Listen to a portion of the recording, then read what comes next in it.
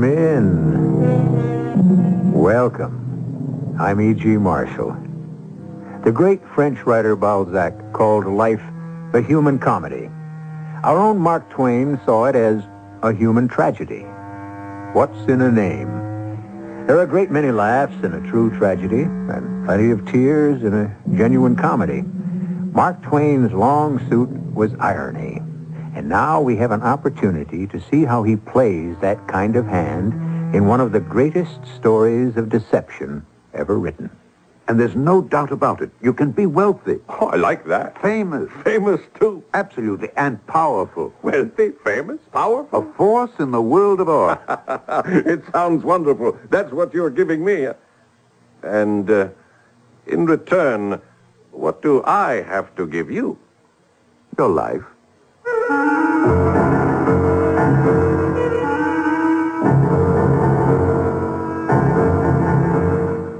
Our mystery drama, Is He Living or Is He Dead?, was adapted from the Mark Twain classic especially for the Mystery Theater by Sam Dan and stars Alexander Scourby.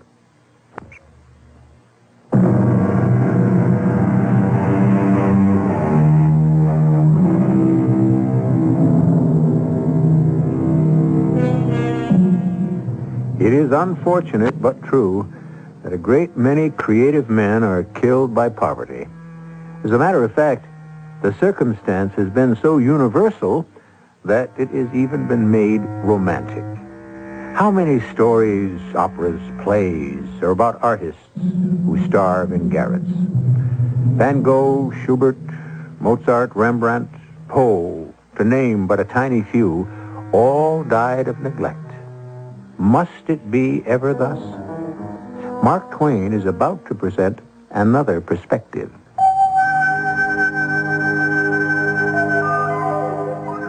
I was spending the month of March, 1892, at Mentone on the Riviera, fully enjoying the flooding sunshine, the balmy air, and the brilliant blue sea, without the marring additions of human fuss and display, which one encounters a few miles away at Nice and Monte Carlo.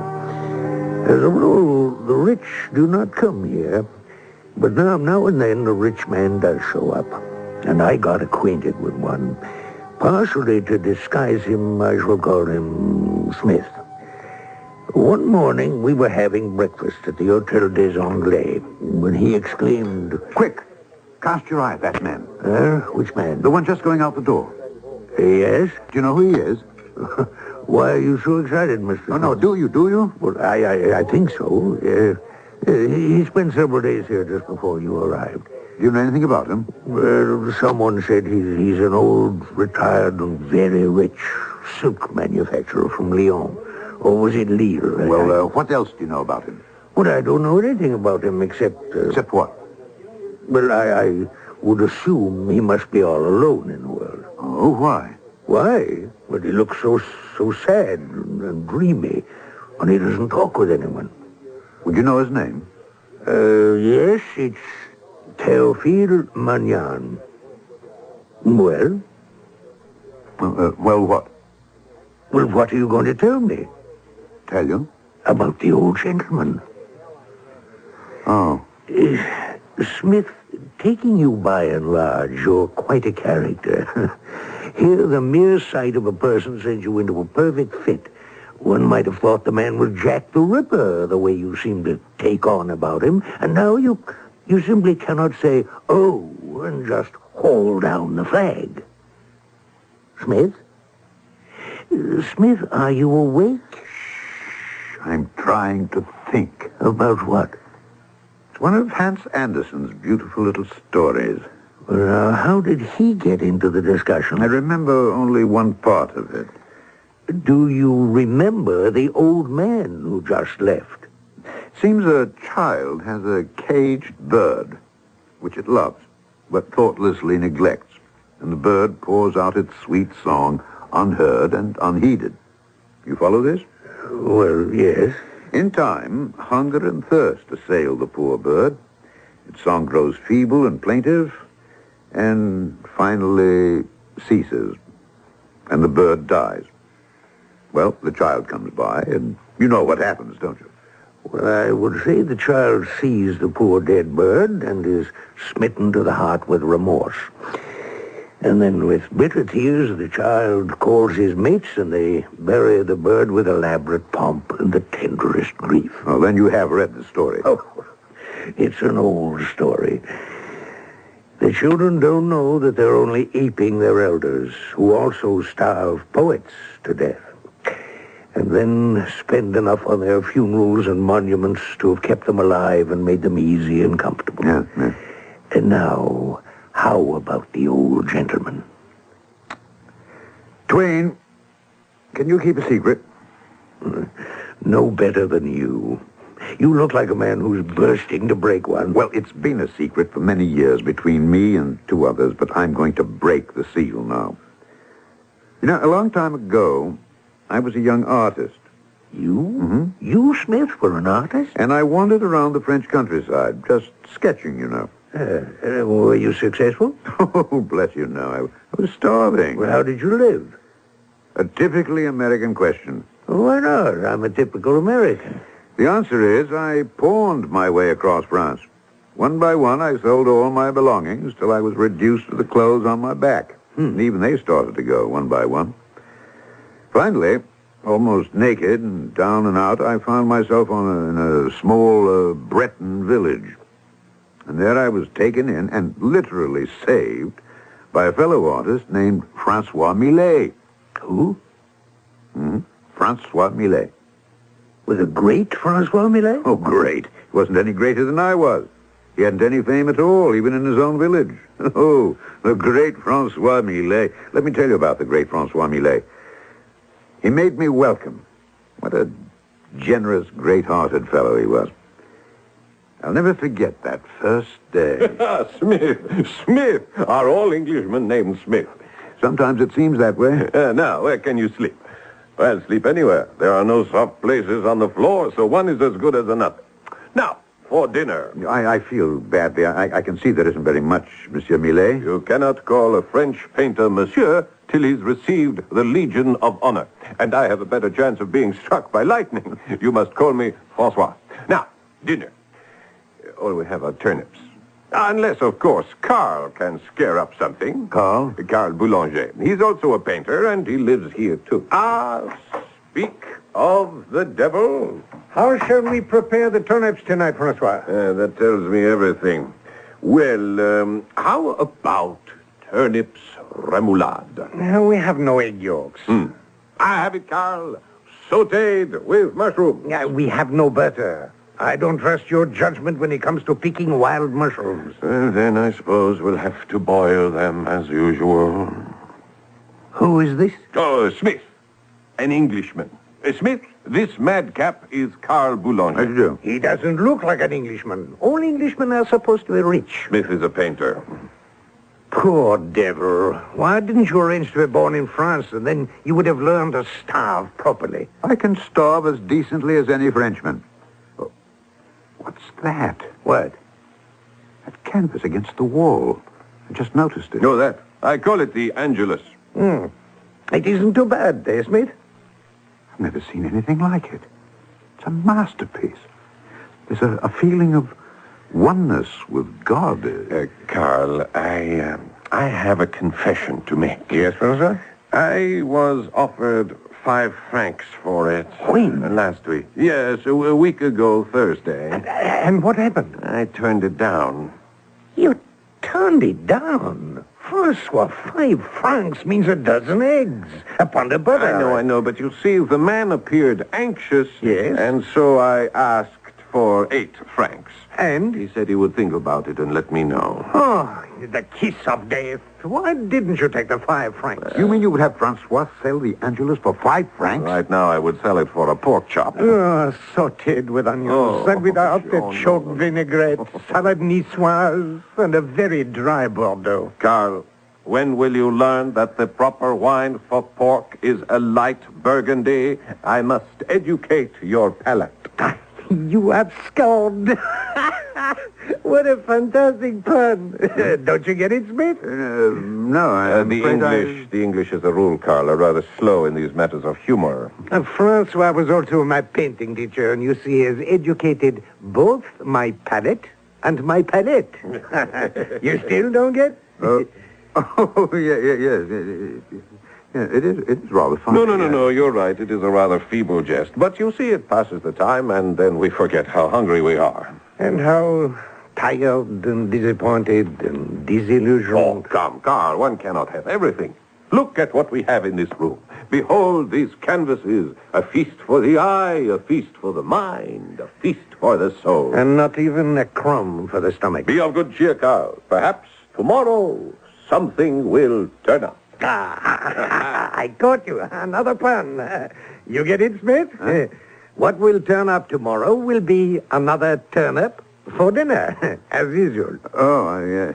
Yes. Well, now, gentlemen, the situation is quite serious. We are on the verge of starvation. As usual. And we must come up with a solution. I agree. What do you suggest, Francois? I don't know. How about you, Smith? Nothing occurs to me either. Well, then, let's sleep on it. Which we did. After having had, of course, a boiled turnip for dinner. The next morning, I was starved, but that was nothing unusual. I decided to take the bull by the horns. I looked at Millet's paintings. How could anyone in his right mind not jump at the chance to buy them? Accordingly, I placed a few under my arm, the Angelus, Man with a Hoe, the Woodcutter, and Death, and I began to knock on doors. Practically every door was slammed in my face. Only one elderly woman deigned to talk to me at all. What are you selling? I see. That's painting nonsense. Oh, but, Madame, I assure you... And have you joined the other two, the scoundrels, the ne'er-do-wells? Madame, if you please... The good-for-nothing lazy tramps who refuse to work for a living. Madame, painting is one of the most difficult of all occupations. Painting a house, maybe. Madame, I am here to help you to get rich. Ah. You must admit that there are paintings which are worth millions, yes? Now, admit it. Well... But here is your golden opportunity. A few pennies invested today will bring fabulous dividends tomorrow. How do I know? Because these are the paintings of the great Francois Millet. The great Francois Millet. Yes, madame. These paintings will increase 100-fold, 1,000-fold in value, because Francois Millet is a genius. He is... There's no doubt about it. Who says so? She slammed the door in my face. And at that moment, a great light exploded in my brain. Who says so? I raced home. I couldn't wait to share this flash of sudden insight with my companions. Hunger creates great divisions, Francois. Continue, Smith. She and everyone else in this town. They don't make up their own minds. They don't decide things for themselves. Oh, but that's how people are everywhere. And so she looks at you, Francois, and at me, and at Carl. How's she to know that the paintings have merit? It should be obvious. Of course. The colors, the figures, why, it's all over the canvas. But unfortunately, no one has told her that as yet. What do you mean, no one? I've been trying to sell these paintings for months, years. I patiently try to explain. But who are you? Who am I? I'm Carl Boulanger, a painter. No, you're Carl Boulanger, a shiftless good-for-nothing who would prefer to beg for his bread sooner than work for it. Who has perpetrated this infamous falsehood? And so am I, and so is Francois. What he says is true, Carl. And yet, if someone in authority were to say, Francois Millet, truly a great master. Why, overnight, Francois would be the toast of the town. Yes, authority. That's what the people look for. No one wants to make up his own mind. Therefore, Francois, we shall have an authority to authenticate your greatness. An authority? Of course. A great Parisian authority. I know Professor Louis de Courbet. Who? He's the most respected professor of art at the university. No, he won't do, Francois. But he's the most learned. We don't want learned people. We want famous people. Oh. I have it. Madame Lucerne. She runs the most talked about salon in Paris. You mean the most notorious? Now, if she says a painting is great, It'll be hailed as a masterpiece. Yes, but does she know anything at all about painting? Probably not. Well, then how? Well, the question is, who should go? You are the smoothest talker, Carl. No, I nominate Smith to be our envoy. Me? Why? Because you're the handsomest. Oh, but what does that have to do with Do you recall the legend of the Golden Fleece? Oh, yeah. And the legendary band of ancient Greek heroes who went after it. Whom did they choose as their leader? Not Hercules, the strongest, or Ulysses, the wisest, but Jason, the handsomest. Because they knew it would be necessary to seduce a woman in order to win the prize. Oh, but I no. You may not have to go that far. And what if he does? We must all make sacrifices for art. Yes, and some of us must make heavier sacrifices than others. But, as you can see, there's more to becoming a famous artist than merely painting a great or even a good picture. Sometimes one must play the game of love and even the game of death. However, all that is the affair of the second act, which I shall bring you in just a few moments.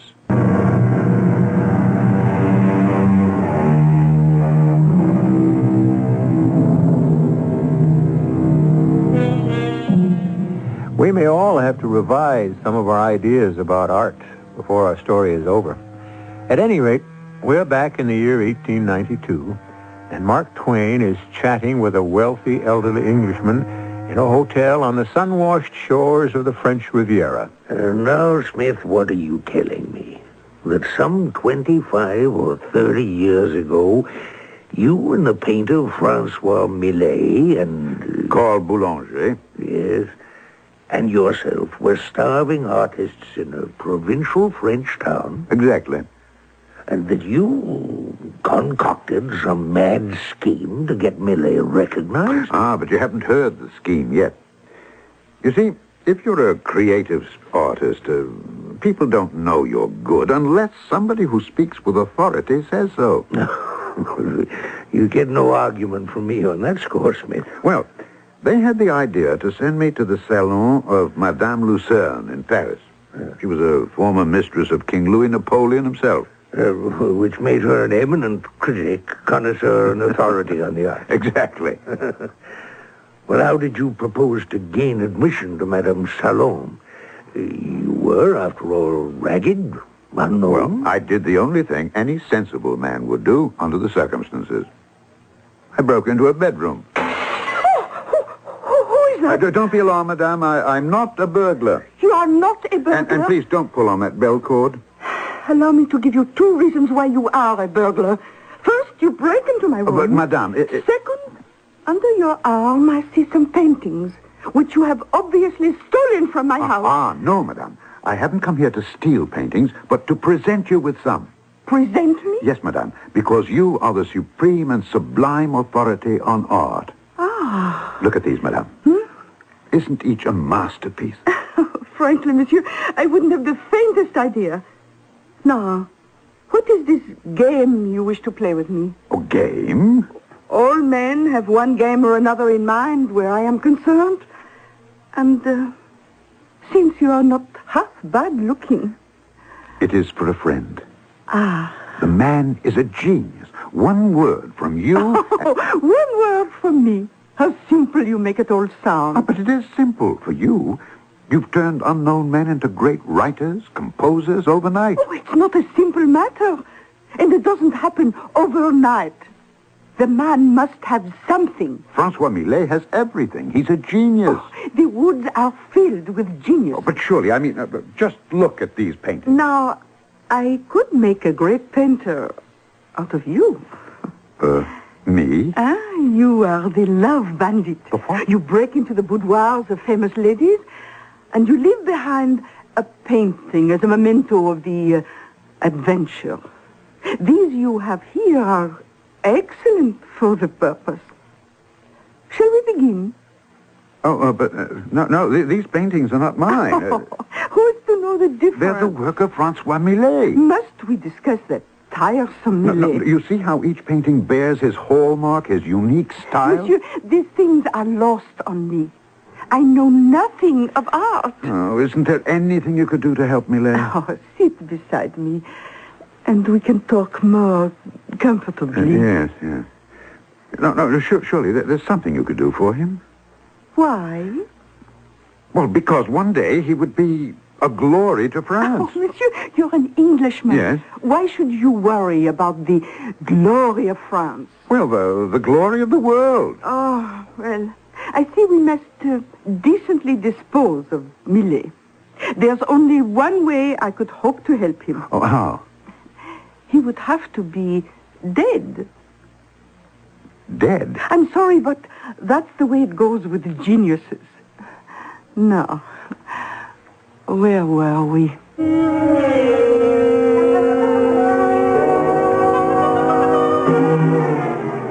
Dead? Dead? The woman is crazy. Gentlemen, the woman is right. But Smith, It's a matter of history. She convinced me. do you mean Francois is to die? That is rather Look, extreme. an artist has to be starved and dead before he's acknowledged. It happens so often, we could write a law that says the prices that the public will pay for a man's pictures will only climb after he dies. But what good does it do the dead artist if others make money on his pictures? Death lends grandeur to a man. Death makes his name illustrious. Why? I don't know, gentlemen. I don't know. There's no way out, Francois. You simply have to die. Oh, now look here, No, Smith. let us hear him out first, Carl. Now take several weeks, better several months to die. And in the meantime, paint. Paint day and night. Enlarge your stock of paintings. Leave behind a ton of work. And Carl and I will make a fortune. A fortune? On the works of the late, great Francois Millet. No, I'll have no part of this. Wait. What Smith says is not devoid of merit. Francois. Look at us. How we live. How far are we from death? How much longer can we starve like this? Freeze. Do without. In a few years, we will be young no longer. And we'll be dead in any event. This way. This way is madness. I won't let you die to make me rich, Francois. No, but listen. And that would be enough out of you too, Smith. You didn't let me finish. I said Carl and I would make a fortune selling your paintings, Francois, which we would then split 3 ways. 3 ways? Yes, Carl, 3 ways. You and I and Francois. Francois? What did you think I meant for Francois to actually die? But you said... No. Why should Francois die? He'll just vanish, change his name, and we'll bury a dummy and cry over it and... Smith, you are the greatest scoundrel who ever lived. Thank you. What a magnificent plan. What do you say, Francois? Well, would it be proper to play this kind of trick on the world? On the other hand, since the world will have it no other way... But will it work? We'll put it to the test. How? Carl, you and I will go out and do some painting. You head north and I'll go south. Choose a villa or a business establishment of some sort. Make sure the owner notices you. He'll come over out of curiosity, and the rest will be easy. So I chose a large country house and set up my easel and began to sketch. I saw the proprietor standing on an upper veranda. I paid no attention to him. I knew that sooner or later he'd saunter over. Hey, that's not bad. Not bad at all. Yes. I think you captured that pretty well. Hey, you're good. You know that. Well, thank you, monsieur. Well, I ought to be good. Look who taught me. No, let me see if I have one of his works with me. Oh, here we are, in my satchel. I suppose you recognize that signature down to the right there? I beg your pardon. He was my teacher. Oh. You mean you don't know the signature of Francois Millet? What have you been spending your life? It's Millet. Francois Millet. Millet. Yes. Of course. What could I have been thinking about? Of course, Millet. I recognize that now. Millet, the greatest painter in France. Yes, Millet. This little sketch is genuine, Millet. Well, how can you fail to see the brushstroke? Oh, of course. Is it for sale? For sale? I may not be rich, but I'm not that poor. You know, I really would like to buy it. Well, I don't know. It's a genuine will. No, I'd like to sell it to you because I can see you really do appreciate great art. I do. But, well, there's a practical consideration. Huh? Yes, I'd be a fool to sell it now. Why? Why? You mean you don't know? No. Millet is on his deathbed. The doctors say he can't live 3 months. Oh. And once he dies, his pictures can't be had for love or money. Monsieur, I'll give you 800 francs for that little sketch of his, huh? Oh. You really do love it, don't you? It's a genuine Millet. Oh, dear. Oh, I am a fool. All right, take it.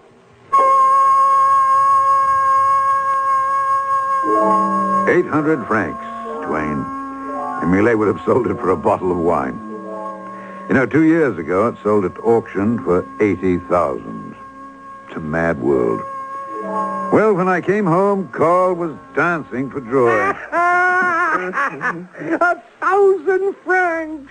Yeah! I sold Francois's picture of the little girl and her mother for 1,000 francs. Well, your 1,000 francs sale, Carl, and Smith's 800. What a feast we can make this evening. This evening, Francois, you'll have to get 6. 6? Oh, I never felt better in my life. Tonight, you will take to your bed with the illness that will finally kill you. All right.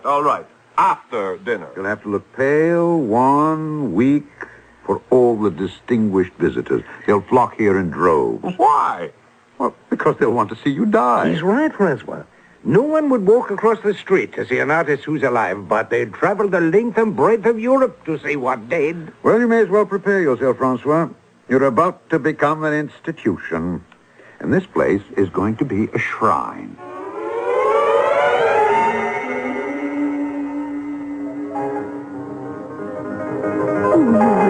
You wish to see me? I see, madame, you've forgotten me. Which one are you? Oh, Mr. Smith. I'm sorry to intrude. Oh, well, I am just listening to Mr. Schumann here. He's a composer. Oh, excuse us, please, for just a moment, Monsieur Schumann. Well, now, Mr. Smith, how have you been? Where have you been keeping yourself? I wonder, madame, if you remember your promise Oh, I never forget a promise. to help my friend. Your friend? Yes, Francois Millet. Millet. Oh, yes, of course, I recall now. But, Mr. Smith, I also remember telling you there was only one way I could help him. He would have to be dead. Yes. Well, madame, he's getting there. Oh, Mr. Smith, we are all getting there. I know, but he should arrive there in less than a month. Eh? What are you saying? Madame, he's on his deathbed. Oh, this is tragic. Oh, here, sit by me. Now, what is he dying of? I believe a broken heart. A broken heart. Wonderful. Yes, his heart has been broken because the world has failed to recognize his genius. Oh, this Monsieur Millet, he's on his deathbed, actually? Actually. Oh, what a cooperative gentleman. Oh, he certainly deserves to become famous. I brought you some of his paintings. Oh, yes, I see. Oh, the unmistakable stamp of genius. His name shall become a household word.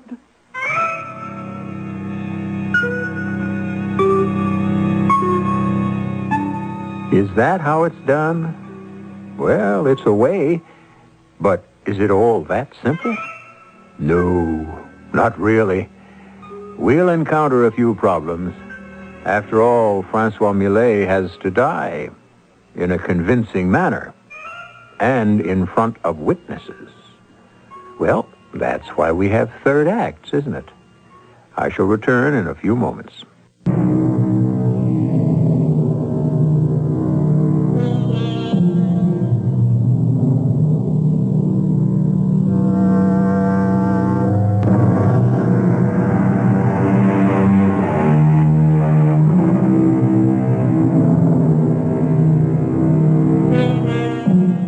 Today, our entertainments are dominated by something known as the caper.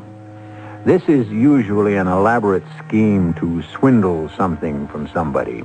Money from a bank, secrets from a spy ring, anything, anywhere, anytime. Like most art forms, this one is hardly new.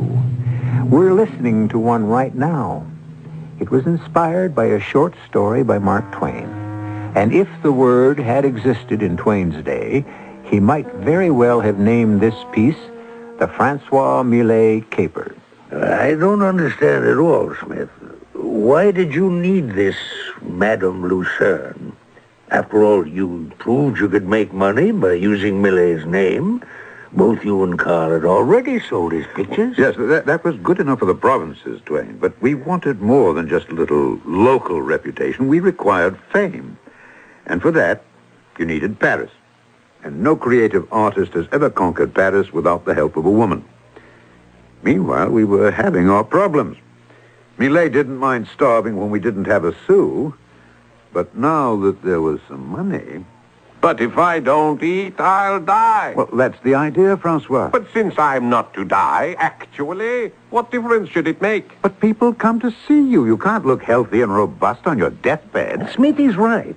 The reporter from that English journal yesterday did give you several suspicious looks. Meanwhile, I'm not painting.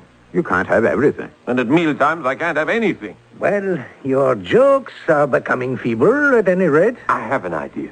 Why don't we say I'm too ill to see anyone? In that way, I can eat like an elephant. And you'll get to weigh as much as an elephant, too. We won't be able to get you into your coffin. Oh, who's getting into a coffin? Well, you'll have to be carried out of here when the time comes.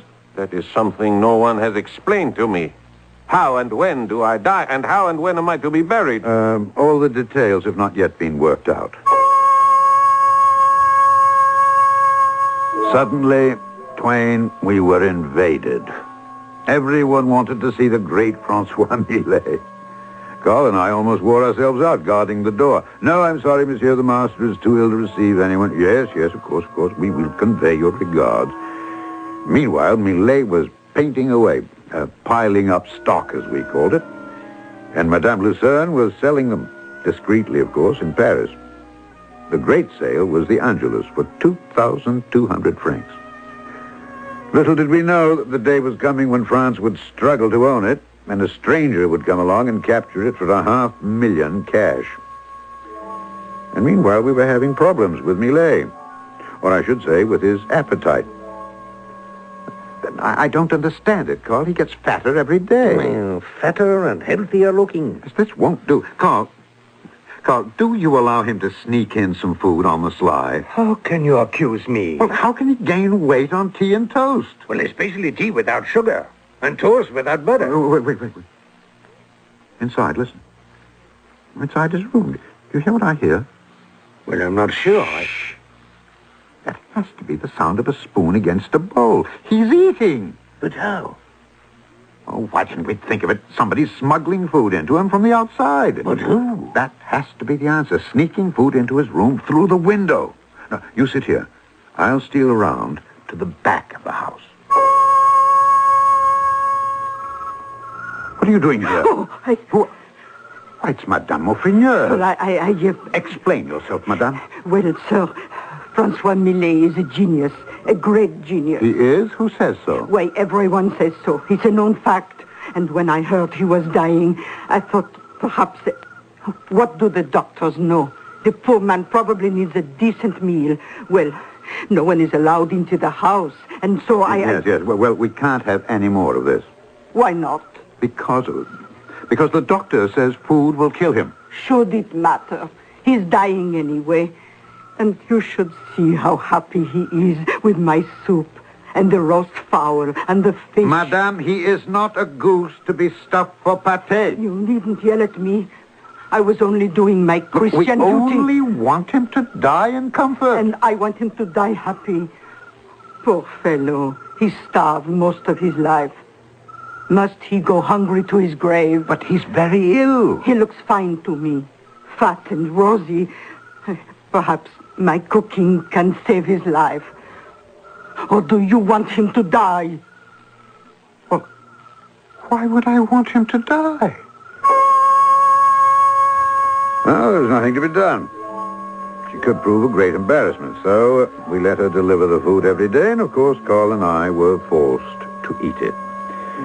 Meanwhile, the house was besieged. People came from everywhere for the death watch. It was unbelievable. Read what it says here in the Paris paper. The lamp flickers for Francois Millet, great painter, said to be in his last hours. Yes, all over the world. Look, in England, the final chapter in the Millet story. In America, look. Curtains for Francois. I shall die in earnest if I am not fed. What are you doing here, Francois? Why aren't you in bed? Wasting away. Look at me. Nothing but skin and bones while you two gorge yourselves on Madame Muffineux's heavenly cuisine. It's not fair. This is the thanks we get for making the man a genius. Hang being a genius. When can I get a decent meal? Really, Smith? We should hire a butler. Francois, back into bed. Quickly. Just the wing of the chicken? No. Not even the neck? Into your room. Quickly, Francois. I might as well die and be done with it. Now, let me see who that is. Oh, let me in quickly. Oh, Madame Lucerne, please. You know the whole world is talking about the great Francois Millet. Yes, Madame. A tragedy. The demand for his paintings rises by the hour. We have plenty, stacks of them, which Madame can take back to Paris and sell. Oh, no, monsieur. They will sell better after he dies. The poor man. He's at death's door, is he not? Yes, Madame. Standing on the threshold, as it were. Oh, may I pay my respect? Well, Madame, you see... Mr. Smith, please tell your friend I am so attached to the master that I shall be desolated if I cannot see him at least once before... Oh, I cannot bring myself to say... Madame, this way, please.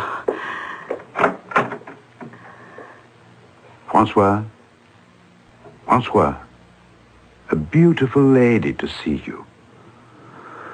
Oh, poor Francois, he seems to be in a coma. Monsieur, he looks remarkably healthy for one who is supposed to be terribly ravaged by illness. Oh, looks are deceptive, you know. I thought you said he was at death's door. Oh, he is. Oh, well, timing, you realize, is everything in life, as well as death.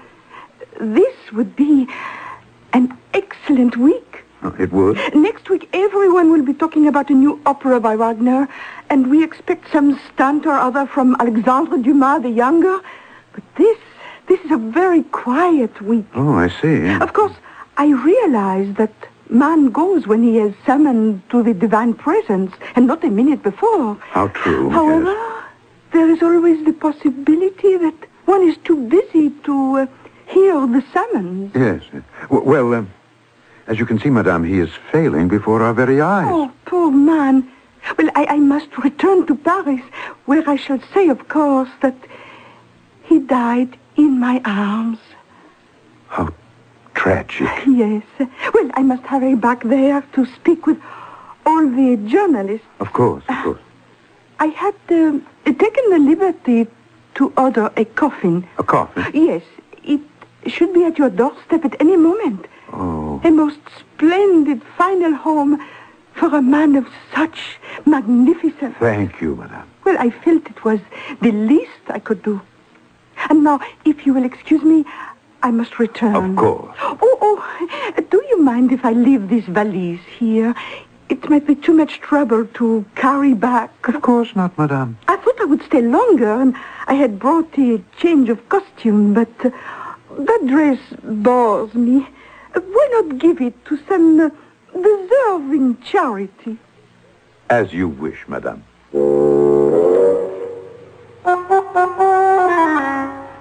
A few hours after she left us, there was another knock on the door. And it was, you guessed it, the coffin. A small coffin. How would Francois ever get into it? Oh, what was I thinking? Francois wouldn't get into the coffin. Carl and I had already prepared a dummy for that purpose. Our basic problem was... How am I supposed to get out of the house? Are we ready to make the announcement? We have a problem. Francois. Well, I thought you were working on that problem, Smith. Well, I could sneak out through the back window. the house is surrounded. Where would you go? Everyone knows you for miles around, especially now. Smith, you should have thought of this before. I did think of it. I just couldn't come up with any solution. I can't die until I know where I'm going. We could all say that. And the best time for it, as that Madame Lucerne said, is this week. Ah, Madame Lucerne. Why didn't we ask her to propose a way out of this difficulty? Madame Lucerne, of course. She foresaw the problem, and she's given us a way out. How? Oh, hand me her valise. Well, how can her valise give her... Here. See? You see this costume? A black dress. Yes. Black hat. A veil. These are for the lady in black. Who is the lady in black? Oh, a mysterious mourner. A woman who loved you deeply, passionately. But who is she? Oh, no one knows. Put on the dress. Oh, but Come on, hurry, Francois. Come on, I feel ridiculous. You'd better start feeling sad. Oh. Very sad. No, just a few quiet sobs. Nothing loud, nothing uncontrolled. Just, let's say, the dignified weeping of a woman of high breeding and great dignity. Eh? Is that what she's supposed to be? Oh, well, would our friend Francois choose any other kind of mistress? Oh, by the way, is the coffin sealed? Coffin is ready. Fix your veil, Francois. Oh, fine, excellent. Come, my friends. Those of us who loved him best, his pupils and the mysterious woman who loved him, we have an announcement to make to the world. Open the door, Carl. Ladies and gentlemen, I have a most melancholy statement to make.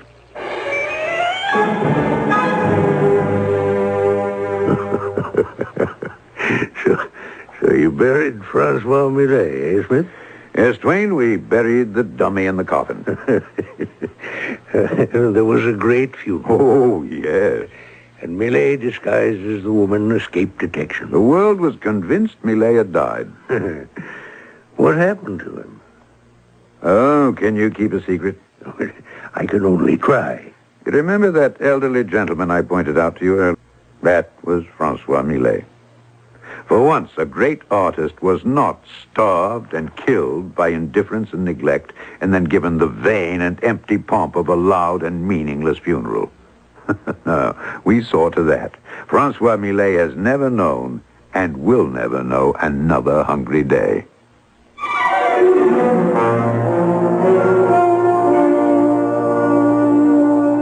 Who was it that said, "Live well, and that's the best revenge"? Live well. So few artists can manage it in the face of indifference and just plain misunderstanding. And when Mark Twain wrote the story, he did it in the spirit of, "Here's one for our side." Well, we're always on your side. And we'll be back here in just a few moments.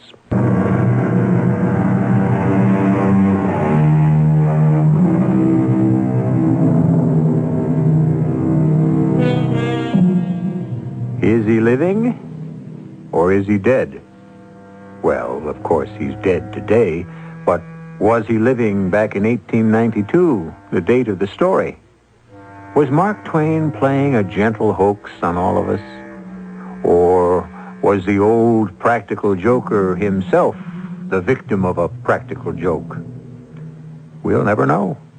But we do know we'll be here 7 times each week. Our cast included Alexander Scourby, Court Benson, Paul Hecht, and Bryna Rayburn. The entire production was under the direction of Himan Brown. Tragedy at its finest. Inevitable, inexorable, and somehow, in the honesty of all but the central villain, ennobling. I'll be back shortly.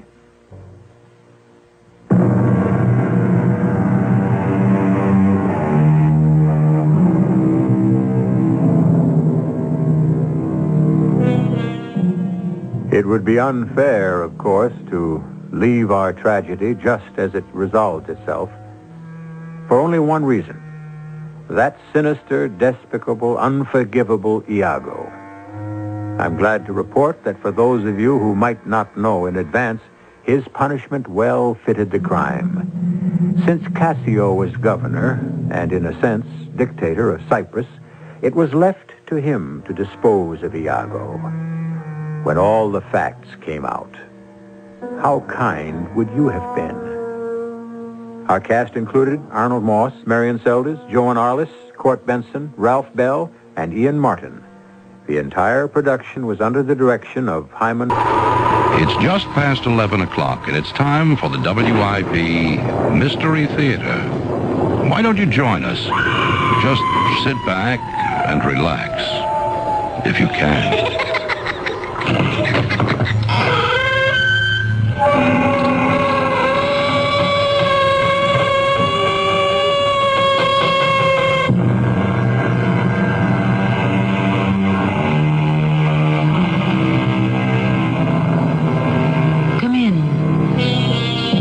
Welcome. I'm Tammy Grimes. The book tells us there's no new thing under the sun. Long before medical science discovered quinine, primitive peoples knew that fever could be brought down by chewing the bark of certain trees. They were also aware of the curative properties in various roots and herbs. The Caesarean operation was named after Julius Caesar, because that's how he was born. Yes. We can say there's really nothing new, except perhaps a variation on that which has been forgotten long, long ago. Look at this thing, Ballard. It's an iron spearhead. So? This piece of iron, smelted by a primitive people, is harder than any metal we know in our own 20th century. No, I don't believe it. They have a certain formula. It could revolutionize the technology of the world. I don't believe that either. It could be yours for $1 million.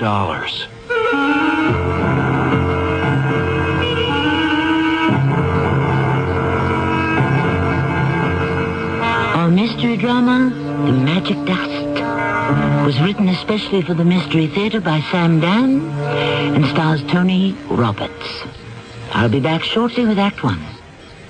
Whether you need a Christmas gift for someone who enjoys gourmet cooking or late-night snacking, you're sure to find it in the wide selection of gift appliances available at True Value hardware stores. Hi, Pat Summerall to suggest you give the versatile Oster Kitchen Center, including mixer, food grinder, dough hooks, blender, and more, to cut big kitchen chores down to size.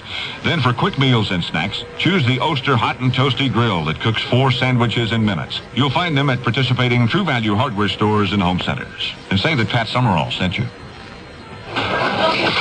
Irene, you just dropped a day's pay in dishes. Yeah, and strained my back besides. Oh, no. Look, leave that mess there while I get some Doan's pills. You've got some here? In my purse. Lifting trays like we do, I always keep Doan's pills with me. Good advice. Doan's pills for temporary relief of simple backache pain due to overexertion, stress, or strain. Use only as directed. Irene, you finished the shift. Because Doan's pills were on the job. They really work. Mommy, I cut my hair. Oh, no. Oh, what should I do? Oh, Mommy, I'm bleeding. Can you stop the bleeding? Can you clean a wound properly? What if he stops breathing? What if his heart stops too? How do you handle an emergency at home? Many of us panic when prompt action may be needed to save a life. If you'd like to learn what to do and how to do it before you're faced with an emergency, contact Red Cross. We'll help you learn how to prevent accidents. We'll teach you first aid, Red Cross CPR, family health and home care. Countless lives have been saved through safety and health care skills learned through Red Cross courses. And because of these skills, millions of Americans live safer, happier, healthier lives. Learn how to take better care of yourself and your family. Call Red Cross. We'll help. Will you?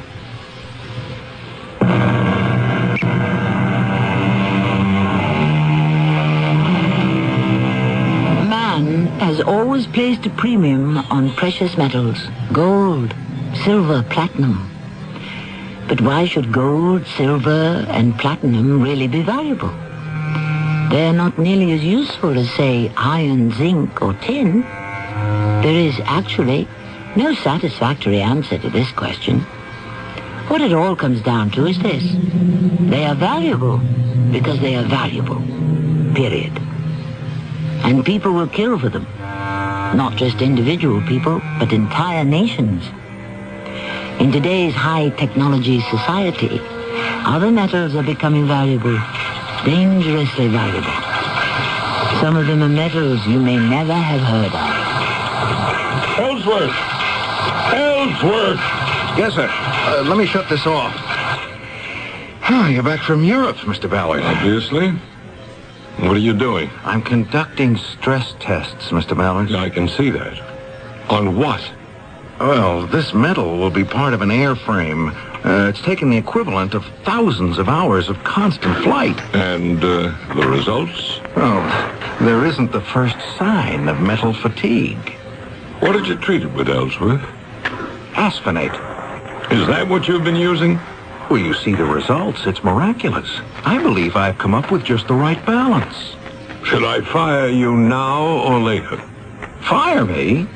After what I've just discovered? What did you discover, you fool? That asphenate retards metal fatigue. We always knew that. Well, theoretically, but in my formulation... You don't freelance in this company. You're part of a cooperative team. You exchange information. You check each other. Pool your knowledge. But you thought you could come up with something and grab all the credit for yourself, right? Mr. Ballard, I don't need this abuse. I know what I've got.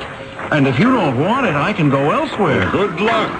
You mean you're going to let me walk out of here with a discovery I made on your time, with your facilities and your money? Certainly am. And then you'll really make a discovery. Nobody'll want it.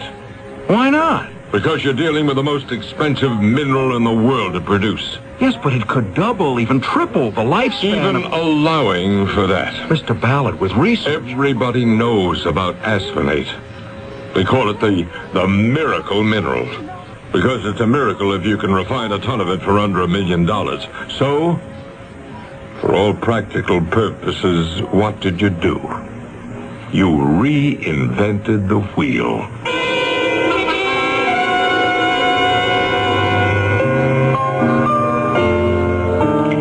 Do you have a request? Huh? What? Do you have a favorite tune? Oh. Well, no, I don't think so. Hey, everybody's got to have a favorite. What do you want me to play? Oh, whatever you like. What songs do you know? Oh, I'd say I know at least 1,000. Well, just pick one at random. Am I bothering you? Well, I'm supposed to chit-chat with the customers, and you're the only one in the place. I lost my job today. Oh, I'm sorry. Well, let's see. Do I know a special song for somebody who's just been fired? I wasn't exactly fired. No? No, but the handwriting's on the wall. You could say I was weighed in the balance and found wanting. Why did I do it? Why'd you do what? Oh, something stupid. Everybody does something stupid now and then. Yeah, but this was self-destructive. Oh, yeah? There's a metal called asphenate. I never heard of it. Well, the average person, I'll wager, has never heard of most of the metals. That's so. Well, there's iron, copper, tin, nickel. I guess I'm scraping the bottom of the barrel. Oh, gold and silver. What else? Oh, how about promethium? Oh, you're kidding. Yeah, protractinum and samarium, tantalum, terbium. That could make a pretty good song. But asphenate... How do you know so much about it? I'm a metallurgist. That could change our industrial society. Oh, for the better? Oh, of course. How can you even ask such a question? Well, it never hurts to ask. Well, the problem is it costs a fortune to produce. It does? So it's economically impossible. Well, better luck next time. What made me run those experiments? I mean, what was I thinking about? Why did I completely overlook the economic factors? Why? Are you asking me? Well, I have to ask somebody. Why don't you go to a shrink? I've been to one. All I want to talk about is my childhood. Well, maybe that's where the answer is. Well, why should I want to relive my childhood? It was unhappy enough the first time. Oh, why? You sure you want to hear the story of my life? Shouldn't you be playing the piano? I'll give you a little obligato. You know what I'd like to hear? Name it. A Strauss waltz. Which one? Anyone, it doesn't matter. Well, how about... Yeah, okay. Why did you ask to hear this? I don't know. Today there's so much I don't know. Why did I commit to those experiments with asphenate when I should have realized it was a practical impossibility? Couldn't I see I was only proposing to cut my own throat? Maybe you have a death wish. Well, there must be a reason. I'm not stupid. I'm not impractical. What was the reason? Oh, let's see. You said you managed to make it through your childhood and into college. Did things get better there? Yes, because at school I could lose myself in study. And I did. I discovered science. Oh, you've been playing, Yes, I've been playing. What's your name? Diane. Diane, what were you playing? Vienna Life. I've heard it before. Where? You could have heard it anywhere. In a movie, theater. No, I don't go to those places. I don't have the time, but I heard that song. I know I did. Well, if you don't listen to music, then why did you ask me to play a Viennese waltz? I don't know. Are you Viennese? No. Were you ever in love with a Viennese girl? I was never in love with anyone. Oh, why not? Don't have the time. You don't seem to have time for very much, do you? Still, why did I ask to hear a Viennese waltz? Did you ever know anyone from Vienna? No. Wait. Yes, I did. Who? Francesca Platek. I knew it. Dig deep enough and you'll always find a girl. Oh, she wasn't a girl. Francesca Platek wasn't a girl? Well, she was a woman. Oh, it's even better. A professor of anthropology. Yes, I had to take a course in anthropology in order to graduate. It was a small class, and sometimes I'd go to her apartment. Oh, then you did have a romance. No. The class would meet in her apartment. Oh. Was she pretty? Well, she was an old lady. How old? Well, maybe she wasn't an old lady. It's just that when you're 20, a woman who's 40... Anyhow, she was very plain, but she was very pleasant. And very Viennese. And after the lecture, she'd serve coffee and soccer torten.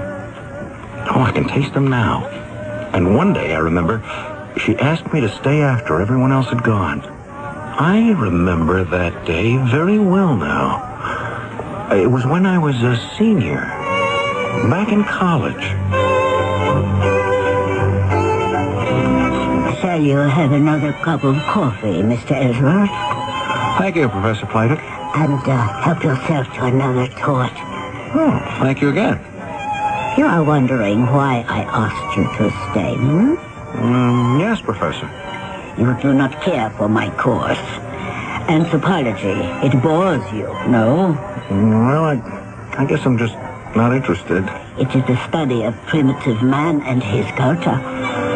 Oh, well, the truth is, I guess I just don't care about primitive man. I'd rather study about modern things. You are a scientist, no? Well, hope to be one. I see by your card that you hope to specialize in metallurgy. Yes, Professor. You may be interested then in the Colossus. The who? West African people. Do you know why? No, Professor. They are a small tribe, but they were never conquered. Do you know why? No, ma'am. The superior quality of their iron weapons. Oh. Should this not be of interest to you as a metallurgist? Well, yes. Somehow they had learned to I suppose you could say, fortify their iron spear points with a metallic ore called asphenate. You have heard of it? Yes, I think so. Now then, I have been told that this ore is fantastically difficult and fabulously expensive to refine. And yet this tribe, which had just entered the Iron Age, has discovered a technique. Are you sure of this, Professor? I make this claim from observation at first hand. You mean you were there? Oh, yes. You see, the refining of the ore, it is done as part of a secret religious ceremony. Religious? Oh, yes. They call it the magic dust. And no outsider is permitted to witness. But weren't you an outsider? Oh, no. I asked for and was granted permission to join the tribe. And so I learned the secret of the magic dust. You see this spear? It is fashioned of iron and treated with the magic dust. There is nothing as hard, as strong as this in our modern technology. Modern science has been unable to construct anything as durable. You don't believe it? No, I didn't believe it. How could I believe it? So I forgot about it. Or I thought I did. That was 20 years ago. But it stayed with me. In my subconscious. Maybe without knowing it, in that time, I did come to believe it. And that's why I committed myself to the asphenate. Because I knew there was an answer, a way to refine it. Well, all I can say is you can thank old Johann Strauss. Do you realize what this means? Oh, sure. You're going to make a bundle. Oh, I don't care about the money. This could mean tremendous things for the economy. Well, you just make sure you get yours. Hey, is there a phone in this place? Oh, I see it. Excuse me. Hello? Mr. Ballard, this is Joe Ellsworth. Do you know what time it is? Mr. Ballard. I've just about made up my mind to fire you, and this isn't helping. You must listen to me. Why? I have to talk to you. Well, see me in the office. Oh, it can't wait. Why not? I found it. Oh, what did you find? The dust. The magic dust. Are you crazy? I'll be at your house in 20 minutes. The magic dust. It sounds like a hustle, a scam, a flim-flam. But don't we have all this on the authority of a highly respected college professor of anthropology? Well, you never know. And besides, who says it isn't possible? In this world of ours, can't and doesn't anything happen? The second act will happen shortly. I think the reason that people put their hands over their mouths when they smile is they're embarrassed by their tobacco-stained teeth. I mean, I was embarrassed until I switched to Topol. Topol Smoker's Tooth Polish is a combination of polishing agents and a rich foaming cleanser, especially formulated to help remove ugly yellow tobacco stains. Yet laboratory research has proven Topol cleans gently enough to be used every day instead of regular toothpaste. Topol gave me back my smile. Topol Smoker's Tooth Polish, mint or fluoride.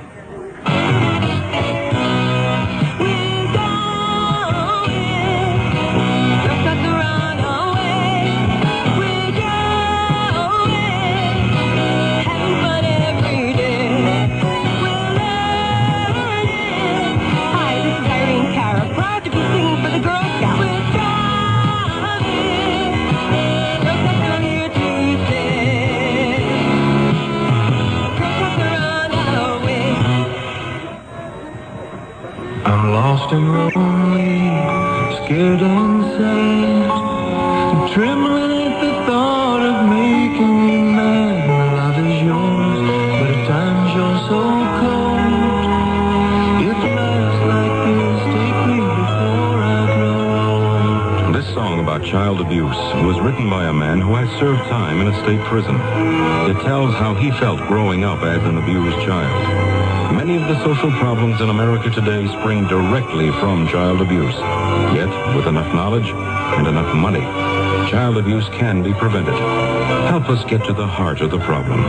Write Prevent Child Abuse, Box 2866, Chicago, Illinois, 60690.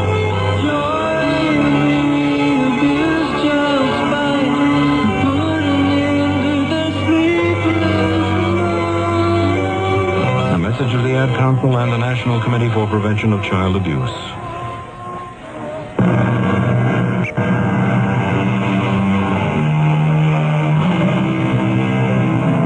If we seek the truth, we must endure the consequences, which is why so few people actively pursue it. After all, why search after truth? If it turns out you may not like it once you find it. Indeed, you may not even recognize it. The problem is age-old and quite familiar. And what is the truth?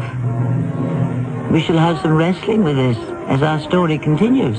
The long and short of what you're telling me, Ellsworth, is that this woman knows how to refine asphenate. Well, she said she did. Now, what's this tribe again? The Colossus, something like that, of West Africa. And they have iron spear points that are harder than anything ever made. Well, that's what she told me. Well, how does she know? They're treated with this magic dust, which we know is the ore of asphenate. Oh, never mind all that. How can we find out? Where can we get a Colossus spear point? Oh, I don't know that, but she has one. Oh, that is, she did. Well, then get it. But I haven't seen her in 20 years. I don't even know if she's still alive. I said get it. But why should she let me have it? Make up a story. How can I... If you can't come in with that spear point, Ellsworth, don't bother to come in at all.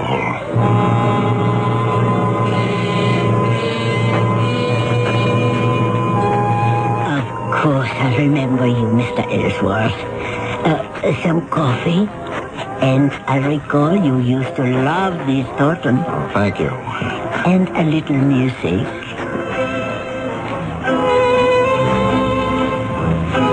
So, what have you been doing with yourself?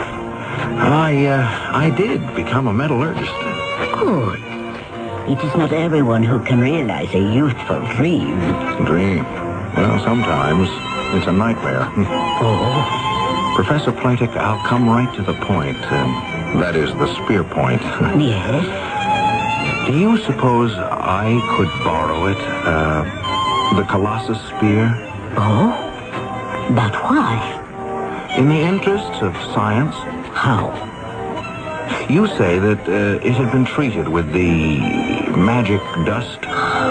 You remember. Mm-hmm. So therefore it's stronger and more durable than anything that had ever been created by modern science. You remember that too? Well, that idea, yes, it had always, I suppose you might say it had haunted me. Really? And so I wonder, would you allow me to test your theory? My good Mr. Ellsworth, it is not a theory. It is a fact. Professor, a theory cannot become a fact until it is tested. And what do you propose to do? Well, I would subject it to various stresses and determine just how it responds. Oh, you would destroy it? Oh, no. Merely prove that it is what you claim that it is. But I need no proof. I believe it. Why? Because I am a true believer. All right. Then how would you like to make a true believer out of me? Well, why not? Why not indeed?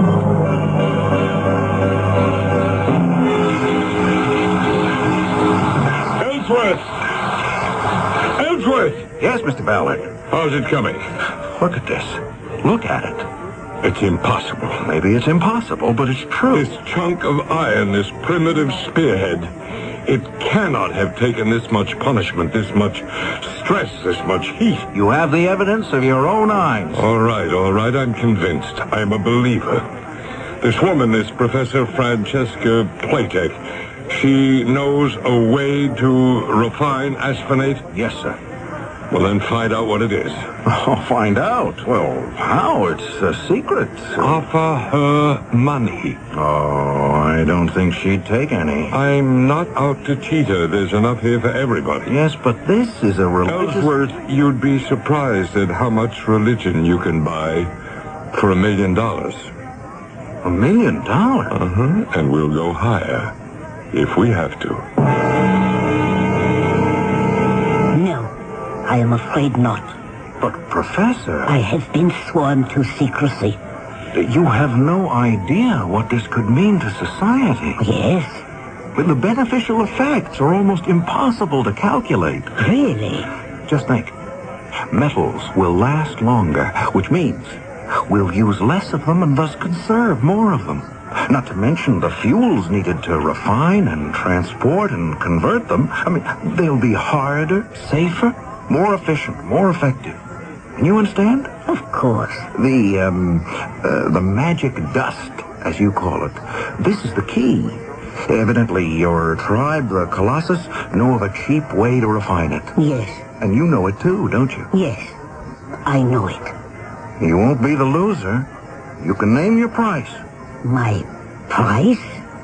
Well, it could be worth millions to you. Millions? Mr. Ballard is offering you a blank check. Tell me, Mr. Ellsworth, what would I do with millions? But the world needs this magic dust. Name your price. The price, my friend, is my life. Your life? You see, Mr. Ellsworth, I have been inducted into the Colossus. I am a sister. I have sworn never to tell anyone the secret or use it for my own purposes. If I were to give away the secret of the magic dust, I would die immediately. Die? How? Why? Because I took my oath, and I invited the spirits of the ancient Colossus people to strike me down dead if I ever betrayed it. Well, how can you believe something like that, Professor? You're a modern 20th century woman, a professor of anthropology. All the more reason to believe it. Isn't there any way that I can convince you? No. But this is merely a formula. Yes, I know. I wish that I could convince you of the value. Another cup of coffee, Mr. Ellsworth. What do you mean she said no? She isn't interested. What kind of nonsense are you giving me? She turned it down. That's impossible. No rational, intelligent human being can say no to $1 million. Well, she did. I don't believe it. Mr. Ballard, there are those people who live in a world of their own and nothing else matters to them. What was I thinking of? Sending a boy on a man's errand. Where does this woman live? I can only say to you what I said to Mr. Ellsworth. No, Mr. Ballard. Did Ellsworth tell you that price was no object? Money is not the issue. Money is always the issue. There is my honor. Honor is a commodity like anything else. It can be bought and sold. Then let us say I fear for my life. You mean this mumbo-jumbo about being struck down by the avenging spirits of the Colossus people? It is not mumbo-jumbo. Madam, you have a formula, is that true? Yes, true. It can be reduced to a piece of paper. You have probably done that already. And what if I have? I want that piece of paper, in return for which I shall give you this piece of paper. You see what it says? Pay to the order of... you just fill in your name and the amount. My signature is already on it. My answer is no. Well, call the bank. Ask them how much I'm good for. Shall you have another cup of coffee, Mr. Ballard? Now, look here, Professor Playtex. I am sorry, Mr. Ballard, but this must be the end of it. Oh, no, Professor, not the end. Just the beginning. Go see her again, Ellsworth. She simply won't discuss it, sir. You've met her. You know how she is. There has to be a way. Well, I'm sorry, but I don't think so. Oh, you don't think so? No, sir. Well, I can think of a way. Well, what's that? There isn't any reason for you to know. Mr. Ballard, if you're thinking of... Of what? No, nothing. Nothing. Go back to the lab. Do something productive. Mr. Ballard, are you... Well? I have to check on some tests.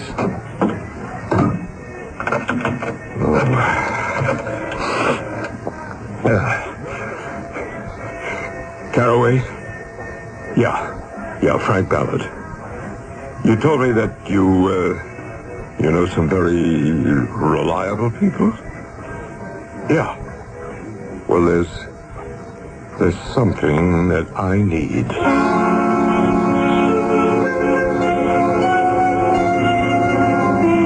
Well, look who's here. How'd you make out with the Viennese professor? Oh, all right. The old spark still there? I don't know. I don't know what to do. Oh, about what? I don't know. If something would have happened to her, I could never forgive myself. Oh, what could happen to her? Maybe I better warn her. Warn? No, I guess advise would be better. About what? That's what I'll do.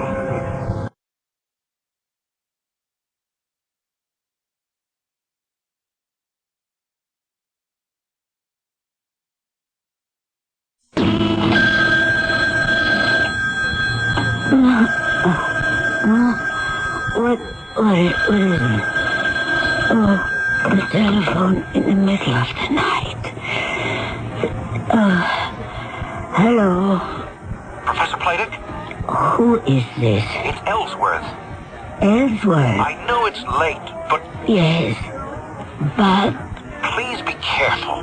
But I am always careful. Is this why you call me at midnight? Yes. I watch when I cross the street. You could be in danger. Danger? If I were you, I would make sure my doors are always locked and... Oh, what are you trying to say to me? Listen, why don't you go away on a trip? A trip? Where? To Vienna. I have seen enough of Vienna in my lifetime. Well, somewhere else then. Why? I am very happy here. Well, just be careful, huh? Of course. And, thank you for your concern over an old lady. Good night, Mr. Ellsworth. What was that? Who is out there? Oh, someone is in the other room. Who are you? Shut up, lady. Why are you ransacking my room? What do you want? I called the police. Down that phone. Help me! Help me! Help me! Things have become violent, as somehow we suspected they would. Professor Francesca Platek lies on the floor. She's dead.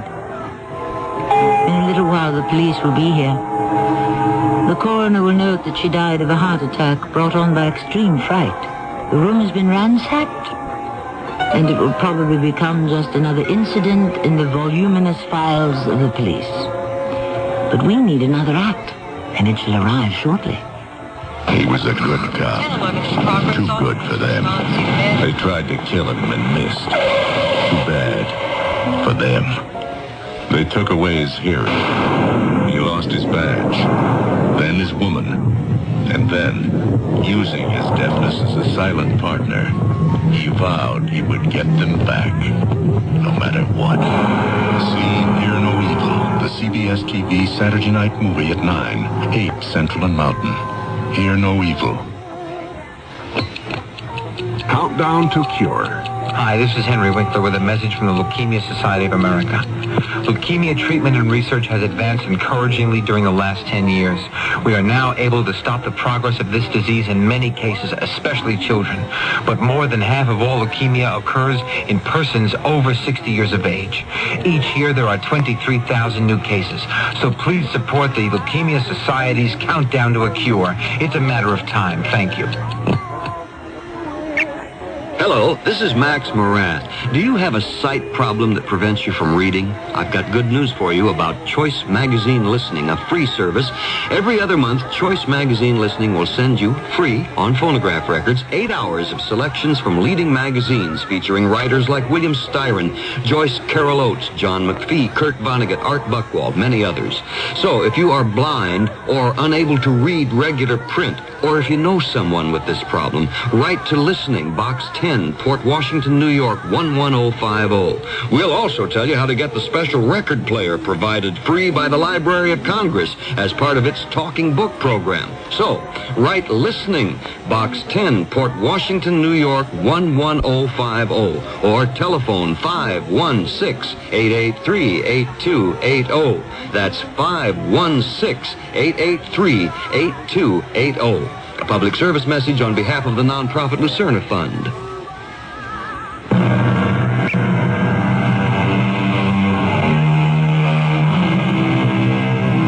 He wanted to help her, poor Ellsworth. So he telephoned her in order to warn her. But in so doing, he woke her up from a sound sleep. And that's when she noticed that there was a burglar in her room. The burglar had no original intention to kill her. We know why he was there and what he was looking for. Just think. If Ellsworth hadn't called her to warn her, she would have slept through the attempted burglary, and perhaps she would still be alive. But that's why we have stories. She's dead. Yeah, I read about it in the paper. I understand some burglar... No, not just some burglar. A specific, a definite burglar. Oh, yeah?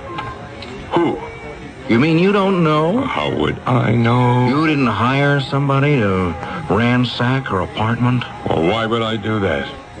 To find the formula. What formula is this? The formula for the magic dust. And what is that? Aspenate, that rare and difficult to refine metal. How can you pretend? Now, listen, Ellsworth. I don't know this magic dust, whatever it is, and you don't either. But I never heard of this Professor Francesca Playtech. I told you about her. Well, I'll deny it. You went to see her. You can't prove it. Mr. Ballard. It was one of those unfortunate things. A very skillful and competent man was assigned to steal her papers. She was fast asleep. It was going very well, and then do you know what happened? The telephone rang. The telephone? Somebody called her. At midnight. At midnight? Yes. And that woke her up. So she became hysterical. The fellow tried to shut her up, but, well, what can you do? So then, that's the end of it. And you must have lots of work to do.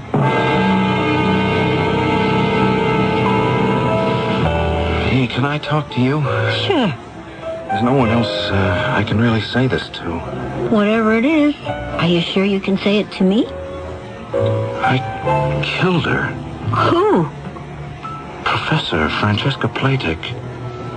I knew he was going to hire somebody to ransack her apartment. Who was? My boss, Mr. Ballard. But why? No, to find the formula. The formula for the magic dust. The magic dust? Yeah, that's right. Oh, okay. What else? So I'm a party to it. I'm an accessory. Don't you think? Do you want me to believe you? Yes. Okay. If I believe you, then I have no choice but to call the police.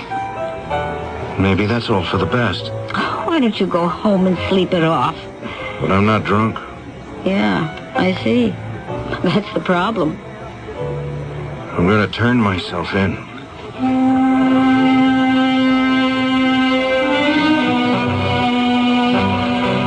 Where is he, Lieutenant? He insists that we hold him in a cell. Guess it's my fault. I've been working him too hard lately. He's been under a great deal of pressure. Yeah. There's a connection between this poor murdered old lady, what was her name, Professor Playtech, and Ellsworth. She used to be his teacher back in college many years ago. That's what he keeps saying. If you want to know what I think, the news of her sudden death must have shocked something in his mind. She taught anthropology, primitive peoples, magic, formulae, and whatnot. Do you actually believe that? I don't know. But it's as good a theory as anything else. Well, we can't keep him here indefinitely. My company will see to it that he gets the best of care. Hello, Ellsworth. Hello? You feeling better? No. I'll never feel better. Oh, come on now. And neither will you. But I don't feel bad at all. Well, you should. You killed her. The fact is, you killed her for nothing. No, I didn't kill her. Well, you had her killed. You keep telling this kind of ridiculous story, you see where it gets you. Into a sanitarium. You want to stay here for the rest of your life? You're responsible for her death. All right, that's enough. You're going to pay for it. You're not doing yourself any good. I'll find a way to make you pay for it. Here. Where have you been? Away. That little problem. Get it settled? Oh, sure. Everything going to be okay? I think so. What happened? Well, you showed me how to handle it. I did? When? Just now. Oh, yeah? I was listening to you play the piano. And that did it for you? Yeah. The song. How? Oh, if I told you, you'd really think I was a nut. I think you're a nut anyhow. Do you? Mm-hmm. And a nice nut. Good night. I'll see you when I get back. Oh, from where? Africa. You? Hello, Mr. Ballard. Well, what are you doing here? I'm allowed out. May I come in? Well? What are we going to do about the magic dust? Well, what can we do about it? She's dead. But does the secret have to die with her? What do you suggest? Well, how did she find out about it? How? She was an anthropologist. She went into the field. Oh, wait a minute. Where is all this leading? To the Kalasa tribe near the west coast of Africa. Why don't we go there? Well, what for? Well, to discover the secret of the magic dust. How? I looked through my old school papers. I found the notes I took in my anthropology class. Listen. Oh, now, what is this nonsense? I spent time with the Kalasa tribe. This is Professor Platic speaking. I said to Chief Leoto, Chief, I would like to become a member of the tribe. And he said, then you must become my sister, and we shall have the ceremony when we burn the magic dust. You see that, Mr. Ballard? Well, what am I supposed to see? That is where and when they refine the asphenate, and all who join the tribe are told the secret. How would you like to become a member of the Kalasa tribe? Me? And learn how to refine the magic dust. You know what you're saying? Do you realize what that could mean to the company? Yes. But how? How could that be arranged? Pick up the telephone, Mr. Ballard. Have your secretary make arrangements for us to fly to West Africa. We have company branches along the way. Have a local manager arrange for us to travel to the territory of the Kalasa tribe. We can be in West Africa by the day after tomorrow. What's that? Drums. What kind of drums? The guide told me the chief is being informed of our arrival. Hey, where is everybody? Our guides? They left us, all the local help. You mean they've deserted us? No, and we're in no danger. It's just that we are now in the Kalasa country. So? Well, it's considered a place filled with magic and spirits and so forth. The country here must be rich in asphenate. The trick is to know how to extract it. And that's what I'm going to find out. Hey, somebody's coming. Well, that must be the chief. All right, you're on your own, Mr. Ballard. Before it's too late. Are you sure you want to go through with this? Why shouldn't I? Because once they teach you the secret, you're not allowed to betray it. The spirits of vengeance... Oh, please, spare me. You are... My name is Ballard. You have come here. Yes. Why? To bring the news of my sister's death. Your sister? She is also your sister. She is? She was Francesca. Francesca? Yes. And she's dead? How did she die? At the hands of a thief. Has he been brought to justice? Not yet, but he will. We shall ask the aid of the spirits of vengeance. Francesca was your sister by adoption, and she was my sister by blood. You and I, then, are brothers. We must become brothers. I have come for that purpose. You can still back out. Are you crazy? Now that I'm so close, I can taste it. Yes, but I'll make a confession. I tried to set you up for this. I had hoped you'd learn the secret. And then, when you tried to use it for yourself, you'd just fall down dead. What are you saying? To pay you back for her murder. But I can't go through with it, Ballard. Let's get out of here quickly. You should never have left the sanitarium. The secret will kill you. I'll see you later. Here is the place where the waters meet. A land that is rich in the magic dust. Here only the brother and sisterhood may meet.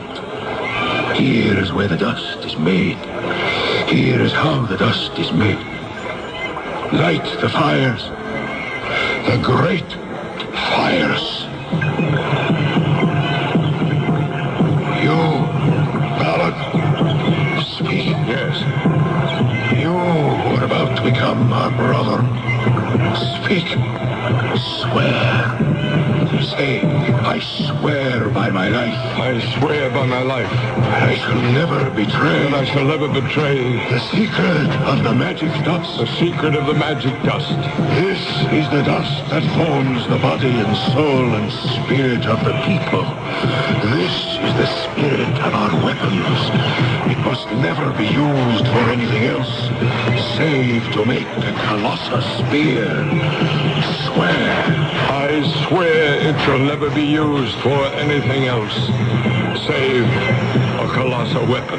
If I lie or break the faith, may the spirits of the colossal people take away the sight from my eyes, the breath from my mouth, and turn my heart to stone.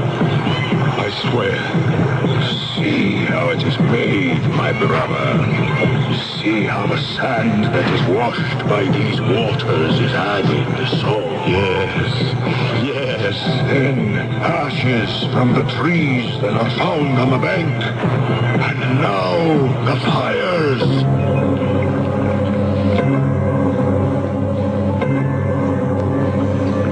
Are we ready? Is all the raw material here? Yes, but... Then I'll have to feed the formula into the computer. Don't, Mr. Ballard. The moment you do that, the spirits of the colossal people will take vengeance. You are a hopeless nut. Now move aside. I have to punch this out. No. There we are. Now watch. Mr. Ballard, you cannot do that. Who says I can't? I do. I am your sister. I have no sister. Who are you talking to? Can't you see? It's Francesca. Who? She's standing right beside you. How could she be standing here? She's dead. You must not use the formula. Nonsense. So as the sight shall be gone from your eyes, the breath shall be taken from your mouth. That's nonsense. Mr. Ballard. And your heart shall turn to stone. I don't believe it. Shut down the computer. Never. Very well then. Mr. Ballard. I can't see you.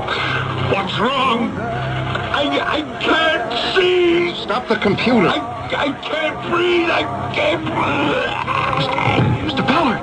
Mr. Ballard.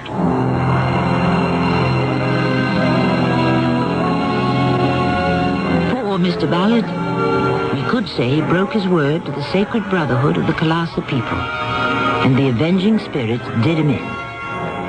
Or we could say that the prospect of making so much money was so exhilarating that his heart couldn't stand it. Depending on your own outlook, either way makes sense. I shall return shortly. Come to the White Westinghouse Holiday Festival of Value. Right now, your participating White Westinghouse dealer is offering big cash refunds of up to $75 on selected dishwashers. Choose from under-counter and convertible models, all built with famous White Westinghouse quality. Plus, during his holiday festival, he's offering big savings on the full line of White Westinghouse appliances. So see him today. White Westinghouse, we're making things better for you. Serial introduces Mr. Buster Crabbe, film actor and author of Buster Crabbe's arthritis exercise book. I wrote a book on relieving arthritis pain, and I recommend Icy Hot Cream in the tube. Rub it on. Icy Hot's penetrating warmth reaches way down inside to help relieve minor pain, while a feeling of coolness soothes your skin. I'm convinced that graceless Icy Hot Cream will give you fast, effective relief that lasts for hours. Use only as directed.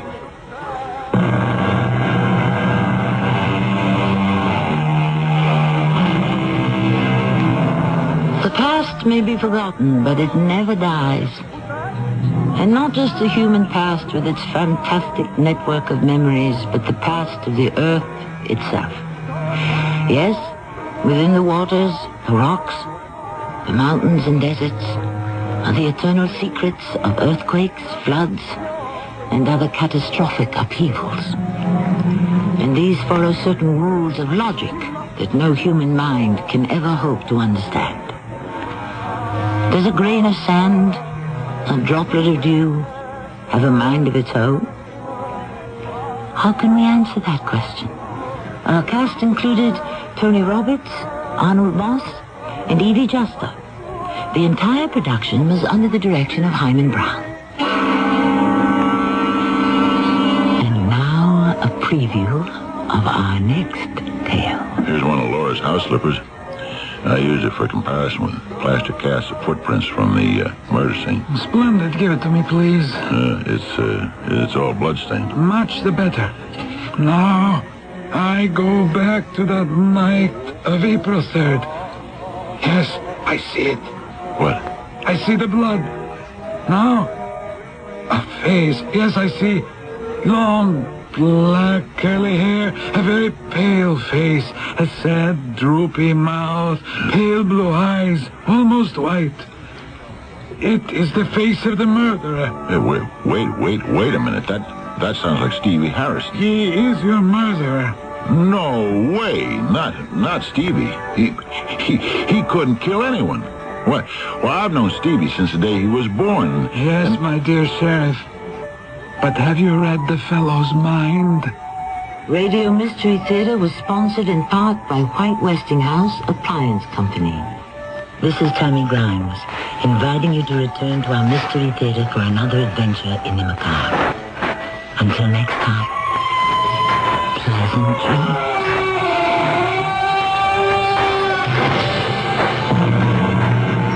This is Nat Wright. Stay tuned for the Dawn Patrol flight, where we'll be playing your songs all night long after the news.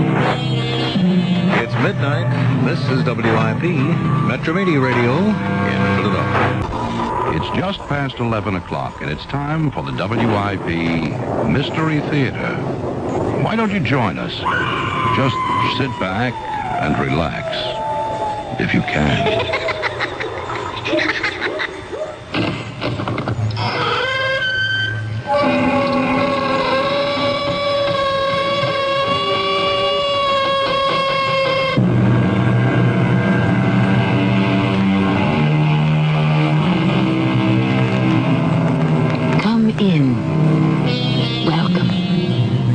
Tammy Grimes. The brain can be our friend if we treat it well, exercise it, stimulate it, and listen to it. Scientists have proved, however, sometimes it can be an enemy. Multiple personalities today are as familiar as single ones. What is less well known is that when the nerve fibers connecting the brain's two halves are severed, humans behave as if they have two brains. In one body, separate learning, perceiving, and remembering. This is our story of a certain man's left hand which had no idea what his right hand was up to. Inspector Graham, those footprints are there. Two people made them. I saw them with my own eyes. Well, if they are, Philip, Scotland Yard will verify it. You sound dubious. If you don't find the footprints, what does that mean? Perhaps a return of your old sickness. Or that certain persons are conspiring to make you believe you are not mentally responsible.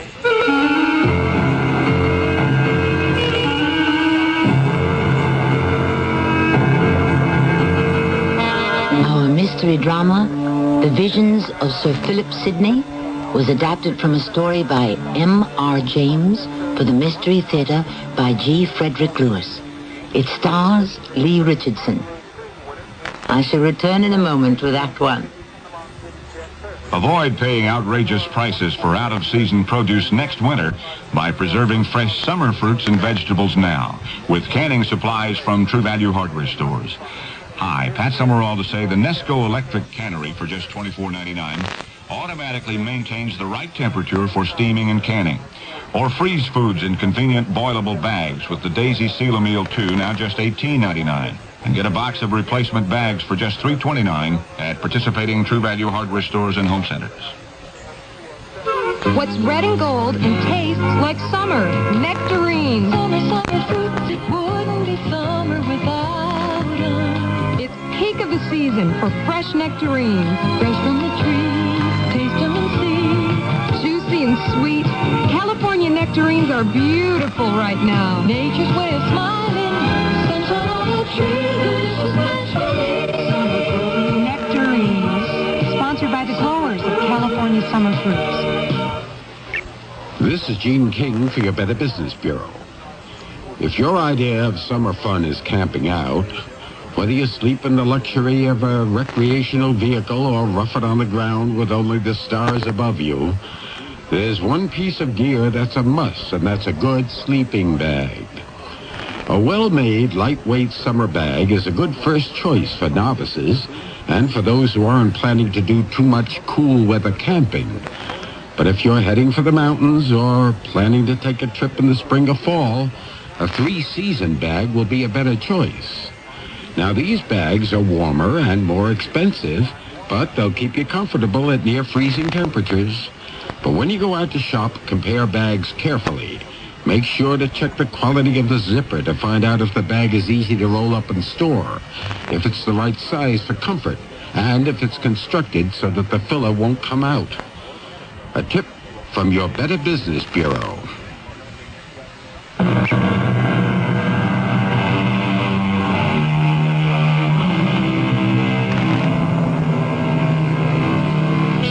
I'm not sure whether it's my imagination, but it seems to me the most extraordinary mysteries the Mystery Theater offers do not take place in this technological era, but in a past age. So I need not apologize when I invite you to aboard the 8 a.m. London Express some 99 years ago as it clips along from Aldershot to London. In the first-class carriage, a man distinguished by exceedingly large white mustaches, and a florid face sits, puffing at a pipe. I beg your pardon, sir. Mind if I join you in this compartment? Not at all. Not at all.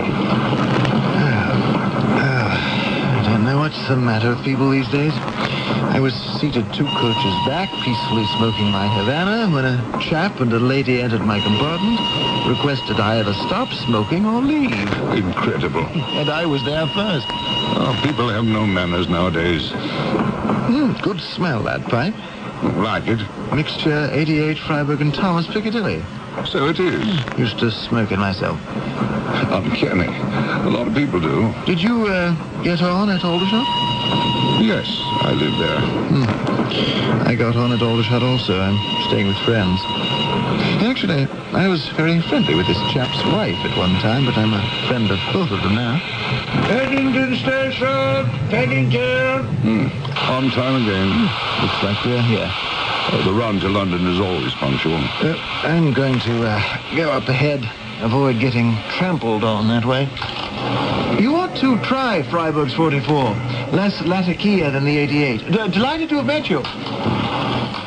Oh, good Lord. I don't believe it. It couldn't be. Must have a closer look. Great Scott, it is.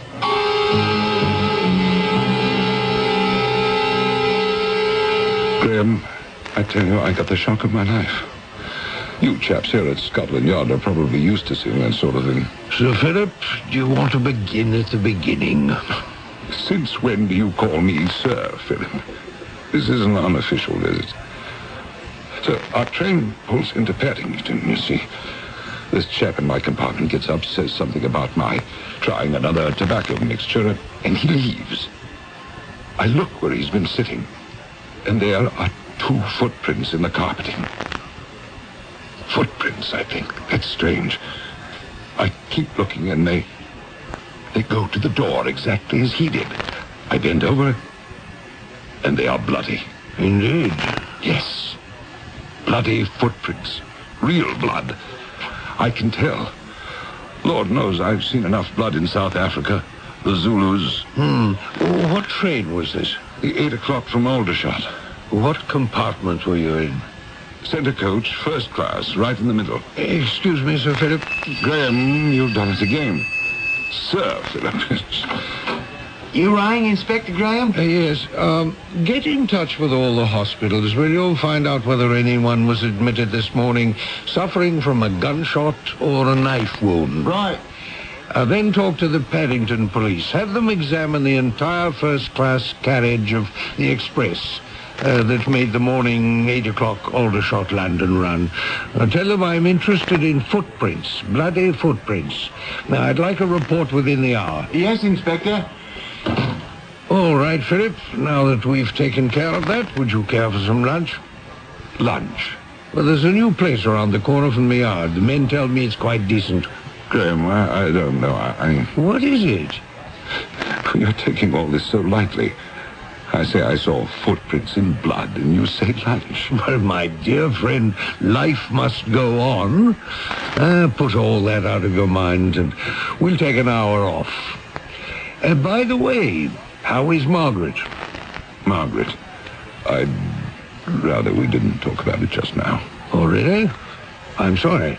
Trouble at home? That's enough to drive a man to do things he certainly would be sorry for, but I've managed so far to keep myself in hand. All right, I'm ready. Shall we go? We're back. Any word from Paddington? I left the report on your desk, Inspector. Yes. Any word from the hospitals? No one reported shot or wounded this morning anywhere. Of course, your young man could have had himself treated privately. Here it is. Paddington Police inspected entire first class. No footprints in any of the compartments. It occurred to me over lunch, Graham. It may sound foolish to say this, but did I really meet that man?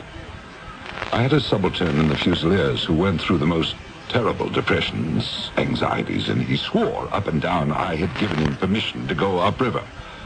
I had done no such thing. When they brought him back, he told me word for word our conversation.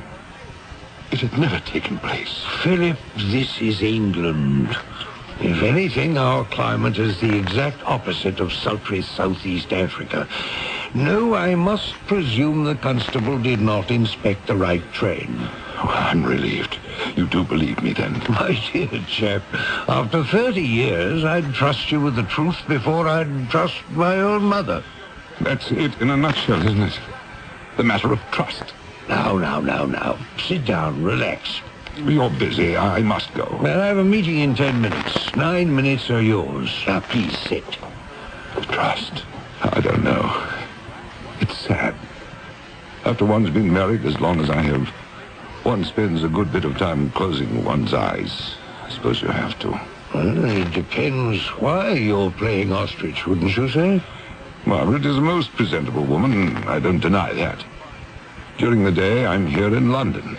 She's at home in Aldershot. I'm not always sure who she's with. Are these marital upsets or delicate affairs? Have you said anything to her?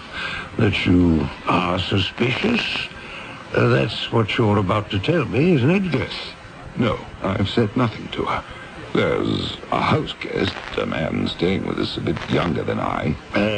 Pay no attention. He's making eyes at Margaret, I imagine. How did you know? Well, Margaret is a very attractive woman. You said it yourself.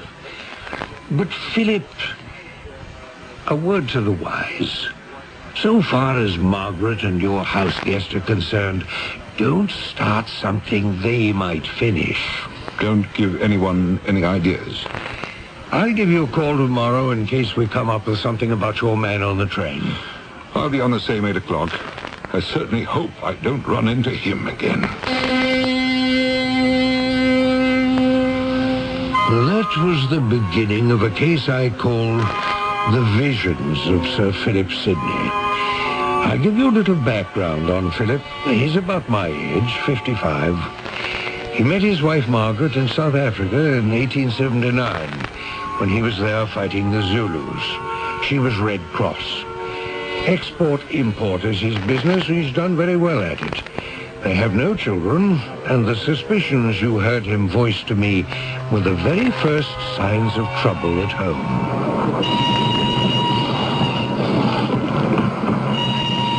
I beg your pardon. I think I've come into the wrong compartment. I'm sure you haven't. It's I who am probably the interloper. Well, this is a smoker, isn't it? Oh, yes.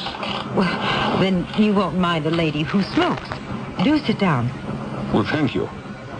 I gather this is your particular compartment. As a matter of fact, I do generally come in here. Habit, I suppose. Very comforting to know how one is going. It's where one is headed that's the difficulty, isn't it? I suppose. Yes. Do you mind? My dear sir, it's I who've invaded your privacy, and you must do what you always do on your way from Aldershot to London. Oh, I love the smell of a pipe. Please, light it. Well, thank you. After all, if you can put up with a woman who dares smoke a cigarette. Oh, I can, I assure you. A great many women are smoking tobacco these days. In South Africa, no one thinks anything of it. Oh, so you've been to South Africa? I was with Lord Chelmsford when we invaded Zululand. You live in Aldershot? Oh, have for years. My wife and I are off Sainsbury Road. My name is Sidney, Sir Philip. We live such a quiet existence. I hope I'll be forgiven that your name escapes me. Paddington next! We must be getting there.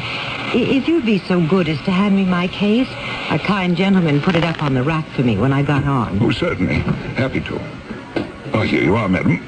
Can you manage it all right? Oh, yes. It's quite light, just a little large. Excuse me, I think I'll walk up to the front of the train. It makes getting off that much easier when we arrive. Well, let me open the door for you. Thank you. Interesting. Beautiful woman. Wonder why she wears a veil with such fine features. I say, no. Not again. Madam! Madam! Madam! Gone. Great Scott. Wait till I tell Graham about this.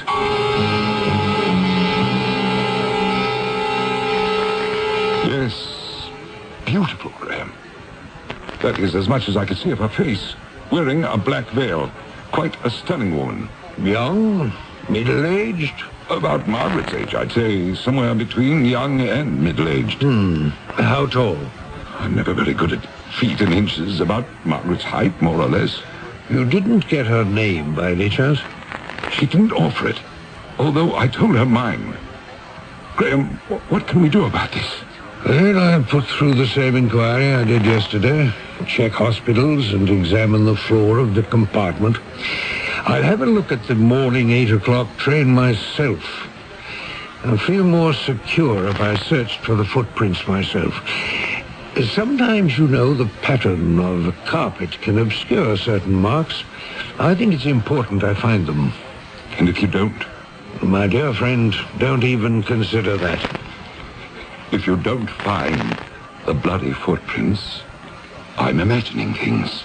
It could be a touch of your old sickness, Philip. Or there may be two people who have conspired to make you believe you're not quite mentally responsible. And I will not accept that. You're a good friend. Well, I'll get cracking on this right now. I'll call your office before you leave for the day. Well, I'll stay right there until I hear from you. The news was not good. No wounded, veiled lady was reported by any hospital in London. I myself examined the very compartment Philip had ridden in. Not a trace of blood anywhere. I called him at his office. He took it very badly.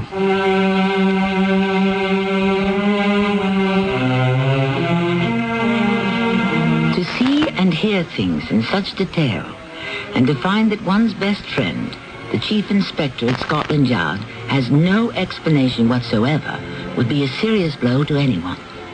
When Sir Philip Sidney returned home, he refused dinner and shut himself up alone in his rooms, not to emerge before the following morning, Friday the 13th. I shall return shortly with Act 2. Hey, everybody! How can you top an Armour hot dog? Hot dogs, Armour hot dogs. What do kids put on Armour hot dogs? Mustard, ketchup, pickles, onions, cheese, brown and sauerkraut. I like mine with chili, please. Oh, hot dogs! Armour hot dogs. The dog kids love to fight. The dog kids love to fight. Countdown to cure. Hi, this is Henry Winkler with a message from the Leukemia Society of America. Leukemia treatment and research has advanced encouragingly during the last 10 years. We are now able to stop the progress of this disease in many cases, especially children. But more than half of all leukemia occurs in persons over 60 years of age. Each year there are 23,000 new cases. So please support the Leukemia Society's countdown to a cure. It's a matter of time. Thank you. Edna? Do you have the key? Oh, never mind. We forgot to lock the door. I'll hang up the coats, Melvin. Good girl. Oop. Melvin. Take a look in the closet. Edna, Yes, Melvin. there's a dog in the closet. Hiya. Don't worry, it's me, McGruff, the crime dog. Oh, he talks? Of course. How else could I tell you not to leave your door unlocked? Oh, you're McGruff, the crime dog. Edna, you're talking to a dog. I'll say it again. Lock your windows and doors. Use a timer to turn lights on and off. Oh. And tell your neighbors to keep an eye on your house. Good idea. By the way, you got a neighborhood watch program? Neighborhood watch? What's that? That's where you and your neighbors learn how to protect each other and your neighborhood. Oh. But find out more. Write to McGruff, Box 6600, Rockville, Maryland, and help take a bite out of crime. Edna, lock the door. Gotcha. A message from the Crime Prevention Coalition and the Ad Council.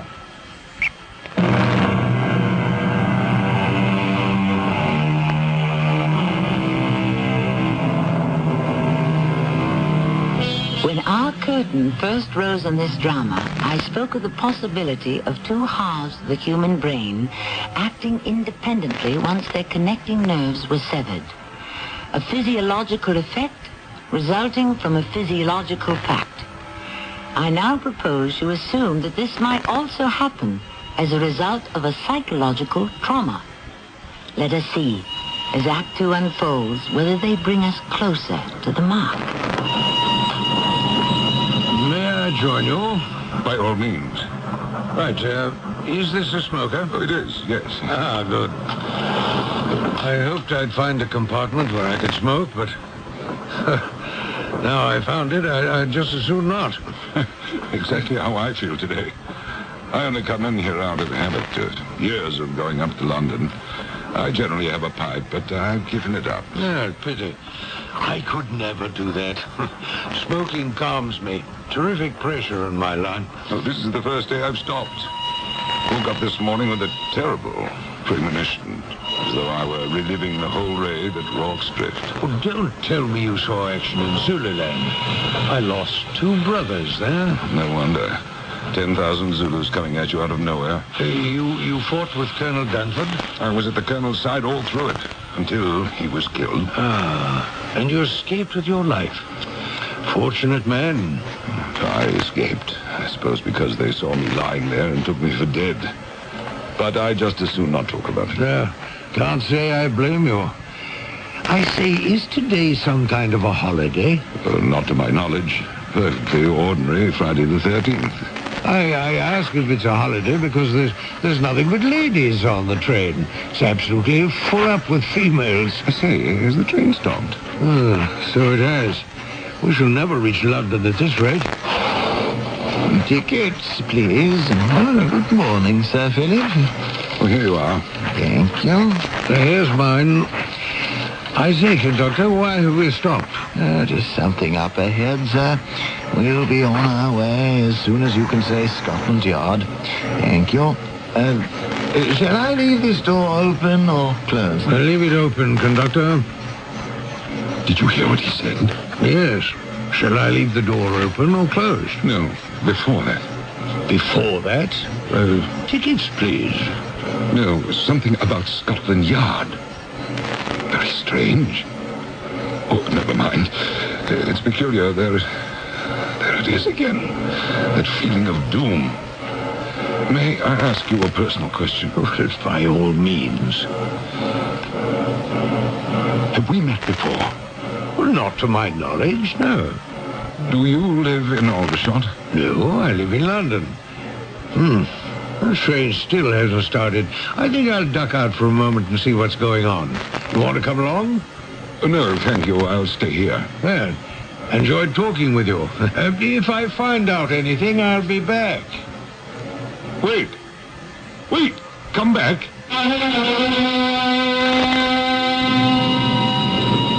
Oh, conductor.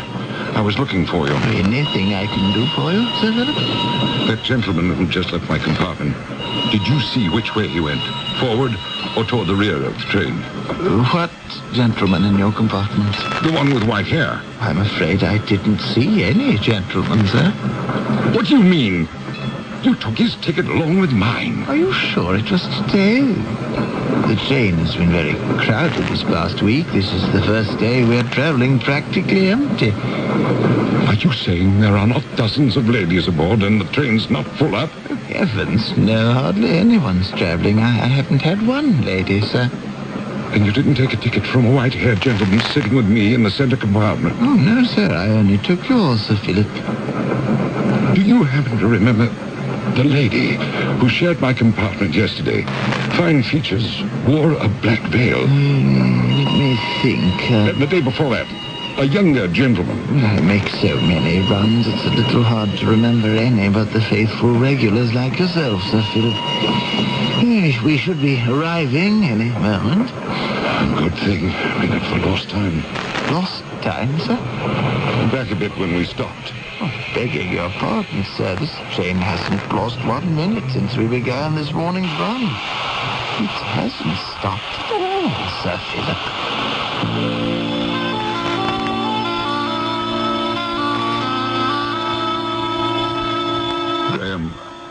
I don't know what I would have done if you had been too busy to see me. Oh, never too busy to see you, Philip. Besides, I do enjoy lunch at your Marco Polo Club. Waiter. Scotch? No, a little sherry before lunch suits me. Yes, Sir Philip? One sherry, one scotch. Yes, sir. Graham, whether the conductor admitted it or not, there was a man in my compartment today, and the train did stop. For how long? At least 5 minutes. Could have been 10. Well, I'll send someone down this afternoon to grill the conductor and the dispatcher and the records. But why? Why am I being put through this? I'll see if I have this correct. You notice the train has stopped. So does the man with me. He goes out to investigate. Suddenly you go chasing after him. Why did you do that? I don't know what to make of this, Graham. As he went out the door, I noticed his white hair was cut at the back, exactly like yours, ducktail fashion. What? Well, I said to myself, I wonder if this chap is related to Graham. One sherry, one scotch. Thank you.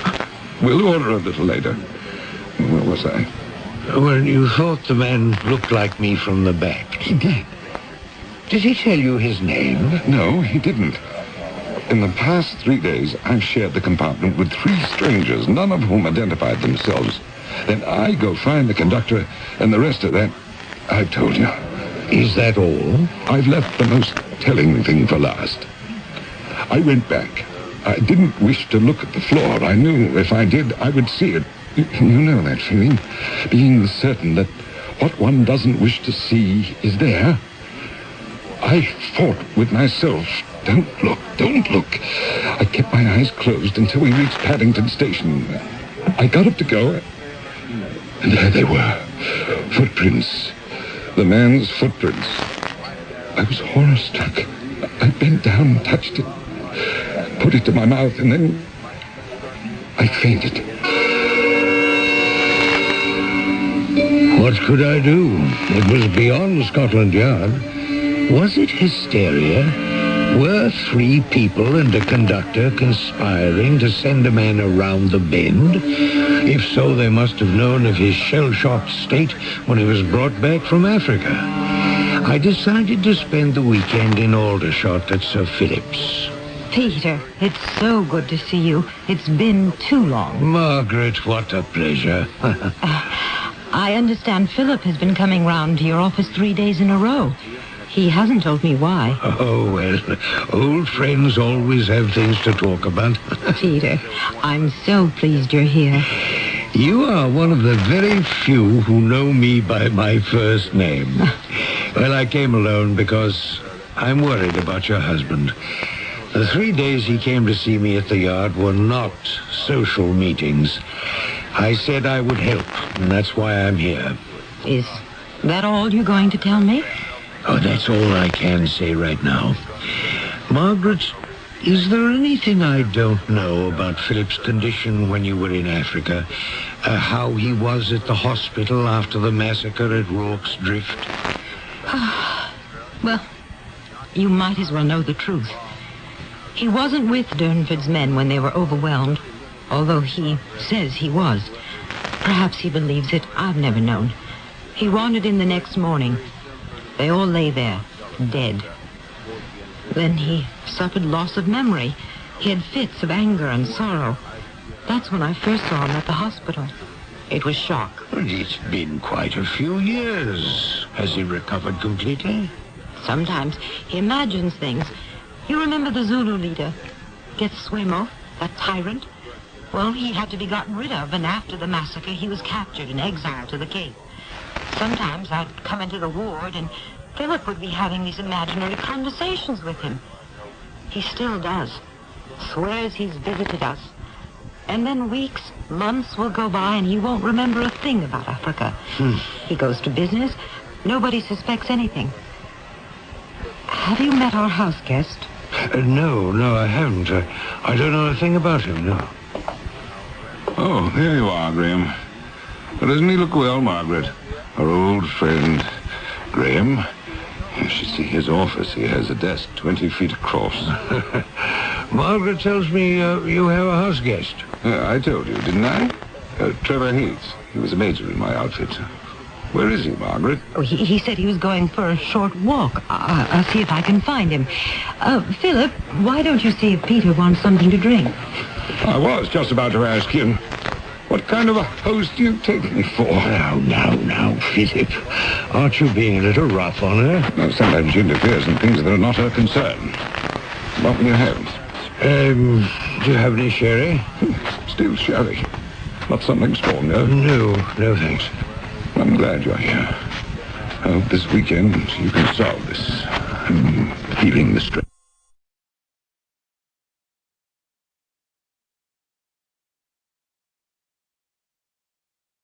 Short with strangers, as you were with Margaret, there are those who wouldn't understand. It's only Margaret. I'll be frank. Her actions in the past month have been getting under my skin. I think I've been more than tolerant. Tolerant about what? When Trevor Haight arrived in England a few weeks ago, he wanted to know, could he stay here? And Margaret said, please, yes, be our guest. He's the one you're accusing of coming between you and Margaret? He knew her when she was a nurse in Africa, before I knew her. I don't know what their friendship consisted of, and I don't want to. Can you blame me? Well, surely there isn't anything to it. Isn't there? I didn't know then what I know now. Philip, are you sure? Tell me, is it possible to put something into someone's mind if they don't wish it to be there? Well, I really can't answer that. Where's my sherry? Sorry. Forgot. That's what happens when I get roiled up. I forget everything. Here. Darling, I found Trevor. She found Trevor. Peter, I'd like you to meet Trevor Haight. How do you do? I've already told him what an old friend you are of the family. How do you do? I understand you were in the Zulu War with Sir Philip here. I suppose you could say that. We were certainly on the same side. What do you mean by that? No more than you heard. I don't care for that remark, not one bit. That's a shame, Sir Philip, but I'm not in the habit of watching every word I say. Trevor, please. If the shoe fits, wear it, I say. Get that man out of my house. Do you hear me? Margaret, out! Philip, what's happened to you? Out. I want him out by tomorrow morning. Delighted. Philip, please. There's nothing for you to be upset about. Darling, I beg you, don't do anything you'll be sorry for. Suddenly, the air was filled with sparks of anger, jealousy, and hatred. Margaret thrust herself between the visitor and her husband. One couldn't help noticing the man she called darling was not her husband. It became apparent I was being placed in the middle of a domestic quarrel, not a position I could particularly enjoy since I knew both men had been in the army and had no hesitation about using guns.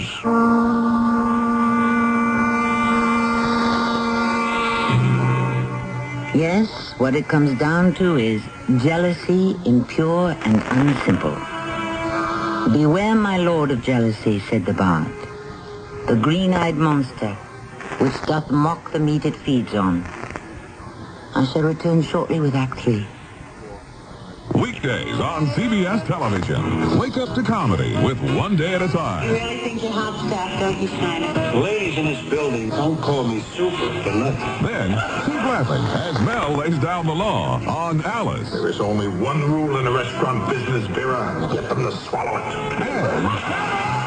And The Price is Right with the priceless Bob Barker. That's One Day at a Time. Alice and The Price is Right. Weekdays on CBS television. Check your local listings for the time. When you get it, Itchy red skin. get Kool-Aid. When you get it, Darn bug. get Kool-Aid. When you get it, Oh, touch of poison ivy. get Kool-Aid. Kool-Aid. Kool-Aid gently works with your body's natural defenses. It's all you need for the relief of dermatitis and other minor itches and rashes. When you get it, Itchy eczema. get Kool-Aid. Kool-Aid. Read and follow label directions. It's athletes versus MS, multiple sclerosis.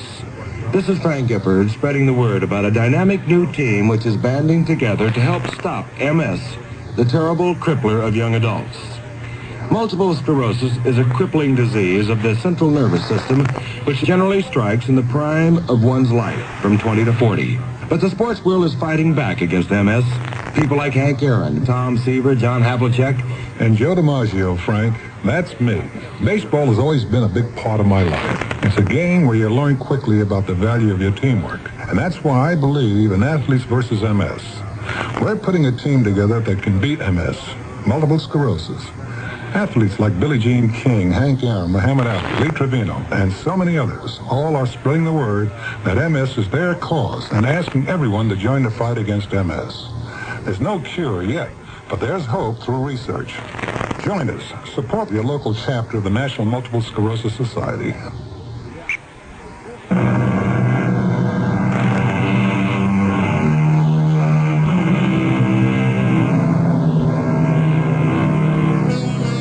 Philip Sidney has shared a compartment with 3 strangers on the train from Aldershot to London on 3 successive days. Each time, the unknown traveling companion has disappeared, leaving behind a bloodied footprint, which nobody but Sir Philip has seen. Spending the weekend with him and his wife, Margaret, and Trevor Haight, a house guest, is an old family friend, Inspector P.G. Graham of Scotland Yard. May I come in, Mr. Graham? Oh, yes, certainly, Mr. Haight. They've given you the nicest guest room in the house. Oh, it pays to be the oldest. Your door was open, otherwise I wouldn't have disturbed you. Oh, just sitting here making notes. Do sit down. Are you staying with the Sidneys for long? That's an amusing question. You heard the ultimatum before dinner, Mr. Graham. Mr. Haight, I think you're the only person under this roof who doesn't know I'm with Scotland Yard. Has a crime been committed? Well, not so far as I know, no. But your question's well taken. We don't generally put in an appearance until after such an event. However, since Sir Philip is an old friend, I'm here to put his mind at rest and unravel a mystery that's been plaguing him. I can tell you, Inspector, I don't want any trouble with the man. It was Margaret who insisted I come here until I settled to a place of my own in London. I have a post with the War Department. No, Sir Philip has never been very friendly. He says it's because you've been more than friendly with his wife. With Margaret? Nothing could be further from the truth. Well, then why do you suppose he ordered you out of the house? I was a major in the same outfit. Sir Philip is not the first man whose battle fatigue takes the form of unreasonable suspicion.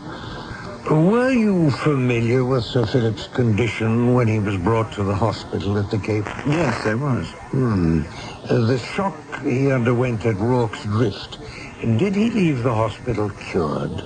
Philip Sidney wasn't with Jernford's men. I was. I was the only officer who remained alive. When Sir Philip found me, he thought I was dead. I came to when he was searching my pockets. When he heard the rescue party arrive, he lay down and pretended he'd been knocked unconscious. Why was he away from his regiment, wandering into your camp? I've no idea. He was awarded military honors, and I kept silent. I put all his actions down to battle fatigue. That's a very sad story you tell me. Something must have snapped. You asked me if he was cured.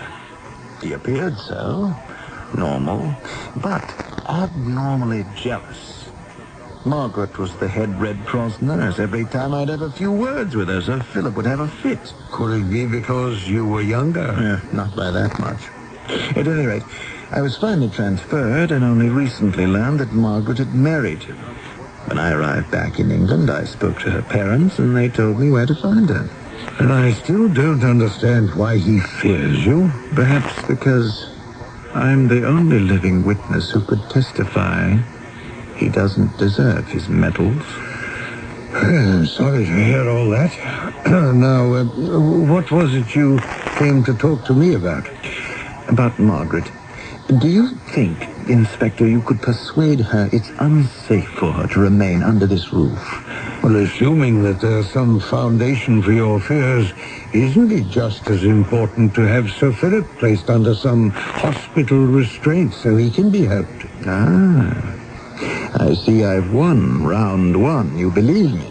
Well, not so much because of your analysis, that it's so convincing, but because Sir Philip claims to have undergone strange events in the past 3 days. Well, perhaps I can help. Can you tell me what they were? He met 3 people on the train. He recognized none of them. Yet the first, as he describes him, fits you perfectly. Fits me? What day was that? Wednesday. I never left this house Wednesday. Margaret will confirm that. The second person he met on the train was a veiled lady. She resembled Margaret, yet he didn't recognize her. Well, if that was Thursday, it was not Margaret. And the last person he met was yesterday, Friday the 13th. A man who resembled me. So you see, Margaret is not the only one to fear for. Philip is also in danger. Do you know from whom? Possibly himself.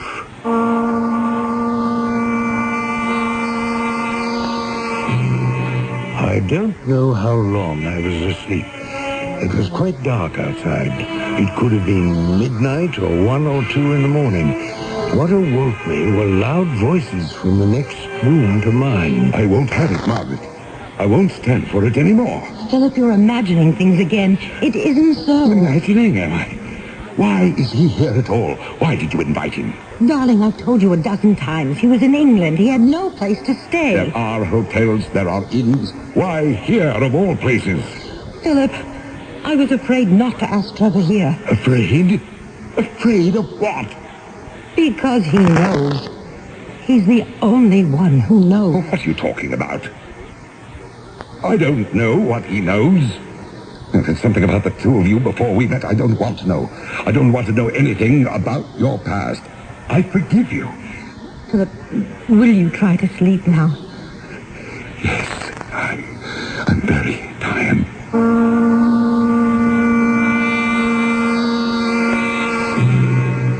I didn't like being party to that conversation, but there was no way of not overhearing. And then I must have fallen asleep. I woke with a start. A scream outside. I dashed out the door. The new moon shone a half-light over the garden. By a huge oak tree, there was Trevor Haight, trying to shield Margaret, who stood behind him. Philip was brandishing a revolver. I've known it all along, Major Haight. I knew it then, and I know it now. Philip, put that revolver down. Now, don't do anything that you'd regret for the rest of your life. What kind of a fool do you take me for? I wake up. I look for Margaret. She's not in her bed. I ask myself, why isn't she here? Where would she be at this hour? I say to myself, she is meeting her lover. I come out to the garden, and there you both are. Philip, I came out to talk to Trevor about you. By accident, you just happened to be here. No, we had arranged to meet. That is something I believe. I am trying to persuade Margaret to leave here. I'm sure you are. To go to her sister's until such a time when... Until what time? You need help, Philip. You really do. Philip, put that gun down. Graham? You heard me. Put it down. Graham, now don't interfere. You come one step closer, and that's as far as you go. No, Trevor, don't. Trevor, he shot him. Philip, you... Philip! Having weaned both Trevor and Margaret, Philip wheeled around. I dived for his legs, knocking him over, and in the struggle to disarm him, the gun went off a third time, hitting me in the shoulder. Philip entered a hospital for treatment. Time passed. The three of us recovered from our gunshot wounds. I must say, if one has to go to a military hospital, this place has got one of the best-kept gardens I've ever come across. What time is it? 3. Inspector Graham's spending a long time today with Philip. Oh, yes, he's also meeting with the doctors. Peter's been simply marvelous, hasn't he? Can you ever forget the way he leaped forward and knocked poor Philip down? And got it in the shoulder for his trouble. Margaret, Trevor. Oh, Peter, you gave me such a start. How is Philip? Well, he really is brighter, more realistic. We have every reason to hope. I'm glad he's all over his confusion, Inspector. You've really been wonderful, Peter, to give so much of your time to these visits. Well, if the shoe were on the other foot, Philip would be doing the same for me. Some things you never forget. How little I was able to do for him when he came to my office describing a passenger to me. It was you, Trevor. But haven't we already discussed that it couldn't have been? An illusion of you. Just as Margaret appeared to him the next day as the veiled lady. And the last phantasmagoria, myself. The doctors analyze it by saying Philip was prey to his own precognition. What does that mean? Well, having imagined he was wronged, first by you, Trevor, because you had pierced his sham as the only survivor at Rorke's Drift in Zululand. Philip really believed that. But how did I wrong him? The apparition representing you was veiled. He even called her the Veiled Lady. When is one veiled, Margaret? At a wedding? And? At a funeral. And who was the veiled lady in mourning for? Possibly for Philip himself. Oh, his poor, poor brain. And the footprints. He visualized the three of us as wounded and bleeding, anticipating actions he would have to take. He knew he was going to shoot us? Yes, part of him knew.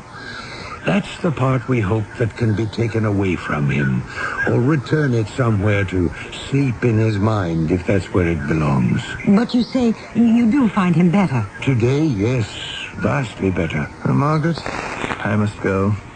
I want to catch the 4 o'clock back to London. Coming, Inspector? Yes. And it's your turn now, Margaret. He's waiting for you. Let me know when the next visiting day takes place, and perhaps it won't be too long before I'm visiting him at your home. Or we come to yours. Goodbye, Trevor. Bye-bye, Peter.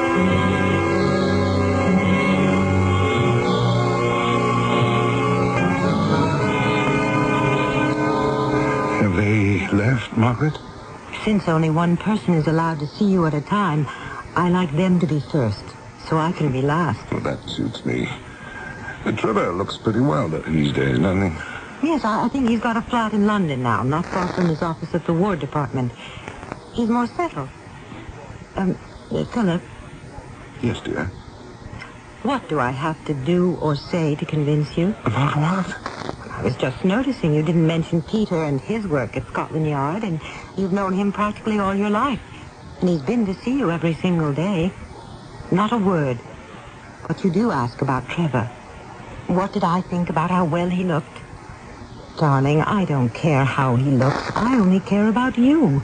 There was never anything between us. Even before you and I married, there wasn't. Now, what can I do to make you believe that? No, don't say any more. I'm making a fresh start. Well, you'd better. I'm warning you. There are not many women who are grazed by a husband's bullet and still wish to remain married. Oh, you're right. What possessed me, I shall never know. I won't accept that as an excuse anymore. And the next time you share a compartment on the train with a veiled lady, I can assure you, it will be your wife who will be jealous. Is that your promise? Because I love you, Philip, very much.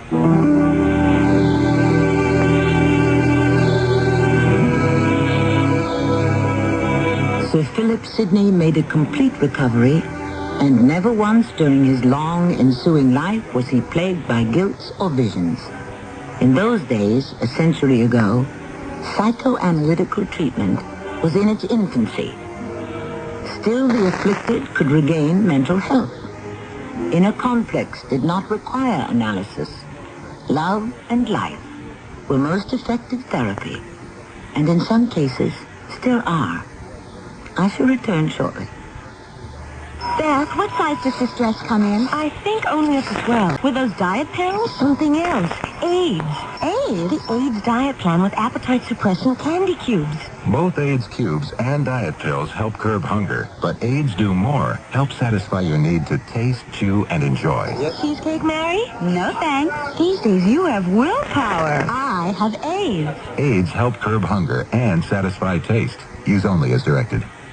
2 packs, please. You spend that much for cigarettes every day? Yeah, I'm a smoker. So stop. Easy to say. Get help with Bantron. Bantron smoking deterrent tablets help you break the cigarette habit because they help ease your craving for nicotine.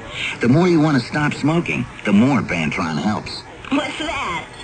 My piggy bank to hold the money I saved every day since I started Bantron and stopped smoking. Bantron helps you break the cigarette habit. Use only as directed.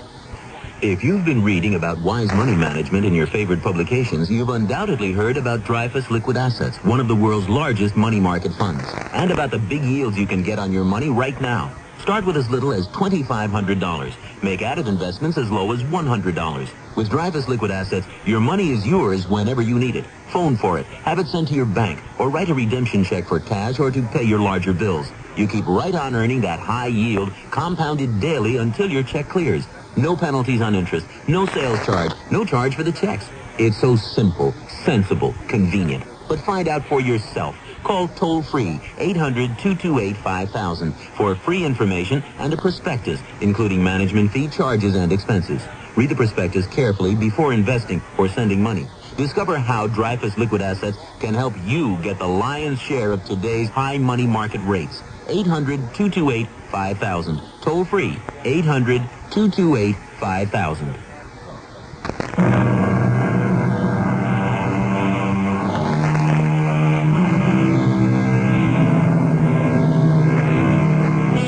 Tales about those of us caught in a web of our own spinning can be depressing.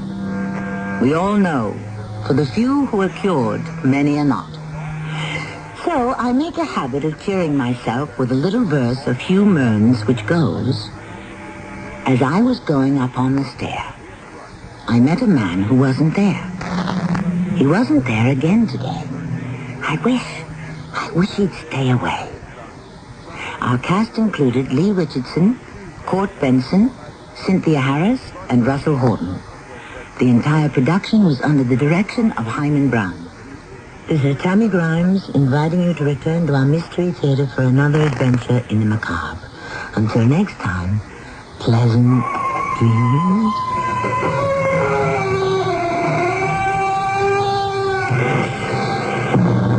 This is Nat Wright. Stay tuned to the Dawn Patrol flight, where we'll be playing your songs all night long after the news. It's midnight. This is WIP, Metro Media Radio in Philadelphia. It's time for the WIP Mystery Theater. Why don't you join us? Just sit back and relax, if you can.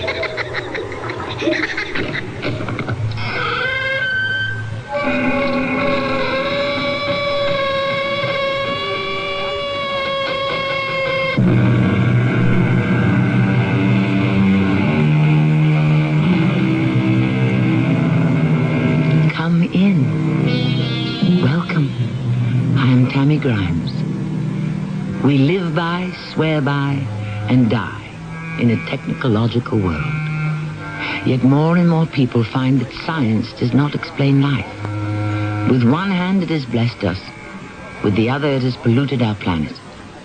And so many have turned for their peace of mind to psychic phenomena. Our tale today concerns one man's desperate attempt to make real the world of the occult before it destroys his life forever. Gwen, what's that sign on the floor of the tool shed? It's called the Devil's Mark. It's as old as the Druids. I can see it's old and faded, but what does it mean? When a witch is initiated into the Devil's service, Satan puts that mark upon her as a token of his authority over her. What do you suppose it's doing on the floor of the tool shed? Robbie, that is something I hope never to find out.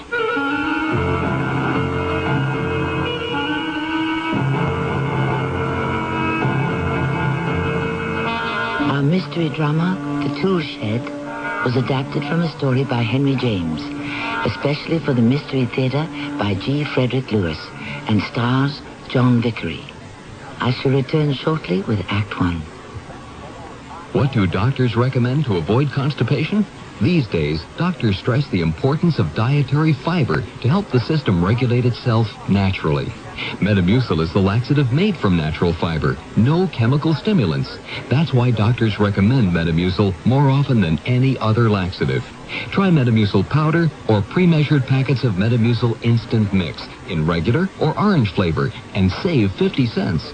Look for the coupon in June's Reader's Digest. Read label and follow directions. Master Mechanic tools sold exclusively by True Value hardware stores are an unbeatable combination of quality and value. Hi, Pat Summerall to tell you the Master Mechanic 6-gallon wet-dry vacuum is designed for heavy-duty cleanups in your garage or workshop. It picks up water as well as nails, ashes, and other debris, and comes complete with accessories, all for just $52.28. Plus, it's backed by the Master Mechanic promise of satisfaction or free replacement at participating True Value hardware stores and home centers. It's athletes versus MS, multiple sclerosis. This is Frank Gifford spreading the word about a dynamic new team which is banding together to help stop MS, the terrible crippler of young adults. Multiple sclerosis is a crippling disease of the central nervous system which generally strikes in the prime of one's life, from 20 to 40. But the sports world is fighting back against MS. People like Hank Aaron, Tom Seaver, John Havlicek, and Joe DiMaggio, Frank. That's me. Baseball has always been a big part of my life. It's a game where you learn quickly about the MS, multiple sclerosis. Athletes like Billie Jean King, Hank Aaron, Muhammad Ali, Lee Trevino, and so many others all are spreading the word that MS is their cause and asking everyone to join the fight against MS. There's no cure yet, but there's hope through research. Join us. Support your local chapter of the National Multiple Sclerosis Society.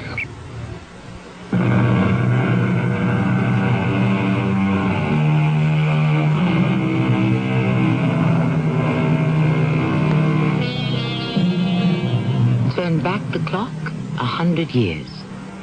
Even then, the secret art of the metaphysical was already centuries old.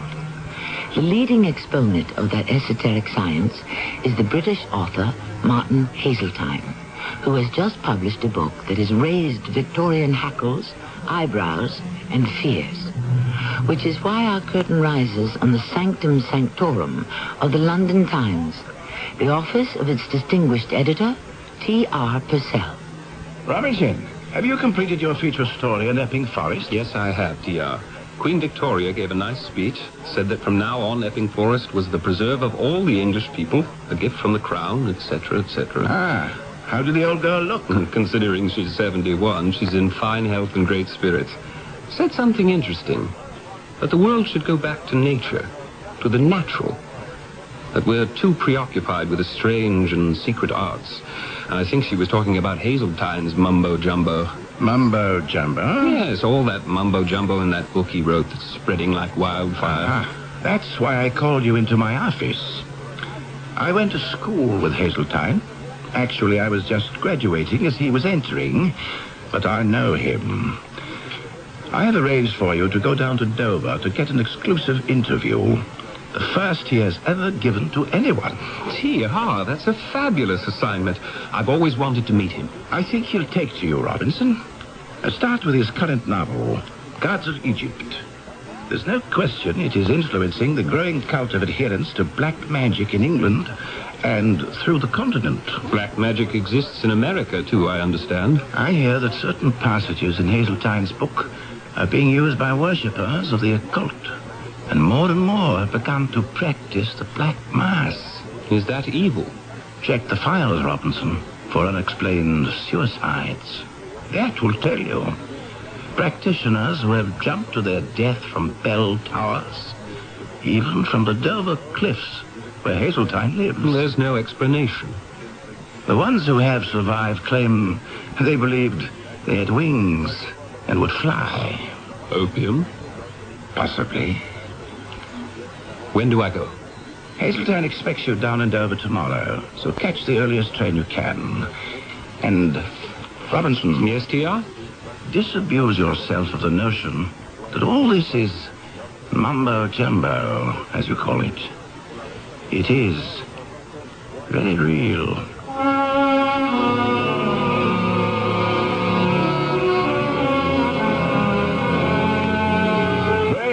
Robinson Train, is that you? Mr. Haseltine, sir.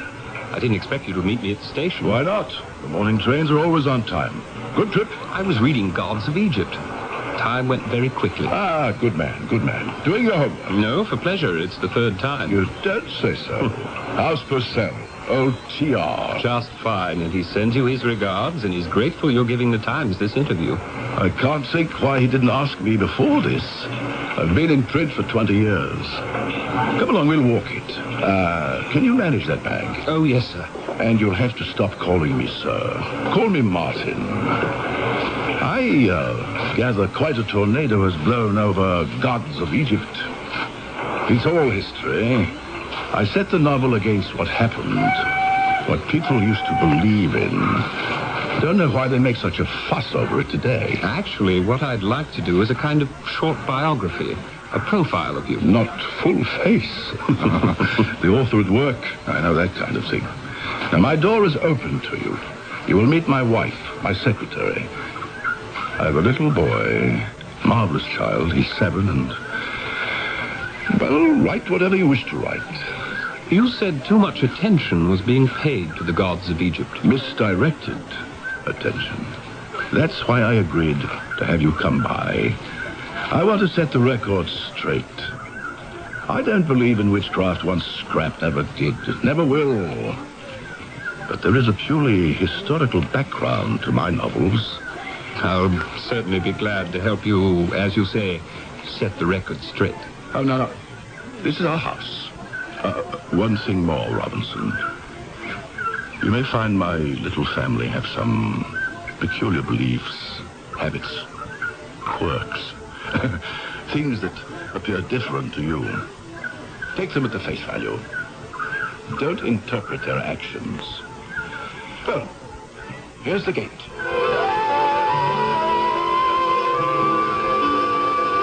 What a view. The channel's very calm today, isn't it? Uncommonly so.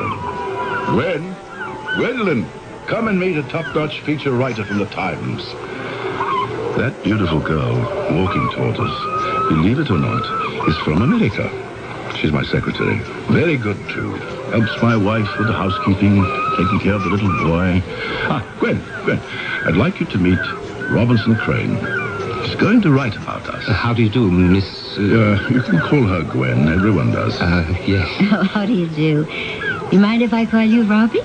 Not at all. I suppose you Americans give everyone nicknames. Martin, may I see you alone a moment? No, you may not. You may talk to me here and now. No, but... There are no buts. It's about Dorothy. If you'll excuse us, Robbie. He will not, and I will not. I told this young man he is to write about us as he sees us, warts and all. No secrets, nothing held back. Dorothy is my wife, and Gwen here acts as a kind of mother hen. Dorothy is a very nervous person. Your boy, Hermes, has run off somewhere and Dorothy can't find him. Come along, Robinson. I'll introduce you to Mrs. Hazeltine, and we'll have a go at finding Hermes. Gwen, my dear, lead the way.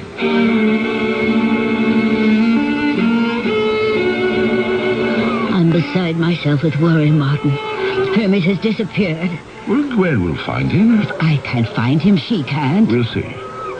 Remember, Dorothy, my telling you about T.R. Purcell? We shared Cambridge briefly. He left as I entered.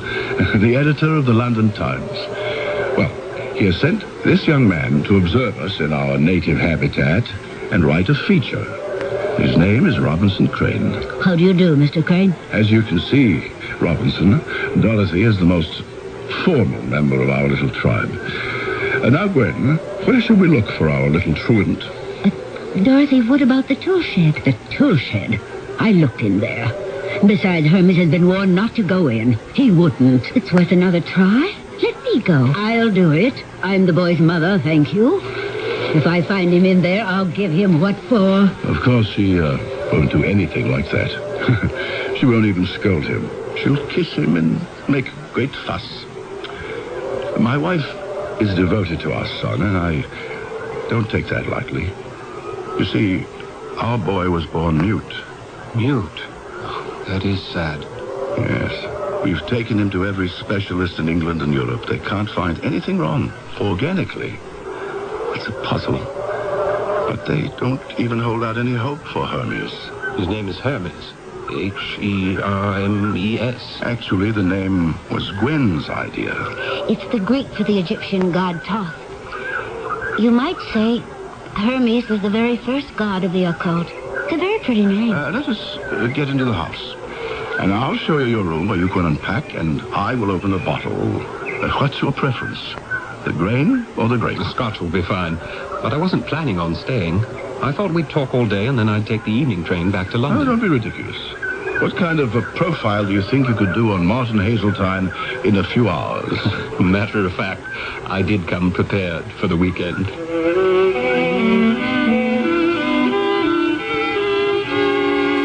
Come in and join us, Dorothy.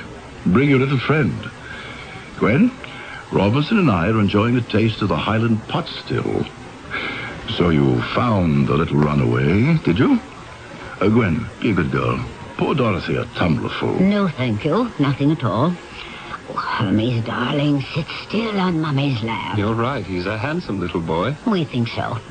And he's 7 years old. Just. Aren't you, Hermes, darling? Hermes, this is Robinson Crane. He's from the London Times, a very big, influential newspaper. He's going to do a story about us.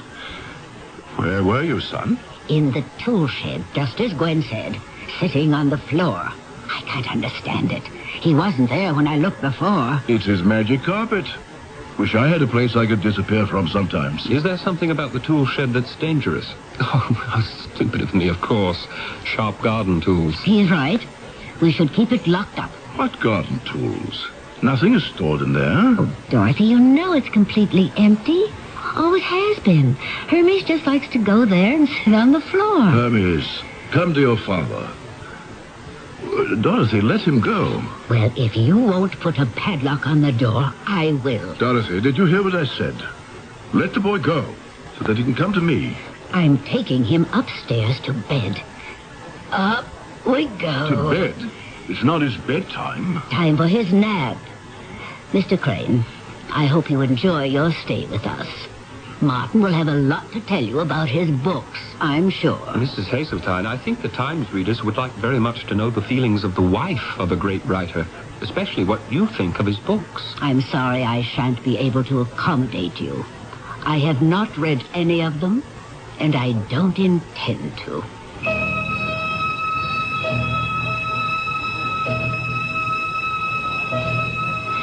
Well, Robbie, what do you think? You've been here most of the day, had dinner with us, and observed the Hazeltine family at home. I don't know what to think, Gwen. Martin said you'd been working for him for 7 years. Mm-hmm. Since I was 18. I came as a replacement typist and stayed on. Gwen, while it's still light, I'm fascinated by the tool shed. Could you take me to see it? Certainly. We better take a lantern. There are no windows and it's dark in there. Interesting you should want to see it. Do you know why you do? Curiosity, I guess. It's as though something inside me tells me this story on Martin Hazeltine begins in the tool shed. Don't ask me why. I couldn't tell you. I'll get the lantern and we'll go see for ourselves.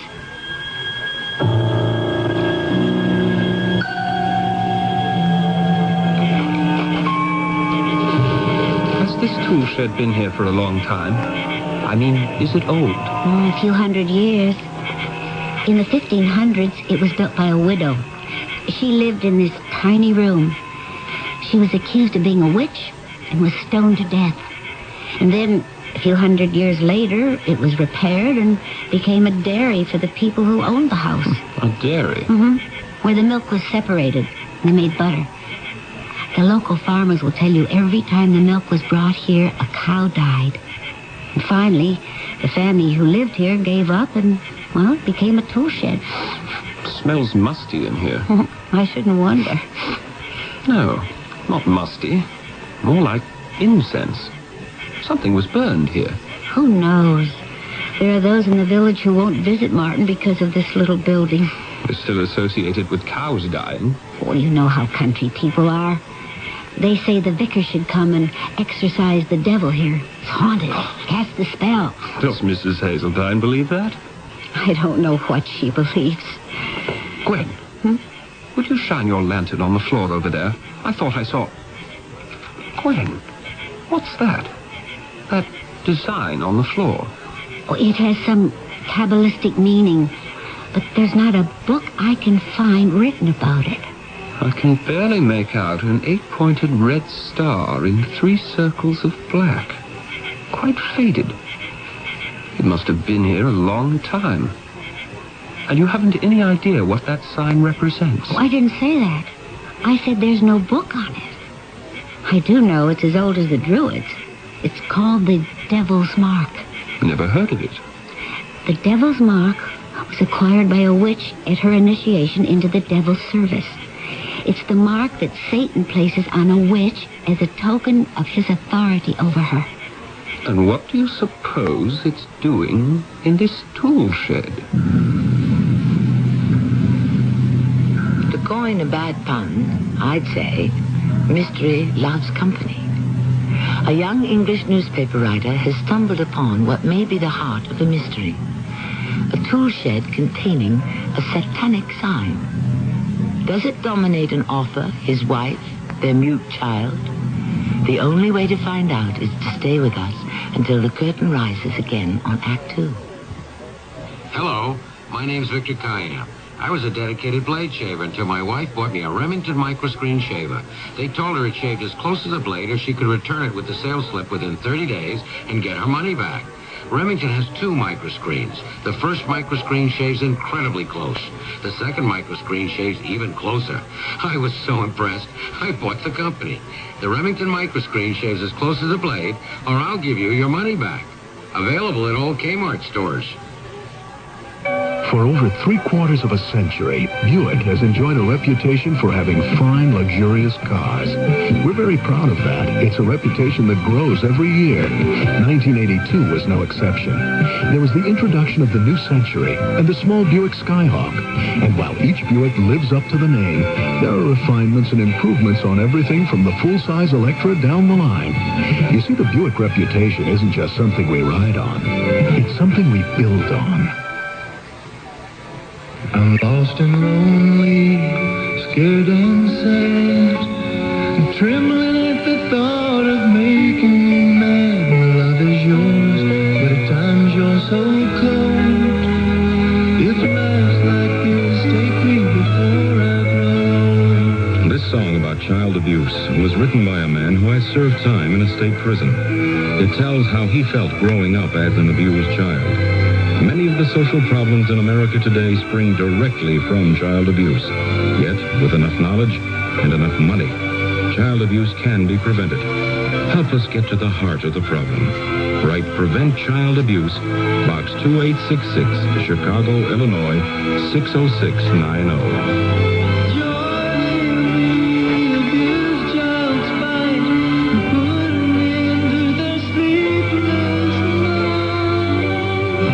Message of the Ad Council and the National Committee for Prevention of Child Abuse.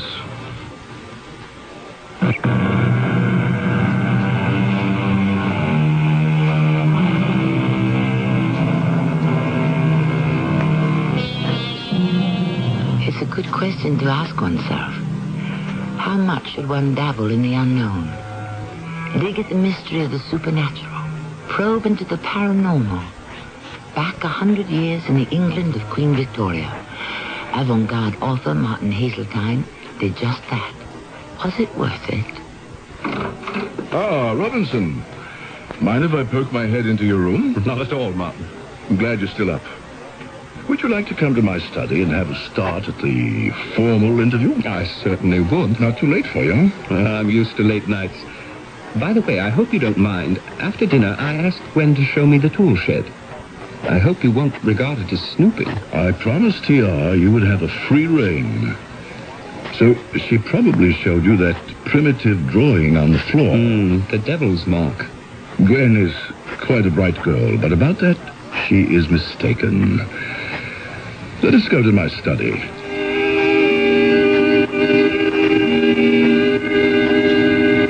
So it's not the devil's mark, as Gwen said. Similar, yes. The star and circles. But the real devil's mark was always found on a person's body. In the old days, in these parts, actually, any birthmark was considered a sign of Satan. Does Mrs. Hazeltine believe the tool shed has some mystic powers? I doubt it. The only fetish she subscribes to, and you've observed that, is her complete, how can I put it? Her complete subjugation of our son. No one else can come near him. It's been that way since he was a baby. It's as if Hermes was Dorothy's captive. Is it true she's never read any of your books? So she says. I've no way of proving it. They're all over the house. Where did you meet Mrs. Hazeltine? In Egypt. Her parents were missionaries who turned to archaeology. But your wife didn't follow in their footsteps? Oh, yes, she did. But just 1 week after I arrived, she suffered the terrible shock of seeing both her parents fall from the top of an Egyptian tomb to the edge of the Nile below. They died? A terrible tragedy. The fall broke their necks. I hoped Dorothy would recover when she returned to England. I saw something of her, started writing, and then lost track of her. Then one day I went to the British Museum where she was working, and I asked her to marry me. Now you can understand her reluctance to dip into the pool of the unknown. Excuse me. Gwen, what on earth are you doing up at this hour? Martin, I think you should go to the boys' room. There's something wrong. Thank you. Thank you for telling me. I will be back as soon as I can, Robinson. Would you like to continue the interview in the morning? Not at all. I do my best thinking at night. I hope I won't have the same trouble with Dorothy I always have. What did he mean, Gwen? The same trouble he always has. The same trouble. It's a constant battle between those two. Has been ever since Hermes was born. Oh, Dorothy's always been afraid the boy will fall under his father's influence, particularly his writings. But he's not nearly old enough to read those complicated books yet. She's never explicit about her fear. All I can say is, Dorothy believes the boy's mind will be damaged by any association with his father. Such a beautiful child. Hard to believe nothing can be done about his affliction. Oh, but Hermes can hear and understand everything you say. It's just that he's unable to talk. Gwen, pour me a drink. Is the boy all right? I am not to know. Not to know? Dorothy has locked herself into his room and will not let me in. Oh, not again. I think this has gone about as far as it can. Martin, what are you going to do? What can you do? Tonight, instead of sleeping, I shall try to come up with a plan of action. Children, I bid you good night. Oh, before I forget, Robinson, here is the first chapter of the new book. I thought of calling it Demons of the Mind. I'd like you to look at it. Now, my chickens, off you go to roost. Martin Hazeltine needs to be alone, and action is what is called for. Good night, good night. And close the door after you, will you? Good night. Oh, he's being bitter, resentful, sardonic. He's deeply unhappy about all this. He loves Hermes. He adores the child. Why does his wife do that? Do you know that she's never asked for one page he's written? Yes, she mentioned it. It's hard to understand. I hope your visit will help. Me? Being here? Well, for one thing, Robbie, you are the very first person he's ever let see any work in progress. There's a sympathy between you, I can tell. He certainly has my sympathy. I'm honored to read this. Perhaps it's not too much to hope that Dorothy will also come to like you. Maybe you can be the catalyst that brings the two of them together.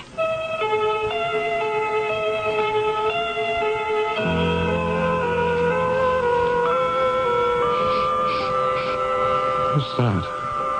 I smell smoke. Smoke? Where's my other slipper?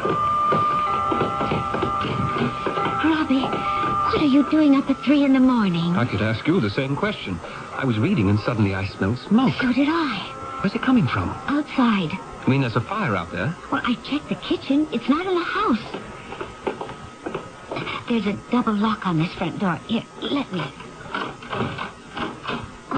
It's coming from down there, where the tool shed is. Let me open the tool shed door.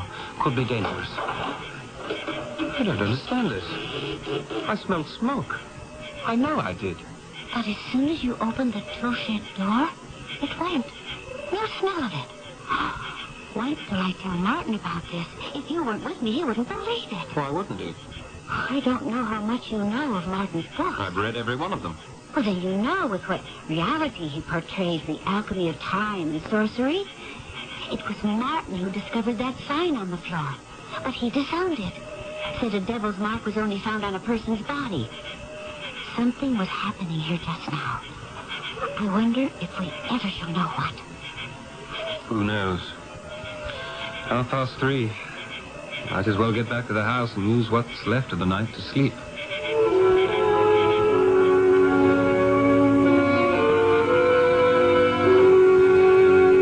Good morning, Mr. Crane. You're up earlier than I am. I'm always the first to come down to breakfast. Good morning, Mrs. Hazeltine. I just made myself some tea. Did you sleep well? Oh, yes. Right through the night. Like a top. What is that you're reading? Mr. Hazeltine gave me the great privilege of the first chapter of Demons of the Mind, his new book. It's the most beautifully written introduction to life after death I've ever read. He introduces his characters from two worlds. He believes there's another world existing at the same time as ours, and we don't die. It's to that world that we depart. The same with birth. Mr. Crane, I want you to stop. I don't wish to hear, I don't wish to know. You told me that yesterday, and I told you I'd like to ask whether the wife of a great author accepts or rejects his work, and why. I can tell you categorically, this wife does not accept. But you've never read one word he's written. Never. Nor shall I. What is it you're afraid of? Penetrating question. My parents were greatly interested in the occult of Egypt. They died strangely, unaccountably, fell to their death as if they were pushed by an invisible hand. And since that time, yes, I have feared the unknown. I don't think Martin should write what he does, and he knows how I feel. It contaminates anyone it touches. But if you were to read these few pages, only 20, it's so clearly and poetically written, it proves that there's nothing to fear. It would help you, Mrs. Hazeltine. Would it? I swear to you.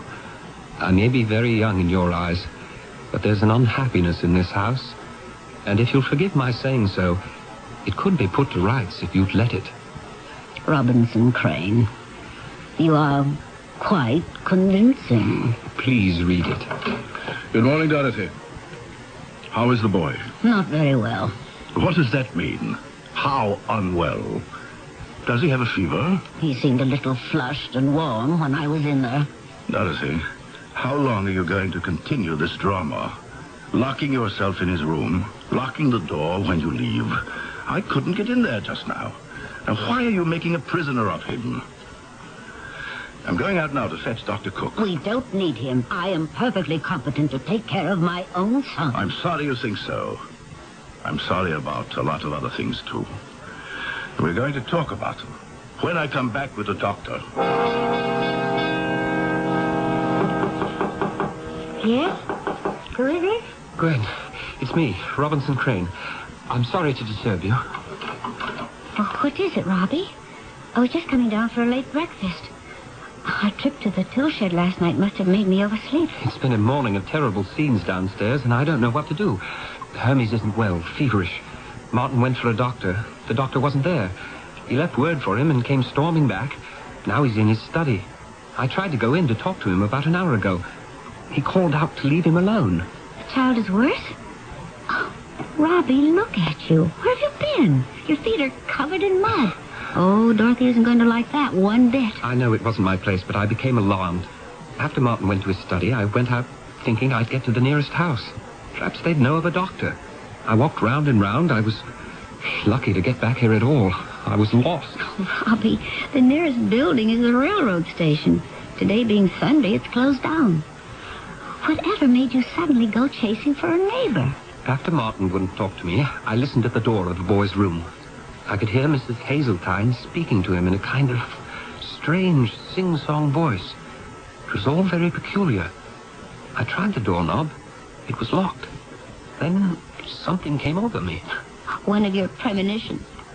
I knew I had to talk to you, so I came straight down to your door. With your muddy feet. Oh, don't panic, Robbie. There have been these set to's before, where Dorothy wouldn't let anyone come near the boy and nursed him herself. He's not a well child. I'll go see. She'll let me in. If there's something really wrong, you'll come right out and tell me, won't you? Dorothy? Dorothy, it's Gwen. How was Hermes this morning?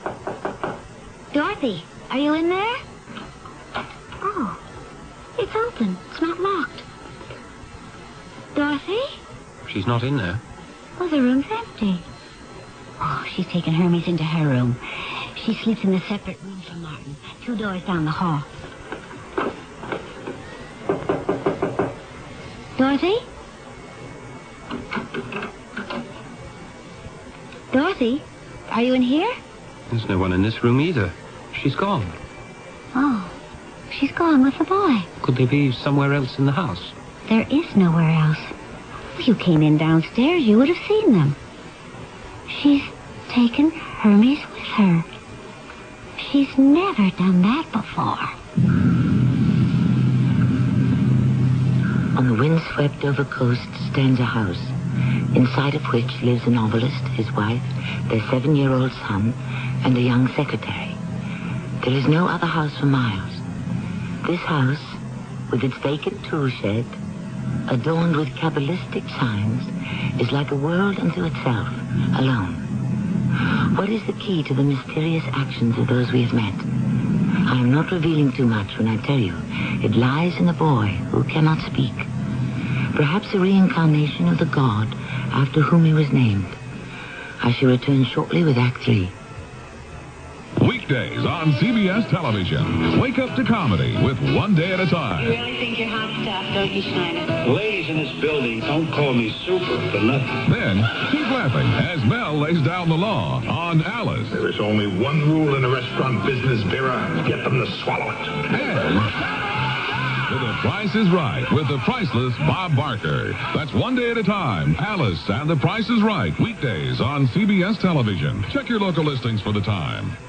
Sid Hermel, Topol user. You are a, pipe smoker, fairly heavy. Does it affect your teeth? You always get this tar, this stain, this discoloration. He used Topol Smoker's tooth polish. It certainly removed the accumulation of these stains and tars. Topol Smoker's tooth polish with 3 ingredients to clean and polish. Helps remove ugly tobacco stains.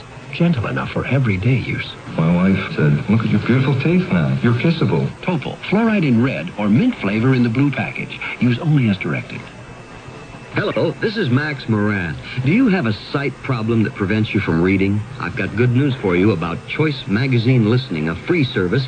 Every other month, Choice Magazine Listening will send you, free, on phonograph records, 8 hours of selections from leading magazines featuring writers like William Styron, Joyce Carol Oates, John McPhee, Kurt Vonnegut, Art Buchwald, many others. So if you are blind or unable to read regular print, or if you know someone with this problem, write to Listening, Box 10, Port Washington, New York, 11050. We'll also tell you how to get the special record player provided free by the Library of Congress as part of its Talking Book program. So, write Listening, Box 10, Port Washington, New York, 11050, or telephone 516-883-8280. That's 516-883-8280. A public service message on behalf of the nonprofit Lucerna Fund.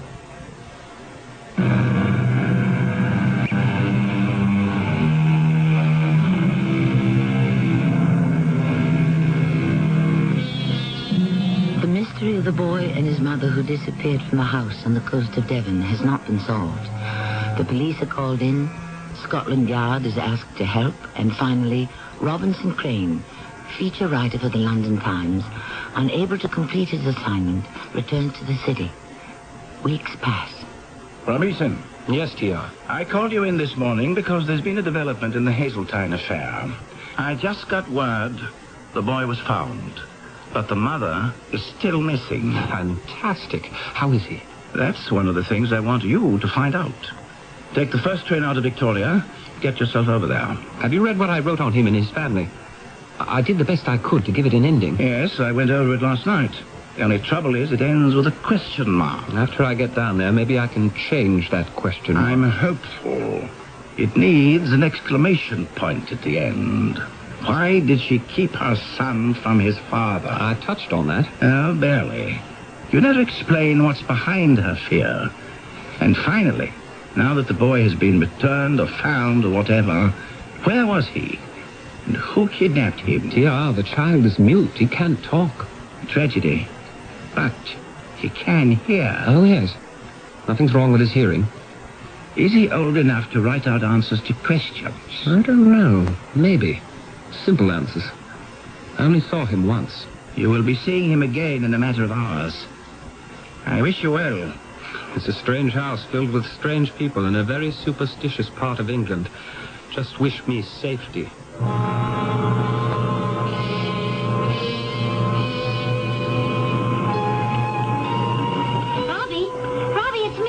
Gwen. Robbie, I never expected to see you again.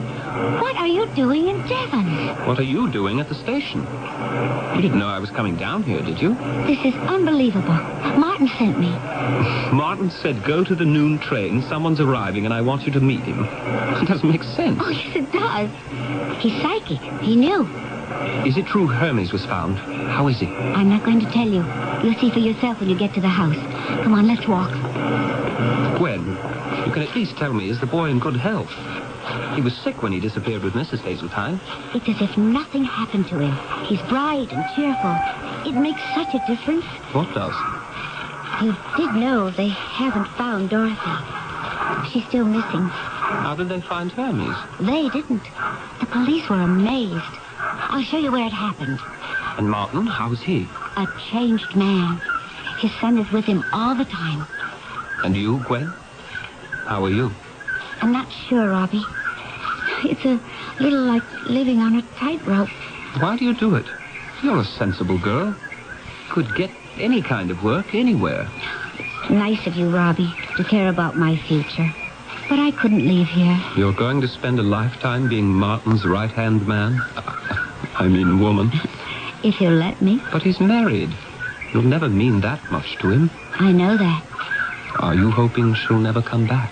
For now, I can take very good care of both the men in the Hazeltine family. The little one and the big one. Robbie, before we go into the gate, I want you to know that I love Martin. Well, maybe he's much older than I am, but that doesn't matter to me. So long as I can be near him, that's all I want. I respect that, Gwen. Sorry if I talked out of turn. This isn't the way to the house. Why are we turning off? You asked me where Hermes was found. That's where I'm taking you. He was found right here, on your property. Hmm? Down there. He wasn't. No, he wasn't. Yes. In the tool shed. Sitting in the middle of the floor as if nothing had ever happened. As if weeks hadn't passed. As if the tool shed hadn't been combed through a dozen times. As if the whole countryside hadn't been searched. There he was. Incredible. When did you say the police looked there last? Exactly what Martin wanted to know. Do you know what the constable told him? Haven't a clue. The day before, the very day before we found him, they even placed a tape across the door, which we pulled off. Unbelievable. But I do believe you. That beautiful little boy was sitting right in the center of that star and the circles. Oh, I needn't tell you, Martin still won't acknowledge it's a devil's mark. I'm anxious to talk to him. Let's go into the house.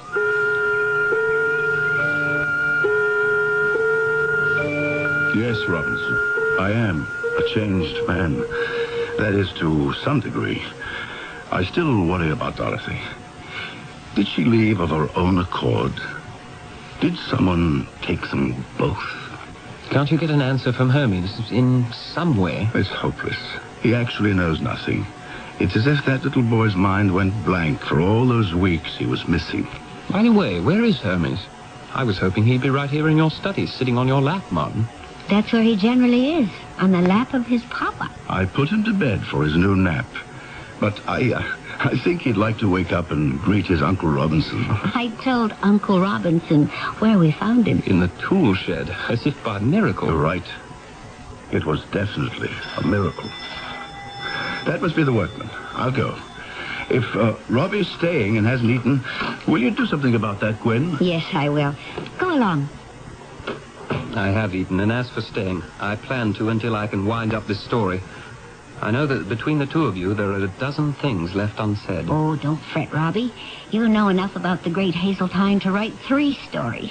But not what my editor wants to know. By the way, that manuscript chapter you read of Demons of the Mind, he tore it up and started all over again.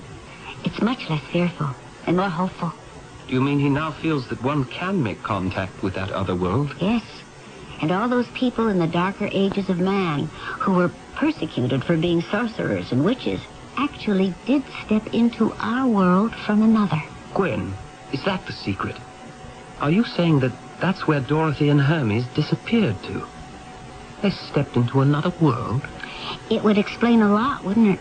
Why the boy's mind is a total blank. Does Martin believe it? That's what he's been comforting himself with all these weeks. Oh, Martin, what is it? You look white. They found Dorothy. She's dead. Oh, where? I'm not in the tool shed. At the foot of the cliff. Straight down from the rock facing the water. Her neck broken as if she'd fallen from a great height. Gwen, it's the irony of it. You mean because that's the way her mother and father died in Egypt? Maybe it's not a joke of fate at all, Martin. Maybe it was preordained. I knew there was a reason we hit it off so well, Robinson. He sounds like one of us, doesn't he, Gwen? He's got that intuitive reasoning. May I see Hermes? Gwen, our roving reporter is in for a surprise, isn't he? Give me 2 minutes to wake him and wash his face. Didn't I tell you he was a magnificent father? And I want to tell the boy he's about to be interviewed by the London Times. 2 minutes, and then you two come in. All right? My notebook and pencil will be ready. You can come closer, Robinson. You've met my son Hermes before. I certainly have. I heard you were away, Hermes. I'm glad you're back. Thank you. Did he speak? I mean, did he actually say thank you? I have an exceedingly polite son. Oh, yes, Hermes can speak, and speak he does very well. Don't you, my angel? Oh, no. Twain, he knows my name. This is fantastic. Papa. Papa. Yes, my boy. Papa is here. He will always be here. Martin and I were the ones who found him. Suddenly we were sitting here, and we had this feeling, right here in this room. It came over us so strongly. And without saying a word, we found our... That's what he said. His first words. Of course, he'd been hearing them for years, but he never said them. Have you told any doctors about this miraculous... Not yet. Gwen and I have been too busy enjoying his new ability to speak. Now I shall dress our little friend, and we shall meet you outside in, say, 10 minutes. And the four of us will take a walk. Hermes, it was a great pleasure for me to see you so well. I'm going to have to go back to London now, but I look forward to my next visit.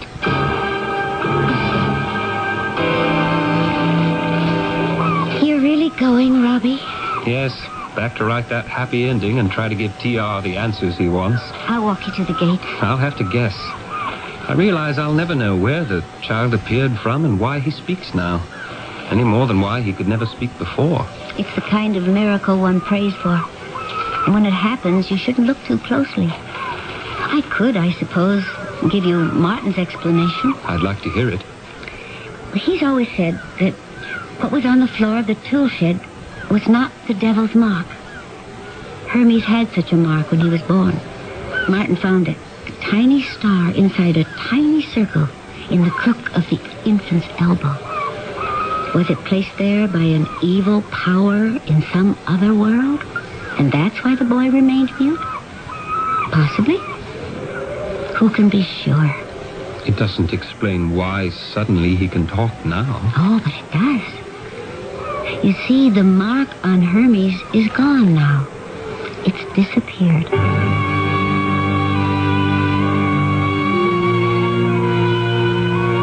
So it'll be a new chapter, TR.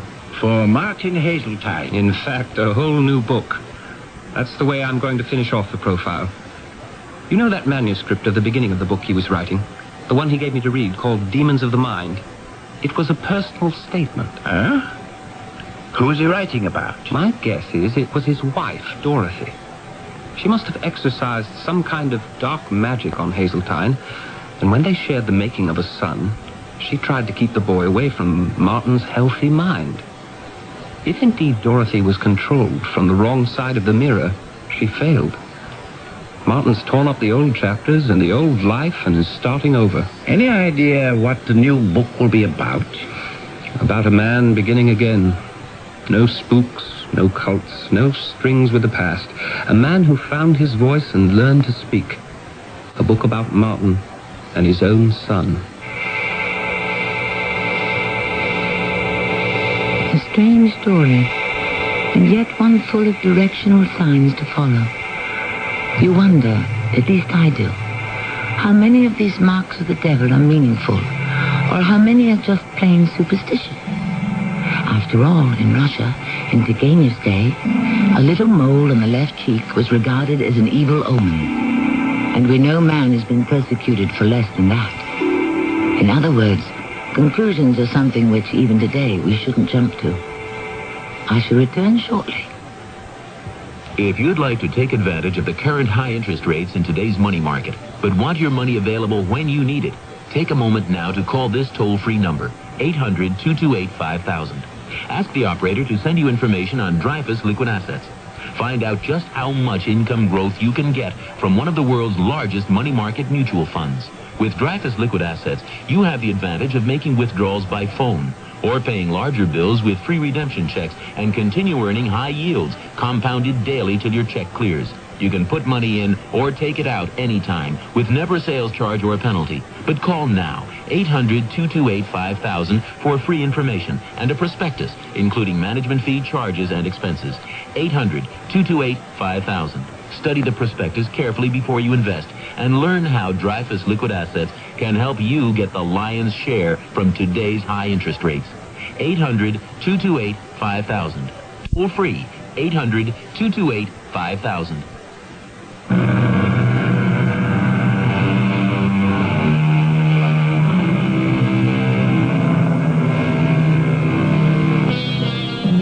Henry James, whose story we have paraphrased on today's Mystery Theater, once advised the Martin Hazeltines of this world to, quote, live all you can.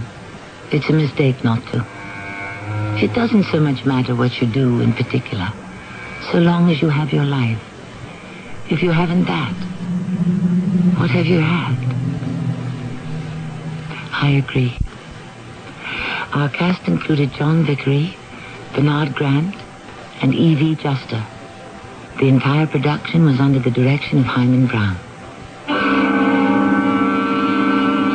And now a preview of our next tale. He wouldn't take me into his confidence. I knew he had another life, but he kept denying it. What made you so sure? Well, he couldn't account for hours and days of his time. He'd pack up and not tell me where he was going or when he'd be back. Couldn't it have simply been some project for the War Office? The last time he was away, I called the War Office and I spoke to Sir Robert. He said Bill had asked for leave, and he was surprised that I didn't know where he was. So you see, Bill could have had dealings with half a dozen red-faced men, and I'd know nothing about it. Of course, the two of them meeting on the train could have been a coincidence and nothing to do with Bill's death. Why do you say that? That's what I hope. If that red-faced man had a hand in it, then he knows I saw him and I would give evidence he was on the train. So he might not hesitate to do away with me as he had Bill. It wouldn't be safe for him to let me live. Oh, no, Everett. This is Tammy Grimes inviting you to return to our Mystery Theater for another adventure in the macabre. Until next time, pleasant dreams.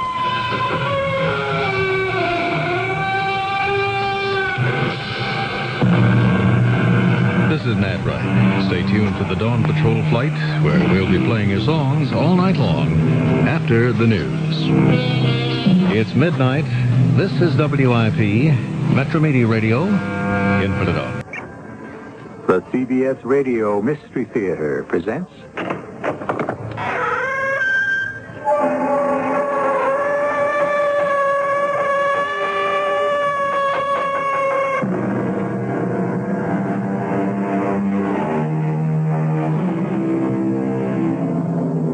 Come in.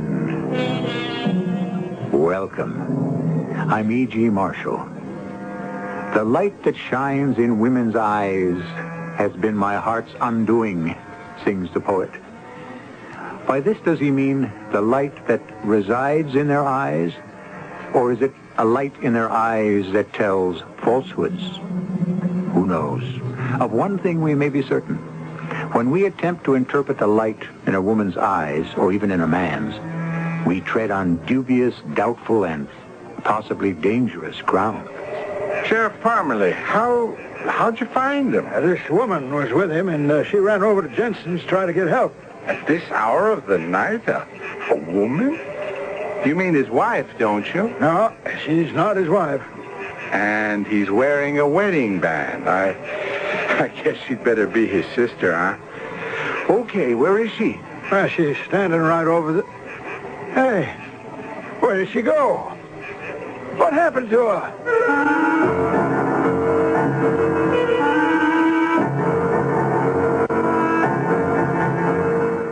Our mystery drama, The End of the Rainbow, was written especially for the Mystery Theater by Sam Dan and stars Terry Keane.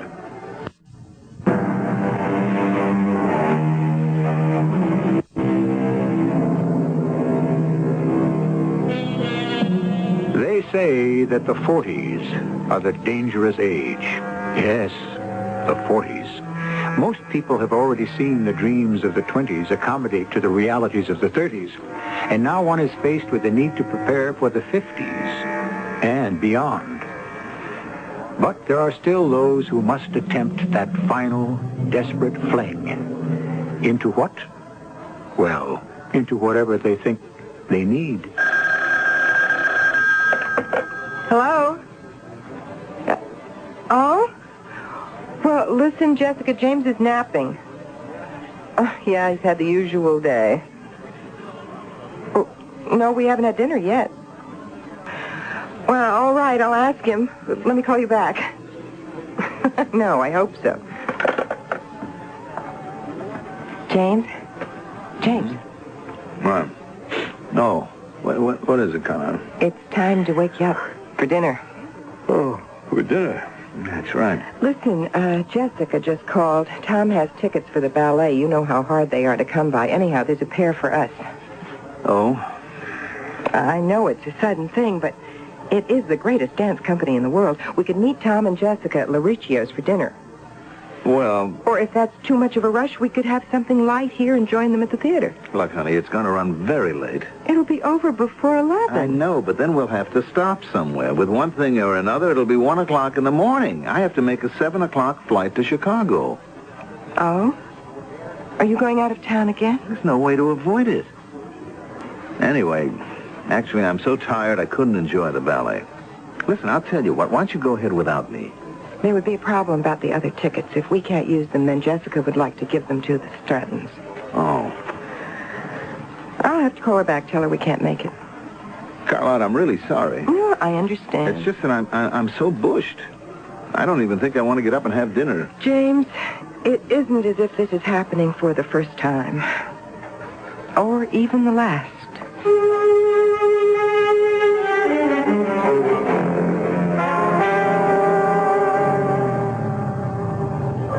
Sorry you had to get up so early to drive me here, but, at this hour, there was no way I could depend on a limo or a cab. It's all right. I've had plenty of rest. Anyway, I'll see you day after tomorrow. Now, look, if you need me for anything, I'll be at the Ritz Joliet Hotel. Good enough. Goodbye, darling. Goodbye. Carlotta, you're angry. Me? Angry? Now, what makes you say that? I just want to say this. For whatever it's worth, you can't have it both ways. What can't I have both ways? I know you're upset about last night. Me? Upset? I know we don't seem to go out very much these days, but you were all in favor of my becoming sales manager and what it means financially. I'm not the one who actually made the decision. Oh, but you're enjoying the new house and the boat and the club. And you're enjoying the power and the influence and the deference. Look, I don't think this is the kind of conversation we should be having when I have less than 30 minutes till plane time. When should we be having it? When you're home, you're tired. When you're not tired, you're not home.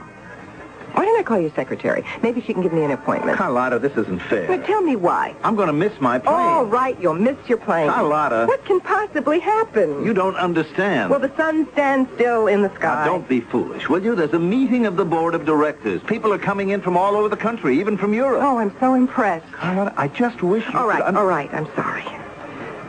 We shouldn't be having a scene like this. You will miss your plane. Look, we'll talk when I get back. Sure. I mean it. Now, this time, I really mean it.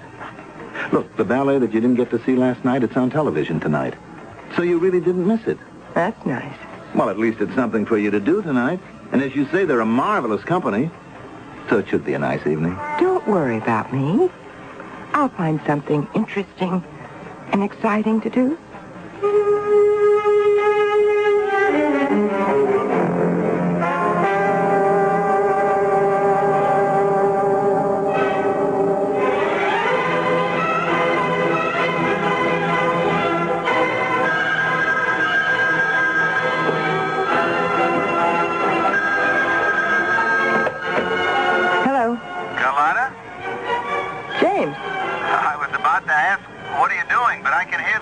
How's the ballet? It's all right. Just all right? It's magnificent. Is that better? Things go well today? Yeah, they may have gone too well. The chairman of the board thinks we should enlarge the agenda. What does that mean? Well, it means we'll have to stay here an extra day or two. Or 3? I guess it was my report that did it. You know, it was a fantastic thing, Carlotta. It opened up whole new horizons. I did myself no end of good. Well, that's nice. Is that all you can say? What do you want me to say? Carlotta, we'll make up for all this. You'll see. Sure. No, I mean it. I mean it, too. Darling, I'll be home by the end of the week for sure. And we'll straighten everything out. Yes. Okay, good night, darling, and enjoy the ballet. Hey, look, and tomorrow night, why don't you have dinner with my sister? Good night, James. Why not? All right. Why not?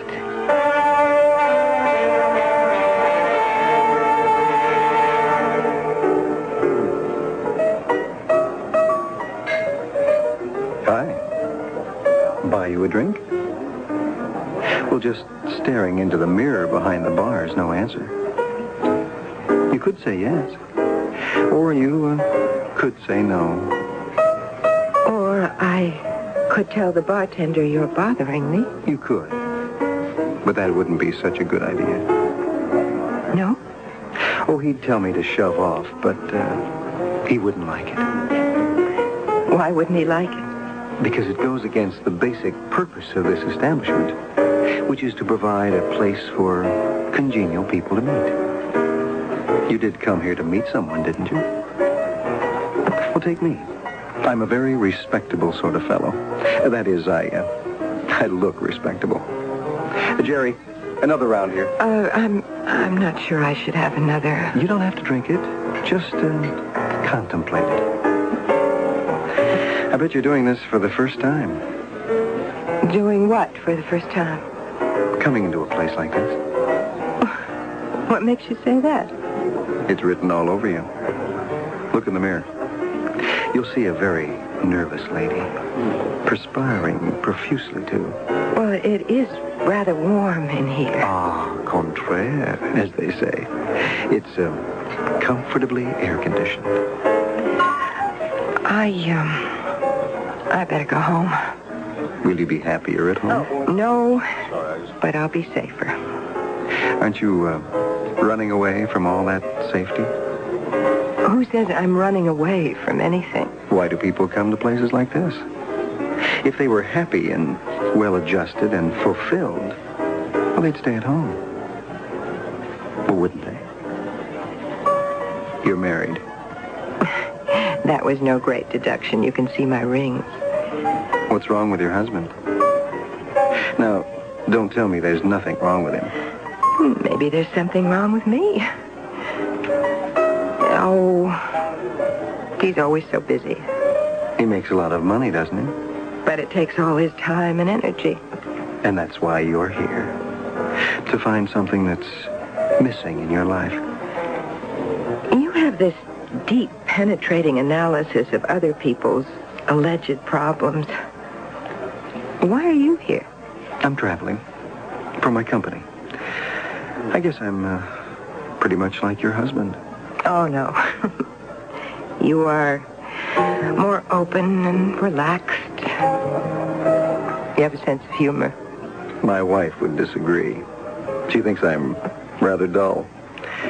I always seem to be tired and, Well, my wife complains that I never take her out. I'm on the road too much.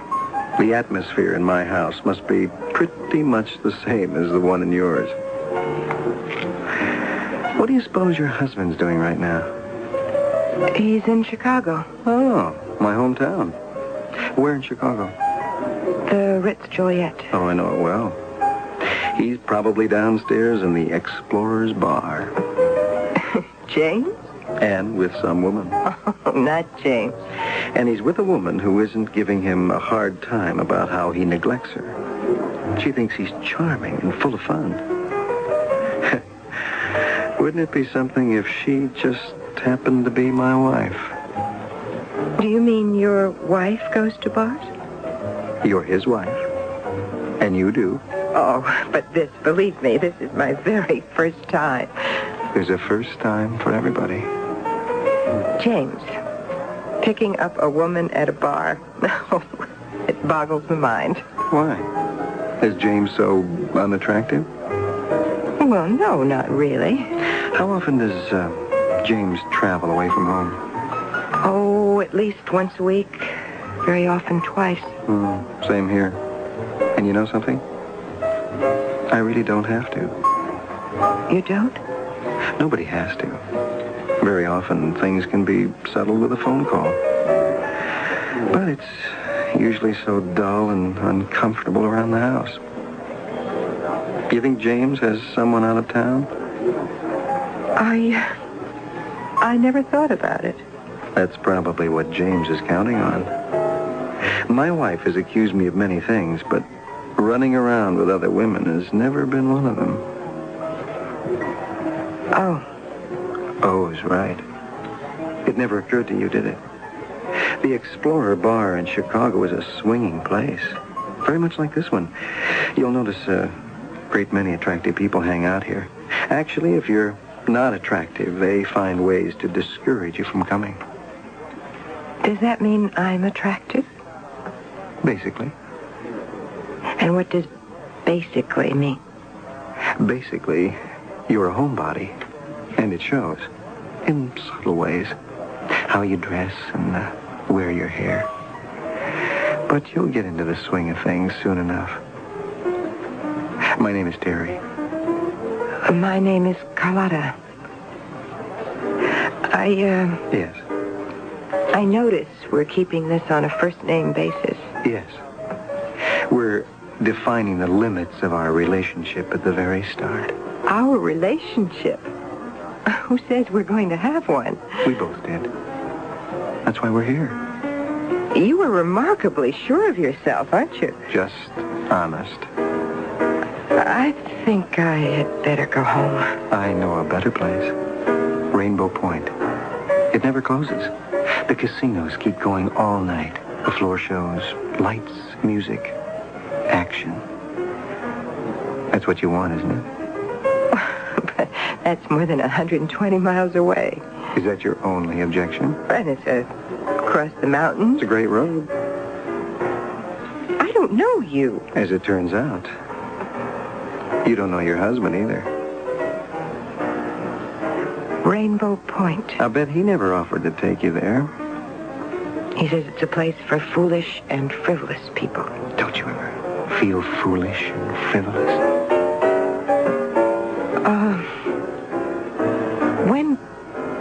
When could we be in Rainbow Point? Before midnight. I always wanted to go. My car's right outside. What are we waiting for?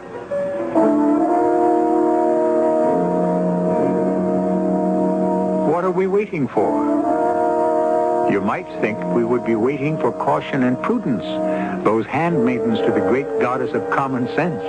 But no. Isn't it remarkable how people instantly, irrationally throw everything into the hands of fate? She meets a stranger in a bar, and suddenly she is willing to place her life in his hands. Of course, he is also placing his life in her hands. Act 2, in just a few minutes.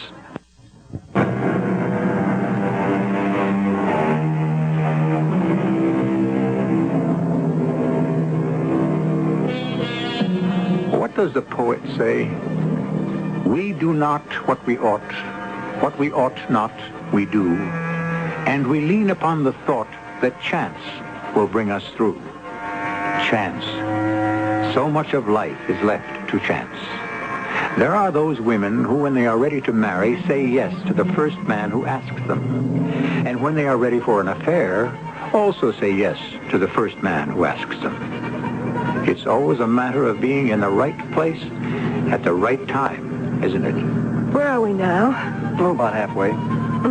How can you tell? It all looks the same to me. Does it? Oh, it's just one hill after another, surrounded by dark, brooding forest. Hey, none of that. You just get ready for the time of your life.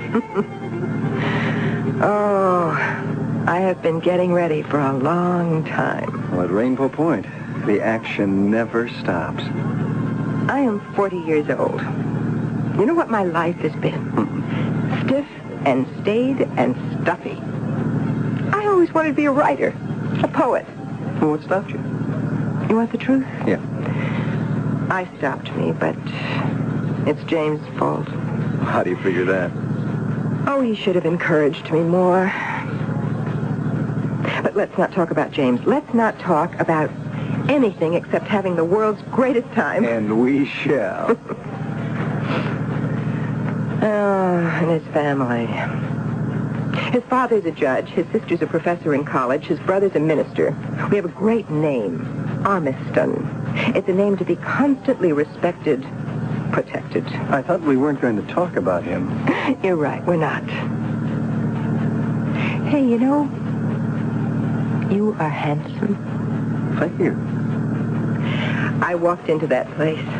To me, it was such an alien action. Maybe not as alien as you think. I said to myself, I'm doing it. I'm actually doing it. I am breaking every canon I've ever lived by. I looked at all the men sitting there, and I said to myself, I hope he tries to pick me up. By he, you mean me. I almost lost my nerve at the last minute, but you helped me. You got me over my shyness. Well, from here on, it's clear sailing to the pot of gold at the end of the rainbow. The end of the rainbow. Look out! Oh, hey, what's the matter? Why are we pulling over? We have to stop. What is it? What is it? I don't feel so... What's wrong? I think it's my heart. Your heart? I know it's my heart. Look, just reach into my jacket pocket. All right. You'll find a small vial. Yes? Hurry. All right, Hurry. all right. Wait, here. Okay, I've got it. Open it. Oh, I'm trying. Quickly. Why do they make these things so hard to open? Please. Oh, here. Okay, Take out one of the pills. Yes? Just put it in my mouth. All right, here. All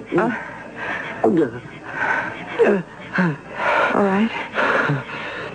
Do you feel better? I don't know. Oh, it takes time. But it works. It works, doesn't it? It does. Until the one time when it doesn't. You better not talk. Please, try to rest. I better get to a hospital. Yes, I'll drive. You move over. I can't. You'll have to help me get around the other side of the car. Push me over. All right. All right. Try to push me over. All right. You don't do anything. All right. Oh, please. Easy. I'm trying. I'm here. I'm trying as best I can. Can you get behind the wheel now? Yes, I think so. Oh, hurry. Oh, don't even know where a hospital is. Keep driving. We'll find something. What's the matter? What's wrong with it? Please, hurry. Oh, something is the matter. Oh, no. I forgot the... What did you forget? Well, let me... Oh, I don't believe it, the gas. The needle is past empty. You forgot to fill the tank. How could you be so stupid as to forget to fill the tank? Please. Oh, I'm sorry. Well, what are we going to do now? I want to die. Oh, I haven't seen a car go by in the last 10 minutes. Please, go for help. Go where? On this road at night? I can hardly breathe. Where am I going to go? I think I remember a filling station. It was just a half mile down the road. I'm scared. Help me. I know. All right, I remember. I saw it too, but it was closed. It might be. There must be a phone booth. Oh, it's so dark. It's less. I know it's less than a half a mile. It's just that I'm it's less than a half a mile. You can run a half a mile. It's just a few minutes. Please, I can't talk. Oh, my chest. It hurts. I don't want to go out there. Don't you understand? I'll die. Why did I ever get into this? Please. All right. Oh, wait. I hear a car coming. He'll help us. I'll wave him down. He'll help us. Help! Stop, please! Stop! You have to go, Carlotta. You'll have to go. On this road. At night? How can I do it? And if you know you have heart trouble, why do you go to bars and try to pick up women? Why don't you stay in your room and rest? What right do you have to endanger yourself? And me? Do you know what you're asking me to do? Terry? Terry? I can't talk. All right, I'm going. I'm going to start running. And I'll keep running. It's all right. Don't look left. And don't look right. Just run. You keep running. Running.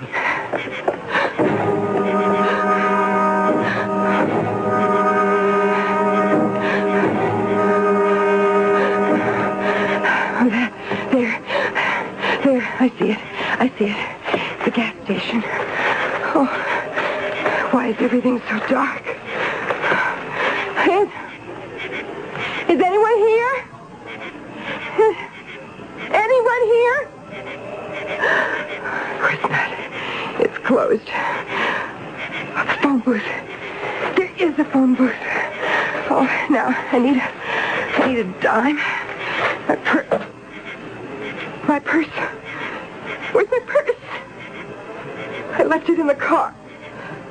No, I dropped it. I must have dropped it along the road. Or did I leave it in the car? No. Operator? Oh. Operator, this is an emergency, a matter of life and death.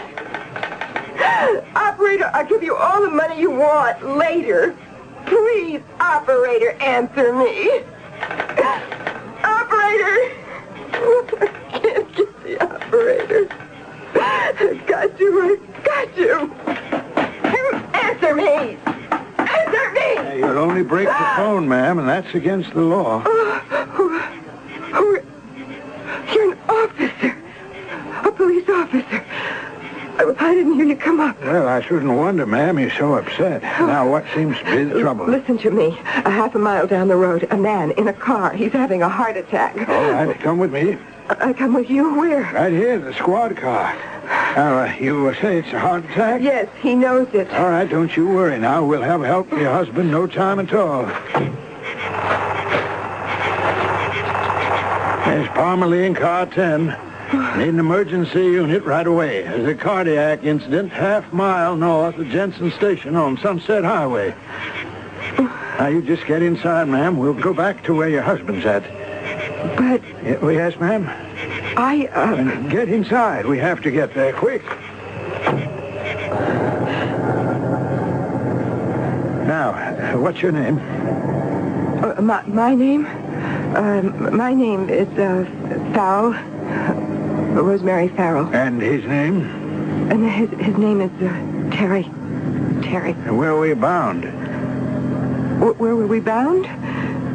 To Rainbow Point. I know you're very upset and excited, Miss Farrell, at a time like this, but these are just routine questions. Questions? Are they going to ask a lot of questions? Well, when they get him to the hospital, the doctors will want to know all about your husband's medical history and so forth. Oh, will there be any other questions? Like what? will it get into the newspapers? Are your husband famous? Oh, no. Well, that isn't going to make the front page. Maybe carried on the inside somewhere. Why? Well, it has to go down in the police reports. The newspaper fellas check those things out. The reporters. If it's a slow day, they give it some space. So everybody will know about it. Ah, I see him. Hey, just what you said.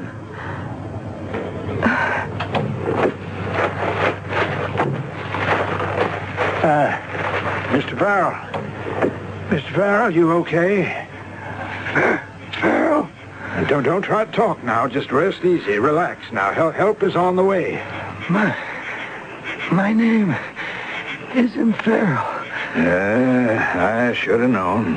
My name Now, don't talk. Just rest now. Just rest. My wife. Call my wife. Sure. I love my wife. I know. If I don't make it, tell her I loved her. Are you going to make it? Yeah, you're going to do fine. Everything's under control. Hey, listen, you hear that? There's help's coming now. Everything's going to be okay. Okay, let's get that stretcher over here. Hi, Parmalee. Oh, Mickey, you on tonight, huh? Yeah. Fellas, help me ease him out onto the stretcher. Give me a hand. All right. You'll be fine, mister. Just lie back. Don't try to talk.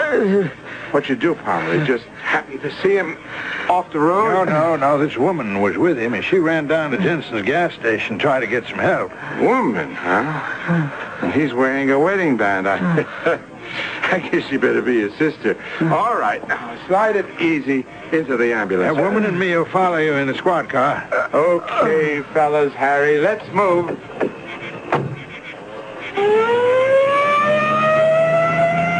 Okay, lady, let's get started. Lady? Hey, where'd she go? Lady? Ma'am? Now, look, I know what you're thinking. That there's going to be publicity and they'll find out who you are and you'll have to answer questions and it'll get back to your husband. But you can't hide here. Now, lady, wherever you are, come on out. This is kind of wild country. You got some big cats in those woods, maybe some bear. I'm not trying to scare you, but you have to think clear now. You've lost your head. Come on back, please. For your own good.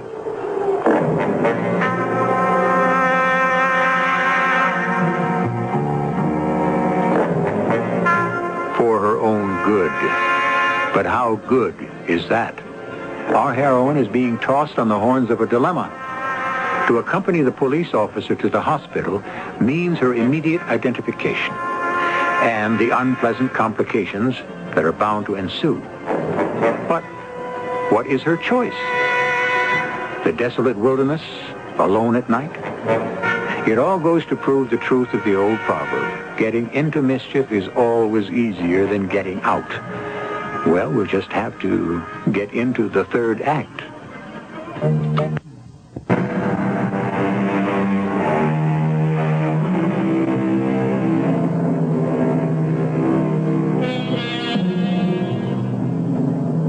If it's 10:30 in the evening, where would you expect to find Mrs. Carlotta Armiston? Or to be more precise, Mrs. James Vernon Armiston? In her rather luxurious home, or in the equally well-appointed home of a friend or relative. Certainly you would not expect to find her crouching behind a tree in the desolate wilderness alongside the lonely Sunset Highway, and less than 50 feet away, a police officer is trying to talk some sense into her. Ma'am, you better listen to me. You can't stay out here alone at night. Go away, please. Go away and leave me alone. Lady, now please think about what you're doing. I know what I'm doing. All I need is for James to find out. Oh, no, never. I have to report in. Nobody will be able to come out here to find you now till daylight. That could be too late. Oh, just go away. This is the worst thing you could do. It's the only thing I can do. How can I answer the questions you'll ask? What is your relationship to this man? Relationship? were you with him? Okay, lady, you've been warned.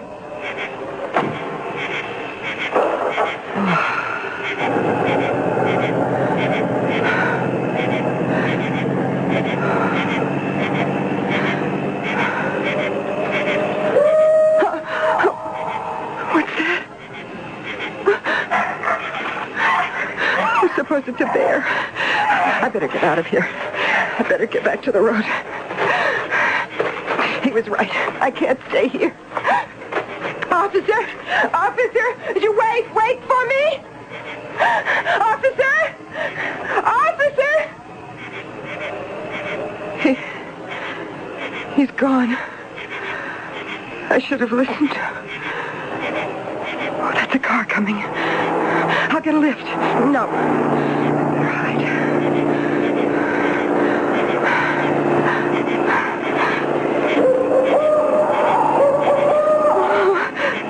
What was that?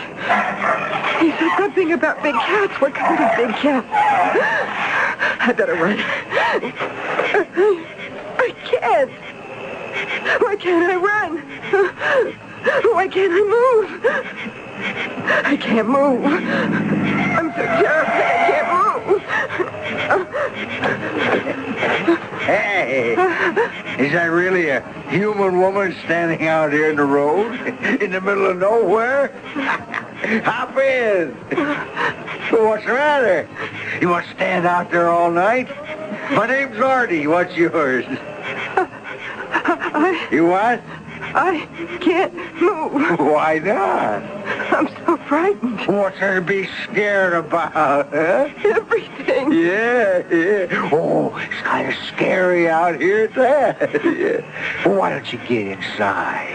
I told you I can't move. Hey, maybe I got just the medicine for that, yeah? Here, have some. What is that? What's it look like? A bottle, right? What's inside? Well, take a swallow. No. I better not. Come on. It'll relax you. Go ahead. There. You feel better? I don't know. Just you step inside. Yeah? See? You can do it. Now that wasn't hard, was it? And we're off. And may I have the bottle, please? Thank you. You're not going to drink any of that now, are you? Well, what's wrong with now? Well, you're driving. You shouldn't. What are you doing out here? All by your lonesome this hour of the night, honey? It's a long story. I just love long stories. You know why? Because that's life. Life is a long story. Please don't take another drink. Don't worry. I'll leave some for you. I don't want any. What? Oh, look out. Look out for what? You took that curve too fast. That's one thing you don't want to do. Don't tell me how to drive. I was born with a steering wheel in my hands, you know. I can drive with my eyes closed. I can drive fast asleep. What do you think of that? Please, I must ask you to stop the car. What? I would like to get out. Did you hear me? Yeah, I heard you. I am asking you to let me out. Why? Because. Just because. Because you don't want to drive with a drunk. Look, I didn't say that. But you meant it. Just please let me out. I'm asking you. No kidding. A good looker like you. What were you doing out there all alone, huh? I mean, this is the middle of no place. Okay? I'll tell you. You were with a guy. Am I right? I'm always right. Please stop the car. You're like my wife. No, you're much better looking. I would like to get out. You had a fight with a guy, huh? Right? Now, why did you have a fight with him? Well, I'll tell you again. He made a pass at you, right? But he did it the wrong way. No finesse. Now, honey, you're going to have absolutely no complaints about me. Will you please stop the car? First, give me a little kiss, I want to get out. For sure. But first, give me a kiss. Take your arm away. Why? Because you can't drive with one hand. Cut it out, baby. Quit putting on an old act. What act? A dame like you's been around, I can tell. You take your arm away. What would you be doing out here by yourself? Some guy ditched you, that's why. I just want to get out. We'll both get out and we'll have a real good time. You are drunk. Don't let that bother you. Let go of me. Now, you just hold still, sweetie. Let go. I said hold still. Look out! Look out!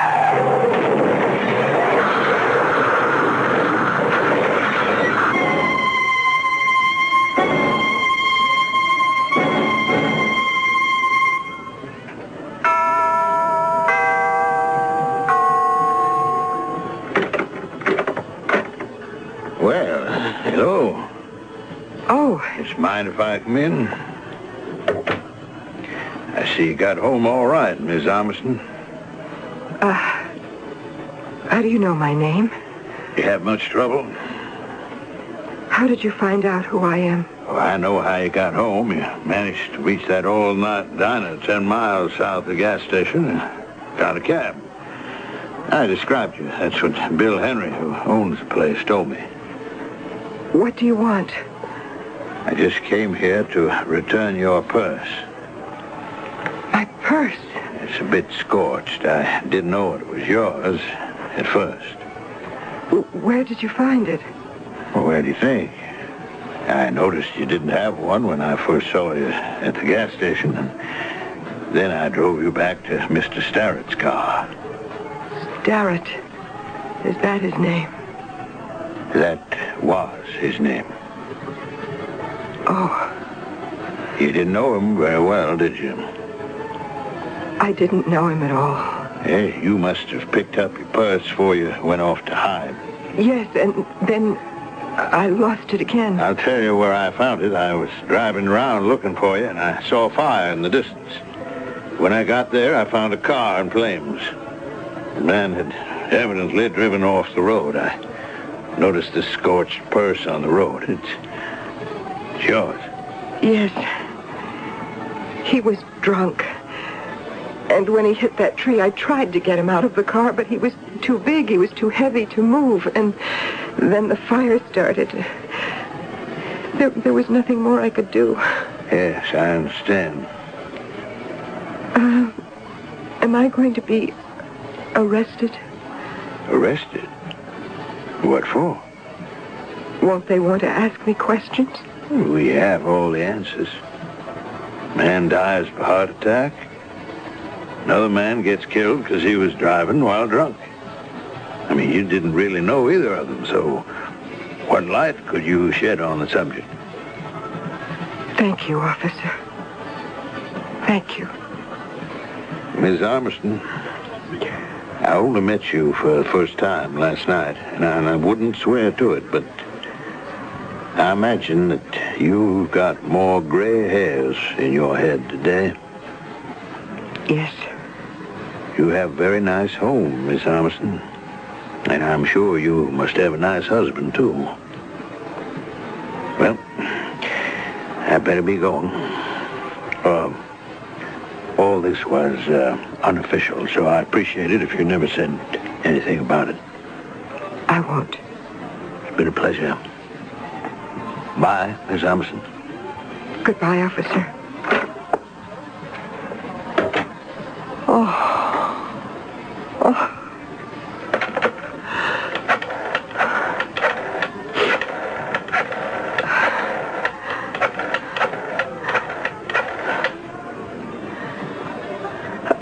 Yes.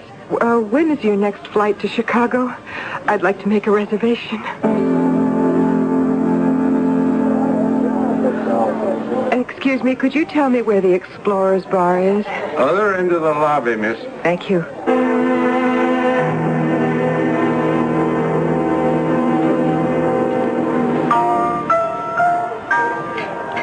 I don't think she's interested, James. What?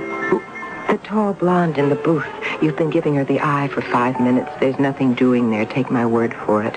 Carlotta. I think she wants the dark-haired man at the end of the bar. But he's been giving me the eye. What are you doing here? What are you doing here?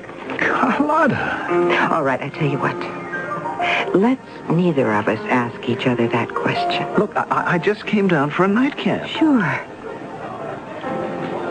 I guess you caught me. Why do people come to places like this, James? To find someone, right? Right. Have you found anyone? I think so. So have I. And I also found something else. The end of the rainbow. Oh, Carlotta, we have so much to talk about. We do. But we don't have to talk about it tonight.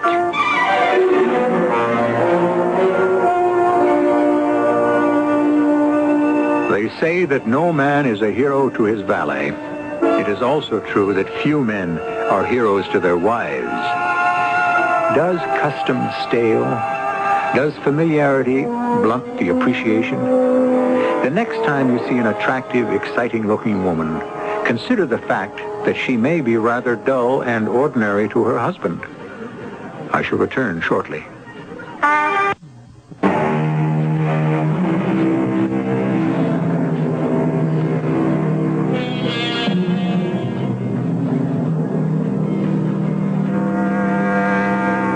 We look for mysteries in plays and books, stories and movies, and we never really appreciate the fact that within ourselves are the deepest and most perplexing mysteries of all. Who are we really? Why do we fall in love and out of love? What are the sudden bursts of passion and of emotion that drive us to all sorts of incomprehensible actions? Shall we ever know?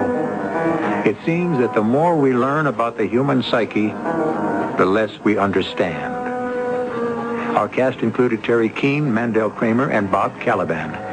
The entire production was under the direction of Himan Brown. Until next time, pleasant dreams.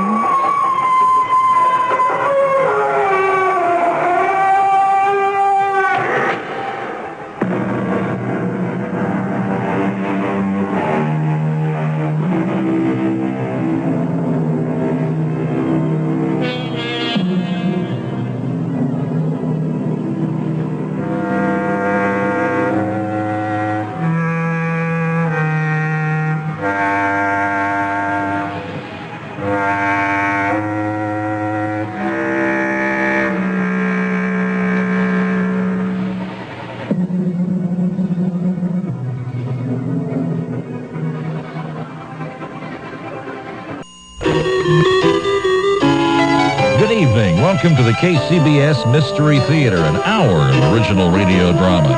Tonight's episode is sponsored in part by Bank of America, the Academy of Science, Blue Shield of California, Theater on the Square, and Gold Star Building Maintenance. And now from the radio station that lets you use your mind, here's the CBS Mystery Theater. And now, Mystery Theater.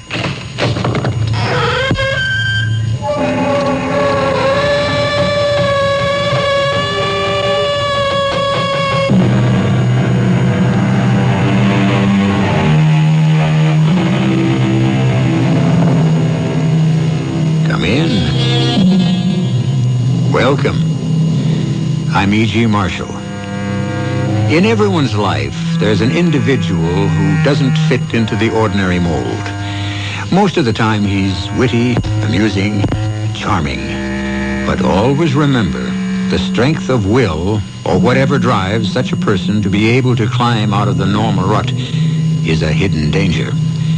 Disturb his equilibrium, interfere with his own peculiar order of things, and who knows what sleeping giant or remorseless nemesis might be awakened. Who's there? What are you doing here? Oh, Vice, mister. No, don't. What have you got in your hands? Oh, no, you can't. Stay away from me. I'll scream.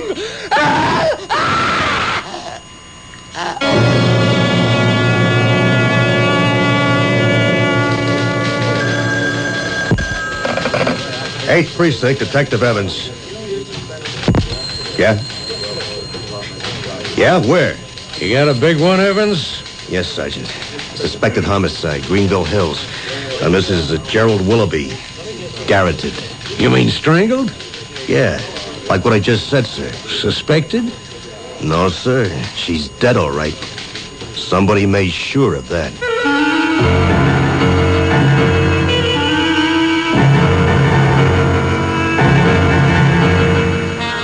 Our mystery drama, Don't Let It Choke You, was written especially for the Mystery Theater by Ian Martin and stars Robert L. Greene.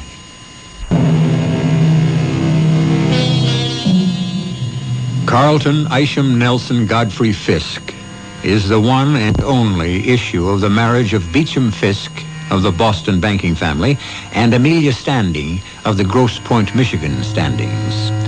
For reasons not important to this narrative, they made their residence in a Baroque limestone just off Fifth Avenue in New York City. Carlton was brought up strictly to conform to his double birthright. Born late in his parents' union, he suddenly found himself at 20 when his parents died in a flu epidemic, master of their magnificent residence, but unfortunately without liquid assets. Somehow he has managed to maintain his lifestyle for the last 15 years. Just how is the thrust of our tale. Why, Bascom, still up and about? Oh, yes, Mr. Fisk.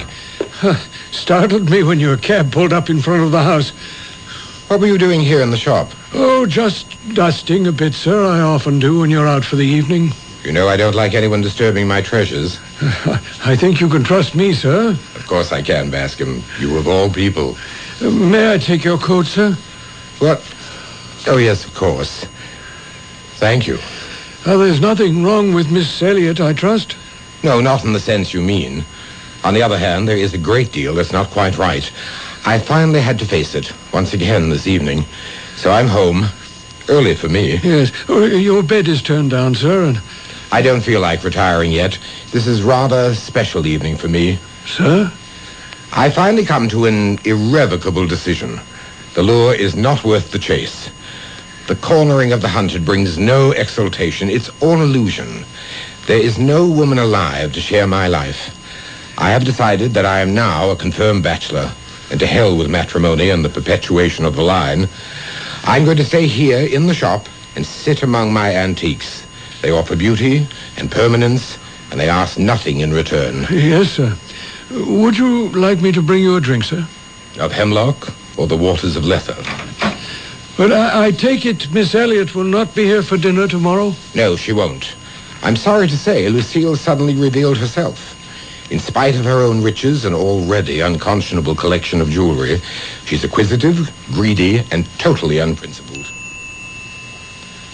Ah, the witching hour, as sung to us by the rosewood clock.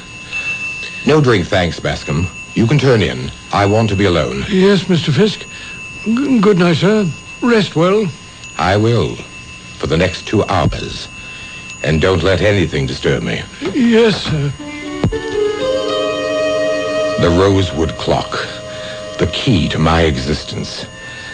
I crossed quickly to a magnificent 17th century armoire that I have priced so high, I hope no one will ever buy it.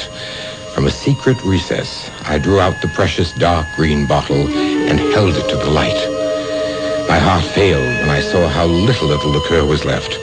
I poured a precious drop or two into a glass, drank, and went to sit in my Venetian armchair, facing the rosewood clock, waiting.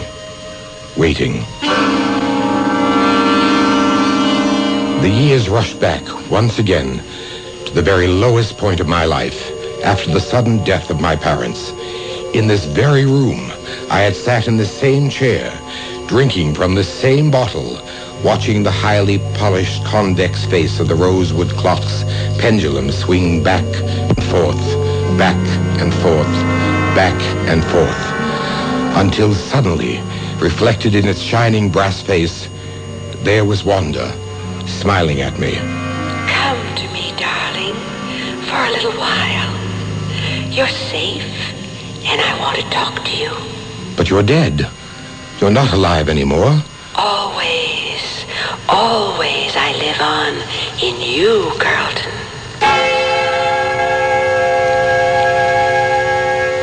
All those years ago, I did come back, and between selling some antiques from the house and investing the money in the market, guided by some incredibly fortunate guesses, I wiped out my debts and became well-to-do again. But I knew where my strength lay and where it came from, and from time to time, I would return to sip from the square green bottles and watch the clock that brought me a magic hour with Wanda. What is this place, Wanda? Don't you remember? That first summer we met and my father had the farm? Of course. A bright blue sky, not a cloud. And we wandered hand in hand down to the mill stream. There were daisies. A whole field of daisies. And you told me you loved me. And we kissed. And afterwards, you lay with your head in my lap. And we said it would last for eternity. Only it didn't. The bottle is almost empty. Our visits grow shorter and shorter. What can I do? Believe. Believe? Me? Cynic of the cynics? With all romance buried? Bachelor of bachelors? No, Wanda. It's too late. It's never too late. Spare me the cliches. Or even you. Or even I might turn out to be less than perfect. I never claimed to be. You are the perfectionist. Are we quarreling? Never. Just speaking as openly as we may. Oh, my darling, you're getting to be a hard-shelled old crustacean. Environmental protection. My reputation is enviable. I'm a cynic with a waspish sense of wit and an infallible instinct how to penetrate the armor of others. It's been quite a life lately. I've had to learn to kill not only the enemy, but those who try to take advantage of the love I seem to be able to bring no one. Wanda, why did you leave me? It wasn't my choice, and I haven't. Yet. What do you mean, yet? Well, I won't be forever. You know that, Carlton. You will find someone else. Perhaps there will be a lot of me in her, even if you don't recognize it. Have faith, my darling. Perhaps she's closer and nearer than you think. You are due for a surprise beyond anything you could imagine. It's time to forget me, and time to stop killing everyone you love.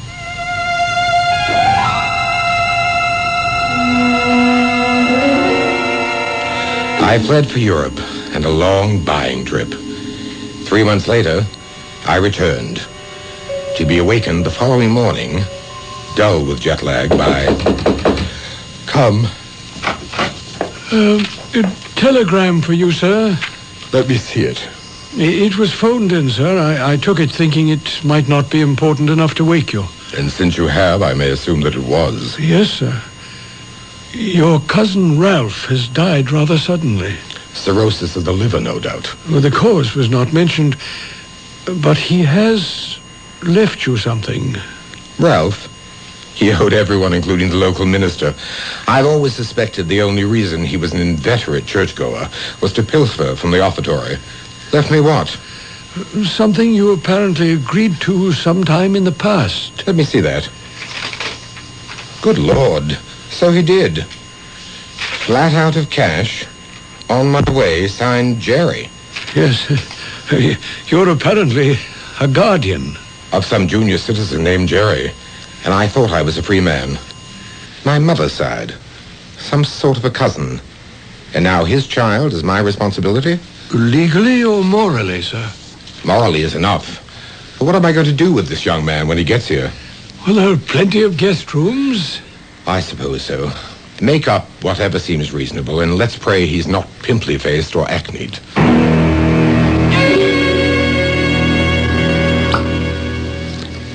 Excellent, Bascom. I wouldn't normally open it, but I'm just a little afraid of this year. Pour me a little so I may taste it. Yeah, enough, sir? Now, let's see. A naive little wine, but with its own slight urgency. Yes, sir. A sort of invitation to the dance, as one might say. Pardon, sir? Literary allusion. Alice in Wonderland. The whiting to the snail. We are having whiting tonight. Yes, sir. With sauce bechamel. Excellent. Now, for the wine, the Rothschild Lafitte.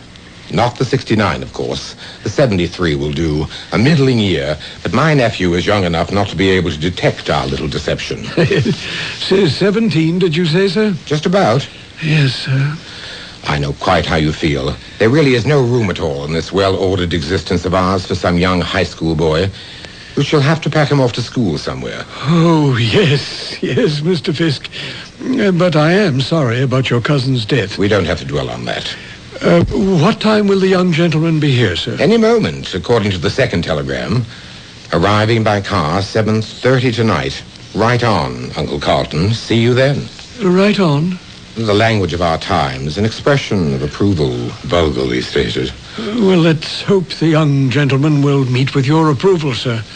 I'm not sure. I don't like stones thrown in my life pool unexpectedly.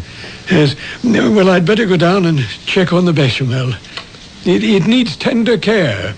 Oh, what is the young gentleman's name, sir? My cousin's name was Forbes. The offspring is Jerry. Short for Gerald, I suppose. Or possibly Jerome. Thank you, sir. I'll have everything in readiness for an 8 o'clock dinner. Right on. I beg your pardon, sir. The insidiousness of slang. One can never be too careful. Yes, at 8 precisely. Right on, sir.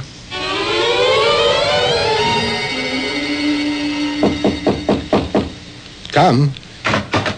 Mr. Fisk, your relation has arrived. Well, see his bags to his room and show him in, Bascom. Yes, sir. Begging your pardon, sir, there is another person in accompaniment. Dear me. Male or female? Well, it's so hard to tell these days, sir. Male, I believe, but that's only a speculation. I see. Long hair, but facially non-hirsute? That's right, sir. Neither is bearded. Blue jeans, I suppose? Yes, sir. Not leather jackets with the studs and decals, I hope. Exactly, sir. Yours has a beaded headband and a feather. And tinted glasses? I'm afraid so, sir. Very well. Show them in. Yes, sir. Mr. Fisk is expecting you now. You my uncle? You are the offspring of my cousin Gertrude? Yeah. Oh, if that means like she was my mother.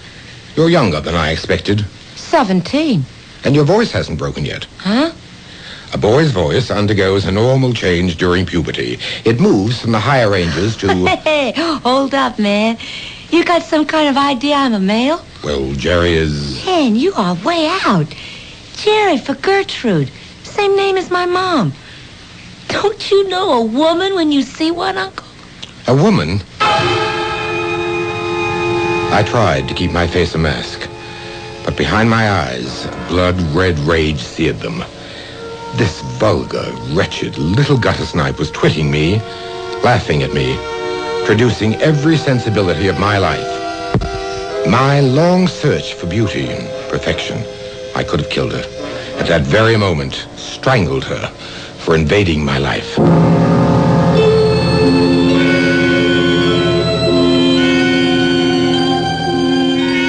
The killer lies buried in all of us, and buried less deep than we imagine, until the right circumstances reveal him. Man's special curse, the only member of the animal kingdom who kills for passion, without reason or the excuse for survival. I'll return shortly with Act 2. Do you smoke? Well, then you've probably noticed how anti-smoking feelings here have been growing. And you've probably seen and heard all the anti-smoking messages on radio and TV, and the warning labels on cigarette packages. Well, the cigarette companies would like you to believe they're sticking up for you. They're asking you to believe that the anti-smoking movement is against smokers, and that the cigarette companies are for smokers. But think about that for a moment. The Surgeon General says that cigarettes kill over 350,000 Americans every year. He says that nicotine is more than habit. It's a drug, as addictive as cocaine. So ask yourself, who's looking out for this smoker? This message is paid for by the Martin Himmel Health Foundation in cooperation with the American Heart Association. Someone told me there are dinosaurs in Golden Gate Park, but I said, no, the dinosaurs went extinct 65 million years ago. Or did they? Then they said there are dinosaurs in Golden Gate Park at the California Academy of Sciences. You know the Academy. That's where the planetarium and aquarium are, and that wonderful new hall, Wild, California. So I hopped on a bus to see if there really are dinosaurs in the park. I asked the person at the front door, are there any dinosaurs here? And he said, you might say that. So I walked down that huge hall, and what I saw was incredible. There before my eyes was Tyrannosaurus Rex. Then to my left was Ankylosaurus. And when I spun around, Triceratops was there. And you can be there too, in the midst of 11 nearly life-sized automated dinosaurs. DinoFest 89, open every day. On now at the California Academy of Sciences in Golden Gate Park. For information, call 750-7142. That's 750-7142. You're listening to Mystery Theater, an exclusive presentation of New 74 KCBS.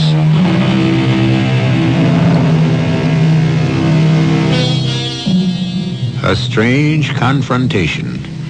Two young people of today and a hidebound Bostonian.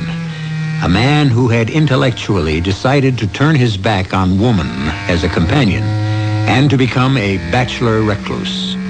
And now he faces the fact that the ward he has committed himself to be legal guardian of is a female.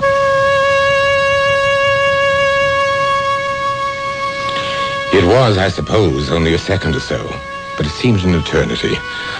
All my years of searching for a woman to share my life, a woman such as I had lost, and now to find that this slovenly child with the long, tangled hair and dirty fingernails, the skin-tight jeans, the cheap beads, and the ludicrous hussar boots, and the face marred by the corpse-colored lipstick and the blue eyeshadow. For the first time in my life, I was speechless. You want to check me out, Uncle? Ask Cokie here. Hey, that's right. I want you to meet Cokie, who drove me here. Meet my uncle or some kind of relative, Mr. Fisk. Cokie? Ah, yes, of course. Pleased to meet you. Mister?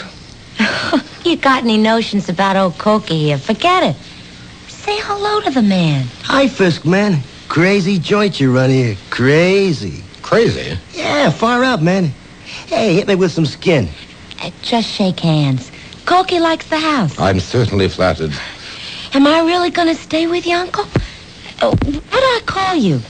My first name is Carlton. That's kind of stuffy. We got to find something better. Hey, if I'm staying, can we find a pad for Cokie here? See, he's out of gas, and we have no bread, and anyway, he always went for the Big Apple. The Big Apple? New York. Where it's at. Kind of excited myself. Oh, man, this place is way out. Those rooms downstairs. Ones I took a peek in when you were cooling our heels. Cokie, you dig that crazy stuff, huh? Yeah, real cool. Looked like a cross between my Aunt Emma's barn and the old clubhouse down by the garbage dump. You got some kind of a gig going down there, Uncle Fizz? Uncle Fizz? Yeah. Everybody's got to have his own special name, dig? My name is Cochrane Ryder II. What kind of name is that? So, Cokie, Gertrude, Jerry, Fisk, Fizz. Hey, man, what is all that old jazz down there anyways? You sell junk? Junk? Oh, he doesn't mean horse, grass, bannies like that. He means old things like the goodwill of the Salvation Army. I sell antiques, yes, to a very private and select clientele. You don't say. Yeah, I think being around here is going to be kicks. How about you, Cokie? I ain't exactly got the glad hand yet, baby. Come. Dinner is served, Mr. Fisk, whenever you're ready. I think the sooner the better, Bascom. Oh, and you'd better set an extra place. Yes, sir. Mr. Ryder will be joining us. Oh, gee. That was swell of you, Uncle Fizz. After all, he did chauffeur you all the way down from upstate. Oh, look, no sense in getting in an uproar about me. I could easily grab a couple of beers and a big smack down to the corner. I wouldn't think of it. You must be my guest. Well, okay. If the old woman wants it, you twisted my arm. Let's go load up. The dinner was an absolute disaster. When the white wine was served... Oh, wow. That tastes like vinegar. You got any sangria or cola? I could go for a beer myself. With a sauce bechamel? You mean this gooey stuff? Oh, it didn't turn out so good, huh? Hey, why don't we send out for a pizza? I won't ravage you with the rest of it. Suffice to say, as soon as the horror was over, I fled for bed and left Bascom to find somewhere for Cokie, the very name catches in my throat, to bed down. By the following morning, I felt almost myself as the bell to my antique establishment announced one of my favorite and most lucrative customers, Mrs. Willoughby from Westchester. Exquisite. Absolutely exquisite. A veritable gem. An escritoire par excellence. Of course, I can't see it very well. My eyes are not what they were. Allow me to see it for you. The wood is sycamore with gilt bronze mounts. The top of the writing table itself is marble, inlaid with plaques of Sèvres porcelain. Undoubtedly Louis XIV. Louis the 14th? The sun god himself. How much? For a treasure like this? I want it. They're like my children.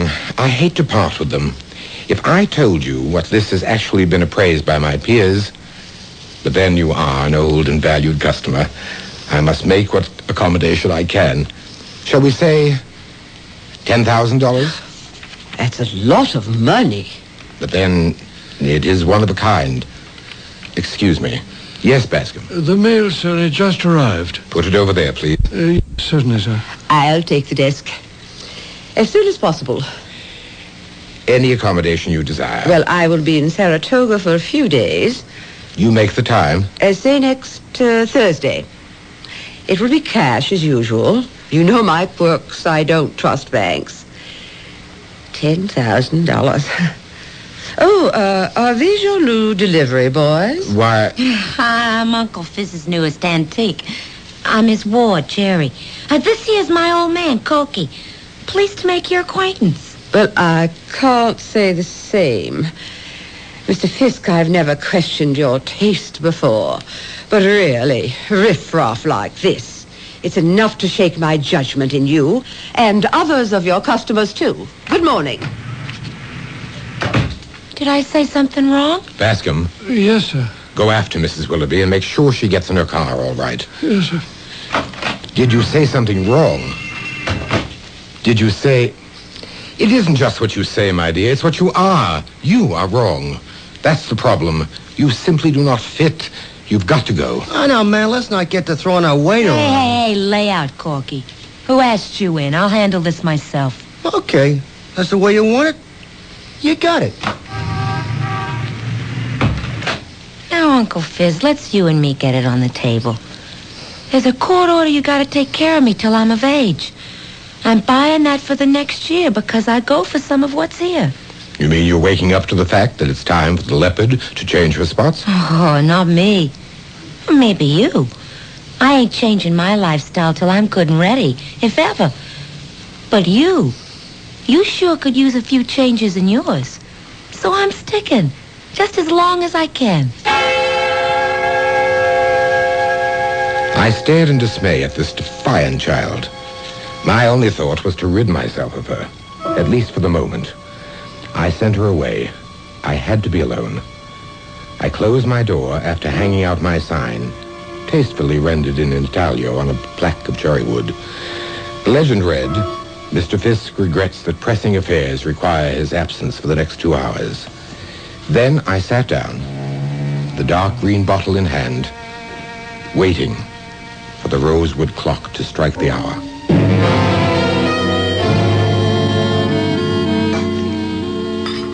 Wow, Mr. Bascom. What a super kitchen. Yes, Miss Wharton, it is rather nice. And all those lovely copper pots hanging overhead. you use all them? Why, I suppose I have at one time or another. You mind if I keep on? I'm preparing lunch. And dinner, too. Oh, that's all right. Could I help? Oh, I bless you. No. Everything under control. You could help me. Huh? Could I? How? Well, I like it here. And I like Uncle Fitz. I like my uncle. Why doesn't he like me? Excuse me, miss. I've got to chop these onions. It's just that, well, you see, he's sort of off women, as you might say. I don't dig you. I mean, I don't understand. He's pretty damn attractive and sexy. So why? Well, quite a long time ago, when we were in the army together, he was going to be married to a girl, and she was killed in a car crash before he ever got back from overseas. How long ago? Oh, Lord, pretty near 15 years. And he hasn't liked women since then? No, not him. He's the most eligible bachelor in New York. Why, Bascom, you're crying. Not me, ma'am. Just the onions. You too. No. It isn't the onions with me. I'm sad for anyone who's haunted by ghosts. I got my own closet full.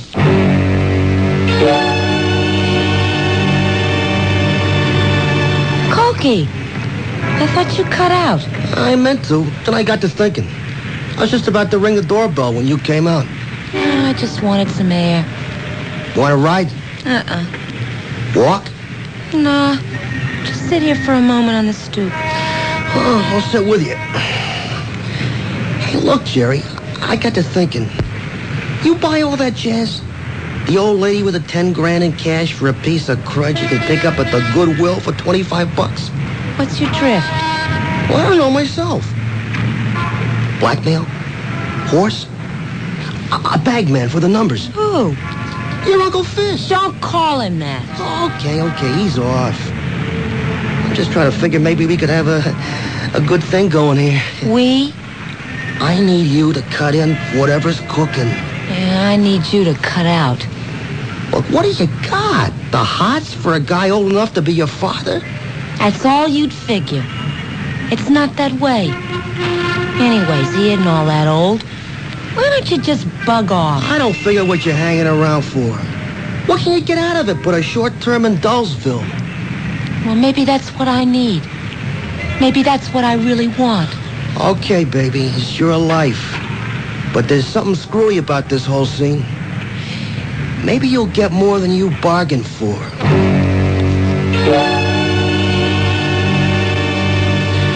Anything new in the old Willoughby dame, Evans? Nothing much to go on, Sergeant. Except for one thing. Yeah, what? You remember I made a point she wasn't strangled? She was like, garroted? Yeah, with some kind of wire. Yeah, right.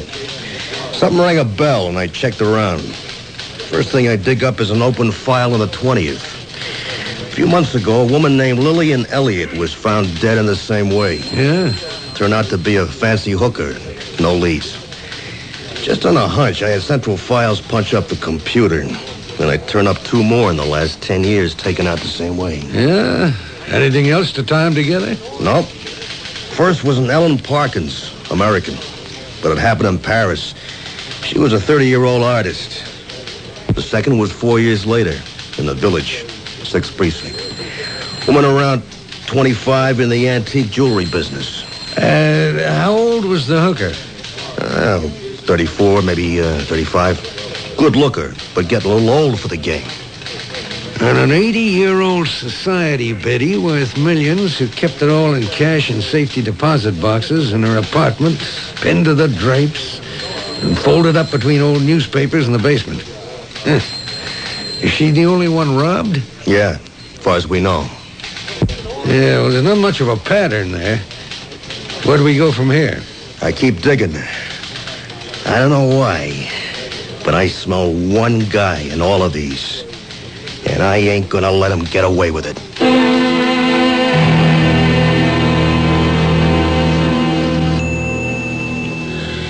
It was a long wait. The pendulum swings in its gentle arc. I can feel her presence coming closer, closer. Feel myself floating back into that special world of peace and beauty. Her back is turned to me as I call, and she turns. But it is no longer Wanda's face I see. It's the face of the slovenly, mocking little witch I have taken into my house. Bad enough she invades my waking life. I will not let her spoil what few dreams I have left. Old instincts explode, and I reach towards her, ready to strangle her for daring to try to take Wanda's place.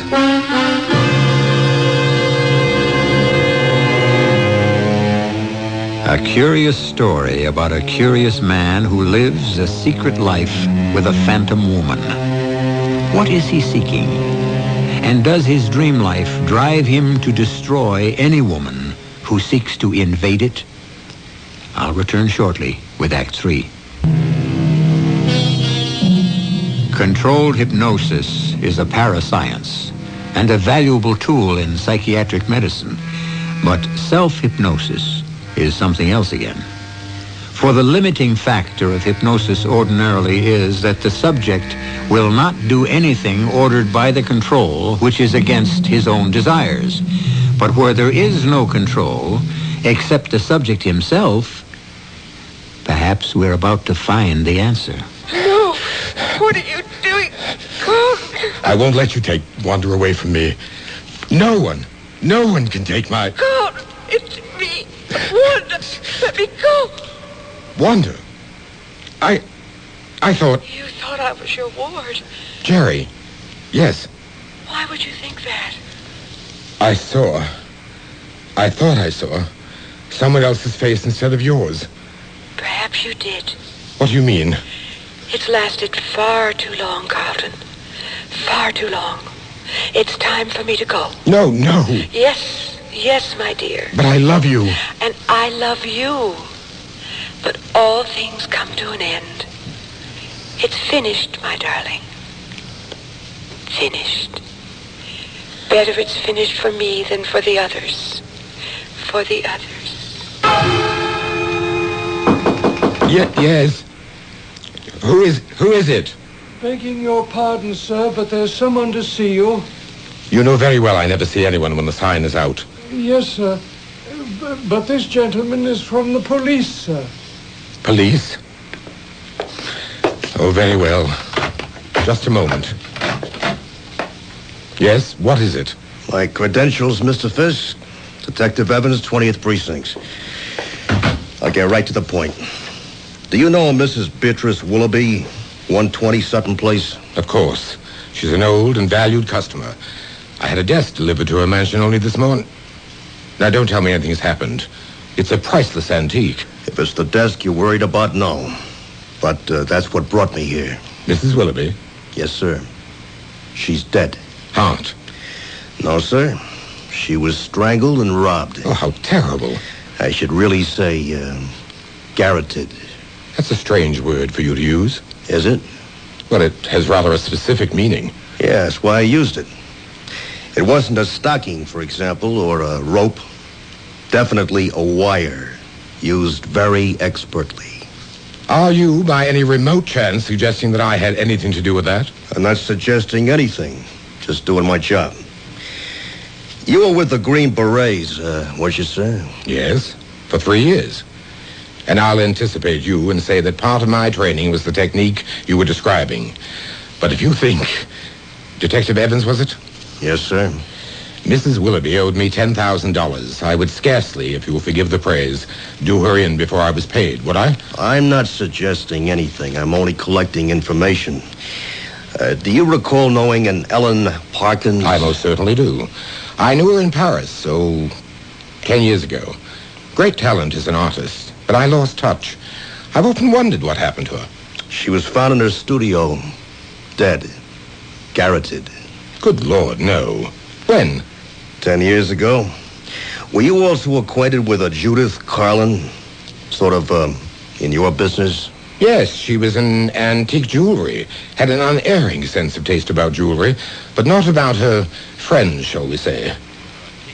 Don't tell me that she... Yes, sir. about 5 years ago. Garroted. Now, sir, a Miss Lillian Elliott. Oh, no. Not Lillian. What is this? Some psychedelic dream? It can't be happening. Bascom, what are you up to? You look like you're eavesdropping. I was just closing the door. See the sign? Oh, no. I wanted to have a talk with my guardian. Well, you can't interrupt him now. He has a very important guest. Come along. Oh, okay, Pesky, okay. But easy on my arm. You got some grip there. I'm sorry, I didn't realize. Let's go in the kitchen, ma'am. I have my work to do. Well, let me help a little. No, there's nothing for you to do. Well, there's a whole lot for me to do. I've decided to be a permanent guest. That is, as long as I'm allowed to be permanent. Just what do you mean by that, Miss Jerry? Well, look. You really love Carl. I mean, my guardian, don't you? We've been through a lot together, he and I. Yes, Miss Jerry. I love him like the son I never had. I'd do anything for him. Well, that's the way I feel. Oh, I know it'll seem silly to you, except... Well, maybe you're the only person in my whole life who could understand. You see, my mother was a drunk. My father was a deadbeat. So I had to develop a shell hard enough so I didn't curl up and die. But I don't need that anymore. I love him. And not like an uncle. Like a woman. But you're only 7. Age is relative. If I'd let my parents shape my life, I'd be 117 going on 18. Age doesn't mean anything anymore. Oh, Juliet was 16. Charlie Chaplin, he's about 90. Casals, Picasso. A man is a man as long as he wants to be. And Bas, I'm in love. I love him just as much as you. We're the same. No, not quite. You said I had a strong grip. Well, that's because I've been conditioned all my life. I was a commando during World War II. Special Service Force in Korea, then Vietnam. That's where I met Mr. Fisk. He's like a son to me, as I told you, and I protect him even with my life. You don't think I feel the same? I'd like to say something, if I may. Perhaps it would be safer for us all if you get out of the Master's life right away. For a long time after the police officer left, I lay sunk in my chair, my mind a kaleidoscope of the past. He had forced nothing. I had admitted nothing. But he had shaken me. I went to the armoire and unlocked it. There was the leaden green bottle with its final few magic drops to seek Wanda again. Then I opened another compartment. Within it were the tools of death I had never been able to throw away. The most prominent and of focal interest for the moment was the wire garrote with its handholds that, to the best of my belief, had been shut away since my last patrol. Holding it, my hands were shaking and my stomach was ice. Had I? Was it possible, under self-hypnosis, that I had used it against the women who proved less than perfect? I might have believed that, except for poor dear Mrs. Willoughby. I had a sudden urge for air, to breathe, to walk, to think outdoors. Carelessly, I thrust things away, pushed the armoire door shut without locking it, and left.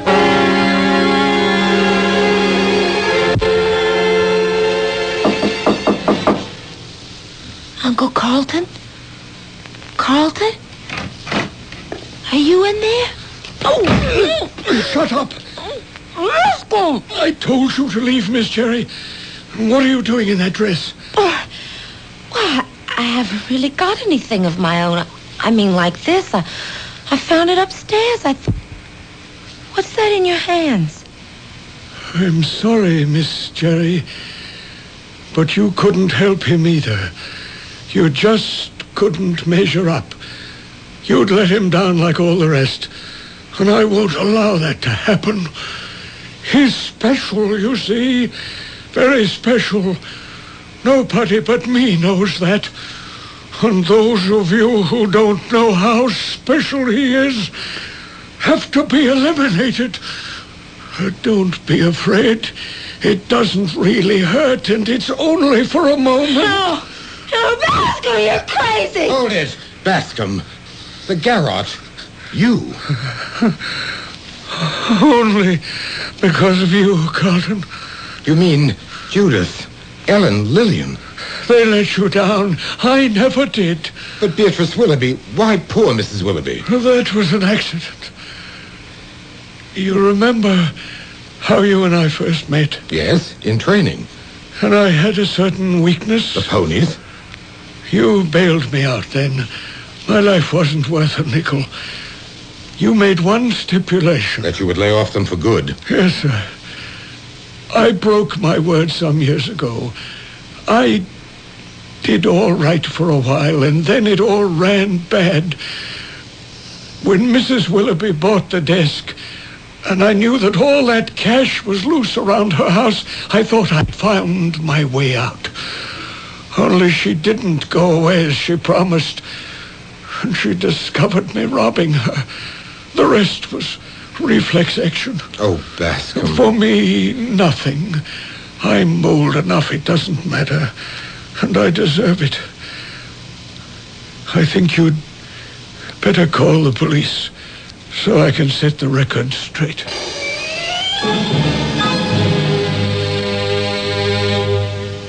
Fizz, Yes, Gertrude. are we doing the right thing?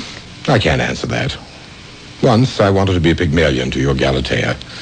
I wanted to mold and change you. Oh, that's okay with me. Except that it backfired. You changed me. You took 10 years off my age, which still makes me 35, but that makes me young enough. Well, considering I was the oldest 17-year-old you ever knew. From ward to wife. It's quite a jump.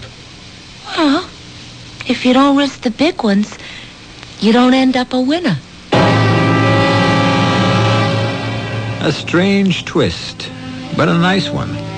Two lost souls found each other, and a life that could have been denied them so easily. And Bascom, for whom there are no excuses, died while awaiting trial from a sudden massive heart attack. The best and kindest thing he could do for both Carlton and Jerry. Their backgrounds alone were enough to make a human relationship a problem without the complication of Bascom's misguided help.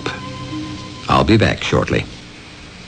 If you have not yet prepared your will, please listen carefully. Without a will, the laws of the state and not you will determine who receives your property and in what amounts. Who manages the affairs of your estate? Your choice as guardian of your minor children may never be known. Your loved ones could face unnecessary legal costs and needless court delays. Now, for only $12.95, you can make your own will quickly and safely with the American Will Kit. You'll receive simple fill-in-the-blank will forms with easy-to-follow directions. The forms were prepared by lawyers to be valid in all 50 states. Order now, and you'll also receive free of charge our easy-reading personal protection guide, giving you important tips and special information that can save you money. Now is the time to take advantage of this special mail order opportunity. To order, call toll-free 1-800-542-1212. Only $12.95 plus shipping. That's 1-800-542-1212. Money back if not satisfied. Call now, 1-800-542-1212.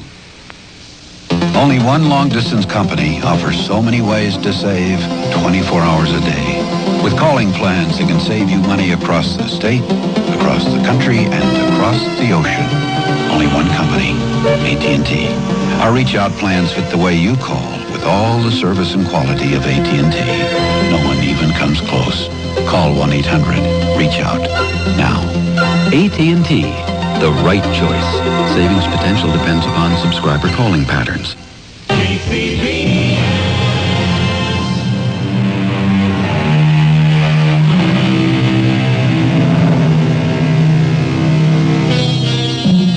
Just a glance at the long view for people who agonize over age gaps or any other fancied objection to a long-term relationship or a marriage.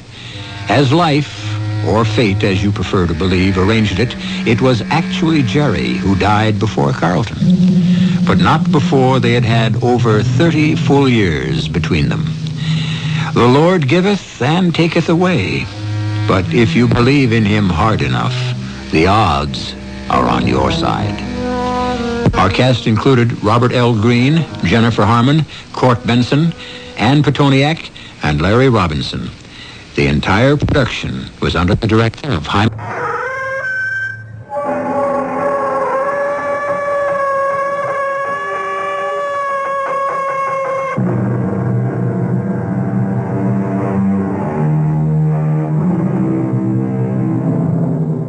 Come in.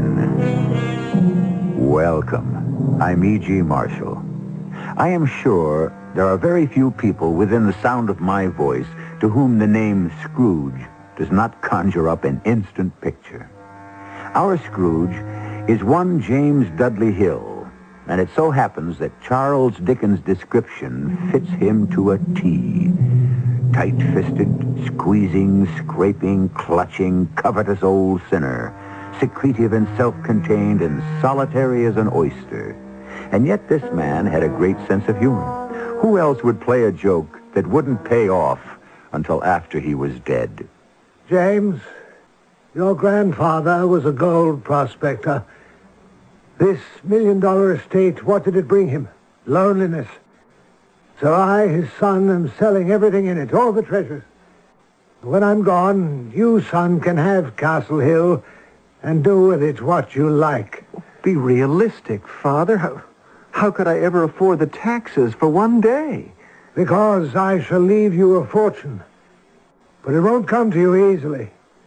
You'll have to find it.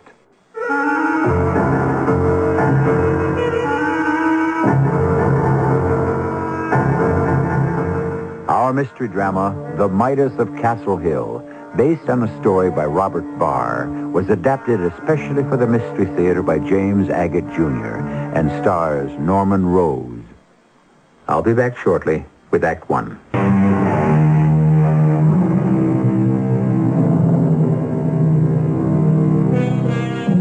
In Northern California, a small mountain looms out of the sea.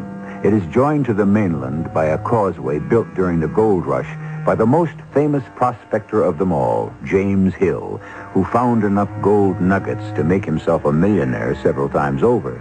But he was a crazy old bird, faithful to one wife who bore him one son. That son, James Dudley Hill, was as stingy as his father was spendthrift.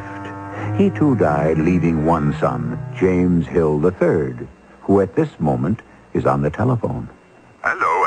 Hello, is this Monsieur Eugène Valmont, the famous French detective? Oui, yes, this is Valmont. My name is James Hill III. I heard you were here in California for an international conference of police chiefs, and I wondered how long you were planning on remaining. The conference is over tomorrow, and of course I return to Paris. Monsieur Valmont, do you ever undertake any private detective work? Sometimes, if the case is of interest. May I come to see you, perhaps, to discuss the matter? What does it concern, Mr. Hill? Well, I have inherited the family property of Castle Hill, and No, you do not understand me. I do not wish details. Is it a case of mysterious death, insanity, a disappearance of a loved one, a cryptic note, missing money? Monsieur Valmont, I think it may be all of those. Vraiment? Then I shall be pleased to listen to your problem. Well, I would like to bring you here, if I may. The scene of the mystery, huh? I am free the days after tomorrow morning, Mr. Hill. I shall expect you at the Alexandra Hotel at 10 o'clock sharp. Oh, fine. I'll pick you up at 10.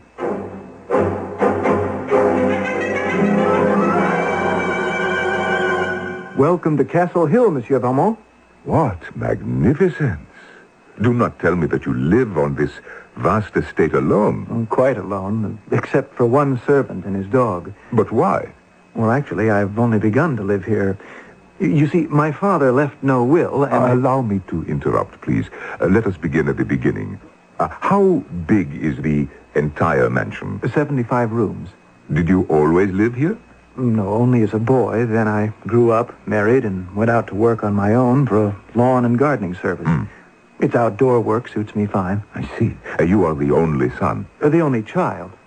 A 40-year-old child. And you have inherited this enormous white elephant. But you have no money to keep it.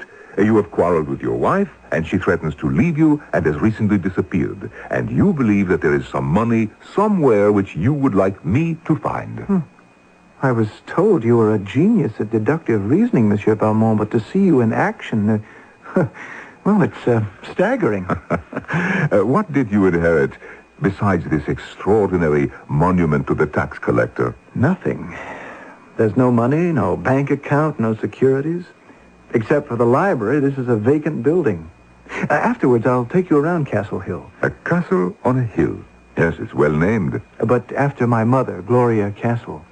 It's a 13th century English castle, which great-grandfather Hill had brought all the way to California, stone by stone. You see, in those days, people used to look down on a gold prospector as having no culture. It was my father who filled these 25 acres with more culture than any king or European prince ever had. But it was your mother who influenced him to do so. Well, how do you know that? Continue, please. Father was peculiar, but I loved him in spite of it. Or perhaps loved him for it. You know, I can remember one Christmas, Father telling me... James... Money and peace of mind don't go together. My father, your grandfather, died an unhappy man. He poured millions into Castle Hill, and what did it bring him? Loneliness. Your grandfather used to say finding gold gave him the only happiness he knew. Exploring, locating, digging, the act of discovery gave him happiness. I had happiness once. Until your mother died, I had love. Now that she's gone, I shall dispose of everything in this house, all the statuary on the grounds. Let others who go to museums enjoy them. You're going to sell everything, Father? Every single thing. I've been accused of being miserly, rich, and crazy, and thought of as a nutty Midas. Well, maybe I have been. When I'm gone, son, you'll have Castle Hill, and you can do what you like with it. Be realistic, Father. How could I afford the taxes for one single day? I'd be ruined. You'll have something. I'll leave you something. But it won't come to you easily. You'll have to hunt for it. Leave me something? But what do you mean? I'll be frank with you. I'm disappointed in you, my only son. I took my father's fortune, invested it in banks and railroads, and tripled it. You, James, how old are you now? 35. Yes, you're 35. In 35 years, you haven't shown any of the Hill gumption. You scraped through school. Now I hear you're thinking of getting married. At your age? Well, is there something wrong with that? There's something wrong with being a nobody. So I'm going to have my own little joke. Father, if you give me money now, you can have the pleasure of seeing me enjoy it and knowing I'll have enough to take good care of Castle Hill. Give you? You've been on an allowance since you were 5 years old. How much do you make in that garden place you work in? Not enough, I'm afraid. Because you're not worth more. Well, maybe after I'm gone, you'll start showing a little initiative, carrot at the end of a stick. That's where your grandfather got the mules to move across mountains back in the gold rush days. There isn't going to be any will. If you're smart enough, you'll inherit. If you're not, well, then I guess the state of California is going to get a nice big present. On your way out, tell Browning I'm ready for my whiskey. That's what he said, Monsieur Valmont. If I'm smart enough, I'll inherit. And that was the last time I saw my father alive. Well, disappointment can make a man do strange things. What do you mean? It is quite obvious that this house, its valuable furnishings, the grounds, all had no more meaning for your father when your mother died. That was why he wanted to be rid of everything, not to punish you. He never told me that, but, you know, you may be right.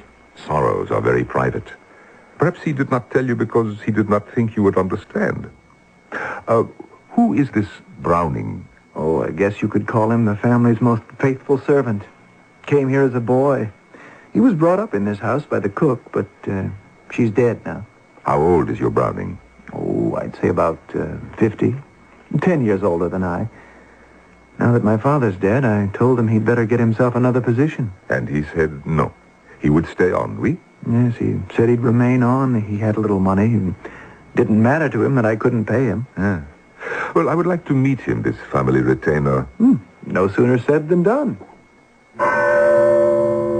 Well, that is quite a bell to summon the servants. Yes, my father's idea.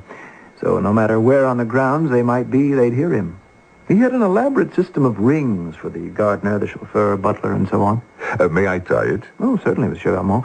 Just give the bell pull a good tug. Beautiful tone. Well, where is your man? How stupid of me. I just remembered. Browning hasn't been well for some weeks, ever since my father died, in fact. Refuses a doctor, spends a good bit of time in his room. Just his dog to keep him company. Well, never mind. I will see him later. No. I insist. Let me go have a look myself. Monsieur Valmont! Monsieur Valmont, come here, quickly! What is it? What is wrong? Mon Dieu, qu'est-ce qui est arrivé? I found him in the hall here like this, lying on the floor. The man is bleeding. Look, he's coming to. Browning, what happened? Mr. Hill, do you have some bandages? Yes, I'll go see. I'll be right back. Here, my handkerchief to hold back the blood. Do not move. They hit me and ran. They? 2 people? I'm not sure. I think so. I was coming out of the kitchen and I heard someone, and before I could turn around, they hit me. Well, all I could find was some alcohol and some adhesive plaster in this cotton. Well, you see that cut over his right eye is most serious. We must stop the blood right away. Okay, Browning, now this may hurt. I must wash the cut with this alcohol. Now, hold still. No, wait, stop. Let me smell that. This is not alcohol, mon ami. Well, are you sure it was in the medicine cabinet? Well, it may be oxalic acid, but it is definitely not alcohol. Just place the cotton over his eye. Yes. So, gently. Gently. Browning, you hold it over your eye. I wish to have a look around. Look. Here. Just as I thought. What the police like to call a blunt instrument. A hammer. Yes, blood on it. They must have dropped it when they ran. Well, I hope I didn't do anything wrong with what I thought was alcohol. What did you say it was? Oxalic acid? Yes, it is used to remove spots or to clean brass. But subcutaneously, it is quite poisonous. I should never have forgiven myself. Oh, he is not well. You'd better telephone an ambulance. Oh, yes, I'll get on to them right away. I should also notify the police, Mr. Hill.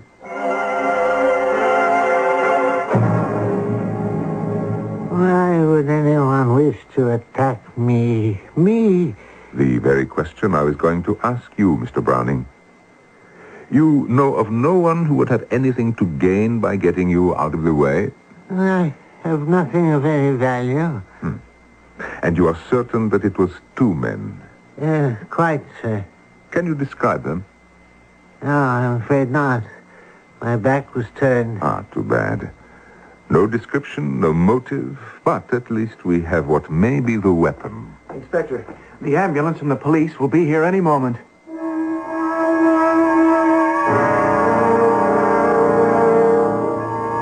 Monsieur James Hill, good morning. Welcome to your own police station.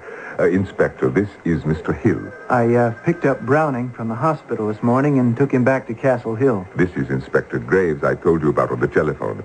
He has made me feel very much at home in his California police state. State police. Oh, yes.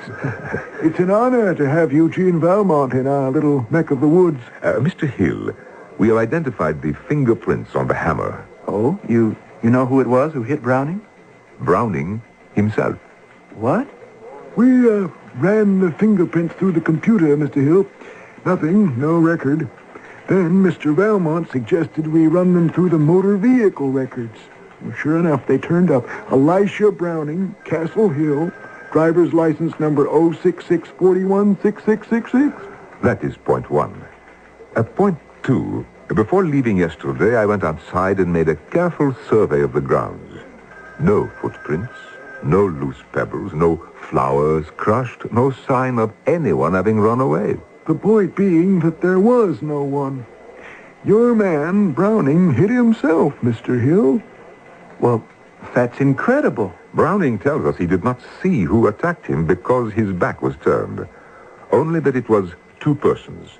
But the wound on his head was in front, over his right eye. So either he was facing his assailant or he is lying and hit himself with the hammer, which means that there were no attackers. You may well ask, what has this case so far got to do with a Scrooge or miserliness? Come now, since when have we divulged all the evidence or clues by the end of Act One? Never. There is more to come, more to know, and more to be surprised about. Ask anyone who has followed the adventures of that French detective extraordinaire, Eugène Valmont. I shall return shortly with Act Two.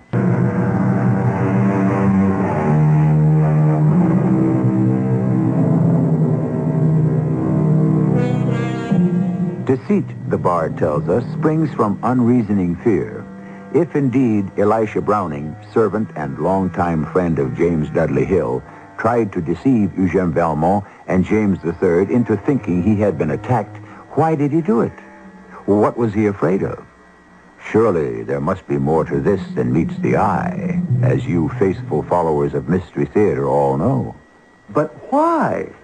One doesn't hit oneself over the head and draw blood so badly you have to be taken to the hospital for stitches for no reason. Well, one day your Mr. Browning will tell us himself.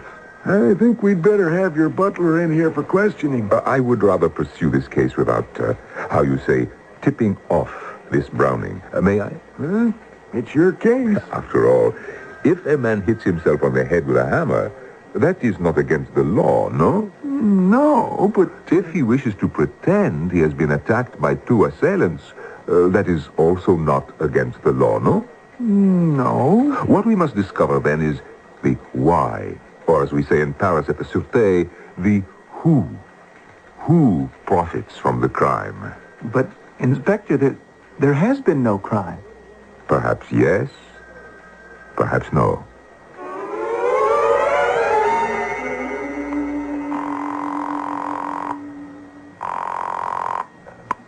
Hello. Is this the Alexandra Motel? I asked for Monsieur Valmont's room. Oui, c'est moi, Valmont, ici. This is Valmont. Oh, this is James Hill. I thought I'd be hearing from you. Well, I've been very busy sightseeing in your California. But aren't you interested in my case? Well, that depends. Monsieur Valmont, look, can I come by your hotel and we can talk? I'm going to your land of the Marines to see the training of SEALs. What? And I'm leaving in practically a few minutes. Oh, to Marine Land to see the trained SEAL, sure. You have been there? Well, let me pick you up and take you. I'll be there in 15 minutes.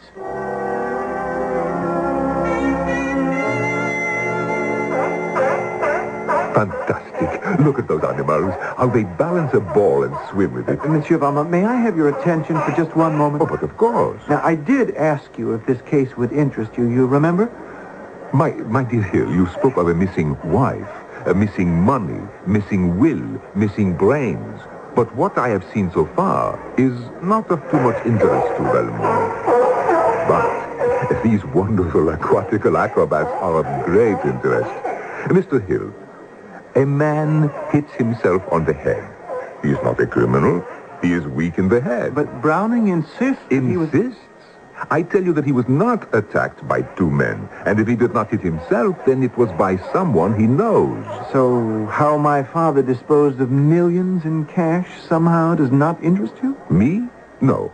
You, yes. I understand. You wish Valmont to help you find it. Of course, there is money somewhere, maybe even inside your Castle Hill. Do you believe that? Your father sells everything. Furniture, painting, securities, n'est-ce pas? It must be somewhere. One does not burn money. But I've looked everywhere. Monsieur Valmont, if there are millions, I'll share them with you equally. Now, is that fair? Which is very generous. Do you ever take a case on speculation? Speculation? Yeah, what I mean is, do you accept a case on a contingent fee? In other words, monsieur, no results, no pay. I am afraid I could not accept such an offer. When I take on a case, it is 24 hours in the day, all of my time and attention. I try for success, but I cannot order it à la carte. In the meanwhile, one must live, and that is why I must charge for my time. Mr. Hill, earlier you spoke of some communication from your late father. Yes, I found it when I was trying to put his books in order in his library. I have it with me. Please, read it. Very well. Let me see. My dear firstborn, you will find your fortune between a couple of sheets in the library. Your father, James Dudley Hill. That's not what I would call a legal will. Oh, it doesn't have to be. I'm the only heir. But you have no money to pay me for my assistance. And right now, no wife either. Well, the trouble is, Valmont is a romantic. Perhaps I could make an exception and spend one day at Castle Hill. Just one day? Just one day. And then I will decide.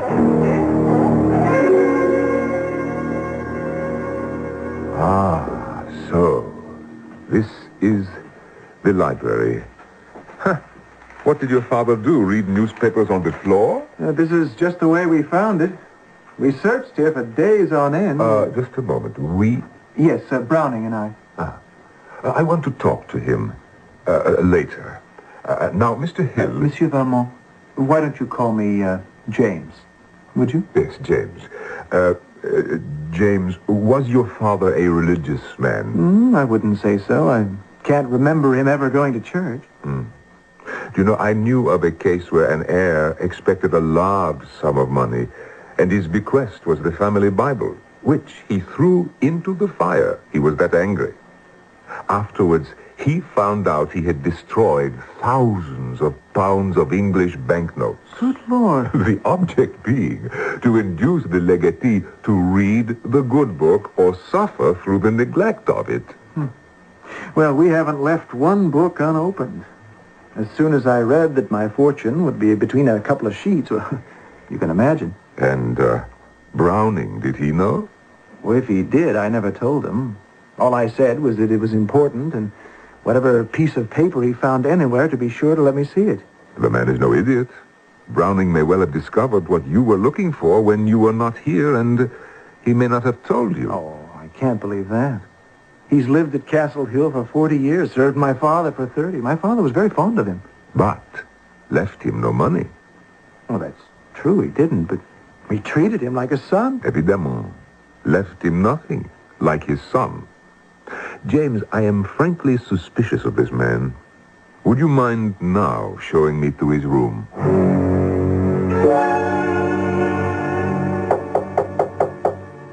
Come in. Yes, Mr. Browning. Do you feel well enough to receive a visitor? Oh, come in, sir. Come in. Excuse me for not getting up. Oh, that's perfectly all right, Browning. You remember Monsieur Valmont? He has a few questions. If you do not mind, James, I would like to talk to Browning alone. Of course. Tell me, how does your head feel today? It's felt better. Please, sit down. Thank you. Oh, is that your dog, Mr. Browning? Yes, that's Punch. He never leaves my side. You are the famous Eugene Valmont, the French detective, am I right? I am Valmont, yes. I've been thinking about when I was clubbed. It, wasn't by two people. Vraiment, really? Not two? No. I heard something. I was reading an old newspaper. When I turned, there he was, one man. It all happened so quickly, I was stunned, blinded.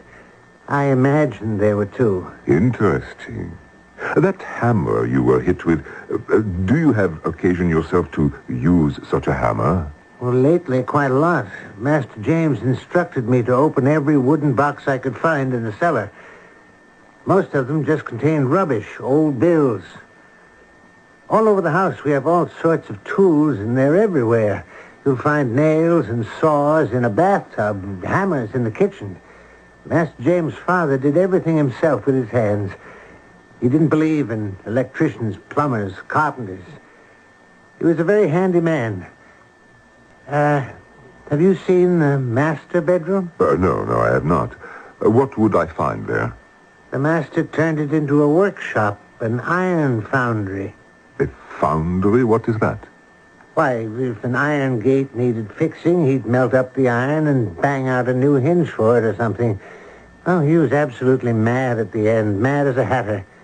Imagine keeping tools in the kitchen. That hammer that you were hit with, Browning, did you know it only had your fingerprints on it? Well, I shouldn't wonder. The person who hit me was wearing gloves. You saw that? That's the last thing I did see. Why didn't you tell me before? Well, you didn't ask me. Yes. I do not suppose that you noticed what kind of gloves they were. Yeah, I did. Green gloves, like gardening gloves. We have a pair in the kitchen. Mr. Valmont, sir, am I being suspected of something? At this moment, only of not telling all the truth. Did you find out anything, Monsieur Valmont? He does not remember very much, but he still insists that he was attacked. Well, did you tell him that his were the only fingerprints on the hammer? He explained his assailant wore gloves. Nor was it two men. Now he says it was one man. Oh. Well, did he recognize him? No, but he may, in time. Browning spoke of your father's bedroom, an iron foundry. Have you searched there? No, it's a foundry, all right. There's an oven for heating metal, a forge, an anvil. Wait just a moment. An anvil in the bedroom. Please show it to me. There she is. Father made a blacksmith's shop out of this room. The forge is built into that fireplace. He made it for himself with Browning's help. Why, there is even... how you say, a bellows. With all that money, he was extremely stingy. If a garden tool was broken, do you think he'd go buy a new one? Never. He'd take it up here, start a fire going, and before you knew it, he'd beaten out a piece of iron on the anvil and mended whatever it was. A broken shovel or spade, rake, anything. Hated things new. You know, there's not a single book in the library that isn't at least 50 years old. Never bought a new book as long as I've known him. The only thing that makes it a bedroom is that small cot in the corner. Very strange man indeed. Now, what time is it? Yes, 3 o'clock. Inspector Graves has promised to drive me to the Orange Groves this afternoon, so if you would be good enough to take me back to my hotel... But what about the search for my inheritance?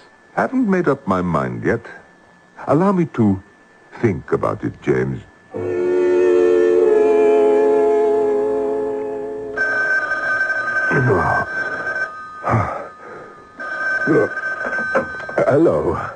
Hello, this is Velmont. Who? Mr. Browning downstairs in the lobby to see me? Well, certainly send him up. By the way, what time is it? 8 o'clock. Good. Send me my breakfast as well. And do tell Mr. Browning to come up.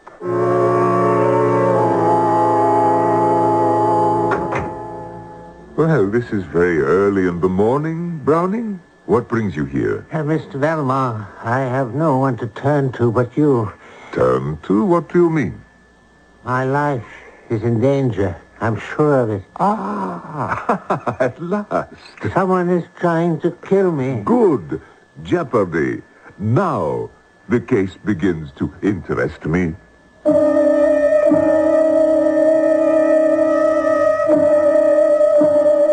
Why is Valmont so pleased that someone would wish to kill Elisha Browning? Why has James Hill's father gone to such lengths to hide an inheritance?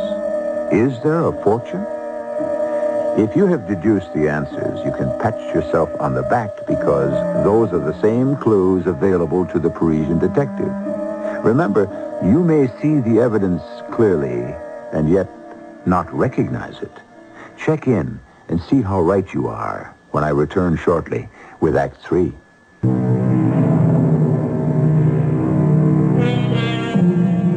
Suspicions, wrote Sir Francis Bacon some 300 years ago. Suspicions amongst thoughts are like bats among birds. They ever fly by twilight. There is not a character you have met from Castle Hill who has not acted suspiciously or been suspected. And have you also noticed that for some reason, known only to himself, the great detective Eugène Valmont appears to play a waiting game? For whom has he set the trap and waits? Let's find out. How is the wound on your head, Browning? Does it still trouble you? Not as much as what I am about to tell you, Mr. Valmont. Please proceed. You're aware, sir, that my former master, Mr. James Dudley Hill, was an eccentric man. I was brought up in his household from the time I was a child. I never knew my parents, but I always regarded the cook as my aunt. Then you knew James when he was a little boy? As a baby. I was 10 years old, and I knew Mrs. Hill, an artistic, lovely lady. It was a sad day when she died. And James, did you get along with him? We had nothing in common. He was the only son, and I was the butler. But let me talk about the present. Valmont is listening. It is today 1 month since the master died and since James returned to Castle Hill. And that was the very first day I did not feel well. I do not believe I understand you. Well, right after the funeral, I became so ill I could hardly stand. Master James was very considerate, permitting me to stay in bed, sending for his own doctor, bringing me my food and medicine himself. And then I recovered and helped him look for something he told me his father had hidden in the library. Then, one day, I found some old English newspapers. That was the day I was attacked, the day you arrived, Monsieur Valmont. Go on. Then, yesterday, back from the hospital, I suddenly felt quite ill again. And Master James brought me a little supper. He had made me an omelette, something light, toast and tea, and wished me well, and he left my room. As I sat up in bed, the omelette fell to the floor. Well, you know what dogs are, and my Punch started to eat it, and suddenly it gave a little groan and lay down. I couldn't do anything with him. I called Master James. He didn't know what to make of it, so I got up and drove Punch to the veterinarians. Punch had been poisoned. And so you concluded the poison had been meant for you? Yes, I did. And all my peculiar sicknesses these past weeks, I knew that... I know what you know. You do not have to say any more. What shall I do, Mr. Valmont?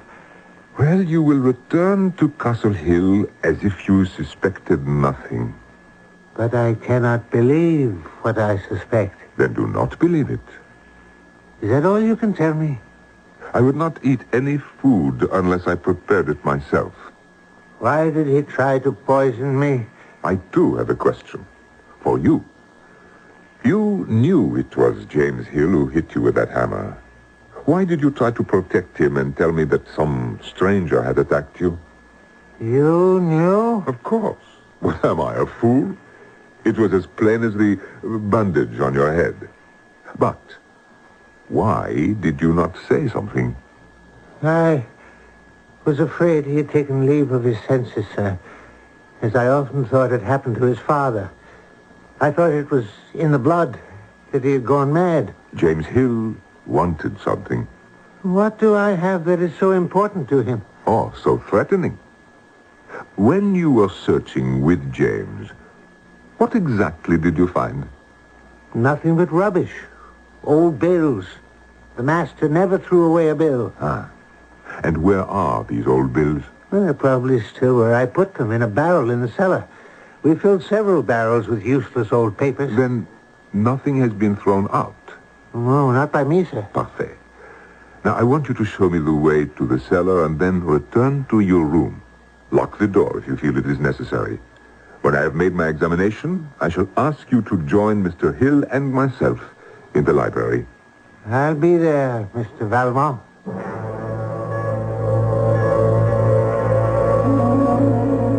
Gentlemen, forgive my appearance, but I have been several hours in the cellars. There is much dirt and unclean dust.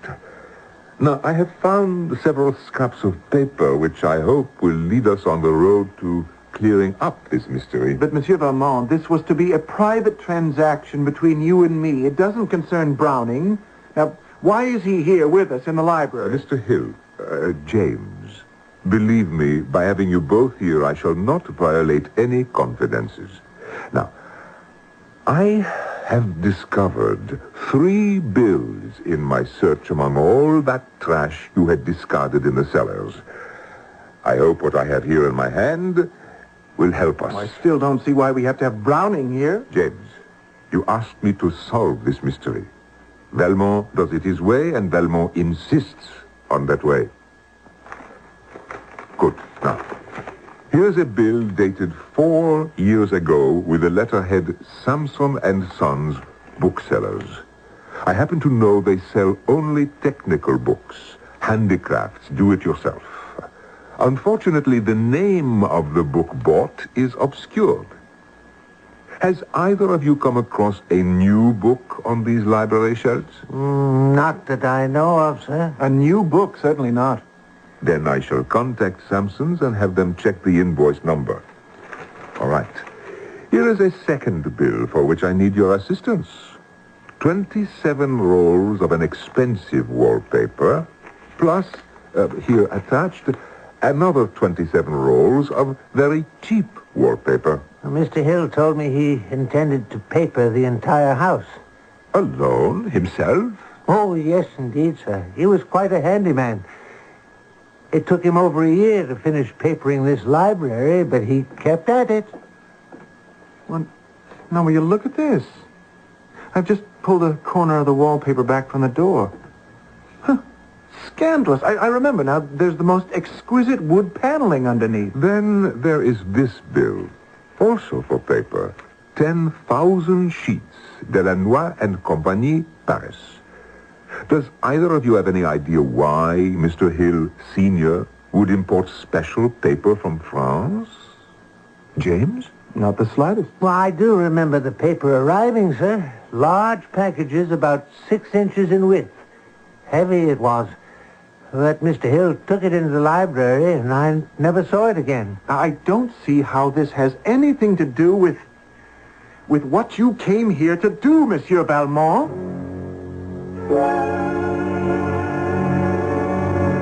Inspector Graves, I tell you what I find peculiar about this case. Nowhere have I been able to find any information in the newspaper files about James Dudley Hill as a young man.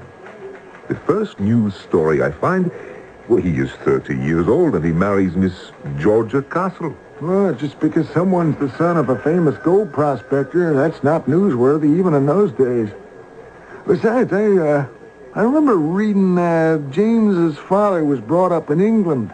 He didn't come back to the USA till he was about 30. Lived in England, huh? Well, that might explain it. Why are you so interested in James's father when he was a young man? To reject or verify a theory of mine. Graves, what is it? Car smash up on Castle Hill Road, Inspector. One of those hurt is James Hill III. Well, you don't mean it. I'm on my way. Let's go, Valmont.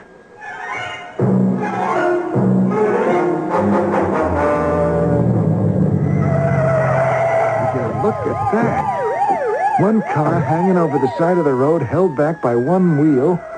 The other, 20 feet down over the cliff, stopped by a tree. Both people are on stretchers over here. Can you see who that is they're loading into the ambulance? What? It is James Hill. Who's the other one? It is Browning. Browning. Browning, can you hear me? It is Eugène Valmont. Yeah. Valmont, how did you get here? I came with the police. He came after me. I found... Look in my glove compartment. I was driving into town to come and see you. I know now why he... Valmont, the boys want to get him to the hospital. Can you talk to him later? Just a moment, please. Browning, what happened? He came after me. Master James. I tried to get out of his way. He followed me down the hill. Right here This curve, it forced me off the road, over the cliff. Oh, please, do not say any more. You will be well taken care of.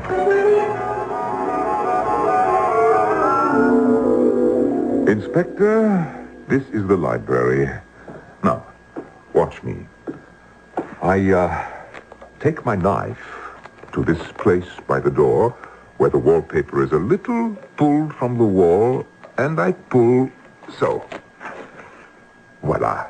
One piece which I hand to you, Inspector. Good Lord, it's heavy as lead.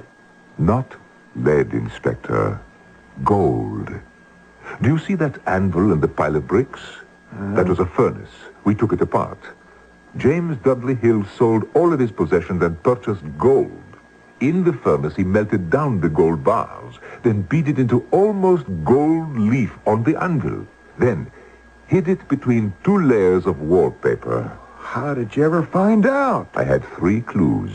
A book on metallurgy, which he must have bought to learn how it was done. The 2 kinds of wallpaper, and also a bill for a special kind of French paper, very heavy, of great strength, which is used only to make gold leaf on. You mean this whole room is papered in solid gold? That James Hill is going to inherit millions. I'm afraid not. I want to show you this newspaper. Oh, careful, it is very old. I found it in Browning's car. The London Times, 19th. Well, it's more than 50 years old. Here, let me show you the column. You see? An announcement of the death of Mrs. James Dudley Hill, former Betty Browning, musical comedy performer, died today in the birth of her son. Well, old Hill was married before he came back to California. The son will be taken care of by the Sisters of Mercy at St. Barnabas. Mr. Hill left England and returned to his native California. Betty Browning. Elisha Browning. He was given his mother's maiden name. And was brought up to believe he was no more than a butler. What do you suppose he knows about this? It is not what he knows, but who he is. He will inherit everything. Well, what did James's father have against him that he would leave him nothing? He never approved of his second son. But having hidden away the first, he concocted this joke. And James? I am quite certain that when he was searching for his inheritance, he must have found Browning's birth certificate. And if he could not locate the money, he had to do away with Browning. Well, that winds it up. Belmont, you've done us a big favor. I have also a favor. Before I go home, would you show me how they grow California wine? It is something all Frenchmen would like to know, but they do not dare to ask.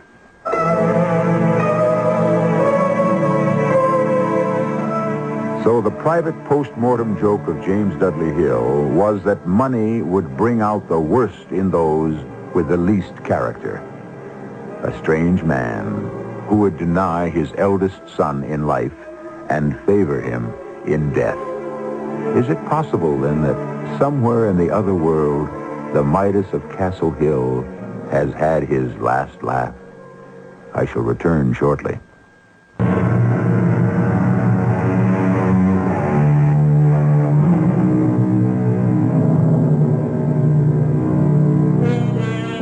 Midas was the mythical king who wished that everything he touched might turn to gold. But when his food and drink became gold, he begged this power be taken from him. No, great wealth does not equal great happiness. We started out with Dickens, and so we shall end. If only James Dudley Hill could have seen things differently, as did old Scrooge at the end, and as Dickens tells us, opened his heart and laughed. No longer was gold his whole life. Laughter and love were quite enough for him. Our cast included Norman Rose, Russell Horton, and Robert Dryden. The entire production was under the direction of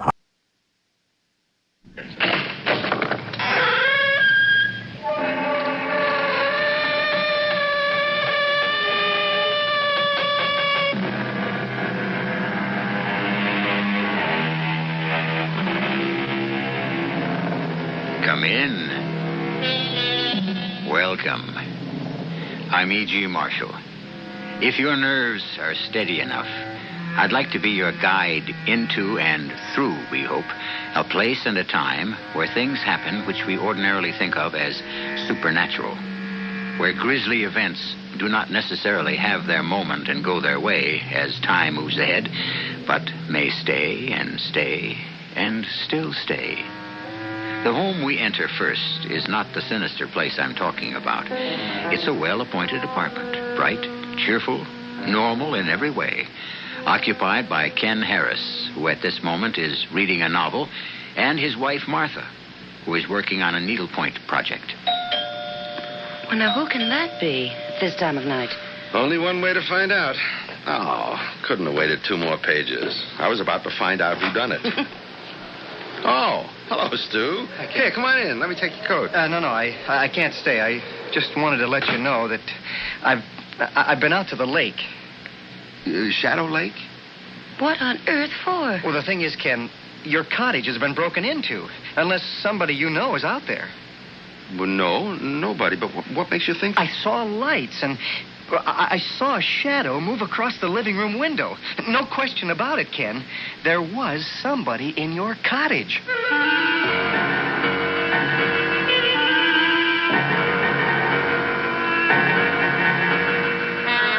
Our mystery drama, Return to Shadow Lake, was written especially for the Mystery Theater by Fielden Farrington and stars Nat Polen and Joan Lovejoy.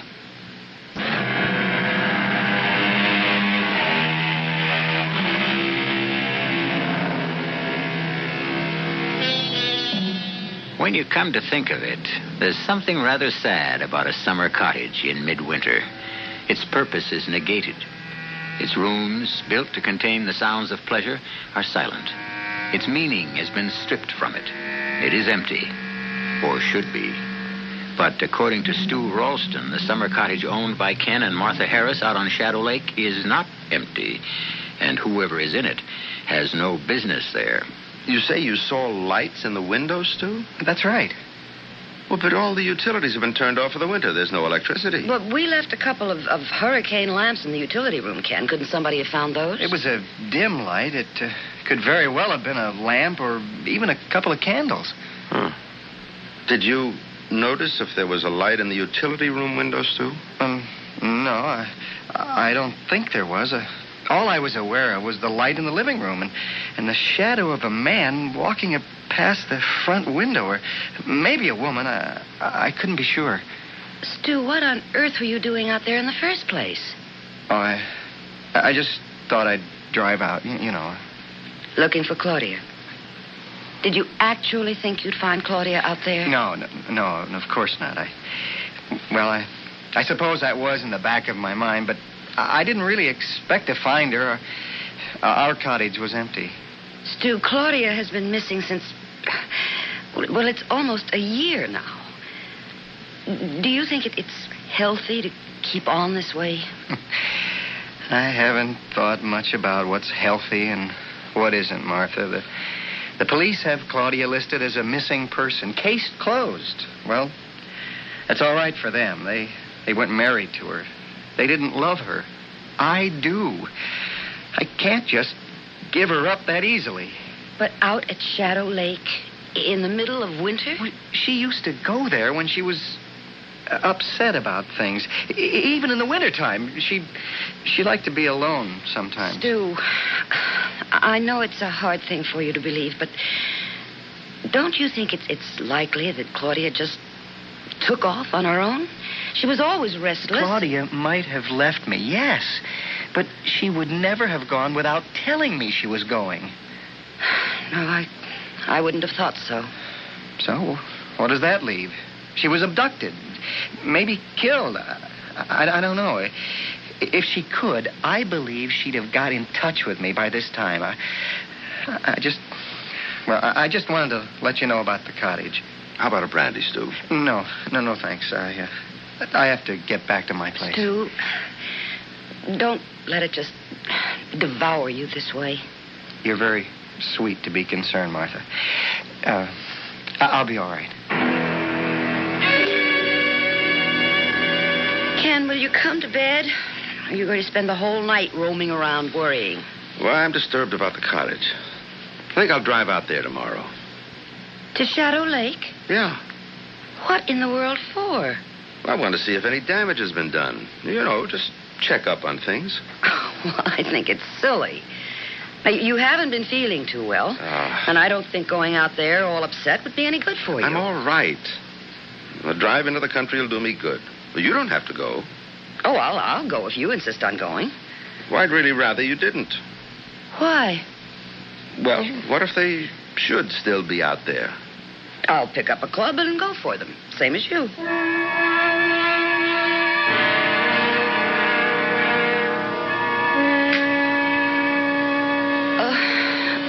Oh, 7:30. Ken, wake up. What? Oh. Did you set the radio clock for 7:30? Yeah, I want to get an early start. I forgot. You still want to go out there, huh?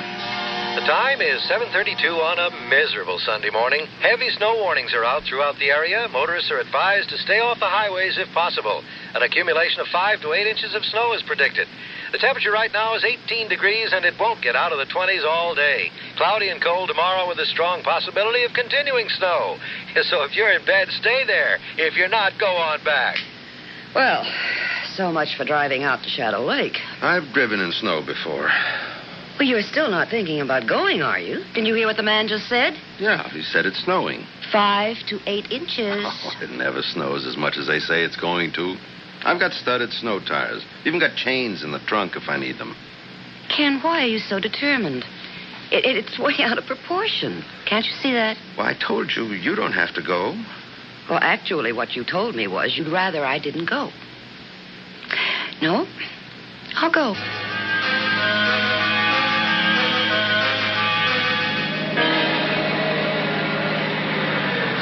Ken, come on. Enough is enough.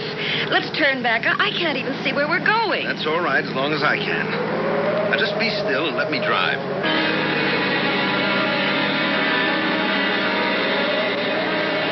All right. We've managed to get as far as Gibbsville, the last civilized outpost before the lake. Now, look at it, Ken. It's practically buried under now, and the snow's coming down harder than ever. Now, will you be sensible for once in your life and let's turn around? I want to stop at Pot's Grocery. Why, for heaven's sake? I want to pick up a few things. Is that the store? Doesn't look the same as in the summer. Nothing does. What do you want to buy, anyway? Well, if it's really going to keep on snowing like this, we might be stuck at the cottage overnight. In that case... Oh, Ken. Well, if we should have to stay over, we'd better load up on food. Ken, I don't want to spend the night out there. We'll freeze. That's a summer cottage. We can't spend the night out there. Sure, we can. We've got the fireplace. It'll keep the living room comfortable enough. We have to sleep over. There are plenty of blankets. And what are you going to burn, the furniture? For heaven's sake, Martha. There's a good half-quart of firewood in the utility room. There is? Funny, I never noticed it. How often do you go into the utility room when we're out there in the summertime? Well, just the same. Come on. Let's get those groceries. The roads up ahead aren't getting any better, and we sit here arguing. You know, I still can't understand how I could spend practically a whole summer in that cottage and never notice all that firewood. I guess you're just not very observant. Been there since the middle of last winter. Go ahead. Howdy, Mr. Harris. Hi. Mr. Harris, I'm surprised to see you folks out this way, weather carrying on like it is. What can I do for you? Well, we want a box load of provisions, just in case we have to stay overnight at the cottage. Martha, you know what we'll need better than I do. Well, just take one of those baskets, Miss Harris, and help yourself to whatever catches your fancy. 150 degrees below zero and cooking over an open fire. Boy, this is going to be a lot of fun. You better get some candles, too, dear. The cottage, you're saying? Yeah. Stu Ralston was out here last night, and he thinks our place was broken into. I thought I'd better just check it out. Now, you ain't seriously figuring on going all the way out to Shadow Lake in this kind of weather, are you, Mr. Harris? Yes, I thought we would. Well, tain't none of my affair, of course, but I sure wouldn't if it was me doing it. Not for love or money, I wouldn't. Oh, well, it won't be easy, I suppose, but I want to make sure nothing's been tampered with. Ain't going to let up for a spell. You can count on that. Not that I think for a minute you're going to make it out to Shadow Lake. You don't? Not for a minute. Not up that wagon track to the lake itself. Okay. This ought to hold us. You want to add it up, Mr. Potts? Sure thing. Got everything you need now? I guess so, yes. All right, let's see. $1.76.43. If you ask me, I don't think we're going to need any of it. What did Mr. Potts say about going out to the lake? Took a dim view. And you're not going to pay any attention, I suppose. You know something, Martha? You're really getting a little tiresome about this. What? $12.97 it comes to, folks. Seems like an almighty lot. We're used to it. Let's see, 10. Let's see if I have 3 ones. 1, 2, yeah. Here you are. And here's your 3 cents change. I thank you. Come on, Martha. You take my advice, folks. You'll turn right around and go back. Gonna be a mess up there toward Shadow Lake. Please, Ken. He knows what he's talking about. He's a native. Come on. We may not even be able to turn around if we go much further. I don't intend to turn around.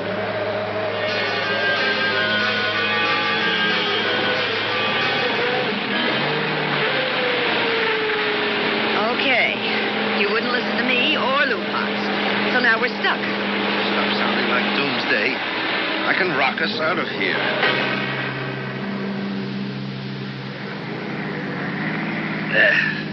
Is that the turnoff to the cottage up ahead there? Yes, there's the old oak with broken limb. Are you actually going to try to drive up that ruddy little lane to the cottage? Doesn't look good, does it?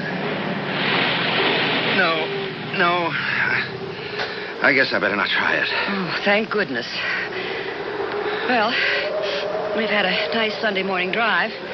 Now I just hope we can get back. Listen, there's plenty of gas in the tank. You sit here. Keep the motor idling so the heater works and you'll be perfectly comfortable. I'm going to walk back to the cottage. Oh, Lord, give me strength. I've got boots and fleece-lined gloves and a warm coat, cap that pulls down over my ears. Now, why shouldn't I walk? Snow up to his armpits, and he wants to know why I shouldn't walk. Oh, what is it, a mile and a quarter? If I can't walk that far, snow or no snow, I'd better give up. Okay, I'm coming with you. Are you out of your mind? Sure, we both are. Well, what are we sitting here for? Let's get going.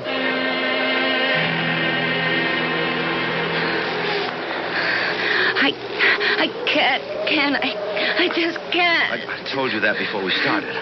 All right. Do you think you can make it back to the car alone? Will you go ahead to the cottage? No, thanks. I'll make it somehow.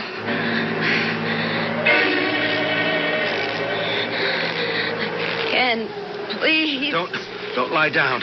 And this, don't you know better than to lie down in snow now? I have to. Ken, I'm so tired. Stay on your feet. Martha. Just a little. Don't lie down. If I can get this box of groceries, blood, and this tree fort. There. Now, Martha, I told you not to lie down. Just for a little while. All right. I can carry you if I have to. Can we go back? It's further back to the car now than it is to the cottage. You can't. I can carry you. We could rest a couple of minutes, couldn't we? No. If we stop now, we stop for 1 minute to rest now. We're dead.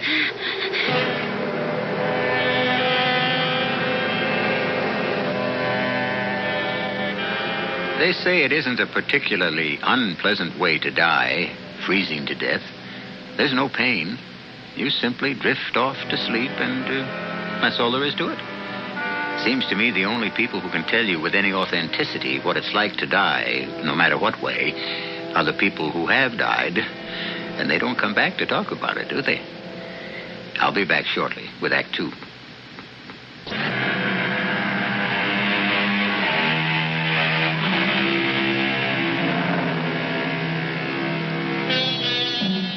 Ken and Martha Harris would seem to be in enough trouble, just as things are. Martha has collapsed from exhaustion and exposure, and Ken, carrying her the rest of the way to the cottage, is near exhaustion himself.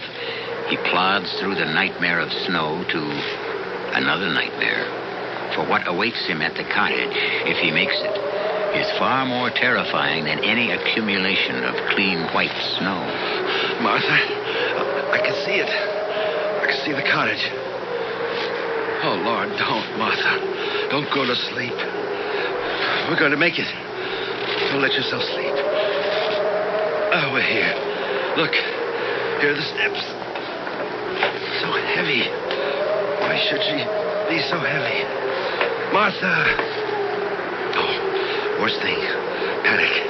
I'm tired, that's all. The keys.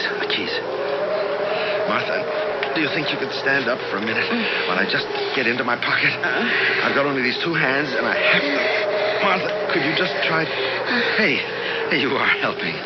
Oh, thank heaven. You're not... Okay, now, just... Oh, we made it. You hear me, Martha? We made it. Oh, now, just as far as... Just to the rocking chair. Remember? You always liked the rocking chair. Are we home? We're in the cottage, Martha. We made it. Going to be all right.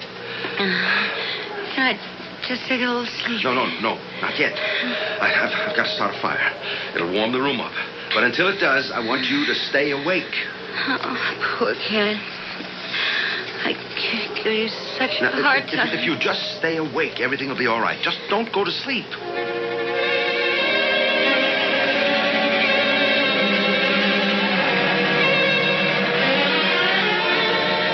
Okay. Good fire going. You're wrapped up in blankets. Everything's going to be all right.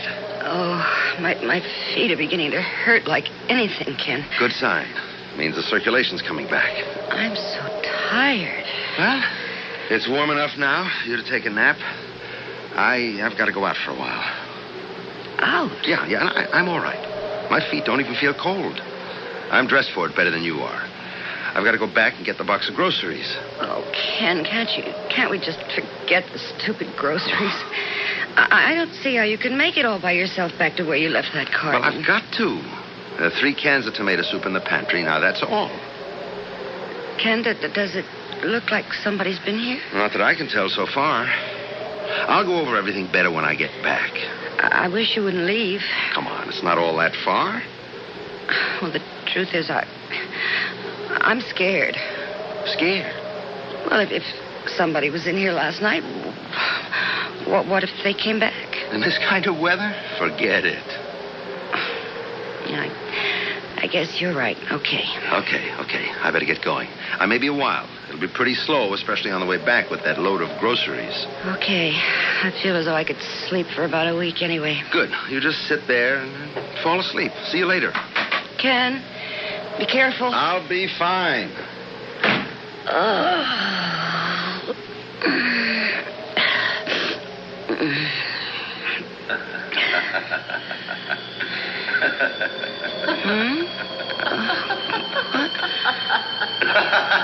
What? Who? Ken? Ken!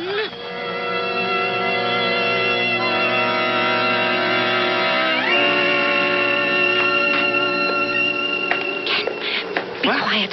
Don't make any noise. What the hell are you doing wandering around without even any shoes on? What is it?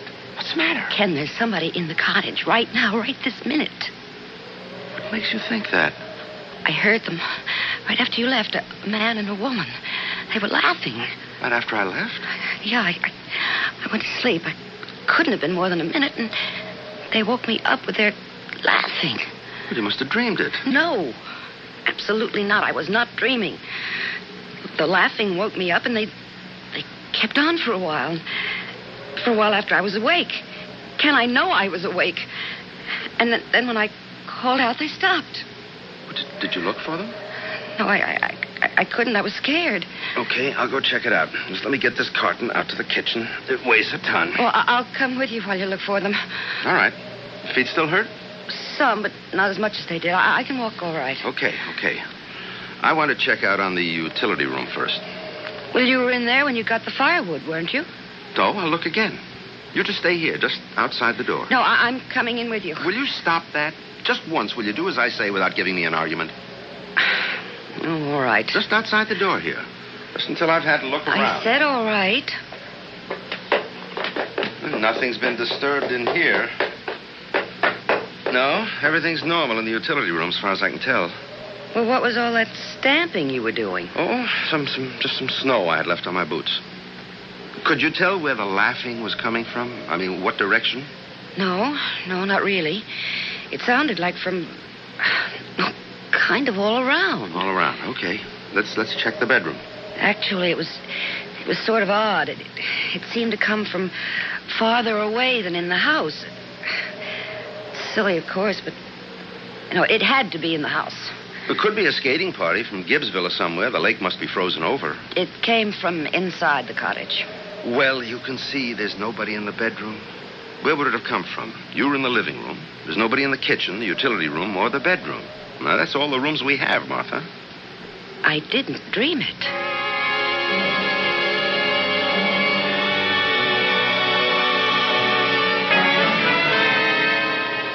Do you want another hot dog, Ken? Good Lord, no. I've had 3, not to mention about a pound of French fries and 2/3 of that big can of baked beans. For a lady who doesn't know how to cook over an open fire, you whip up a pretty solid meal. I'm glad you enjoyed it. It would be kind of cozy, wouldn't it? With only the lamp and the firelight. Except that... Except that what? I didn't dream that laughing, Ken. There was someone in here. You want to know what I think? I think you and Stu were both dreaming about last night and about today. Now, I've been over this place with a fine-tooth comb. There couldn't have been anybody in here. No locks were broken. There's not so much as a chair out of place. Everything's exactly the way we left it last fall. Well, I don't know about Stu. I didn't dream it. There's nobody but us in the house now. At least we know that. And I've got a full belly, and the fire makes the room nice and cozy. You know, Ken, I'm worried about Stu. He seems so lost without Claudia. Yeah. I feel sorry for him, too. But he's not the first guy whose wife walked out on him. No, that's just it. He can't believe she did. I mean, he can't believe she would, without at least telling him she was going. Yeah, well, she didn't tell him, did she? What more proof does he want? Oh, you've got it just backwards from his thinking. He thinks her not telling him is proof that something happened to her. Yeah. He also sees people in other people's cottages. Hey, I just had an idea. We left the Scrabble board out here, didn't we? Up on the shelf in the bedroom closet. How about a game of Scrabble? I don't know. Okay, if I can keep my mind on it. Give me a chance to beat you for once. I'll go get it. And, Martha, if you say you want to come with me, so help me, I'll clobber you. Okay, I'll sit right here. I won't budge. I'm pretty sure I left it in there up on the closet shelf. I won't be a second. Don't hurry. I won't be going anywhere. It's no good, I tell you. I can't do it. What did you say, Ken? Well, I didn't say anything. Can't do it or won't do it. All right, won't, if you like it better that way. We'll see about that. Ken! What's the matter? What happened? Ken, I heard them again. They were talking this time. Didn't you hear them? I didn't hear a sound. You mean the people you thought you heard laughing before? I did hear them. But they were talking this time. He said he couldn't do something and... Ken, where are they? Well, I'm afraid they're just in your head, Martha. Oh, no, you don't. Just because you didn't hear them, you're not going to make me out to be off my rocker. Come on, Martha. You're nervous, you're upset, and who wouldn't be? So am I. Okay, let's play one game of Scrabble and get to bed.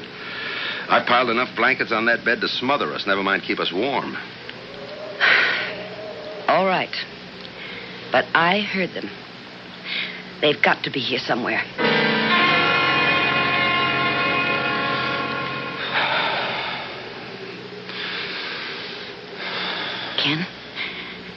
Ken, wake up. Ken, come on, will you wake up? What? What is it, Martha? Look. At what? Can't you see it? The flickering? The fireplace in the living room is burning. Oh. Well, it's probably just part of a log that wasn't all the way burned up. Smoldered for a while and then caught again. Go to sleep, Martha. No, that's a fire, a whole fire. We couldn't see an ember or something from clear back here. What are you doing? I'm going in there to see what's going on. A fire like that just doesn't build itself out of ashes. Somebody built it. Don't you want to catch them? All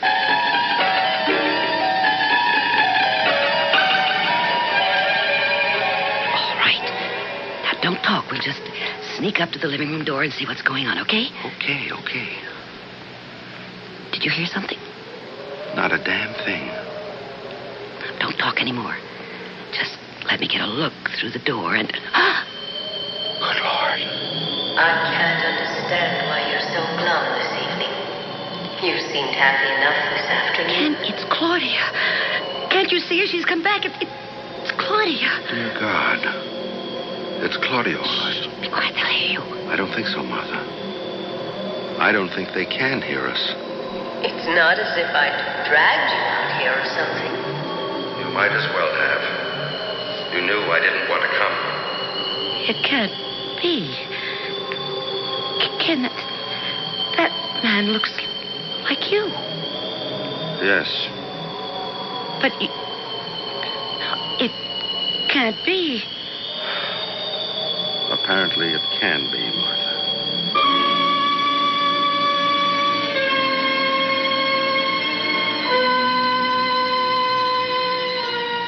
Ken Harris stands beside his wife, watching a scene in which he, Ken Harris, sits in front of the fireplace talking to Claudia Ralston.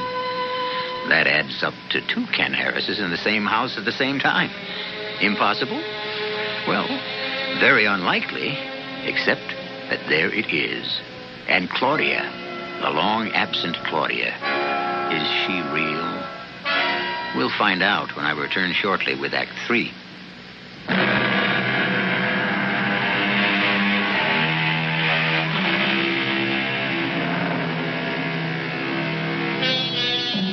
It is held by some that events of great dramatic impact may leave their imprint so deeply stamped upon the scene of their occurrence that it is never totally erased, not by the absence of the participants, nor by the passage of time. Perhaps this is what we're witnessing here in the living room of the Harris' summer cottage. Perhaps something is about to happen which has happened before and left its indelible mark on Shadow Lake. Ken, how could it be you? You're standing right here beside me, and yet you're sitting there in the living room talking to Claudia. I don't see how it could be. It's something beyond our understanding. They're not really here, Martha. I mean, not really in this place at this time. I don't understand it either. I just want to get away from it. She's talking again. It isn't easy for me either, Ken. Not one bit easier than it is for you. I told you in the beginning, weekends are out. I hate lying to Martha. You know that. So we steal a weekday when we can. We come out here and have a cold, miserable afternoon and a short evening together and then go back to the city and wait for our next chance to sneak away. We said in the beginning, and you agreed that... I know what we said in the beginning, and I can't stand this hole-in-the-corner business much longer. That was all it was ever meant to be. You should never have let it start. Well, we did let it start. You can't undo that. And now it's not enough. It's too much. I think we have to stop now. It's gone much further than we meant it to. They just faded away. They're gone. They were never here, Martha. They weren't real. And the fire is dead. And everything is just gone. It was, I don't know, some kind of illusion. We imagined it. It was something that happened before, wasn't it? Something that actually happened. You and Claudia out here together. Martha, if you're just... Which weekend was it, Ken? The time you had to go to Chicago to close that deal with whoever it was that time? That's enough. We're going to get dressed and get the hell out of this place before it drives us both nuts. Now, where did... No, we're not. We're staying right here. But, Martha... I'm scared. But I have a feeling they'll be back. And I'm staying till the end. All right. If you want to see the end, we'll stay. You'll be sorry, but we'll stay.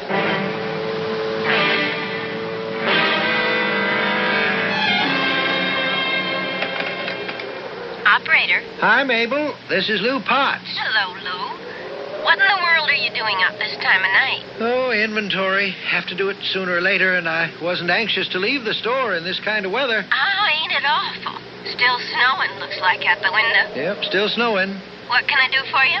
Do you happen to know, is the sheriff still in his office, or did he close up and go home? In his office 5-10 minutes ago. Why?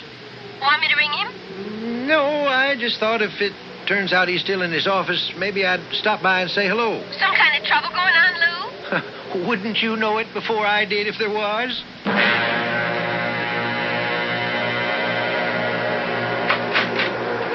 Lou, what are you doing out on a night like this, for Pete's sake? Oh, got something bothering me.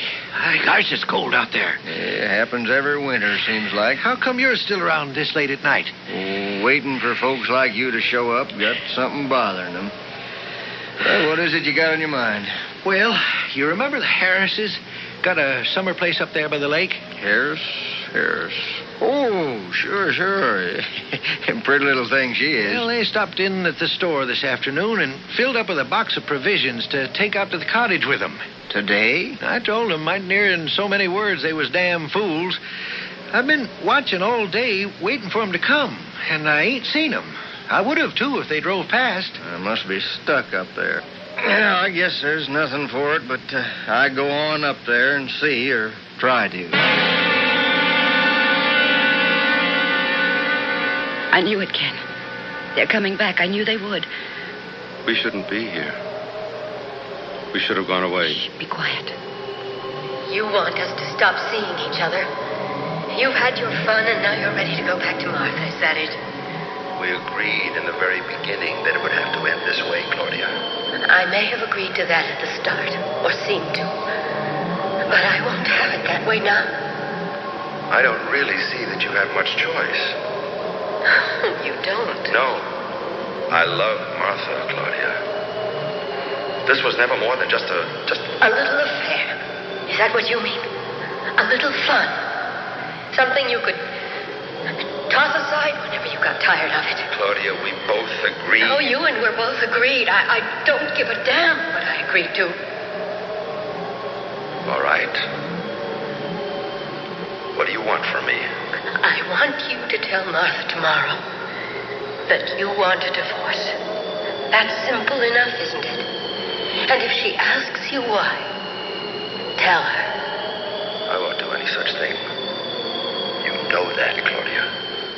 Do you want to bet? I won't. All right, then. I'll tell her myself, her and Stu both. Let them do the divorcing. And don't you think they won't.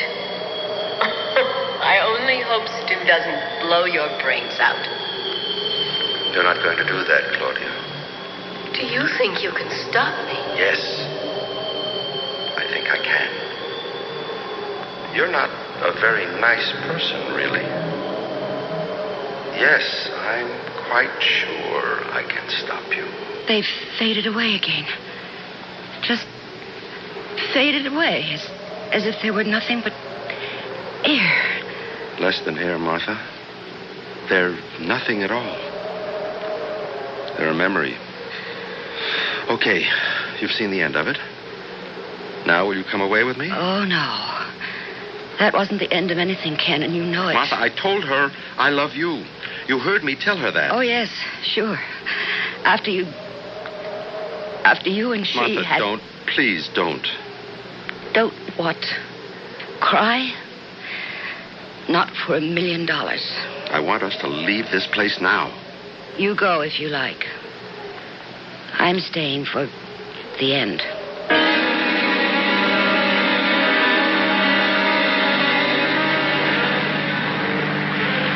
Well, they must have made it as far as the turnoff anyway.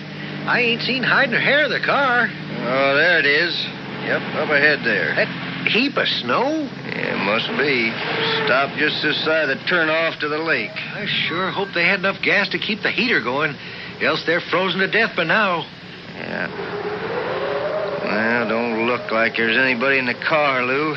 I guess I'll just have to walk on up there myself. Why, you're as crazy as they are, Al. Yep. Now, you sit here and stay warm, Lou. I got snowshoes in the trunk. Son of a gun. Now, who'd think of snowshoes? A night like this, the sheriff would. Don't know why I didn't open a grocery store instead of running for sheriff. It's weird.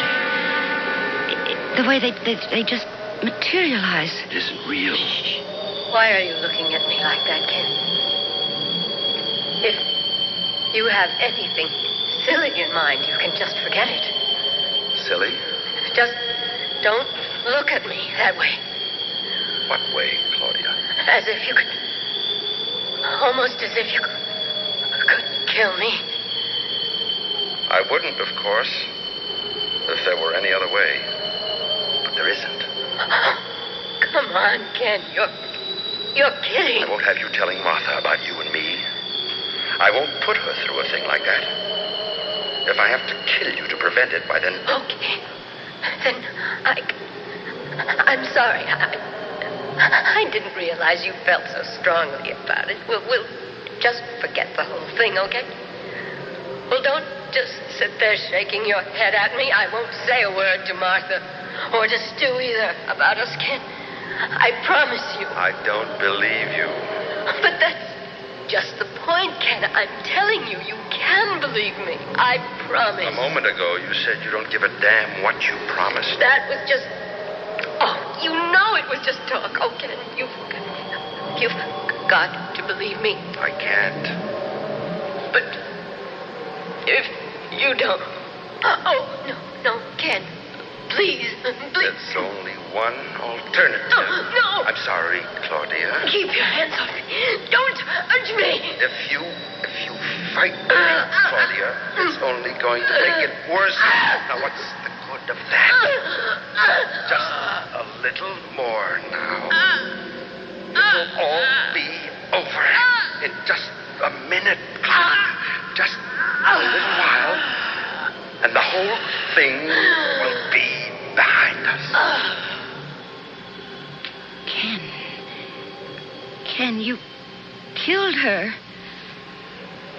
That was the weekend she disappeared. You killed her. Yes. I couldn't figure anything else to do. But... Oh, God. A murderer. Martha, don't say that. Adulterer and murderer. What did you do with her? What did you do with her body? I tore some boards off the floor of the utility room and buried her under there. The utility room? You mean she's under there now, under that floor right this minute? Yes.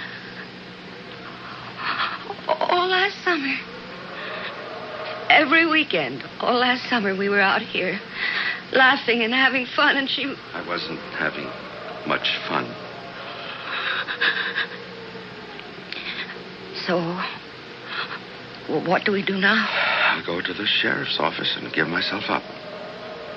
You intend to confess? What else is there to do? I'm glad it's over. I don't think I can walk to the car. I'll carry you. We can make it. There's nobody else who knows about this, is there? Just me. Nobody else even suspects. It doesn't matter. I told you. I'm going to give myself up. I know what you told me. It would be so easy. What would be easy? You carry me part of the way. Far enough so I can't get back, and then just leave me in the snow to die. The way you might have done yesterday. Martha. You're a murderer. You killed Claudia to save yourself. Why not me? I wouldn't. Martha, you know I wouldn't. Well, there's only one way to find out for sure, isn't there?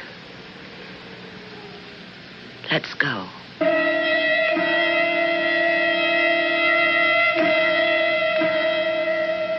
Ken Harris does not know that the sheriff is making his way toward the cottage, but the going is slow. It will be some time before the two meet.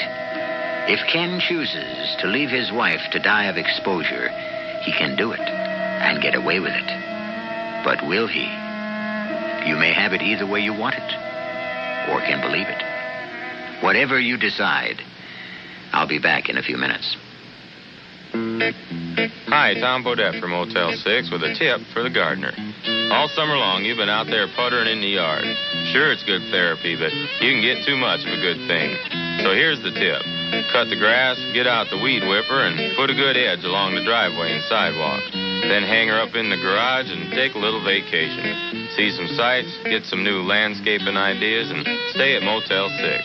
We got over 500 locations coast to coast, and along the way to any of them, you can see the flora this country has to offer. And no matter where you go, you'll get a clean, comfortable room for around $24, the lowest prices of any national chain. Call 505-891-6161 for reservations. Then with the money you save, pick up some caladium bulbs. They're a hardy little plant and do well in the shade. And when they come up in the spring, you'll be the envy of the neighborhood. I'm Tom Bodette from Motel 6, and we'll leave the light on for you. For a young girl, growing up in today's world is no easy job. She needs a lot of adult time and attention, sometimes more than a busy mother can give. A Big Sister volunteer can provide this extra support with just a few hours a week of friendship and guidance.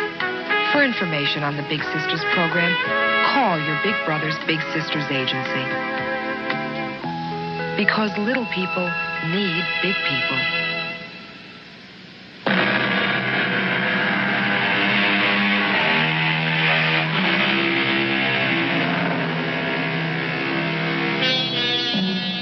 A murderer, a reluctant murderer, granted, has either been exposed for what he is or has been prodded to the brink of a further and even more despicable crime. And the force that brought him to this plight was supernatural, according to our present standards of what is and what is not natural.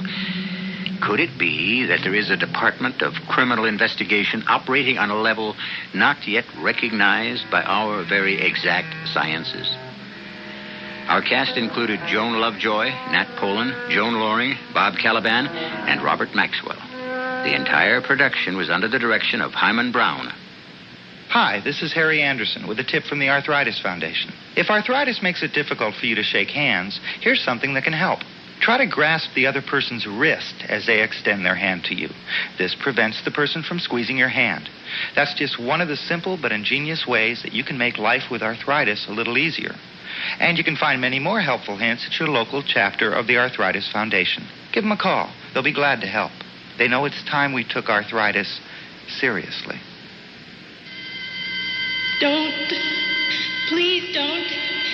Please don't do this to me. 18 months ago, this 29-year-old woman lived every woman's worst nightmare. No. Where do you go to put the pieces back together? She got help at a rape crisis center. They got help from the United Way. Thank God, the United Way got help from you. The United Way. It brings out the best in all of us. A public service of the Advertising Council. This is E.G. Marshall inviting you to return to our Mystery Theater for another adventure in the macabre. Until next time, pleasant dreams.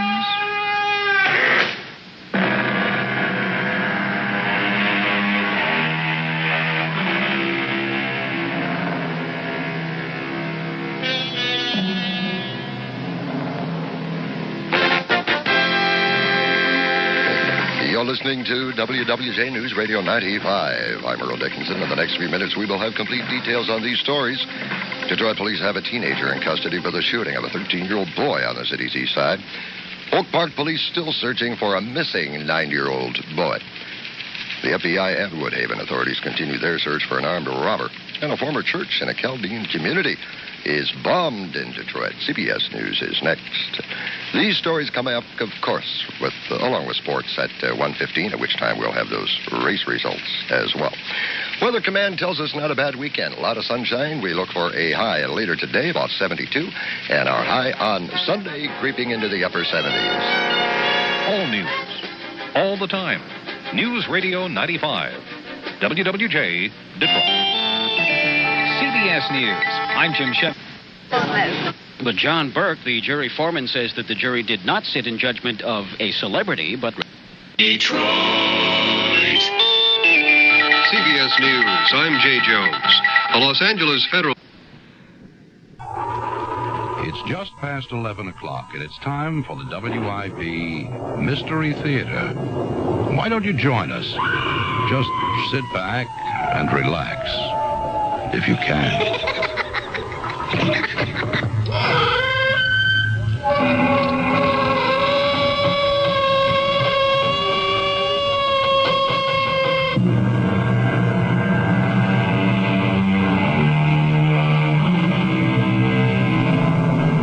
Come in.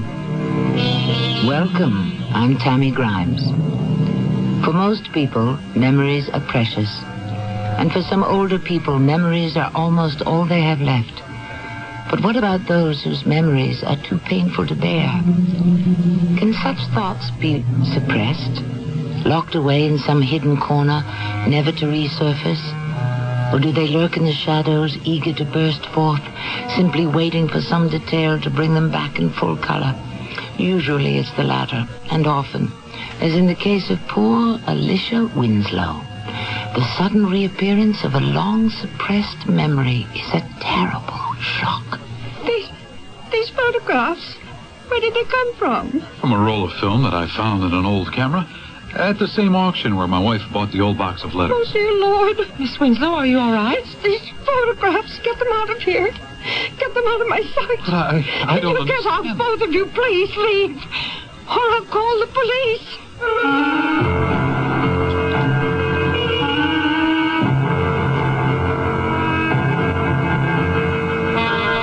Our mystery drama, The Riddle, was written especially for the Mystery Theater by Karen Thorson and stars Patricia Elliott and Lloyd Battista.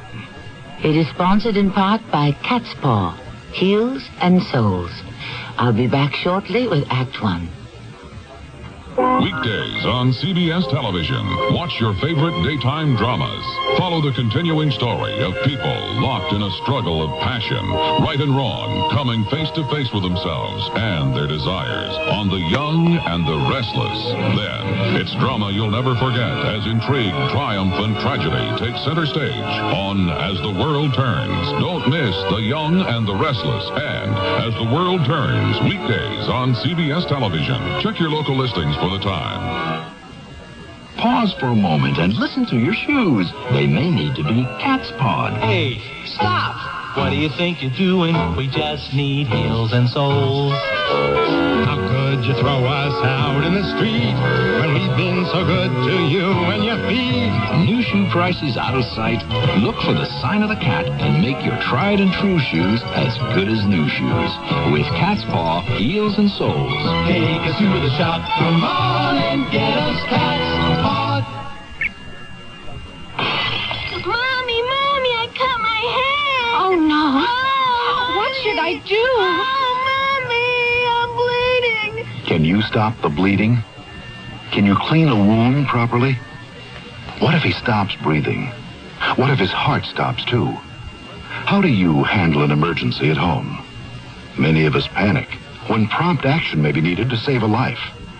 If you'd like to learn what to do and how to do it before you're faced with an emergency, contact Red Cross. We'll help you learn how to prevent accidents. We'll teach you first aid, Red Cross CPR, family health and home care. Countless lives have been saved through safety and health care skills learned through Red Cross courses. And because of these skills, millions of Americans live safer, happier, healthier lives. Learn how to take better care of yourself and your family. Call Red Cross. We'll help. Will you?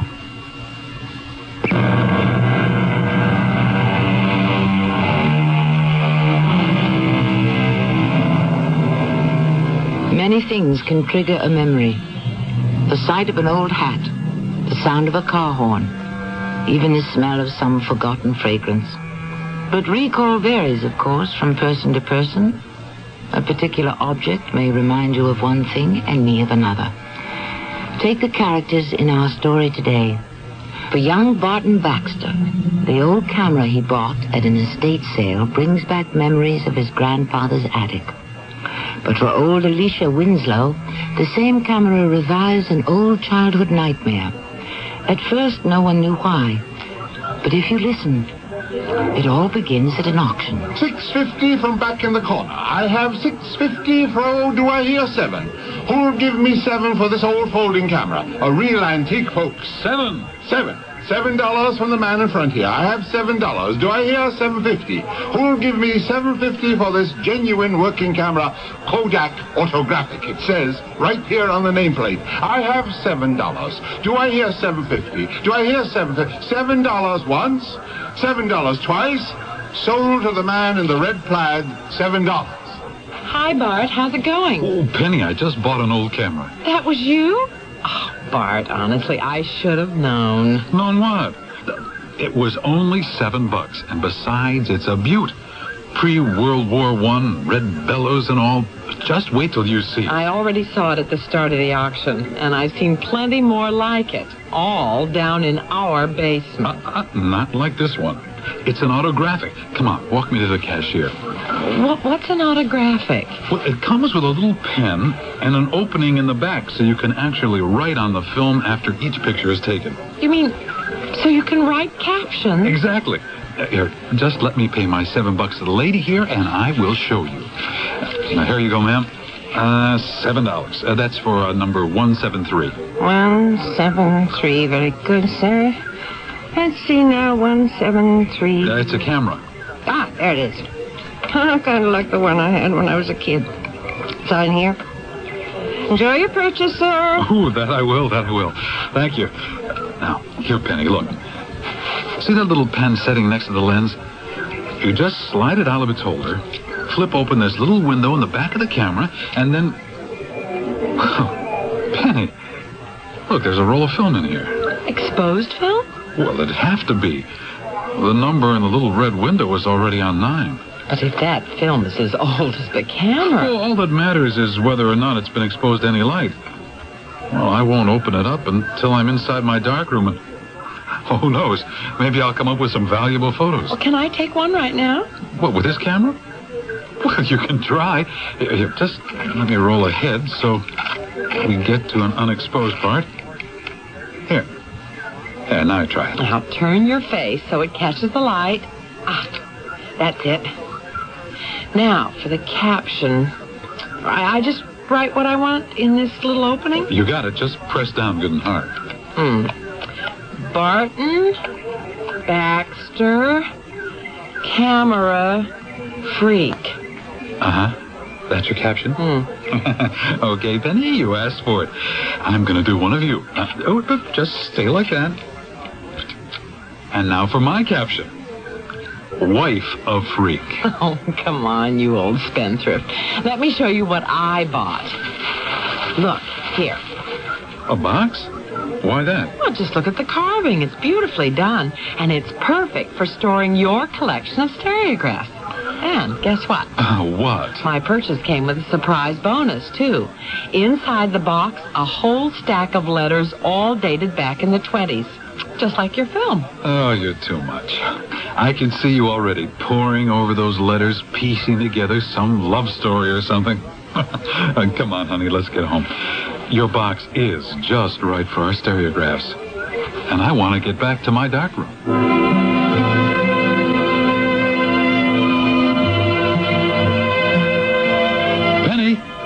Penny, come here. Come and see. See what? These old pictures. Bart? But they're all streaky. Hey, come on. This is pretty darn good for a 60-year-old film. Look here. Even those snapshots of us work. and look down here at the bottom. See the captions? I can actually read them. But look there. In the photo, standing behind me. What? That old man in the background. He followed me around the whole auction, trying to buy my old box. I kept telling him no, but he wouldn't quit. Oh, he really gave me the creeps. Well, maybe you better get that box appraised. Maybe it's valuable. I'll do it tomorrow. But how about these old photos? Anything valuable here? Well, not really. Except maybe this one. You know, because of the clothing. Oh, my gosh. Will you look at those outfits? Oh, and what a cute little girl. What's the caption for this one? Well, it's hard to read, but I think it says, remember me this way. Oh, how romantic. Oh, let's see the others. Oh, but aren't there any more pictures of people? Well, these other shots don't tell me a thing. Well, not unless you count the one of the statue, the Cupid. And what kind of captions are these? L-P-. Some kind of puzzle?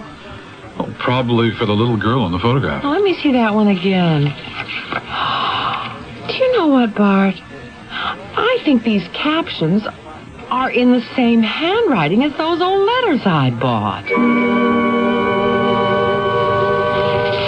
Look here, see the T's? They all look like the same squiggly L, and none of the O's are closed off at the top. Well, Madam Sherlock. So whoever wrote these must have owned my autographic. Oh, have you read them? Every one.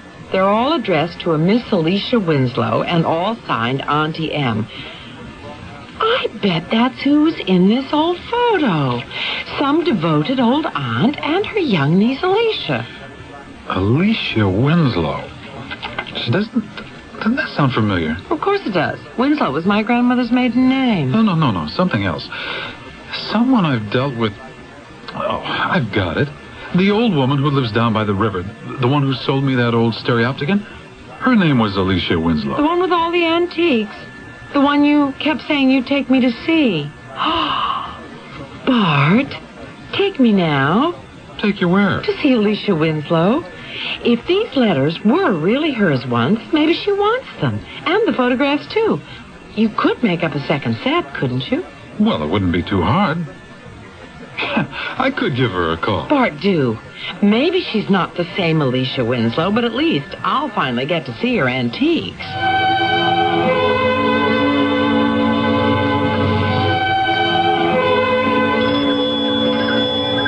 Here goes. You remember your promise. Of course I do. I'm here just to admire, not to buy. And you won't buy any more antiques until you sell some of the things we already have. Not unless I open an antique shop. Well, hello, partner. Do come in. Mrs. Baxter, I'm Alicia Winslow. I'm delighted to meet you, but please, call me Penny. If you'll call me Alicia. Here. Why don't you two sit over there and I'll bring in the tea. Oh, Barton, just look. She has those old leaded glass bookcases. And I bet that's a Victrola. Oh, this place is a gold mine. Well, my dears, I hope you like lemon cake. I just happened to make some this morning. Help yourselves to cream and sugar. Oh, really? You're too kind. My wife is already ecstatic at the sight of all your antiques. Well, I'm the antique in this house. Compared to me, all these things are modern. Your husband said something about some old letters addressed to Alicia Winslow? I have them right here. I found them in an old box that I bought in an estate sale. What estate? The old Farnsworth place. You know, the big stone house on the hill over in Southington. That's how it's known now. The Farnsworth estate. Did that place used to have some other name? Well, its real name was Pond Hill, but most people called it the Winslow estate. Winslow? But then, well, did you used to live there? Well, my aunt did. And after my parents died, I did too for a while. Well, then these must be your letters. Penny, tell her about your grandmother. Oh, well, I don't know if there's really any connection, but my grandmother's name was Emily Winslow. Her family came from Rhode Island, I think. But so did mine. My Aunt Maud's parents moved here from Newport. Aunt Maud? Did you ever call her Auntie M? Now, how did you know that? Are those Are those letters from... They're all signed Auntie M. Here, take them. You've probably read them all long ago, but they might make nice keepsakes. I never received them. But weren't they all already opened? Every one. Well, then, why didn't you ever receive them, if you don't mind my asking? Because when my Aunt Maud finally married Oliver Farnsworth, he could not stand me. He made her send me off to boarding school when I was only 11 and made me stay there, even on vacations. It was only at her deathbed that I learned she'd been begging him to let me come home, and that he'd kept all the letters she wrote me for his own information. Oh, what a horrible story. Why would anyone be so cruel? He was after her money. He'd been recently widowed and had a young son. And when he met my poor aunt, she was the solution. Oh, at first she was thrilled. He was handsome and charming. He promised her everything. But her letters to you sounded so unhappy.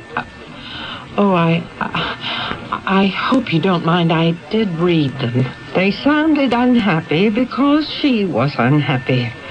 And not long after that, she began to fade. You mean that's why she died? Well, the doctors couldn't explain it, but I knew. Her poor heart was broken. And Farnsworth and his son inherited her money, her jewelry, even Pond Hill. Well, but why would they get it all? Unless, of course, your aunt wrote you out of her will. There was no will. Or if there was, Farnsworth destroyed it. Oh, the whole thing was awful. I vowed never to marry, and I didn't. But enough of all this. At least now I've finally received my poor dear aunt's letters. Well, let me give you these photos. It's our guess that this picture here might be you and your... Did I say something wrong? These photographs. Where did they come from? From a roll of film that I found in an old camera at the same auction where my wife bought the old box of letters. Oh, dear Lord. Oh, Miss Winslow, are you all right? These photographs. Take them out of my sight. Take them out of here. And go. And don't bring them back, ever. Well, I'm sorry, I don't understand. Don't get out, both of you, please. You must leave or I'll call the police. What a strange ending to an innocent visit. Penny and Bart were convinced that their old letters and photos would give Alicia Winslow a pleasant surprise. But instead, their appearance inspired an outburst of anger and fear. Is old Alicia senile? Or is her fear justified? We shall expand on all this in Act 2.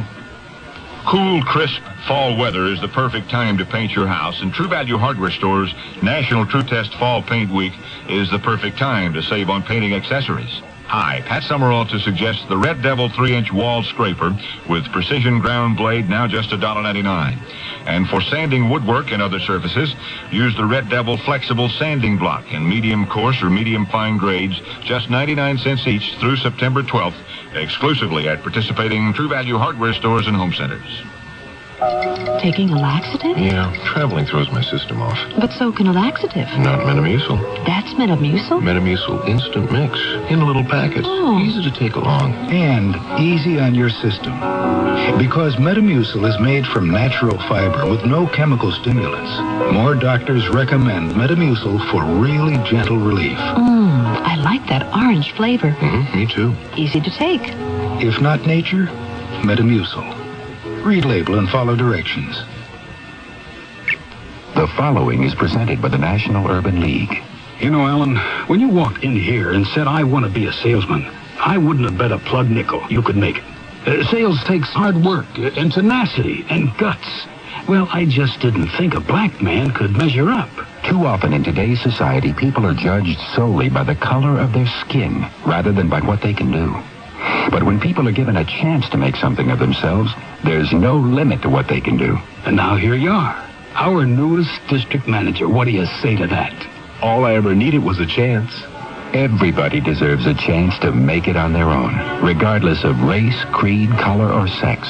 The Urban League is dedicated to achieving that, and you can help by opening your heart and your mind and giving someone that chance. To find out exactly what you can do, write National Urban League, 500 East 62nd Street, New York, New York, 10021. A public service message of this station, the Urban League, and the Advertising Council.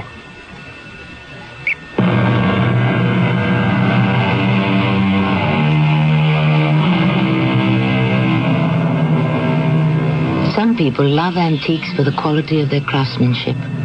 Others love them because they have history. For Penny Baxter, it was both.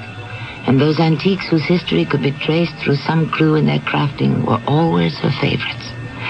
The old box full of Alicia's letters. Now there was traceable history. Penny was thrilled at the chance to hear old Alicia's story. Little did she realize that what seemed like a strange family history would turn into an ominous modern-day mystery and would threaten not just Alicia, but herself and her husband. Oh, now, don't forget the photographs, Bart. Oh, right. I still can't figure out why they threw such a scare into Alicia Winslow. That was some send-off she gave us. Well, it's my guess that whatever she's scared of, it's probably all in her mind. She's become senile. Hey, Penny, I thought you locked up. I did. You saw me. Well, then why isn't this door locked now? I tried using my key and it just opened. Oh, no. What? Bart, what is it? Take a look. Oh, we've been burgled. Oh, they got my cameras. I'm going downstairs. Bart, be careful. What if someone's still down there? No, don't worry. Don't worry, nobody's down here. All my equipment's still here. Oh, Bart, I'm so relieved. Maybe they never even went down there. They sure went through things up here. Oh, what a mess. Can you tell if anything's missing? Well, not yet. The TV, the stereo, they're all in their places. Let's go check the bedroom. Oh, what kind of burglars were they? My jewelry's still here. I don't know. Well, none of our clothes have been touched. Look here. They did go through my desk. All the papers are disturbed. And the books in the living room bookcase were all on the floor. And that's the first thing I noticed when we came in. Bart, you don't suppose they were after those letters? What letters? Alicia's letters, the ones that came in my old wooden box. Well, why would anyone want... Don't know why, but I think I know who. Who? That old man who kept trying to buy back the box, remember? I told you. He followed me all around the auction, and he was still right behind me when you took that snapshot. Oh, Penny, come on. I admit he was weird. But I can't imagine an old geezer like that breaking into our house. Well, then who else? Well, I don't know yet. But I'm sure going to find out. Oh. Hello. Is this, Barton Baxter? Who's calling? This is Alicia Winslow. I just called to apologize for my abrupt behavior. I don't blame you for being upset. No, we're not upset. I sound angry because we've just been burgled. Oh, no. You mean while you were here having tea? Yes, that's right. Did you lose any valuables? Well, so far nothing's missing. But everything's so topsy-turvy, it's hard to tell. They went through all our papers. Your papers? Oh, that's right. As if they were looking for something specific. Penny even wondered if they mightn't have been after all those old letters of yours. But listen, I better hang up and call the police. Oh, Barton, please, just one moment. Penny may be right. That's what I called up to tell you. Those letters and photographs may be worth a lot more than you realize. Don't you see? That's why I was so abrupt with you. I was scared. No, I'm afraid I don't see. Scared of what? Oh, it's too involved to explain over the telephone.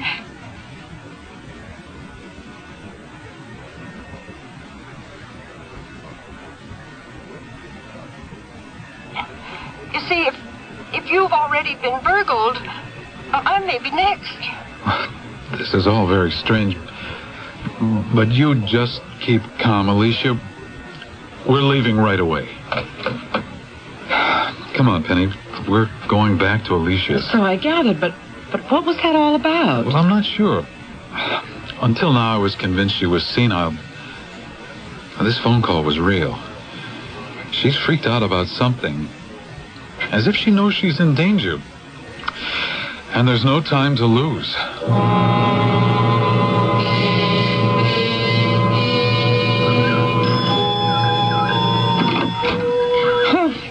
goodness, it's you. Did you bring the photographs? Yes, I've got them right here. Oh, good. Now I know all this seems most mysterious, but I can't explain. First, let me apologize. I knew the moment you left that I'd behaved badly. It was the shock of those photographs. They were so unexpected. I started thinking that maybe you two weren't as innocent as you said. Oh, but I'm getting ahead of myself, and I'm terribly rude. Please do sit down. Oh, no, just tell us your story, and we'll help all we can. And in the meantime, I'll just have a little piece of this cake here. Oh, good. Yes, please do. You too, Barton. Just let me put some water on to boil, and then I'll tell you everything. You were right, Bart. She really is freaked out about something, but I still don't understand why. There. That's done. Now, let's see. I told you about Oliver Farnsworth and how he married my aunt for her money. And I told you how I was brought home from school to her deathbed. The first time I'd been allowed to see her in 2 years. It was a terrible shock. From the healthy, handsome woman you saw in that photo, I came home to find my aunt shrunken and faded. How old were you at that time? I had just turned 13. She knew Farnsworth would wind up with everything, but she told me not to fight him. He's too evil, she said. He won't let anything stand in the path of his greed. And besides, she said, money doesn't bring happiness. You'll be much better off if you work for a living, be self-sufficient. Well, it was good advice, and I took it. And added one little twist of my own. I never married. Do you ever wish that you had? Well, perhaps I could have found happiness. Oh dear, there's the kettle. Here, read this while I go get our fresh tea. Oh, what's that? One of her aunt's letters? Oh, I thought you read them all already. I did. But I didn't read this one. It wasn't in the box I bought. This isn't a letter. It's some kind of riddle. Well, let me see it. 3 times round the L blank, P blank, due north from B blank, B blank. All right, it's just another word game. Alicia, look. This riddle is just like the captions under those old photos. Exactly. Here, give me a teacups and I'll finish my story. This riddle letter wasn't among the letters I gave you from the box. No, it wasn't. It was never mailed. My poor aunt pressed it into my hand just before she died. And at the same time, she whispered, "The camera. Make sure you take the camera." Those were her last words. But then, well, that means the captions must have something to do with this riddle. If you solve one, maybe you'll solve the other. Oh, I was sure of it as soon as you showed me the photos. Of course, back when my aunt died, I couldn't figure out what a camera could have to do with my unsolvable riddle. I knew which one she meant, the old Kodak we'd had so much fun with before I was sent off to school. But try as I might, I couldn't find that old camera anywhere. It wasn't till you came here today that I realized you'd found it, and the key to my riddle. But why did you get so frightened? I would think you'd be happy. I would be, if I didn't know that Farnsworth is ready to pounce. Alicia, old man Farnsworth died years ago. I mean Farnsworth Jr. Remember I told you? Oliver had a boy my age from a previous marriage. Michael Farnsworth, his name was. And he hated me from the moment we met. But why should this Michael Farnsworth worry you now? All those days are over and done with. So I thought. Till just a few weeks ago, the last I'd heard, he'd gone off to Europe or somewhere, probably Monte Carlo. All my aunt's money thrown away in gambling casinos. And then suddenly he was back here, in this house, demanding that I turn over my aunt's amethyst brooch. What brooch? I thought you said that the Farnsworths inherited all her valuables when she died. They did, all except for that brooch. It was her most treasured possession. A big stone of rare color, set in the finest gold. It had been in her family for years. She'd always said I would inherit it. And the Farnsworths knew that. But then somehow the brooch disappeared. The Farnsworths searched me, they quizzed me. They never found it. But when Michael Farnsworth finally went broke from his gambling, he remembered. He came all the way back here to scare the brooch out of me. And what happened? I told him the truth. That my aunt must have hidden it, that I'd never found it. I also told him that if he ever came here again, I would call the police. I thought it was a trap. I'm terribly sorry. Oh, think nothing of it. What's more important is that we solve that riddle. Who knows? Maybe it's a guide to your aunt's long-lost brooch. And maybe that old man at the auction was old Michael Farnsworth. Alicia said he was her age. What old man? Well, an old man who followed Penny all around the estate sale, trying to buy the box full of letters she'd just purchased. We figured he was some kind of antique dealer interested in the box, but now I'm beginning to think that he was after the letters. I'm sure of it. And what's more, I think he's the one who broke into our house. He must think that those letters hold some kind of clue. You know, he obviously doesn't know about the camera. Bart, I'm worried. Whether he knows about it or not, the man is obsessed. He'll keep coming back. And if he ever finds out that we've been here with Alicia... Well, you're right. He could be dangerous. Bart, should we leave? Oh, no, please. I'd be lost without you. It's the brooch, don't you see? Even if I'm finally able to solve this old riddle, what good will it do me? I can't go hunting up buried treasure at my age. Oh, you must help me, please. Aunt's brooch is more important than her own personal safety. But she hasn't said why. Is it money? Is it sentiment? Is it because her old mind has gone senile? Or is it for revenge, to inflict some final punishment on old Michael Farnsworth? Penny and Bart don't know the answer, but we all will very soon, once we hear Act 3. Dinner's done, the day is ended. Peace and quiet have descended. Now it's just the two of you and your Maxwell house. Pour a cup, enjoy the flavor, talk about what's new. Spend some precious time together, Maxwell house. You get that good to the last drop. Maxwell House, only Maxwell House, sugar to the last drop, feeling. Maxwell House. Maxwell House has a taste, a feeling that no other coffee can give you. Because Maxwell House is always good to the last drop. Oh, yeah, that's good to the last drop, feeling. Maxwell House.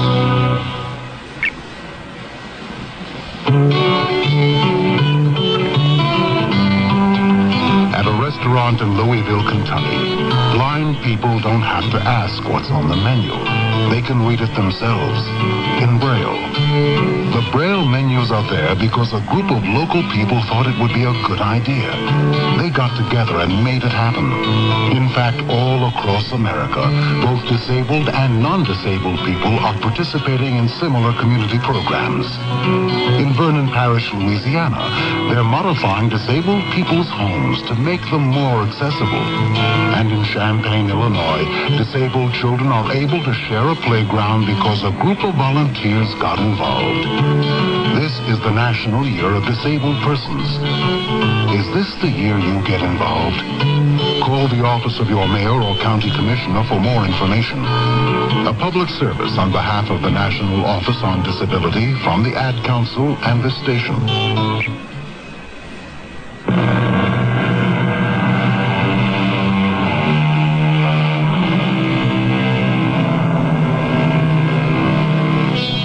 Riddles are innocent pastimes, favorites of children.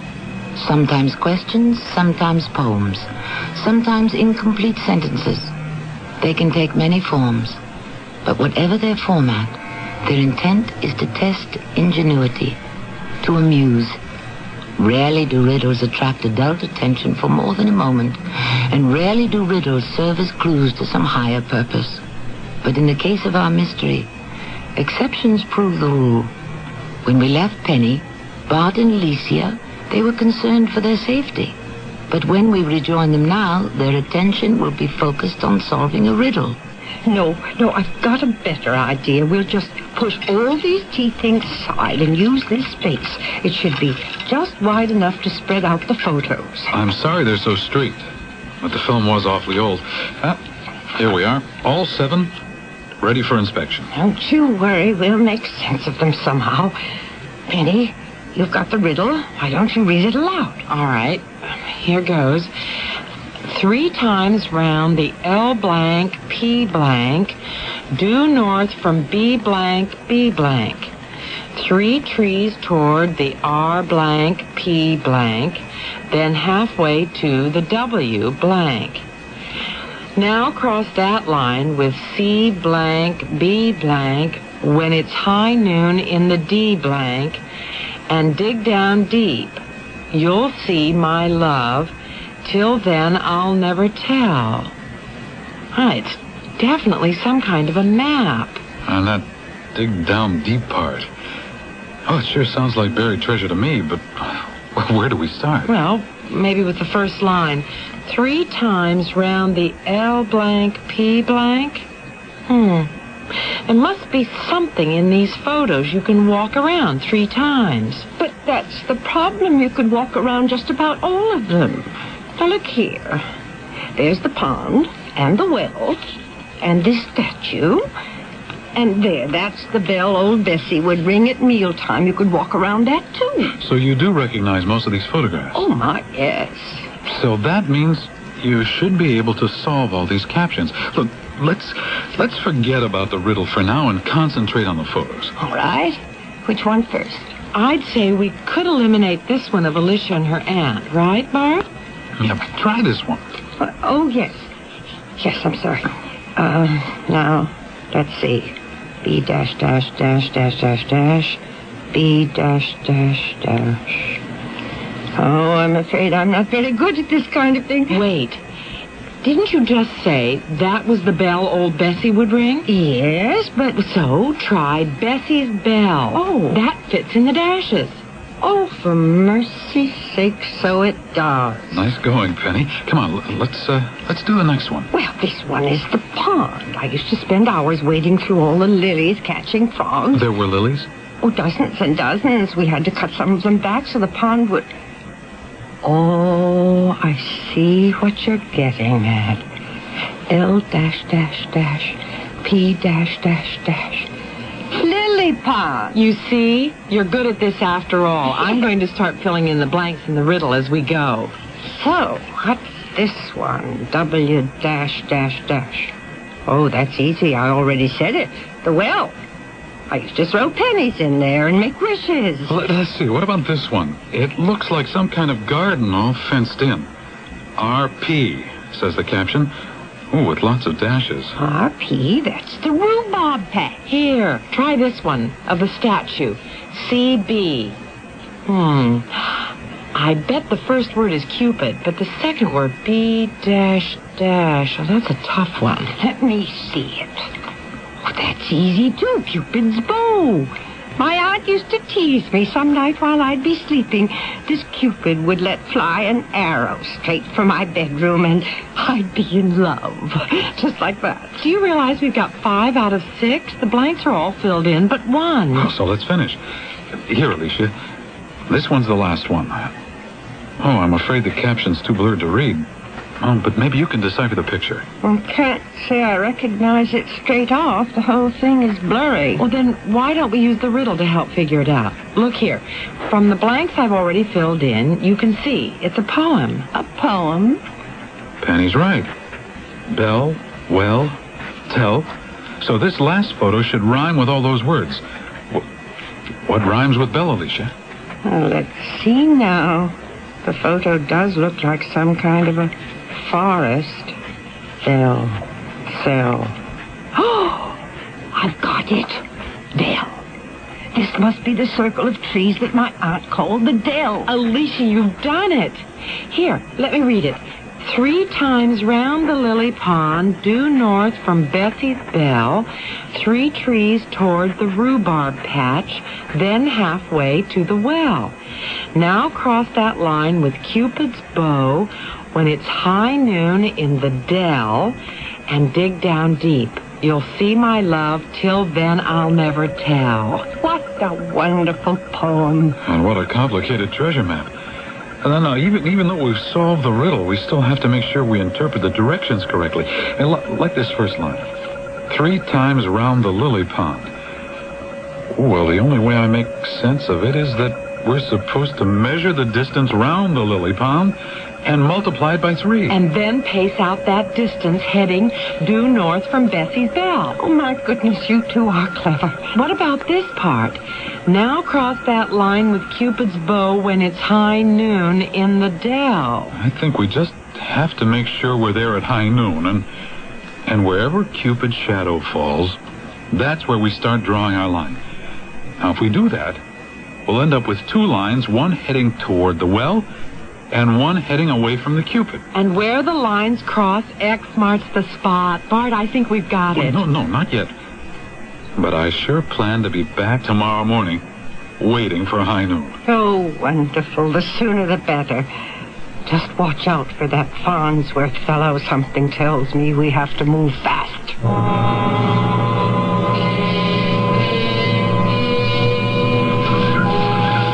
28, 29, 30.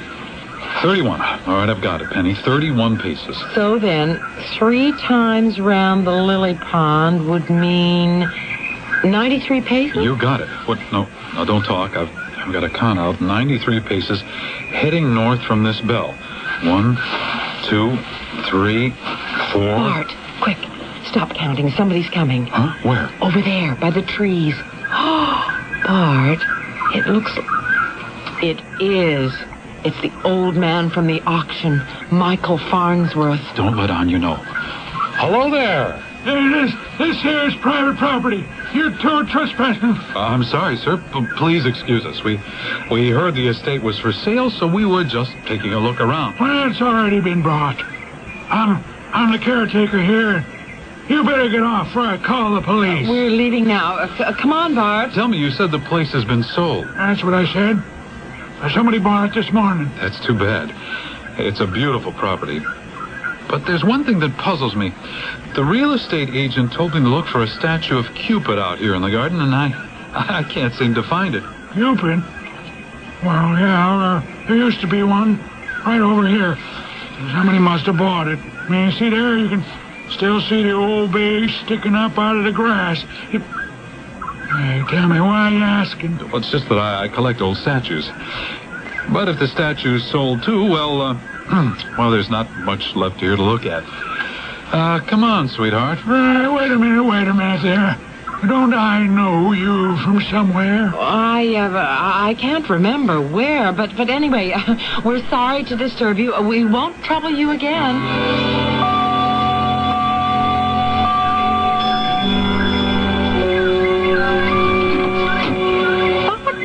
Penny, it's not noon yet. You're back already? Well, we ran into old Farnsworth. At least we think it was him. He was prowling around the property. And he had the nerve to pretend he was the caretaker. Oh, but you should have heard Bart. I told him we were thinking of buying the property. I think he believed us. And then Bart got him to point out where the old Cupid once stood. It's not there anymore? Oh, no, we'll never solve the riddle now. No, Alicia, you don't understand. The statue is gone, but the stone base it once stood on is there. All you have to tell me is which way the statue was facing. Facing? Well, it was always facing right toward the house. That's why my aunt said his arrow would fly straight into my bedroom. It was pointed that way. Oh, perfect. And you know what? I just realized we don't have to do this at high noon. Why not? Because at high noon there won't be any shadow.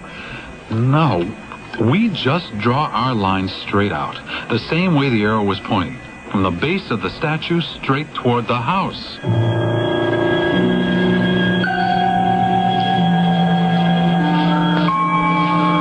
Bart, I'm scared. This place isn't so friendly when it's dark. Well, it's a lot friendlier now than when Farnsworth was with us. Okay, start counting. I'll lay out the string so you can walk in a straight line. Atta girl. 1, 2, 3, 4.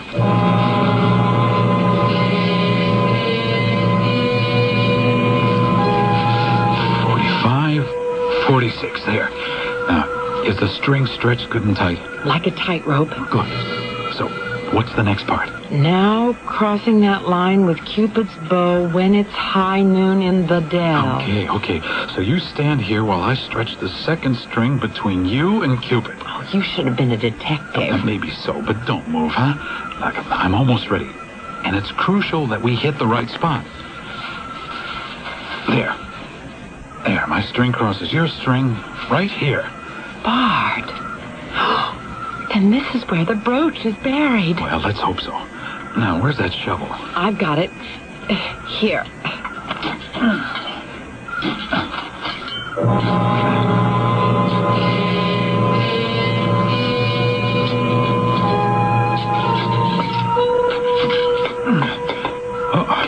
Oh, wait a minute. It's a chest. It feels like one end of a small wooden chest. Wait, I think I can get it free. Oh, there. Oh, Penny, we've done it. Does it open? It has a small padlock, but listen. Oh, there's something inside it. Well, we'll have to wait until we're home before we break it open. I don't want to use something as crude as a shovel. Let's go. I'll fill up this hole while you're gathering the string.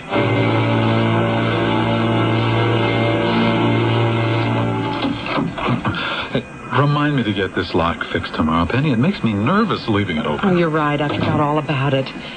Goodness, I hope that old Farnsworth doesn't show up tonight. Don't worry, I'll stick a chair under the doorknob. Now, come on, let's open this chest up and see what we've got. Here, hand me that hammer. There. Neat as can be. And now... Oh, Bart, it's beautiful. I can't believe it. We actually found her aunt's amethyst brooch. I wonder how much it's worth. The stone is awfully big. Oh, big enough to make me nervous. Enough gawking. I'll feel a lot better if we put it away. I know. I'll hide it down in my darkroom inside my enlarger. Stop where you are. Farnsworth, where did you come from? You're thieves. I heard the whole thing. Now you give me that chest. Hey, give that back. That belongs to Alicia Winslow. I knew you two were up to no good when I caught you today. And then I remembered. You were at the auction. You bought those letters, and you found the map to a jewel that is rightfully mine. But it's Alicia's. You won't get away with this, Farnsworth. Oh, Bart, be careful. The stairs. Farnsworth. Penny, he's fallen. I didn't push him. All of a sudden, he just clutched at his chest and he fell. He stopped breathing. Oh, Bart. We'd better call a doctor.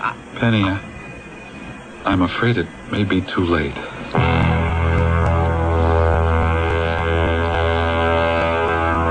He's gone. He's gone for good. The coroner said he died of a heart attack, and they found pills in his pocket. Apparently, he'd had this condition for years. Oh, what a sad way to go. No chance to make peace with the past. Even though he was cruel, I can't help feeling sorry. Oh, you're a good woman, Alicia. But Farnsworth did deserve what he got. And it does mean that your worries are over. And you have your aunt's brooch, just as she wanted. You know, my aunt always told me, look deep into this stone and you'll see your future. Your future? Really? Well, what do you see in it now? I see Auntie M beckoning.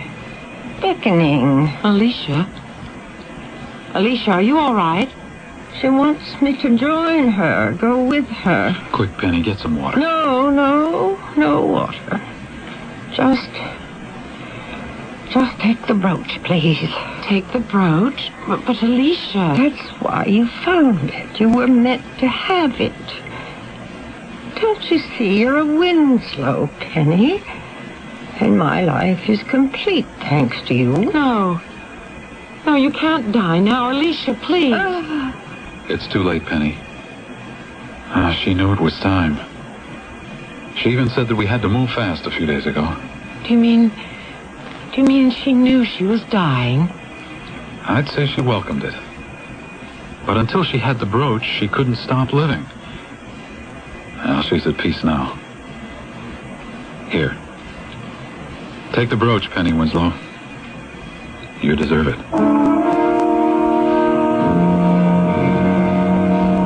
Alicia Winslow is dead, but her spirit lives in the amethyst brooch that she bequeathed to her newfound young relative, Penny Baxter.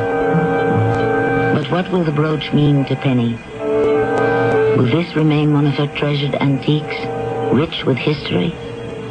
Or will she choose to sell it, using the proceeds to start up her long-awaited antique shop? More on this when I return shortly. I've had my share of winning teams over the years, but one of the best teams ever fielded, in my opinion, is not at the stadium, it's in the library. This is Ara Parsegian, and I'm here to urge you to check out the teamwork at your library.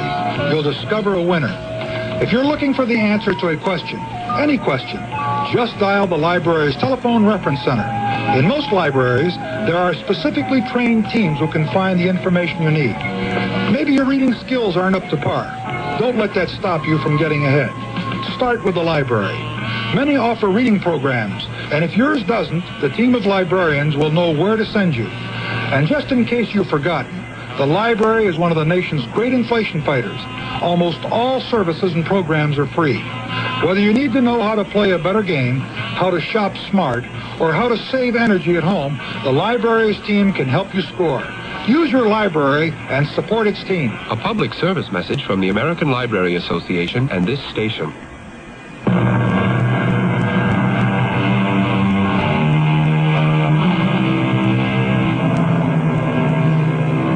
After Alicia died, another letter was found. This one written by Alicia herself on the morning of the very day that she died. It willed all her belongings to Penny, not just her brooch, but her antiques as well. And with the sale of just a few pieces of furniture, Penny had enough money to lease a small shop. Today, Penny's business is thriving, and Bart has more time for his darkroom.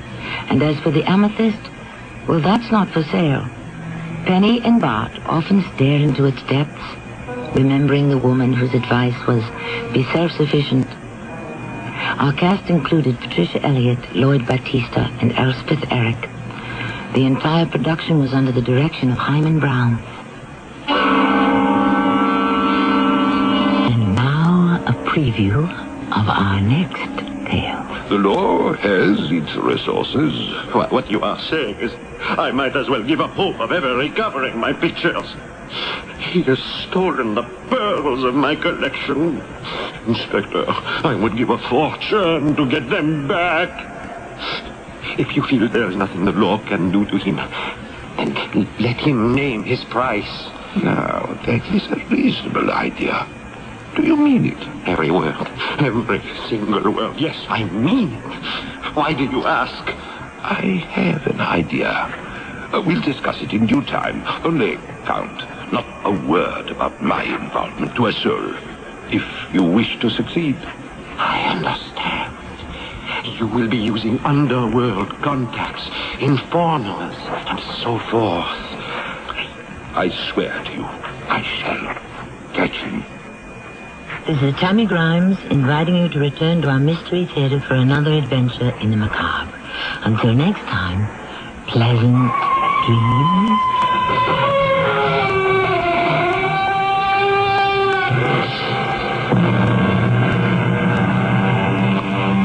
This is Nat Wright. Stay tuned for the Dawn Patrol flight, where we'll be playing your songs all night long after the news. It's midnight, and this is WIP, Metro Media Radio, in front of the CBS Radio Mystery Theater presents...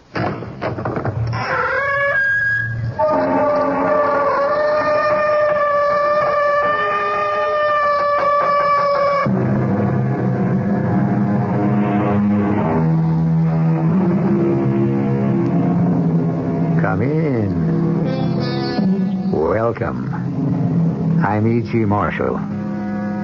Psychiatrists have sought the answers to puzzling facets of human behavior for years. Today, we speak freely of phobias, unexplained psychotic experiences But in the year 1793, a humane, enlightened physician of the infamous mental institution at La Bicêtre, a hellhole by any description, was brought to trial for daring to treat mental patients like human beings. He himself was called mad for, as the court put it, freeing the beasts from their chains. But as I said, times have changed. The story we're about to tell you about the horrors that took place in a similar institution is true. But it never really could have happened. Not here. Not yet. Not now. Stop it! Make them stop it, Doctor. That noise, please. It's just a summer night storm, Miss Agatha. You are safe here in the sanatorium. Yes. Nothing here can harm me. That's right. Now, go to sleep. I have to check on the other patients. Yes, Doctor. There are others here who need watching. The dangerous ones. They hate me. They all hate me. You must get some sleep. It's getting late. Yes, you're right, Doctor. For the dangerous ones, it's getting later than you think.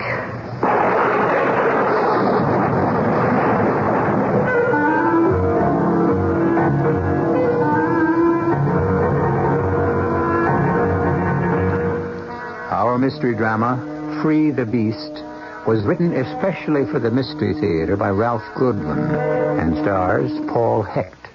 It is sponsored in part by True Value Hardware Stores and Buick Motor Division.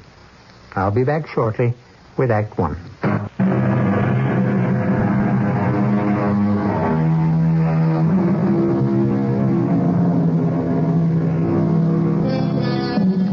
The elderly patients at the formidable isolated Greenbrier Sanitarium had been restless all day. And now that night is closing in and the intensity of the darkening clouds increase, the doctors and nurses double their rounds. The resident psychiatrist, Dr. Paul Thurman, has begun his nightly round of the third floor. Patients on this floor, although completely harmless, do need his personal attention. Most are alone in the world, deserted by friends and family. He pauses a moment outside one of the doors because he hears an unfamiliar voice. Yes, I have watched them. Each night I have watched, listened. A strange voice, one he cannot identify, seems to be coming from Miss Agatha's room. But that is not possible. Miss Agatha has been at Briarwood for almost a year and has spoken to no one. Be calm, little sister. Nothing will harm you. I've always looked after you, and I shall continue to look after you. As long as we both shall live. Miss Agatha. Yes, Doctor? Oh, you're alone. I thought... Yes, Doctor? I could have sworn I heard... Heard what? Well, I thought... Strange, there's no one here in the room with you, and yet... Yet what, Doctor? I distinctly heard a voice. Oh, not your voice, Miss Agatha, but an older voice. A woman, 70 or 80. You must be mistaken, Doctor. She called you little sister. I have no sister. Yes, I know that. But I do have a puzzle for you. A puzzle? Brothers and sisters, I have none. But that woman's mother is my mother's daughter. Who am I? Miss Agatha... No, stop. Make them stop, Doctor. That noise. Just a summer night storm, Miss Agatha. You're safe here. Yes. Nothing here can harm me. That's right. Now, lie back. Close your eyes and go to sleep. I must check on the other patients. Yes, Doctor. They need watching. The dangerous ones. They hate me. They all hate me. You must get some sleep. It's very late. Yes. right, Doctor. It is very late for the dangerous ones. It's later than you think.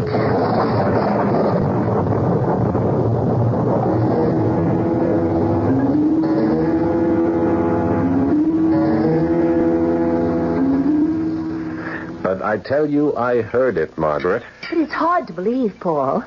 A strange, disembodied voice coming from Miss Agatha's room?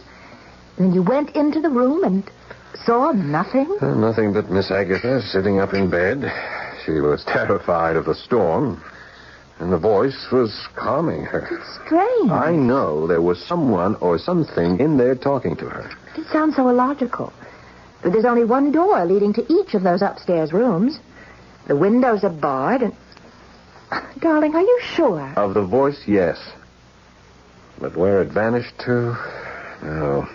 Could she have been talking to herself? Well, she never has. Besides, the voice was so different. The entire quality of that voice, it was so much older, raspier. I tell you, Margaret, something strange, something unexplainable took place on that third floor last night.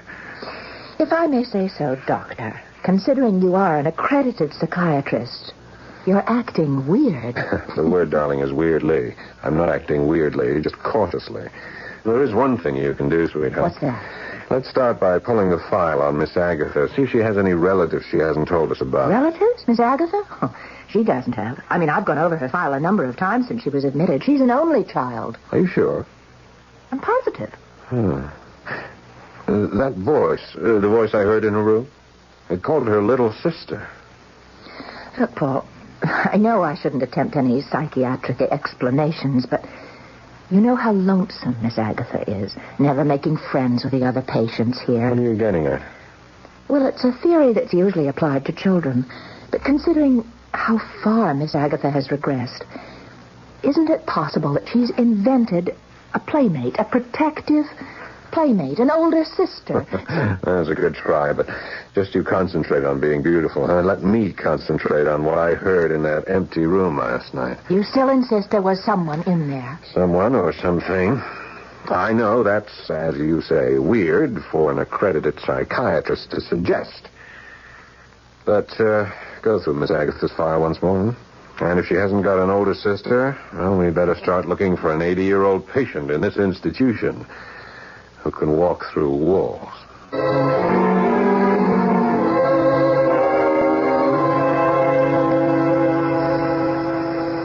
This is a progress report dated the 28th. Patient Miss Agatha Milford, age 37. Patient not adjusting to confinement.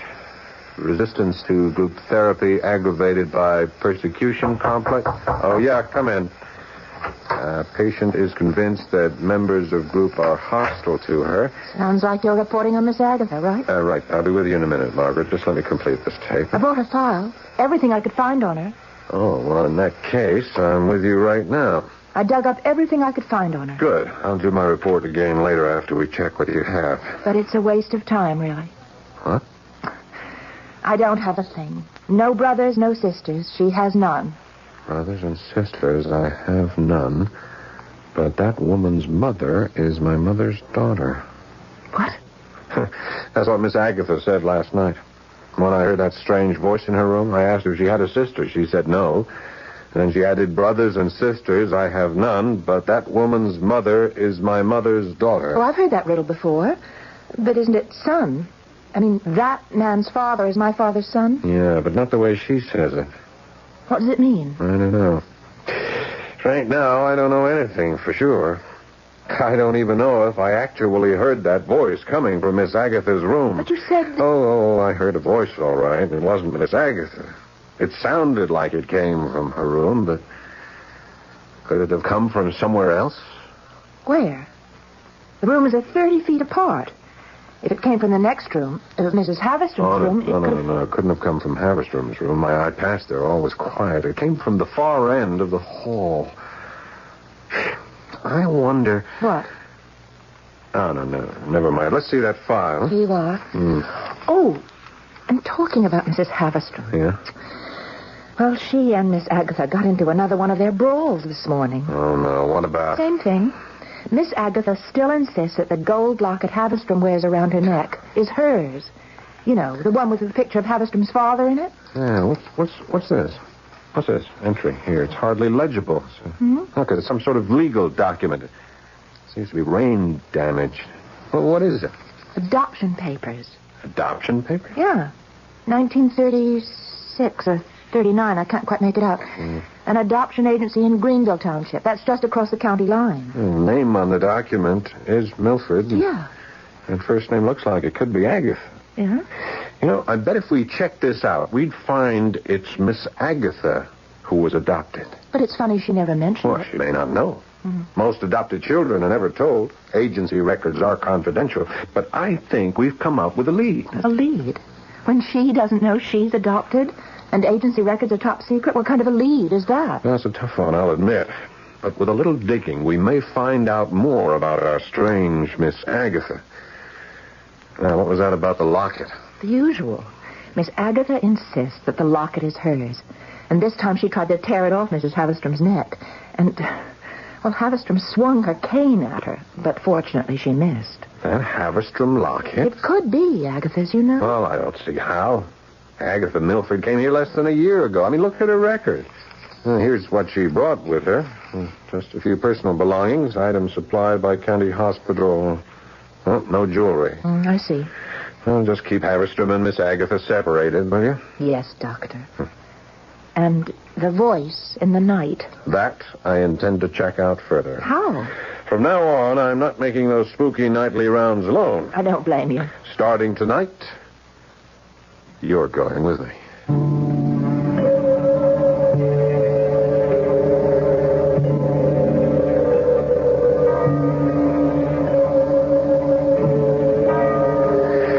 Well, 10 o'clock.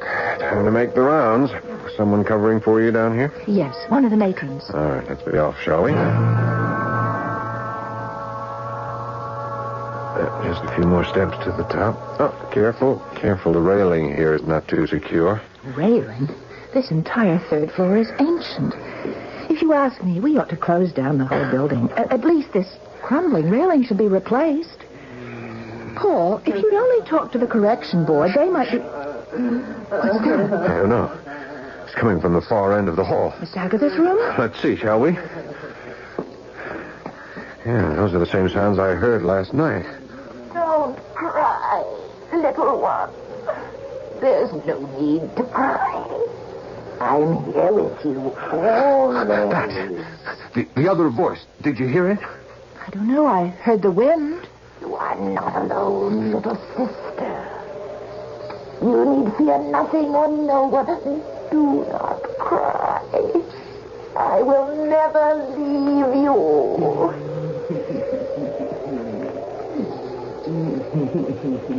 Is it a voice or is it the wind? I can't quite understand the words, and yet... Listen. There's nothing to fear, my little sister. No one will harm you. I've always looked after you. I will continue to look after you until death do us part. It's a weird voice. It's certainly not Miss Agatha's. Please. Tell me, little sister, why do you weep? Is it about the locket? Your locket? The one that's been taken from you? Is the locket. That Haverstrom woman still has it. She tried to kill me. I wish she were dead.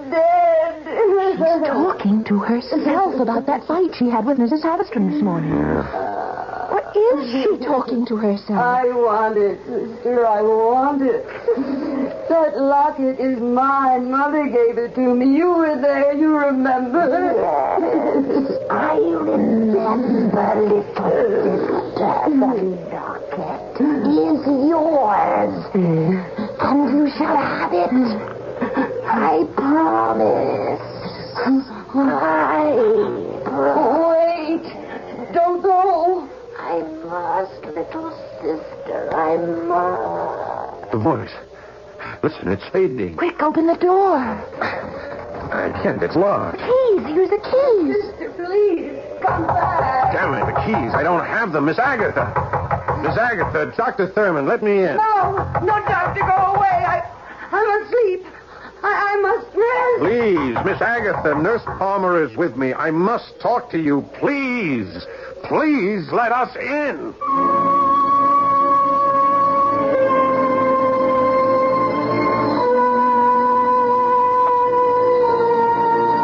Well, what have we here? A ghostly, disembodied voice that makes nightly visits to one of the lonely inmates of Greenbrier Sanatorium? Has Miss Agatha invented an older sister to console her in her loneliness? Dr. Thurman seems convinced that the voice he hears is not that of Miss Agatha.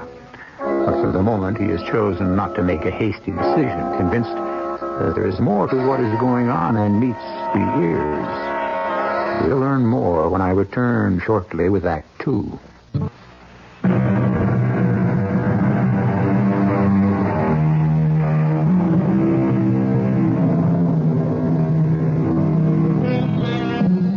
Over 600 years ago, back in the 15th century, two scholarly monks compiled a book of horrors called Malleus Maleficarum, a definitive study of mental illness that proved conclusively that the poor tortured souls chained in the snake pits were not ill, but unwillingly possessed by demons and witches. Two cures were suggested by these enlightened scholars: cleansing fire to be used against witches, and torture on the rack to discourage invading demons. It is recorded that both of these cures worked permanently. But that was yesterday. Morning has come to Briarwood. The strange voice that haunts the third floor still remains a mystery. Dr. Thurman is seated in his office, recording a case history of the frightened, uncommunicative Miss Agatha Milford. The possibility of schizophrenia exists. Further testing is called for. Oh, yes, come in.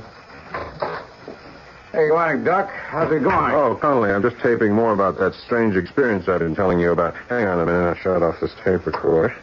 You know, that's a great way to keep records. Yeah. I've been meaning to buy one of those gadgets for the agency. How's our suspect, Miss Agatha, doing? Oh, please, let's not refer to her as a suspect. She's a patient, one we know very little about. That's why I called you in.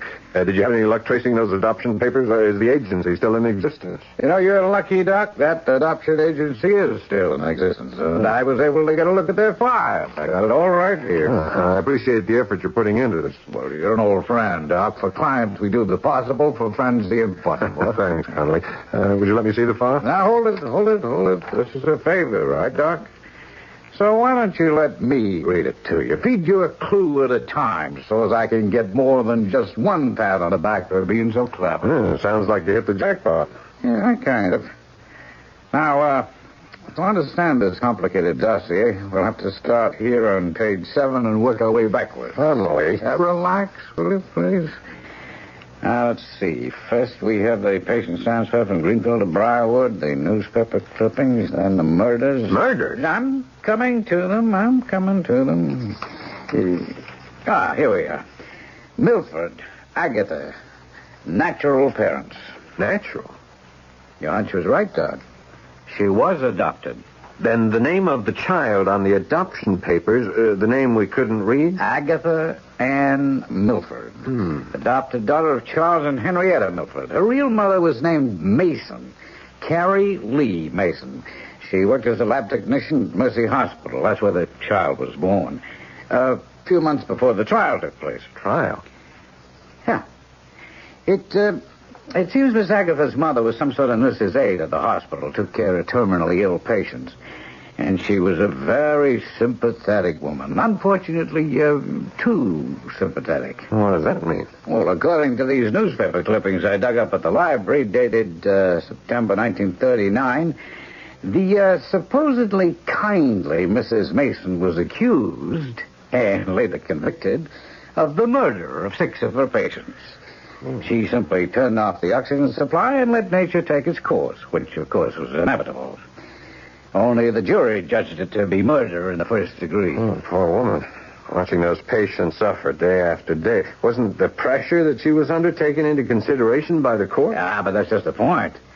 Evidence in the trial showed that she was under no pressure at all before, during, or after the murders. According to her testimony, she just, followed orders. Orders? She said a voice told her to do it. It's all here in this newspaper account. It seems our Mrs. Mason heard voices in the night. Voices that calmed her and comforted her in times of trouble. And voices that told her how to comfort others. Good Lord. Like mother, like daughter. What? No, nothing. Go on. What else do you have there? This woman, Mrs. Mason, Miss Agatha's mother, did she have any other children? Other children? Yeah, sons, daughters. Particularly daughters. A girl, perhaps, older than Miss Agatha. Oh, at least not according to the records I've dug up. Mrs. Mason had no other children. Miss Agatha was an only child. Are you sure? It's important. Could there possibly be a sister, an older sister? Oh, you mean that voice you've been hearing, huh? I'm sorry, Doc. There's no answer on that. When the Mason woman was sent up for the murders, her child was put up for adoption.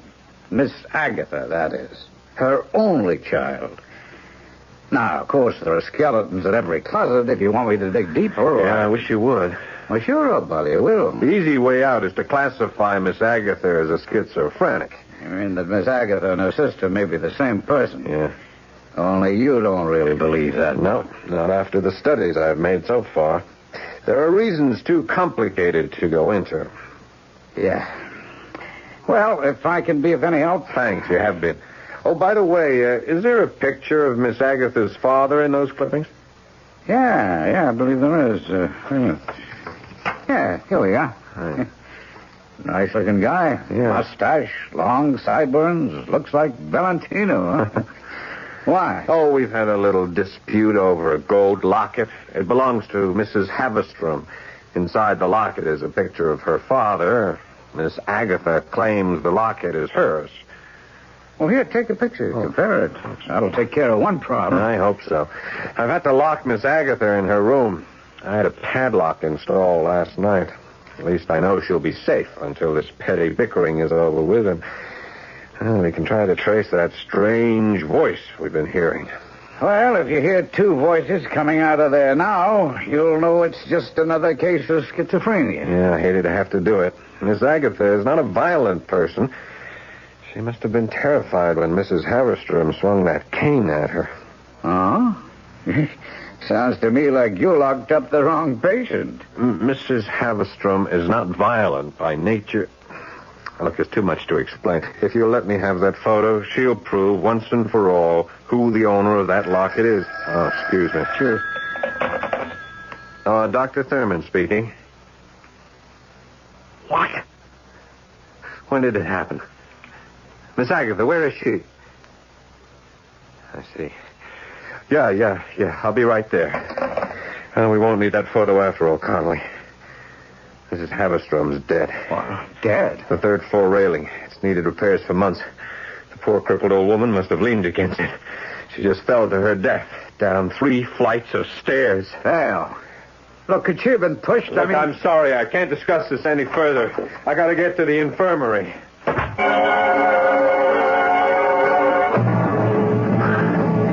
Slow down, Paul. I can't keep up with you. I'm sorry, Margaret. I'm anxious to check out Miss Agatha's room. I just don't understand how Mrs. Havistrom got out of her room and over to that shaky railing alone.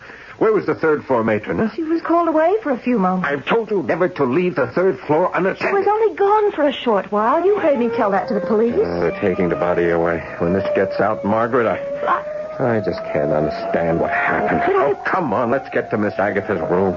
All right, Doctor. I'm sure you'll find everything in order. Door locked since last night, as per your instructions. Padlock on, also locked. I don't think so, Miss... Connolly, what are you doing up here? Just a little checking, Doc. What I found isn't too pleasant. Who is this man? I'm sorry, Margaret, this is Charles Connolly, a detective. Detective? Private detective, a friend of mine. He's been checking into Miss Agatha's background for me. Whatever for? I wanted to find out more about her. I told him about the argument she had with Mrs. Haverstrom over that locket. That Haverstrom woman didn't fall down that flight of stairs by accident. What are you trying to say, Connolly? The woman was dragged from her room and tossed through that rotted railing. She was murdered. What? And I didn't say anything in front of the police. I mean, they accepted it as an accident, but someone carried her to that railing and pushed her over. My guess would be Miss Agatha. That's impossible. She's been locked in her room since midnight. Well, that remains to be seen. Where's the room? At the end of the corridor. Even if she did get out, she couldn't lift a 200-pound arthritic patient like Mrs. Haverstrom. The woman wasn't lifted. She was dragged along the floor. I found black heel marks leading to the edge of the stairs and the end of the broken railing. Let's get to her room. Okay, right with you, Doc. How could Miss Agatha get out of her room? It was bolted from the outside, reinforced by a security lock. It just doesn't make any sense. Well, I'm afraid there's just no other answer. There's got to be another answer. Huh? Up ahead.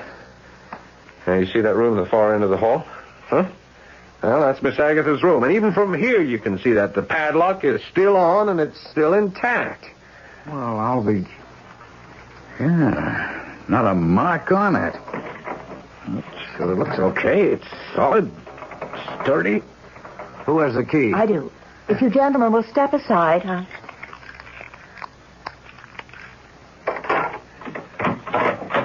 Well, good morning, Doctor. It's such a beautiful morning, isn't it? Yes. Yes, it is, Miss Agatha. You slept well, I trust? Oh, very well, Doctor. I see you've brought some visitors. Nurse Palmer. Good morning, Miss Agatha. And a gentleman I don't believe I've met before. Oh, this is Mr. Connolly, Charles Connolly, an old friend. He just stopped by to say hello, meet some of our new patients. How nice. A pleasure to meet you, Mr. Connolly. Well, thank you, Miss Agatha. And may I say you've come to the right place. I beg your pardon? Well, I mean, it doesn't look like much from the outside, but it's so pleasant here. Everyone is so nice. Oh, yeah, is that right? Mm-hmm. Even Mrs. Haverstrom. She was trouble for a while, but everything is fine now. It's all been taken care of. It has? Yes. Doctor, I have a confession to make. That was my sister you heard me talking to in my room. I didn't want to admit it because of sanitarium rules. No visitors after 8 o'clock. But since she won't be coming back anymore, I can admit that she's been here. Because everything is all right again. What do you mean, everything is all right again? Well, look, Doctor. Look what I have around my neck. Good Lord. Mrs. Haverstrom's locket.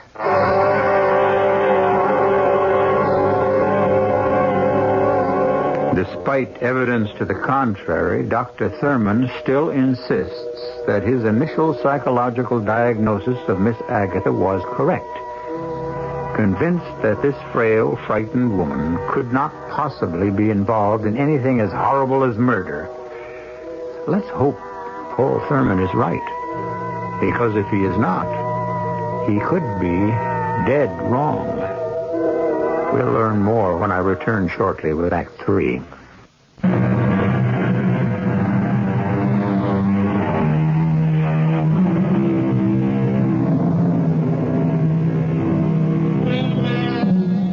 The strange death of Mrs. Haverstrom at the Briarwood Mental Institution could, by those untrained in psychiatric research, be simply diagnosed as madness. Wasn't it Lewis Carroll's observation in Alice in Wonderland that went something like this? "How do you know I'm mad?" Alice remarked. "You must be," said the cat, "or you would not be here." A simple solution to our mystery, I must admit. But not for those of us who have been expertly trained in madness and murder. We need more time to contemplate, consider, to separate the half-lies from the truths. listen. And since the death of Mrs. Havistrom, continued attempts made by staff members to remove the golden locket from Miss Agatha's throat have made the patient exceedingly hostile. She has become suspicious of all who enter her room and is now refusing food unless served by the one staff member she trusts, Nurse Palmer. Oh, yes, come in. All attempts to gain access to gold locket have failed. Until this morning, Paul. Look, the locket. Yes. How did you get it? She held it a little too tightly this morning. The clasp broke, and I told her I'd have it repaired and bring it right back. As simple as that? Where is the picture of the father that Mr. Conley gave you? I want to compare it with the one Mrs. Havistrom showed me. I've been trying to open that clasp, but it seems to be jammed. Oh, here, give it to me. Let me do that. You'll find the newspaper clipping in that desk drawer, the one on the left. I'll get the picture. Okay. You work on that clasp. Were these the clippings? Yeah. This clasp seems to be bent. I'll get it in a minute. Do you remember what the man in the locket looked like? Was he young, old? Young man, about 30. Oh, that sounds about right. The man in the newspaper clipping was about 30. Sort of plain looking, slightly balding. Plain looking? Balding? What's wrong? A mustache? Long sideburns? No. Mrs. Havistrom's father was clean-shaven. Heavy features. It was a tintype. I guess it must have been taken in the early 20s. Well, it's not the same man. It's not? Nope. Here, give me the clippings. I'll show you. See, there. That's Miss Agatha's father. There, young, dashing, handsome. Looks a lot like Valentino, huh? Oh, we darned all this trouble for nothing. Yeah. I finally got this locket open. There, you see. Oh, no. What's the matter? Paul, what is it? The photo in the locket. It's neither the man you described nor the man in the clipping. It's a photo of a woman. An old woman in her 80s who looks exactly like Miss Agatha.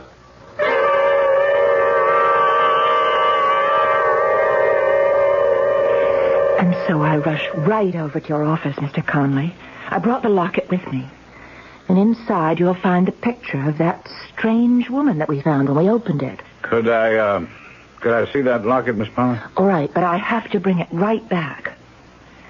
Miss Agatha found out I showed it to Dr. Thurman. She's very upset. She says she told her night visitor, you know, the avenging sister, about Dr. Thurman refusing to return her locket. Which means he's next on her list. Or somebody's list. Can I look at that locket, please? Oh, yes, of course. Here. Thank you. The clasp is still jammed, so I left it open, you see. Mm-hmm. Now, that's the photo that we found inside the locket. It looks exactly like Miss Agatha, only 30 years older. Yeah. Yeah, it does, doesn't it? And you have no idea how this photo got in here, hmm? No.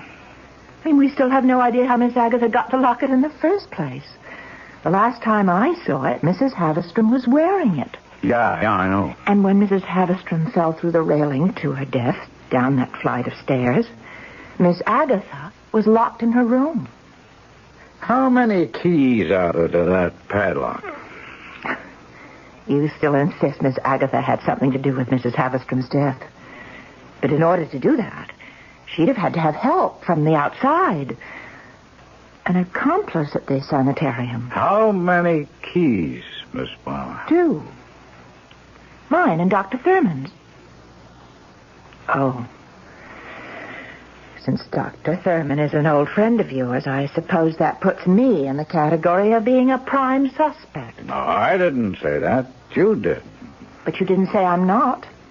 If anyone had the opportunity to assist Miss Agatha in this, what you call, madness, I did.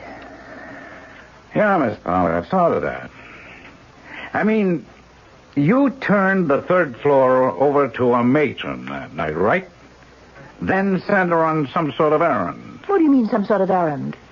We have a diabetic patient under our care, Mr. Conley. I sent the matron to give that patient an insulin shot. Was the patient on the third floor? No, she's in Ward 1 on the main floor. Then that would leave the third floor unsupervised, huh? And it would give you time enough to accomplish whatever you wished. Unobserved. I resent this. Time enough maybe to smother Mrs. Haverstrom with a pillow, drag her to the top of the stairs, and toss her to her death through the rotted railing? Is that an accusation? No, Miss Palmer. It's just a theory. All right.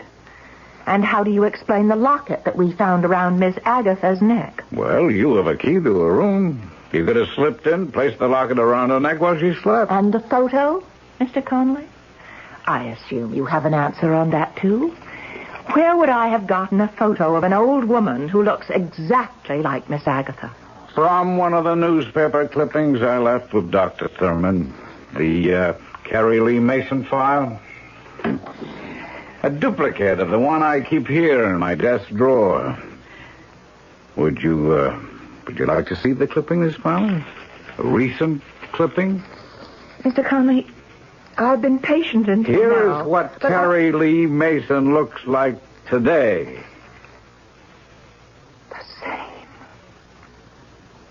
The same photo. It's exactly the same as the one in the locket. Oh, not quite, Miss Palmer. You see, the prison guards have been cut away to make the photo fit in the locket frame. Easily enough done with, a pair of surgical scissors. I've had enough. I haven't. Now, I've checked out this sister theory Paul Thurman keeps insisting on. So far, I've come up with nothing. My partner Ross is out on it right now. You've had less than 48 hours. He's going to come up with nothing, Miss Palmer. The prison is in Greenville. He's there now checking their records, and it's a waste of time. If you don't find any record of an older sister, then there has to be some other answer. Because I'm not it. Oh? You forget. The night Dr. Thurman heard that strange voice coming from Miss Agatha's room, that second night, when I went with him to check it out, I was standing right alongside of him, outside the room. Yeah, that's true. Right, if you can explain how it's possible for a person to be in two places at the same time. Oh, that's very simple, Miss Palmer. The voice Dr. Thurman heard could have been on tape. Tape? Yeah. You do make it a practice to record patient histories on tape, do you not, Miss Palmer?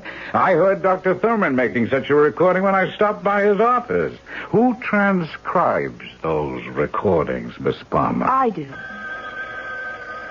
Excuse me. I won't be a minute. Hello? Conley? Oh, it's you, Ross. What? Well, what new development on the Mason file? You just found out what? Yeah, I'll meet you at the sanitarium. And then notify the police. Nurse Palmer will be with me. We're leaving right now. Bye. What was all that about? There's no time to explain now. How fast is that car of yours? It's not mine. It's Dr. Thurman's. It's a sports car. It can do 100 if you open it up. Well, baby, we're going to open it up. We got to get back to that sanitarium, and let's hope we make it in time.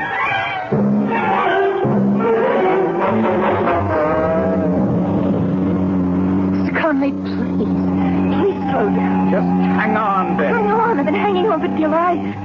If anything happens to this car, I'll never hear the end of it from Dr. Thurman. I'm not worried about the car, Miss Palmer. I'm worried about Paul Thurman. Dr. Thurman, why? Look, you never told me what... There's a turn up ahead. Hang on. I was saying... You never told me what your partner Ross told you. Well, you'll know in a few minutes. I only hope Ross got to the police with the information he gave me over the phone. We're going to need a patrol car to back us up. We've got one. Following us. And at this speed, we'll probably pick up 3 more. Good. All right, there's the driveway to the sanitarium. Right up ahead. It's blocked by 2 police cars. Hang on, I'm going to stop. What's going on up there? Look farther up beyond the service road. engine. Look at the smoke. Oh, my God. Briar was on fire. Come on. That building is a death trap. I've got to help the patient. Wait. Your patients are all right. They've all been evacuated. Look, over there in the clearing, the matron's got them out. God. I don't see Paul. Dr. Sandman. Probably still in there. That's why Ross called. Oh, I'm so confused. Ross was calling from the prison. Mrs. Mason wasn't there. She'd been showing signs of violent behavior and was transferred to a hospital for psychiatric testing. Well, that was a few days ago, just before you started hearing that strange voice coming from Miss Agatha's room. You don't think It's the only answer to all this. Madness. Security at the hospital is not like security at the prison. Ross checked. They've been looking for her since Friday. I think she's here. Here? But how would she find out? I don't know, but somehow she did. Just look at the pattern, Miss Palmer. Patients warned, evacuated in time, everyone out, safe, but Paul Thurman. Now remember, Mrs. Mason considered herself a humanitarian. I believe she set that blaze to destroy Briarwood and the man who kept her daughter prisoner there. Hey, he's right, Margaret. I saw her. I saw the face in the locket. She burst into my office, smashed everything she could get her hands on. Within moments, everything was ablaze. Paul, are you all right? Yeah. I managed to get out somehow after I released Miss Agatha from her locked room. That poor crazed woman is still in there. Last time I saw her, she was clawing her way up the blazing staircase, calling out, "Where are you, little sister? Don't be afraid. Mother is here." The place is an inferno. We've got to get her out of there. Too late. The walls are starting to go. Oh, she's still in there. She's a goner.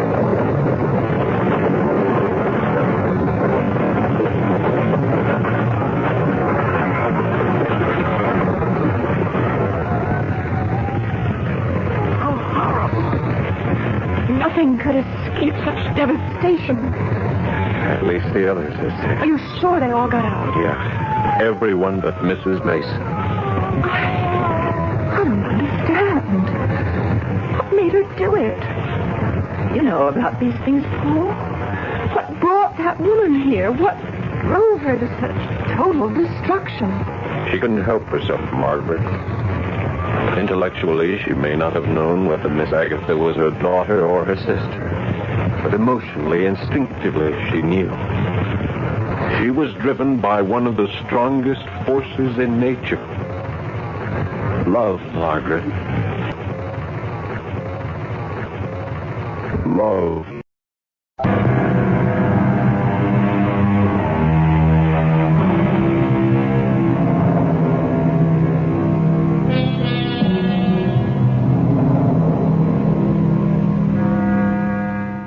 This is E.G. Marshall, inviting you to return to our Mystery Theater for another adventure in the macabre.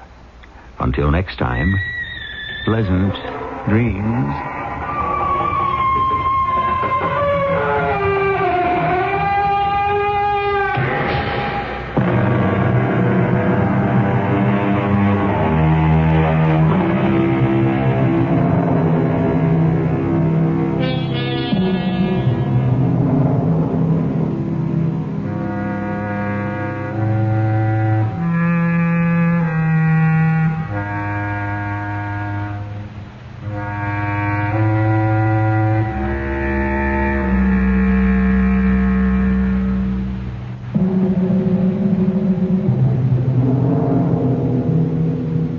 The CBS Radio Mystery Theater presents...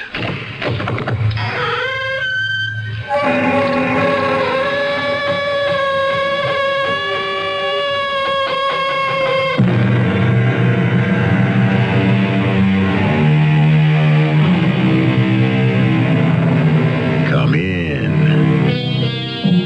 Welcome. I'm E.G. Marshall. Probably the greatest English writer of the last century who wrote with two words in mind, could be, is the novelist H.G. Wells. Wells has lifted our imaginations with The First Man on the Moon, The War of the Worlds, The Invisible Man, and so on. With extraordinary resourcefulness and creativity, he has brought life to the incredible. And today we have taken his words from the page and placed them in your ear so that you may actually believe you are in the outlandish world of H.G. Wells. Professor Legend, can you make out the school desks and the school children? Yes, I can. And I do. From here they look phosphorescent. Luminous, don't they? They do look strange, Plattner. And that explosion blew us a considerable distance away. I must get back to the school and take charge. Oh, Professor Legend, I don't think that'll be possible. Why not, indeed? Because I think that you and I are dead.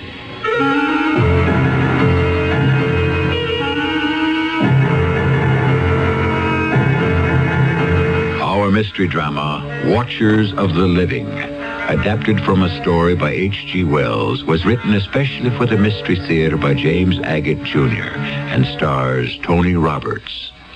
I'll be back shortly with Act One. Come in. Oh, great master, I have traveled far to seek your wisdom. Speak to me. Close the door. It's cold.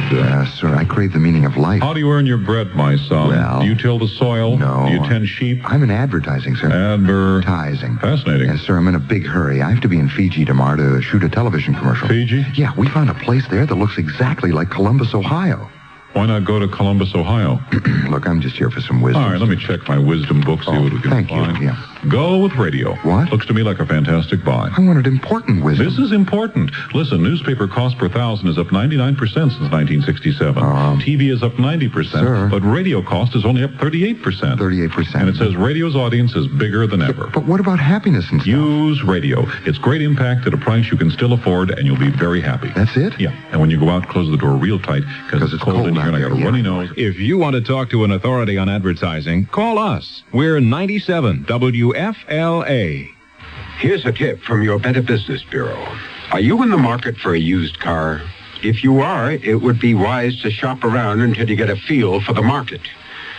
It's important for you to find out if the car is covered by a warranty. A used car warranty is limited. For example, it may cover the first 1,000 miles or 30 days. Remember, however, the warranty is as good as the dealer who backs it. And you check his reliability with your local Better Business Bureau. Also, remember that careful inspection is the key to enjoying a used car. Be sure and look for rust. Check the tires, the shock absorbers, and the operating controls. And incidentally, it's also a good idea to take a test drive. You see, by giving the car the once-over before you buy it, you're protecting yourself against a faulty purchase and a lot of headaches after you've bought it. This has been a tip from your Better Business Bureau.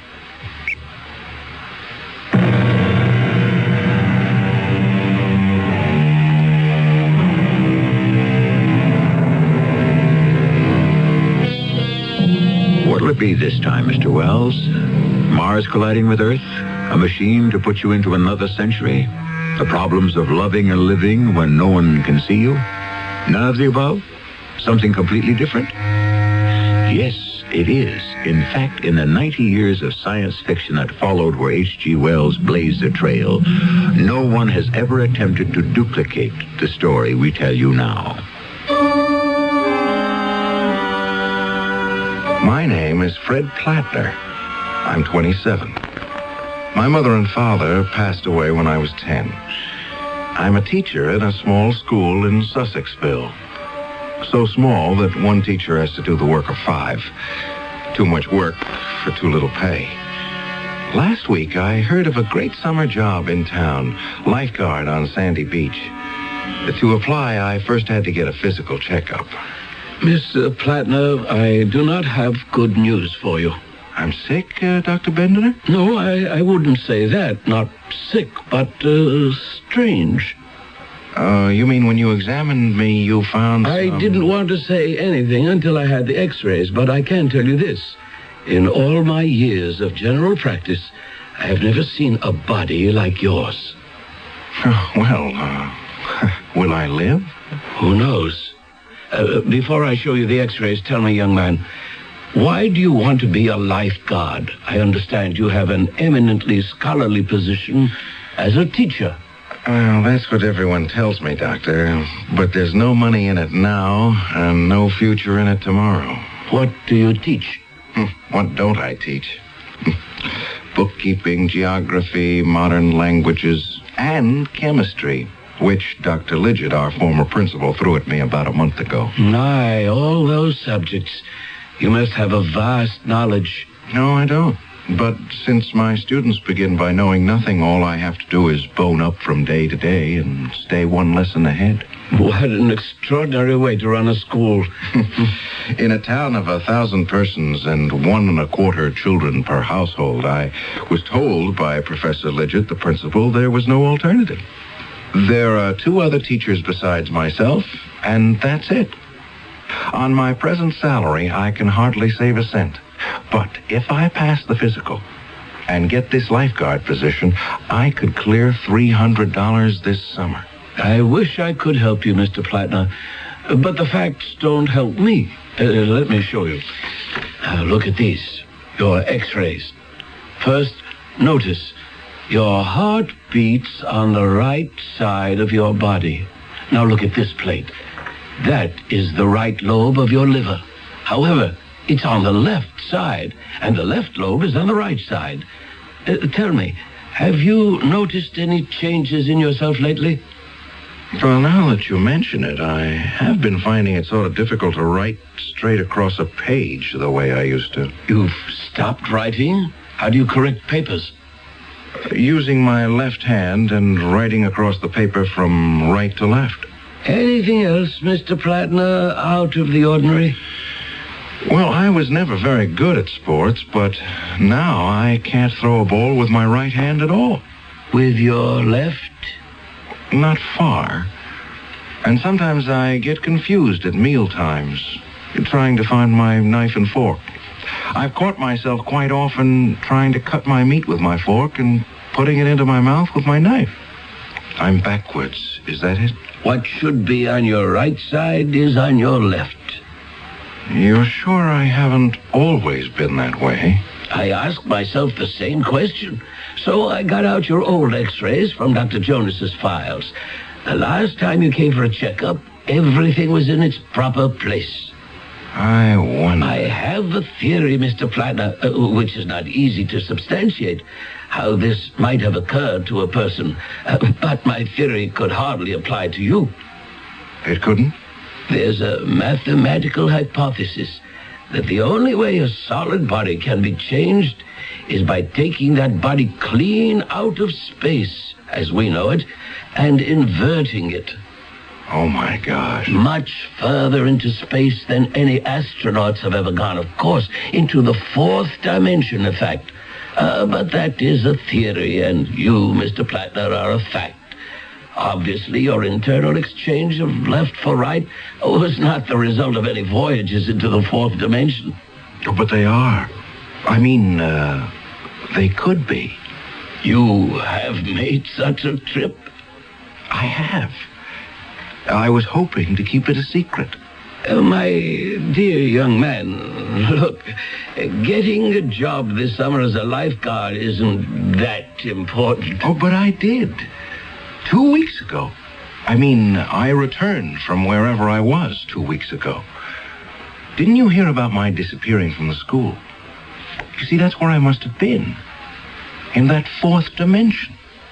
Mr. Plattner, you're not feeling chilly or flushed, are you? No, I'm fine. So you took a trip into space, did you? Well, I don't know where I was, but I certainly wasn't in Sussexville.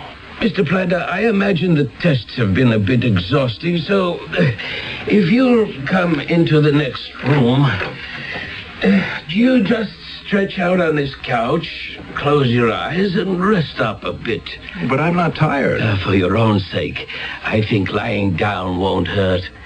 You know, when you speak of traveling to other dimensions, even if you can't be a lifeguard this summer, I'd hate you to lose your teaching job because they thought You've lost your mind. Of course, I couldn't really blame Dr. Bendiner for thinking somehow I'd become unscrewed. And as I laid down in his anteroom, those 9 days in nowhere came back to me. 9 days I'd never forget. It began on a Tuesday night after chemistry class. Why are you still here, Plattner? The bell rang. What are all these boys still doing here? They haven't all been kept in, have they? Professor Lidgett, Carson here, found some green powder up in the old lime kiln. So I told the boys if they'd like to take part in some scientific research, stay after class, and we'll subject the green powder to some scientific tests. Proceed then, Plattner. I shall watch with interest. You don't mind if I stand beside you at the table here? No, not at all. Professor Lidgett, we're conducting this experiment to impress upon these boys, Jacoby, Goodman, O'Shea, and Carson, that curiosity is not something that should stop after one has left school. So, here is a medicine bottle containing green powder, courtesy of Billy Carson, and plugged with a masticated piece of newspaper. Plugged with what? A large spitball. First, we place a small amount of the green powder into a test tube. Now, we hold the tube under the tap and see what effect is caused by water. No effect. No change in the substance whatsoever. As you can see, the powder does not even dissolve. Now, we'll prepare a number of test tubes, filling them with a little of Carson's green powder, partially filling each, and then in turn we'll test the green powder against nitric acid, sulfuric acid, hydrochloric acid. Very disappointing. No results, no changes in the powder. The experiment has yielded us 0. Nix. Naught. Well, boys, those are the hazards of science. Why don't you set fire to some of the powder, Plattner? Light it? With a match? Or a Bunsen burner. Boys, our principal, Professor Lidgett, suggests a test by fire. Here we go. We knock a few grains from the bottle onto this slate on our lab table. Professor, would you oblige with a match? Oh, yes, happy to. It's smoking. The green powder is melting.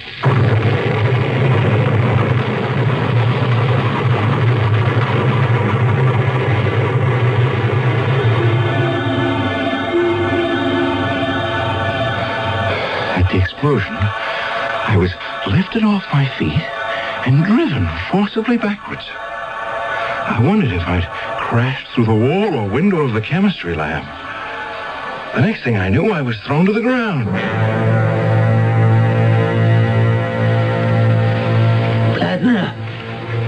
Plattner, is that you? Professor Lidgett, are you hurt? Well, I don't think so. Me neither. My face seems to be all right. I still have both my ears, hands, arms, and my feet. Oh, so I thank heaven. Where's the school? Where are we? None of this countryside looks familiar to me. Look. Straight in front of us. Those figures. I know those boys. They're in my bookkeeping class. But how strange they look. Sort of gray and amorphous. Almost floating. Are those gray shapes there? Those are our students? I can see their lips move. They're talking. But I can't hear a word they're saying. And they're coming towards us. The one in front is Johnson. Great heavens. He just walked right through you. I know. And I didn't feel a thing. Did you notice how dark it is getting? Above us, the sky is jet black. The only light is that greenish glow on the horizon and those black hills. Where are we? And I can still see the chemistry classroom, but it seems to be receding, getting fainter. I can see it too, way off there. It's as though I had X-ray eyes and can see right through the walls. We must get back. We've been blown a considerable distance away. I must take charge. Well, I doubt that will be possible, sir. As I analyze it, A, no one sees us. B, no one hears us. C, the boys walk right through us. D, yet we appear whole and uninjured. E, to ourselves we are real, but the school seems unreal. Therefore, I would conclude, ergo... What? That you and I, Professor, are dead. Well, now, have we just heard from the living, or should I say, speaking dead? How's that for a first act curtain? The shape of things to come. Things beyond have always intrigued man. If, as some philosophers believe, ours is the world of the dying, then the next could possibly be the world of the living. What it's like, we may find out when I return shortly with Act 2. Step inside, take a ride, and follow the rainbow. Hot and tired, uptight with traffic delays. There's got to be a better way, and there is. Ride a Rainbow. Ride a Rainbow Express bus. Forget about the traffic on your way home on a rainbow. Park and ride on the Rainbow Express from key shopping centers in Town and Country, Brandon, North Tampa, and now Temple Terrace, Eastlake. The city, full of architectural barriers that keep disabled citizens out of public buildings. My job, I'm a barrier cop. Barrier Central. It's about the elevator in the library. You can't feel the floor numbers with your fingertips. Uh-huh. Barrier to blind people. We'll get it fixed. Thank you. It's my job. I'm a barrier cop. This story could be true. Only the barriers can be changed to protect your rights. For information on how to file complaints, write Access America, Washington, D.C. 20201. You know, it's not easy saying, there goes, or here comes the 97 WFLA Busch Gardens 20th Anniversary Etzel. But sometimes it comes out, the 97th Etzel Busch WFLA Gardens, or the Dark WFLA Conant 97 Busch Etzel Garden. Well, anyway, I guess you get the picture. 97 WFLA would like your help in naming the 59 Etzel. And if your suggestion is selected, it could mean a fabulous weekend at the Beachcomber on St. Petersburg Beach and $97 cash. Just send 97 WFLA a postcard with your suggested name for the Etzel. One entry per card. In case of duplicate names, the card received earliest will be the one considered. The winning entry will be selected by a panel of judges from Busch Gardens and 97 WFLA. All entries must be received by midnight, October 10th. Decision of the judges is final. So help us name the Busch Gardens 97, 20th Etzel, Dark Conant 59, 97 WFLA. Oh, gee.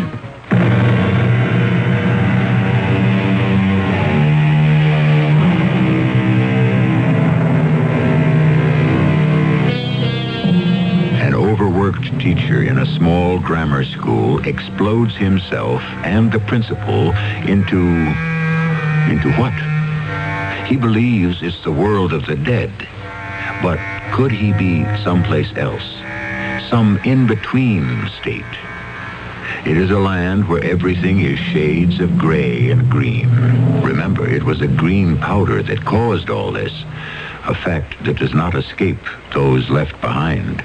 Were you able to get any sense out of the boy, Dorothy? Well, Billy says it was a green powder he found, brought it to class, and his chemistry teacher blew himself up with it, and that he and the principal just plain disappeared. blown to bits. No trace of them, Jim. The doggone part of it is you'd think an explosion like that would make some kind of noise. Oh, it knocked out a wall, but none of the children were hurt. So Billy brought that green powder, huh? We could be in for a peck of trouble. Do you really think so? Our son brings an explosive to school. His teacher and the principal are blown away. They could hold us responsible. They could? We're his parents, and he's underage. I wonder which teacher it was. Oh, Fred Plattner. You remember him. They got Fred teaching chemistry? What does he know? No wonder everything went fluey. Oh, he's such a nice young man, too. I know that. Now, promise you won't say anything to Billy tonight. He was very fond of Fred, too.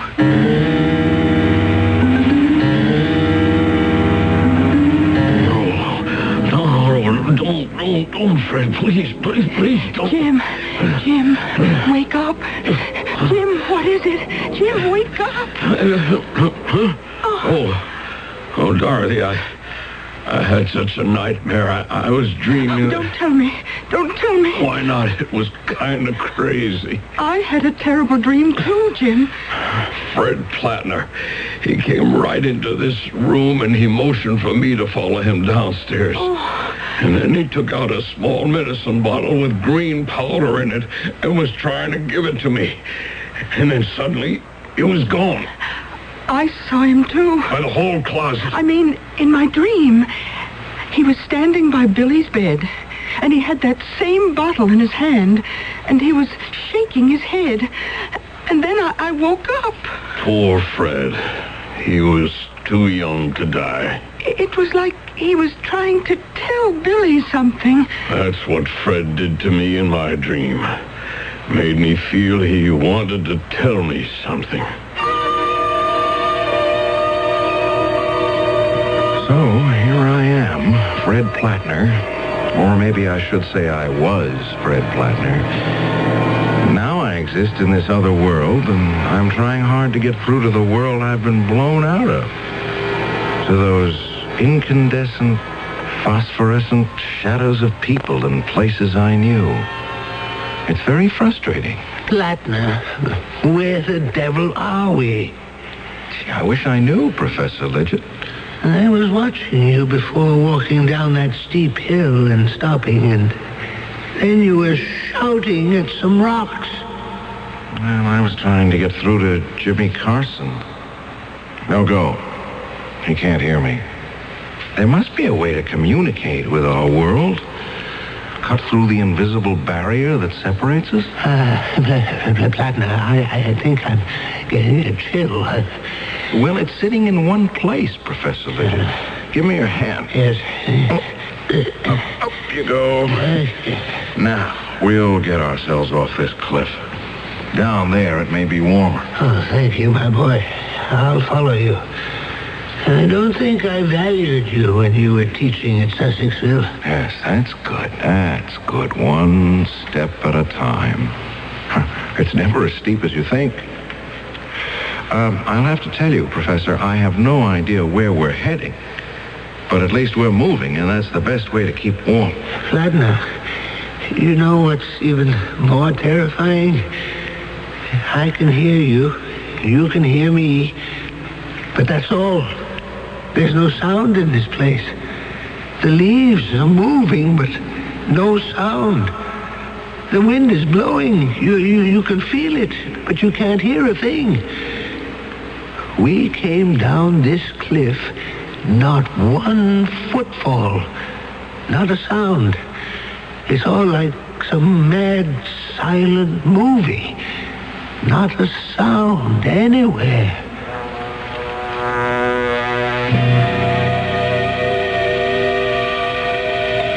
Jim, will you see who's at the door? I'm just clearing away the breakfast dishes. Billy was late getting off to school today. Honey, I've got to make tracks for work myself. Harry's been giving me the hairy eye lately, ever since that rumor went around town about Billy blowing up the school. All right.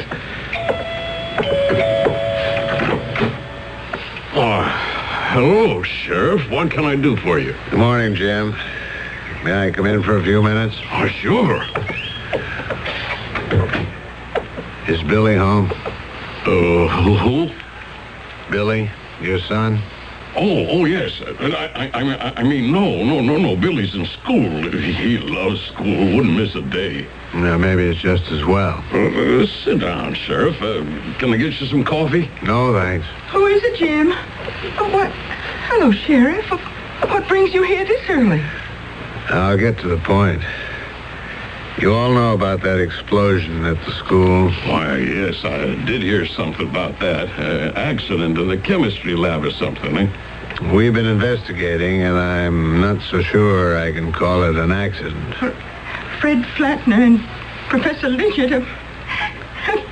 Yes, that's a shame.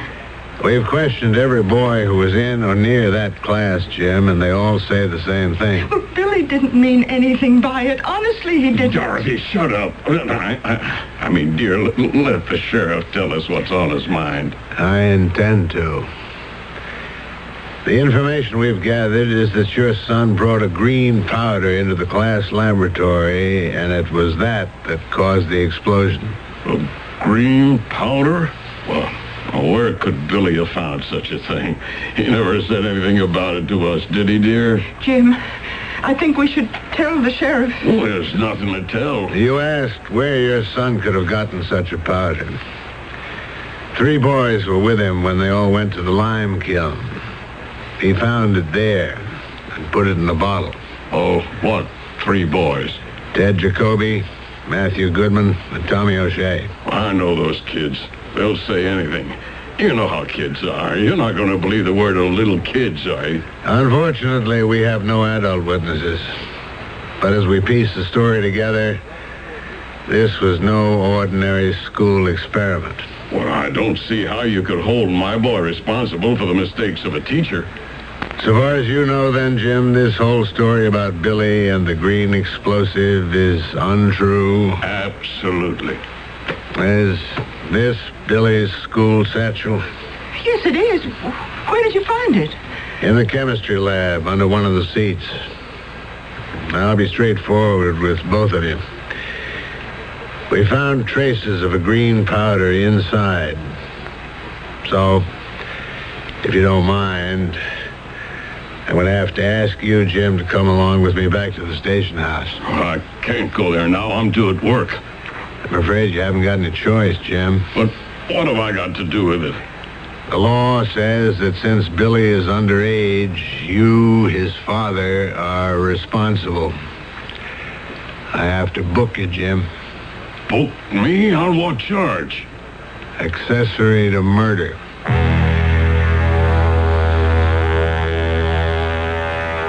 Several days and nights went by in our green world.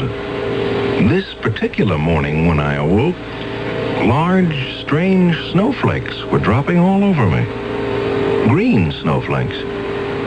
And then, for the first time, the stillness was broken by a sound. Flatner, did you hear that? A bell. I think it comes from way down there in the gorge. Let's get down there. Maybe there are people or someone who can help us. Oh, beautiful. Flatner, do you hear that? Hear what? The sound of our own footsteps. Things are starting to be a little bit more normal. And it's not so cold down here. Look at those gray craters. Will you look at that? I never. A great stone building. There's an entrance. Let's go on in. Wait a minute, Flatner. Isn't there something wrong about it? Something peculiar?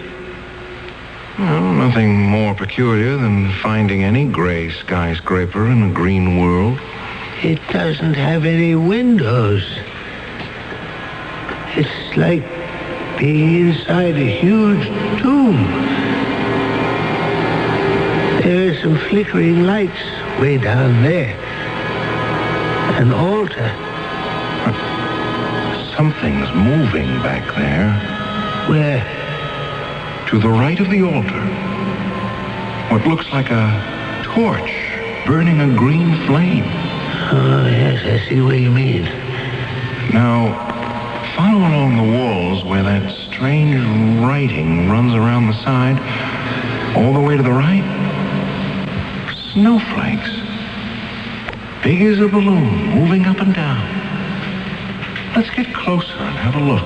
No, I think I'll stay back here. If I go forward, Professor, you'll be alone here.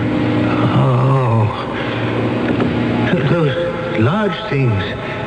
Their heads, floating heads, with sort of tails hanging from each one like giant tadpoles in the air.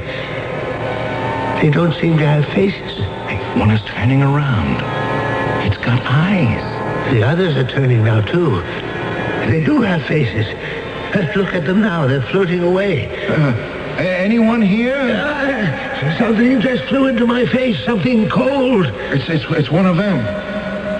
Who are you? Who are you? Who are you? Who are you? Who are you?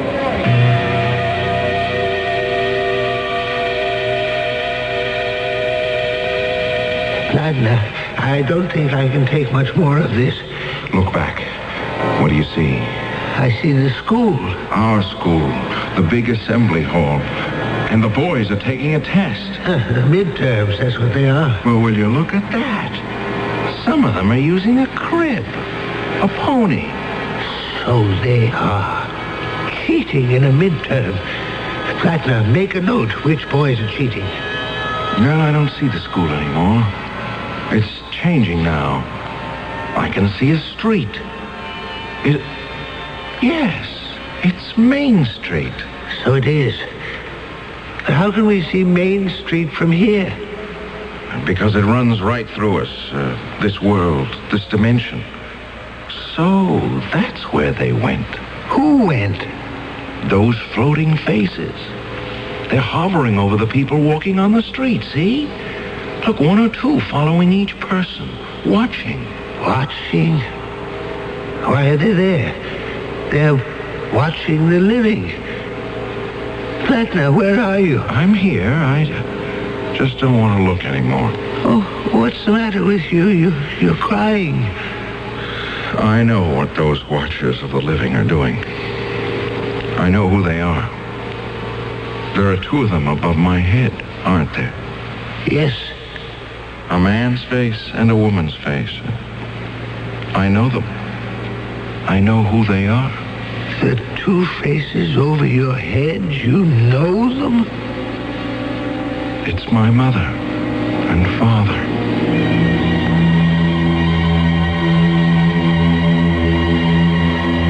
H.G. Wells asks, who are these watchers of the living? Why do they so passionately watch those they have left forever? Is it that when our life is over and evil or good are no longer a choice, that we may still have to watch the consequences of what we began? If this is so, then certainly Fred Plattner and Professor Lidgett have not died, but have invaded that dimension which hangs over all of us. I shall return shortly with Act 3. At the drugstore, they told me there's a powerful anti-itch drug I can buy without a doctor's prescription. Now I use Bicozine cream as directed. No more burning, embarrassing itching. No more scratching. Bicozine actually speeds healing. Bicozine cream. What a relief. Now you can soften hard, calloused skin without painful cutting or scraping. Apply stainless Dermasoft cream to your feet as directed. Insist on Dermasoft cream.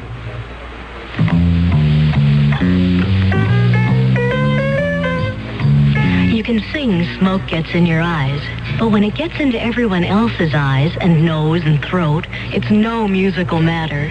Your lung association says cigarettes are a personal health hazard, and secondhand smoke is offensive to all non-smokers. Give us all a break. Let the Lung Association help you kick the habit for your sake and for everyone's life and breath.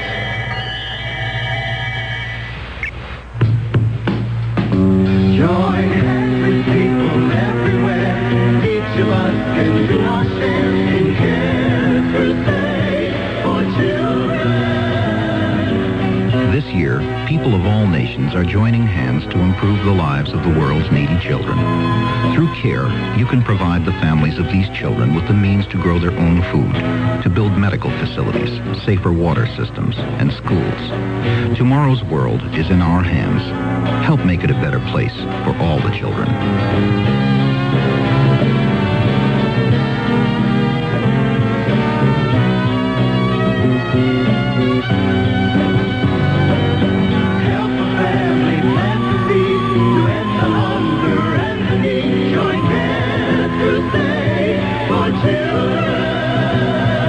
Send your check or money order to CARE, Crusade for Children Overseas, 145 Madeira Avenue, Coral Gables, 33134.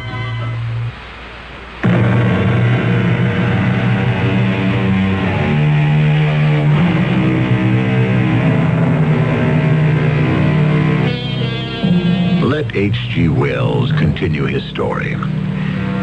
If human souls continue after death, then surely human interests continue after death. So these watchers of the living keep an eye on earthlings. Make note that this in-between land is green, the color of renewal, of continuation, of movement. Therefore, this island in space and time onto which our two men have stepped could be a moving platform. But to where? How many days has it been, Platner? How many times did I go to sleep and wake up? 6, 7, 8? I can't be sure. We have only you to blame for this. I seem to remember that it was you, Professor, who said, why don't you set a match to the powder? Why do these infernal things have to hang around us? What have I done to them? Well, go on, get away from me. Go away. Do you hear me? I don't see how you stand these floating heads always following us, bumping us like balloons with faces. I am trying to be calm and not let myself go, and you must do the same, Professor. I could just as easily lose my nerve, but how would that help me? Listen. They've stopped. You're in a different spot than I am, Platner. Your mother and father are watchers. I hope you never see your parents as I'm seeing mine. Not being able to speak to them and be understood. Not knowing whether they are real or shadows. No, I absolutely refuse to be fingerprinted, and that's final. You have a right to call your lawyer. Where are the bodies? Where's Fred Platten? Where's the headmaster, Professor Lidgett? How can you be sure they aren't still somewhere wandering about in shock, maybe, but very much alive? If in over a week they haven't shown up? Amnesia. Do you know what that is, Sheriff? If I were blown up in some ridiculous experiment, it would addle my brains, too. They're alive, I bet you, but they don't know who they are or where. Well, that all may be true, but you're still responsible for what happened. Speak to the mayor if you want to, but you're not leaving here until formal charges are placed.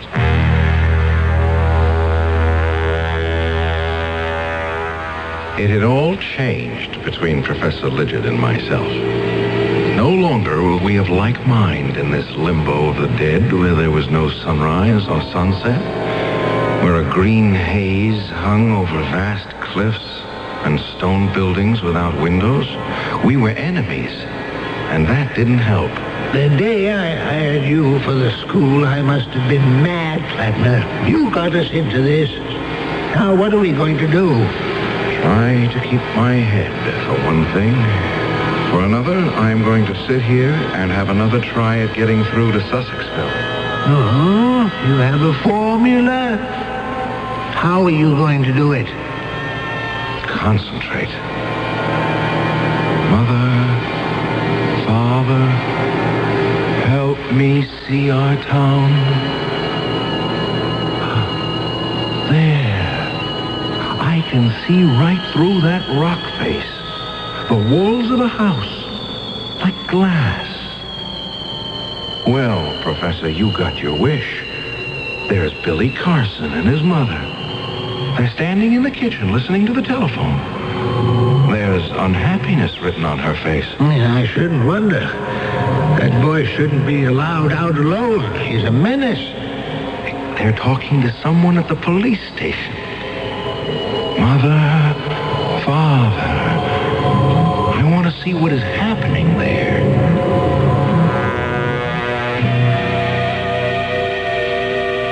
Dorothy, honey, don't cry. They won't let me go home right now. I've called our lawyer. He's in court, but he'll get over here as soon as he can. Now, you just tell Billy what trouble he's caused. I don't know when I'll get home. I'll get there when I get there. That's all I know. This way, Mrs. Vandermill. I don't know what possibly could have come over that salesgirl. I mean, to actually accuse me. No, Mrs. Vandermill, there's nothing I can do. Maybe something did happen to fall off the perfume counter into my purse, but heavens, to say I was shoplifting. Me, Helena Vandermill, why, I own half this town. Why would I ever steal anything? They did find some merchandise in your handbag. Who is that man sitting over there? He's in our custody. He's waiting for his attorney.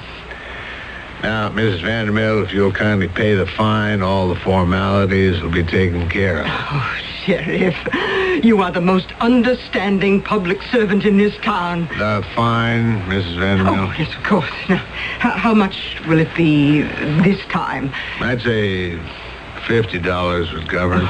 $50 it is. Here you are. All I have with me is 20, so here are 3, and do keep the change. Thank you, Mrs. Vanderbilt. Yes, I'll be more careful next time and keep my bag closed. Who was that? The richest old gal in town, but I have to haul her in at least once a week. She can't help shoplifting. Oh, why didn't you arrest her? Oh, I couldn't do that. Oh, why did you slip her fine in your pocket? I keep it safe there. Understand? Yeah, I'm beginning to. And how much would a little understanding cost me? Mr. Carson, Jim, I knew you'd understand the way we do business around here. I'm sorry I was a little slow. Let me see what I have in my wallet. The crookedness in our town. I had no idea. Starting with boys cheating on their exams, all the way to the police taking bribes. Lidget and I had stopped talking. I was too tired one evening to keep my eyes open, and before I knew it, I was asleep. Flatner, get up. Huh? What's the matter? Get up. Oh, yes, certainly. Professor, what are you holding that rock in your hand for? I'm not staying here any longer. Well, how do you propose to leave? You're going to lead me back to the exact spot where we entered this other world. Oh, I don't know that I remember it. You'd better, if you don't want your head bashed in. Professor Lidget, I understand the strain you feel, but what good will it do you to hurt me? I don't care anymore. I've got to leave here. All right. Let's start up this path and see if I can find the place.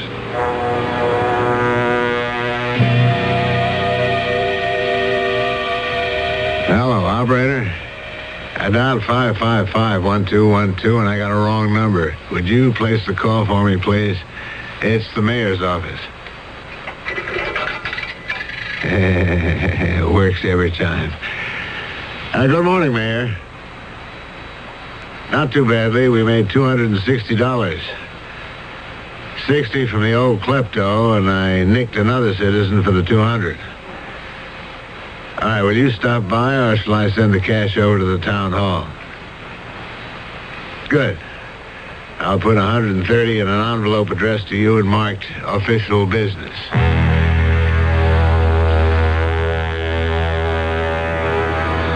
That little scene of conniving didn't escape me either. It made me wonder, did I really wish to return to the life I had grown up with? We climbed and finally reached a plateau, which I thought looked familiar. Is this where we first landed? Are you sure? I'm as sure as I can be. You know, Professor, that world of ours, it's not what it's cracked up to be. No, it isn't. But it's the only game in town. And people aren't what they think they are. Plattner, you're still carrying that glass bottle with some green powder. Yes, I still have it. What's left? Why?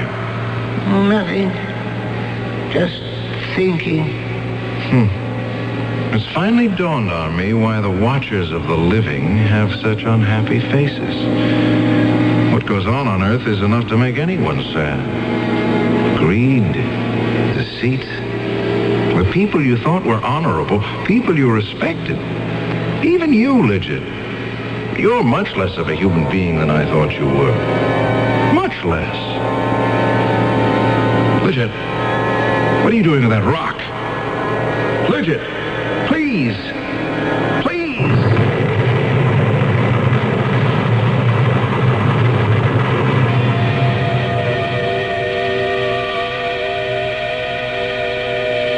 I came to on Earth, lying sprawled out in the schoolyard, covered in scratches and bruises. I was alone. Professor Lidget didn't get back to Earth with me. I remembered running away from the professor, and then I tripped and fell. Yes, the powder must have exploded on impact, and here I was. It was getting dark in Dr. Bendener's office, and I remembered I'd come to see him for a physical. Feeling any better, Mr. Plattner? Yes, I am. I'm fine now, Doctor. Had a little sleep? Oh, not exactly. Just thinking about how my insides got all reversed. Nothing's malfunctioning, you understand, just exchanged. Are you up to getting yourself home? Dr. Bendener, I've decided I don't want to be a lifeguard after all. I'm just not the swimming kind. I didn't know there was any other kind. Oh, there are lots of ways lives can be guarded. I'd like to think about that. Think about what, Mr. Plattner? What I ought to do, now that I'm back. Back? Go back to teaching. I think you should. Oh, well, they say that those who can do, those who can't teach. I think I can, Doctor. And there's an awful lot of doing that Sussexville needs. Maybe I'll just give it a try. It so happened that Fred Plattner knew quite a lot about the shenanigans of several high town officials. And come election time, when Fred started talking, everyone also knew quite a lot. So it was hardly a surprise when an unknown school teacher got himself elected mayor of Sussexville. Not surprising at all. I'll be back shortly. I'm lost and lonely, scared and sad, trembling at the thought of making you mad. My love is yours, but at times you're so cold. If life's like this, take me before I grow old. This song about child abuse was written by a man now serving time in a state prison. It is estimated that there are at least 1 million cases of child abuse in America each year. Child abusers and their children can both be helped. Find out how. Write Prevent Child Abuse, Box 2866, Chicago, Illinois, 60690. Please stop the hurt I've suffered since my birth. Join the abused child's fight. Put an end to their sleepless night. A message of the Ad Council and the National Committee for Prevention of Child Abuse.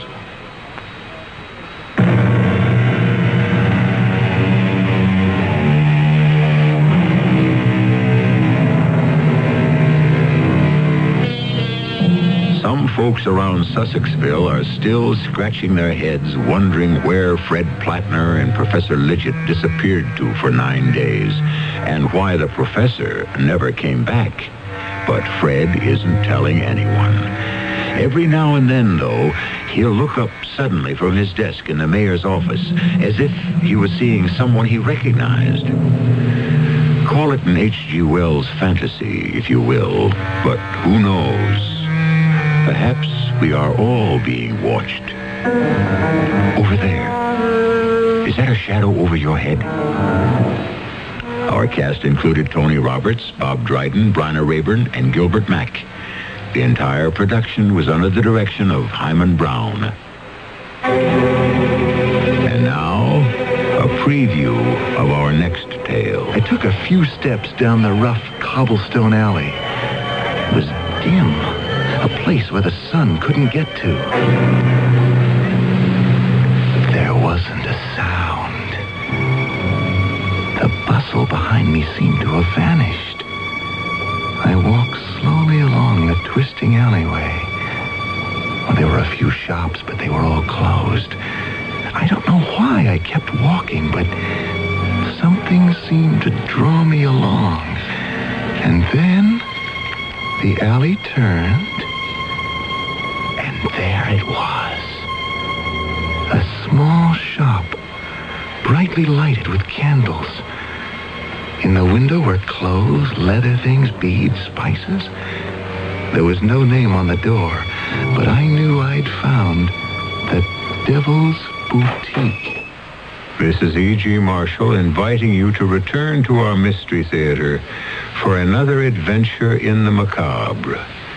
Until next time, pleasant dreams.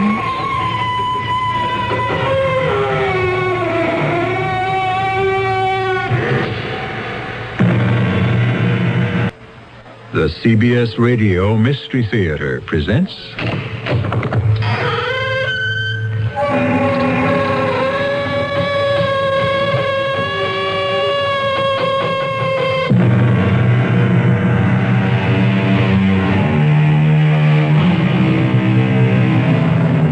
Come in.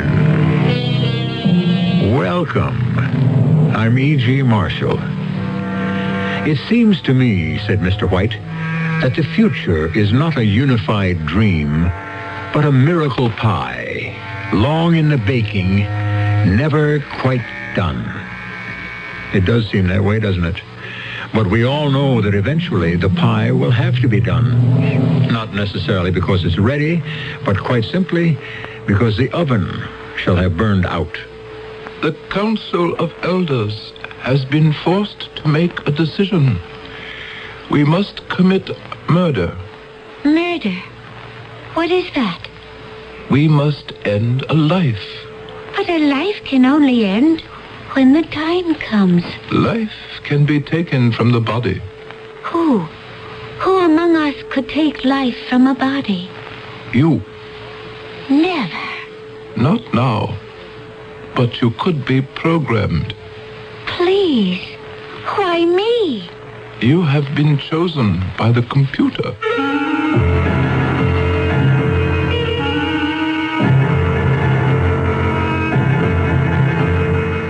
Our mystery drama, The Golden Girl, was written especially for the Mystery Theater by Sam Dan and stars Gordon Heath and Earl Hammond.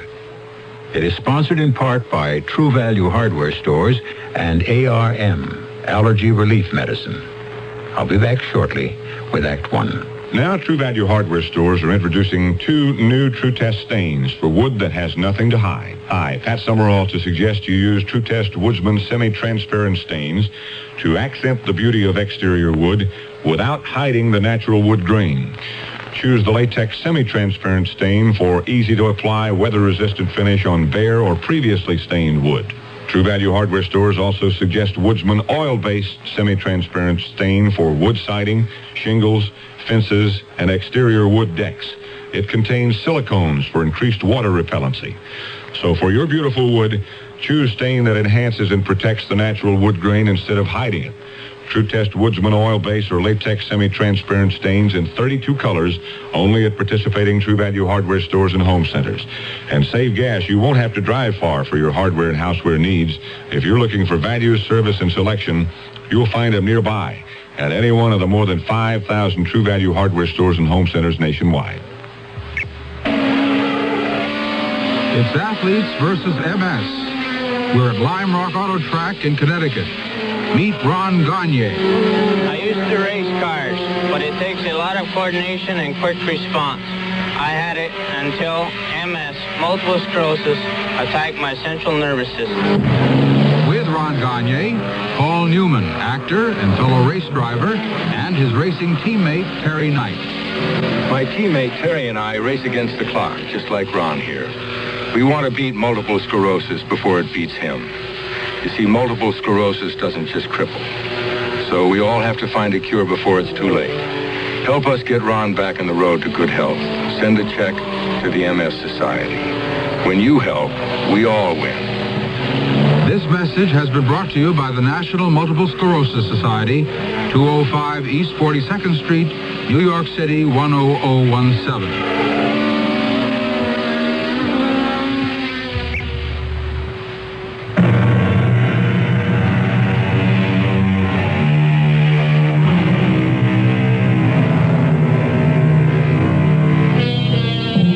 The future is shaped by the thoughts and the deeds of every single human being. Everything becomes part of the unfolding design.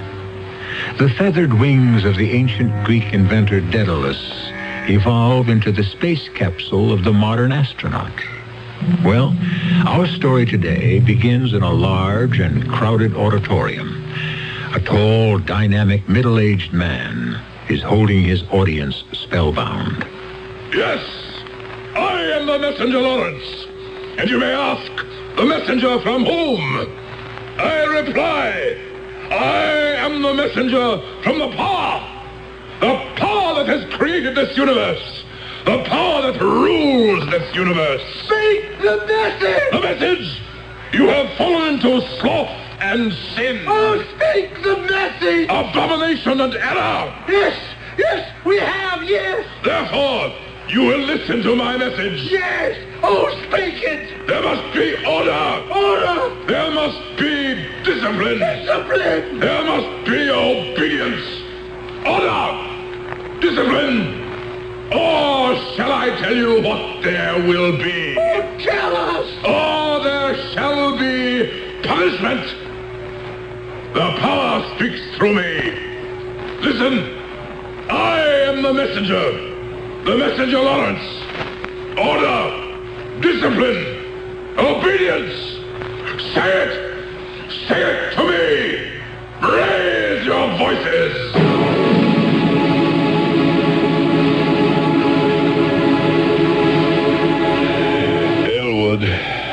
Yes, messenger.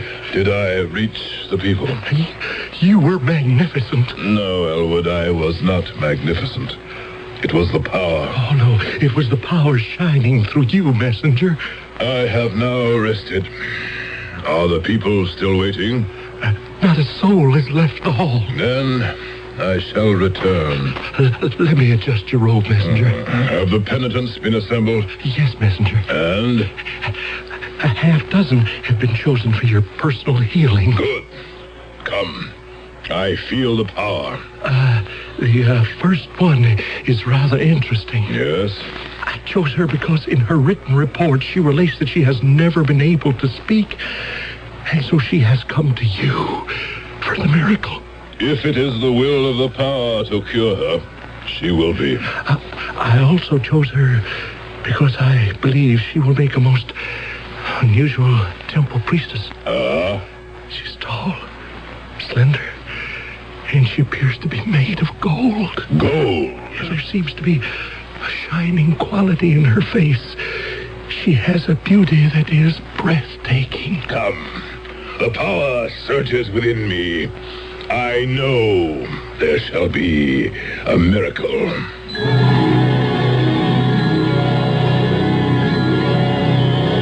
My people, it is time for the healing.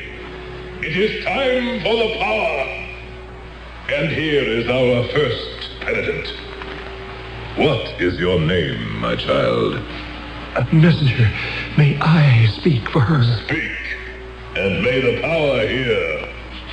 She has written these words. I desire the healing touch of the messenger Lawrence. Since my birth, I have known only silence. Medical science has been unable to give me a voice. I appeal, therefore, through him. Let the power give me speech. We have heard the request of this magnificent young woman. Truly a golden girl. See how the glow of goodness and purity shine in her face. Surely the power shall grant this prayer that comes directly from the heart. Step forward, my child, and let me touch you. And now... No, stop her! Oh, no!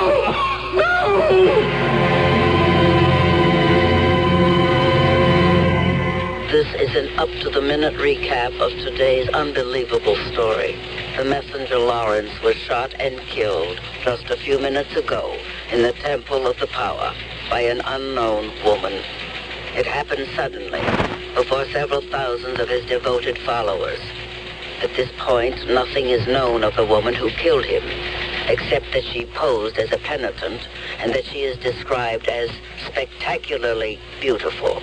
She is now in police custody.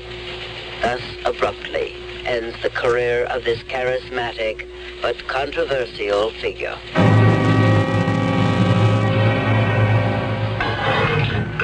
Thank you, guard. I'll call you when I want you. Oh, how do you do? My name is Stillman, Arthur M. Stillman. Well, I'm here because I've been appointed by the court to serve as your counsel. You, of course, have the right to choose your own, but evidently you didn't, so, well, shall we get to it? Look, ma'am, if you don't want me to represent you, just say so. I assure you I am quite competent. May I ask you something? Are you determined not to talk to me? Now, look, I'm your lawyer. Now, sooner or later, you're going to have to talk to somebody. I killed another human being. Yes, that's what this thing is all about. I committed murder.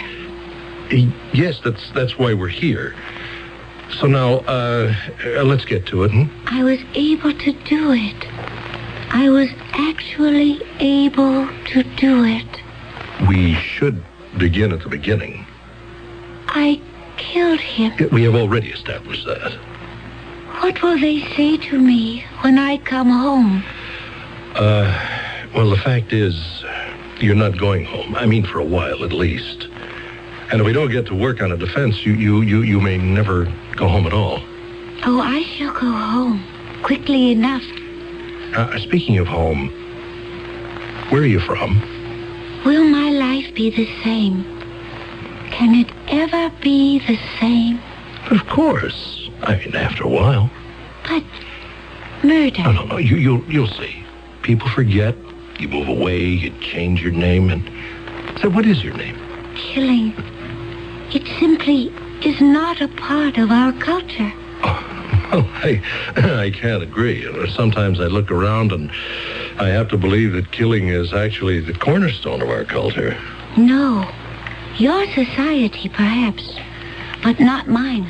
I think you're in a state of shock. You seem unable to think clearly. But certainly you're in no condition to talk to me. Would you like to see a doctor? Where should I see a doctor? I can monitor my own vital signs. Well, obviously you're disturbed. Of course I'm disturbed. I have committed murder. The enormity of it, I can think of absolutely no precedent. Then you don't want to see a doctor? No. Look, what do you want? I want to be left alone.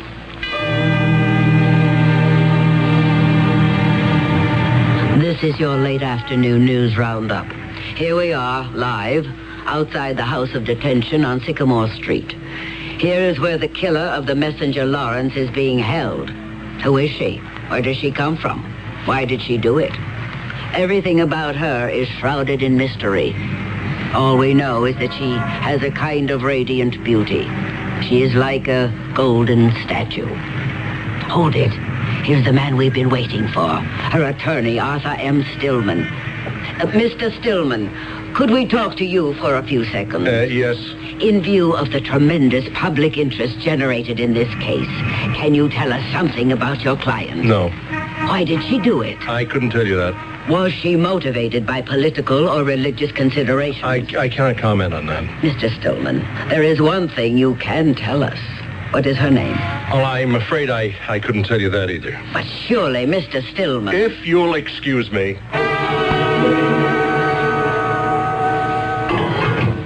Good morning. Oh, yes. Yes. Good morning. Good morning. Well, you seem to be in so much better spirits today. Of course. I shall be leaving soon. Leaving? For where? Home. Home? You don't believe it? You just simply refuse to accept reality. Why must I accept your reality? Oh, you mean there's more than one? Oh, my dear. There are any number. Now, look, you simply must talk to me. You're very unhappy, aren't you? Unhappy isn't the point. I am charged with preparing your defense. You must not worry about it. Do you realize that you'll have to fight for your life? At the very least, your liberty. I can see that you are an extremely sincere and sensitive person. Yes, but I must know how I can defend you. That won't be necessary. And do you realize that within a month your case will be up for trial? But in a month, I shall not be here. Oh, please. I am quite disturbed by the fact that you're so unhappy. But you can fix that. Tell me how. Just tell me who you are and why you killed him. See, that'll make me happy. No. If I told you those things, it would make you even more unhappy. Oh, how did we get off on this happiness kick? Happiness. Why, that's the most important thing in all the universe. Happiness? Happiness. Meaning harmony. Meaning peace. All right. Now, why do you keep insisting you will not be here? Because it's true. Does that mean you plan to, To what? To commit suicide? Oh, no. Never. But you imply that you intend to escape. And when there's no other way... Suicide? What a notion. Well, I can't see any other way you could get out of here unless... I shudder to think of such a thing. Unless you're part of an organized effort. Is that it? Do you have Confederates?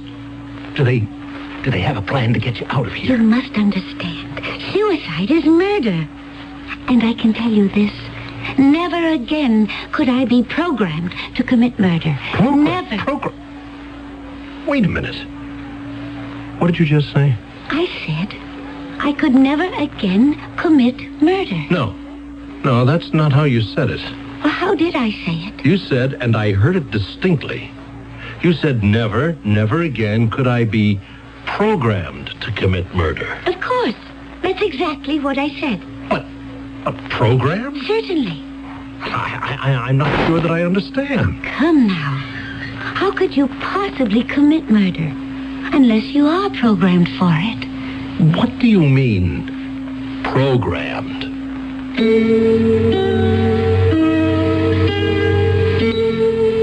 Why don't we ask Mr. Webster? He tells us that program comes from the Greek, pro and graphene, which means to write down beforehand. We also note that the word program, which commonly referred to a schedule of events, has now been given new scope by the introduction of computers. Isn't it odd how one of the oldest words in the world has become the mainstay of one of the newest sciences? But what has this to do with our story? The second act tells the tale. It's a good feeling to sleep the night away on a perfect sleeper's bicycle. I'm Susan Anton. The Perfect Sleeper gives you the top comfort you love and the deep support you need. Top comfort, deep support. You get both from every skirt of Perfect Sleeper. That's firmness that feels good. So, be a perfect sleeper. Buy a perfect sleeper. Perfect sleeper by Serta. Maxwell House is coffee you can count on. Maxwell House, good to the last drop. Maxwell House is good morning. Maxwell House is Good company. good to the last drop. Maxwell House. Maxwell House, coffee you can count on. Always smells good, always tastes good, always good to the last drop. Maxwell House is Good coffee. good to the last drop. Maxwell House. Right now, there is less than an hour to take advantage of Ernie Hare Ford's Friday Midnight Madness. At midnight tonight, those daily specials Ernie Hare has had in the Tampa Trib sports section and also on the radio may be all gone. Sold to customers who beat you to them.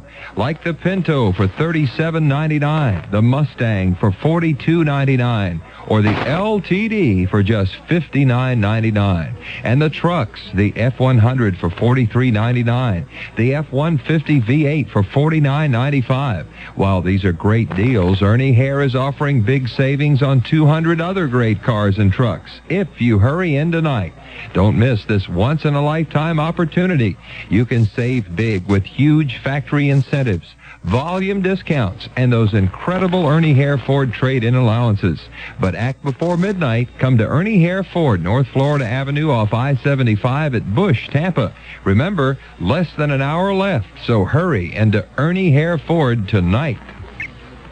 My dad's got a miniature calculator he took from work. He says it's all right for him to take it, that it doesn't cost the company hardly anything, and that Mom and him get a lot of use out of it. But when I took a book from school, Mom and Dad said I was stealing. They said it wasn't mine, that I had to take the book back. But he doesn't take back the calculator. I'm really confused. I mean, if I was wrong with the book, isn't he wrong taking home that calculator? Children are listening to us and watching us, and we're setting an example for them, even those times when we don't mean to. If we want children to get the right values, we've got to show them the right values. These are values we can get from a house of worship. There we will find guidance and strength. Worship with your children, and then bring the God you worship into your lives. It will make you a better person, and you'll help make your children better too. From now on, practice what you pray. A public service message of Religion in American Life, the Advertising Council, and this station.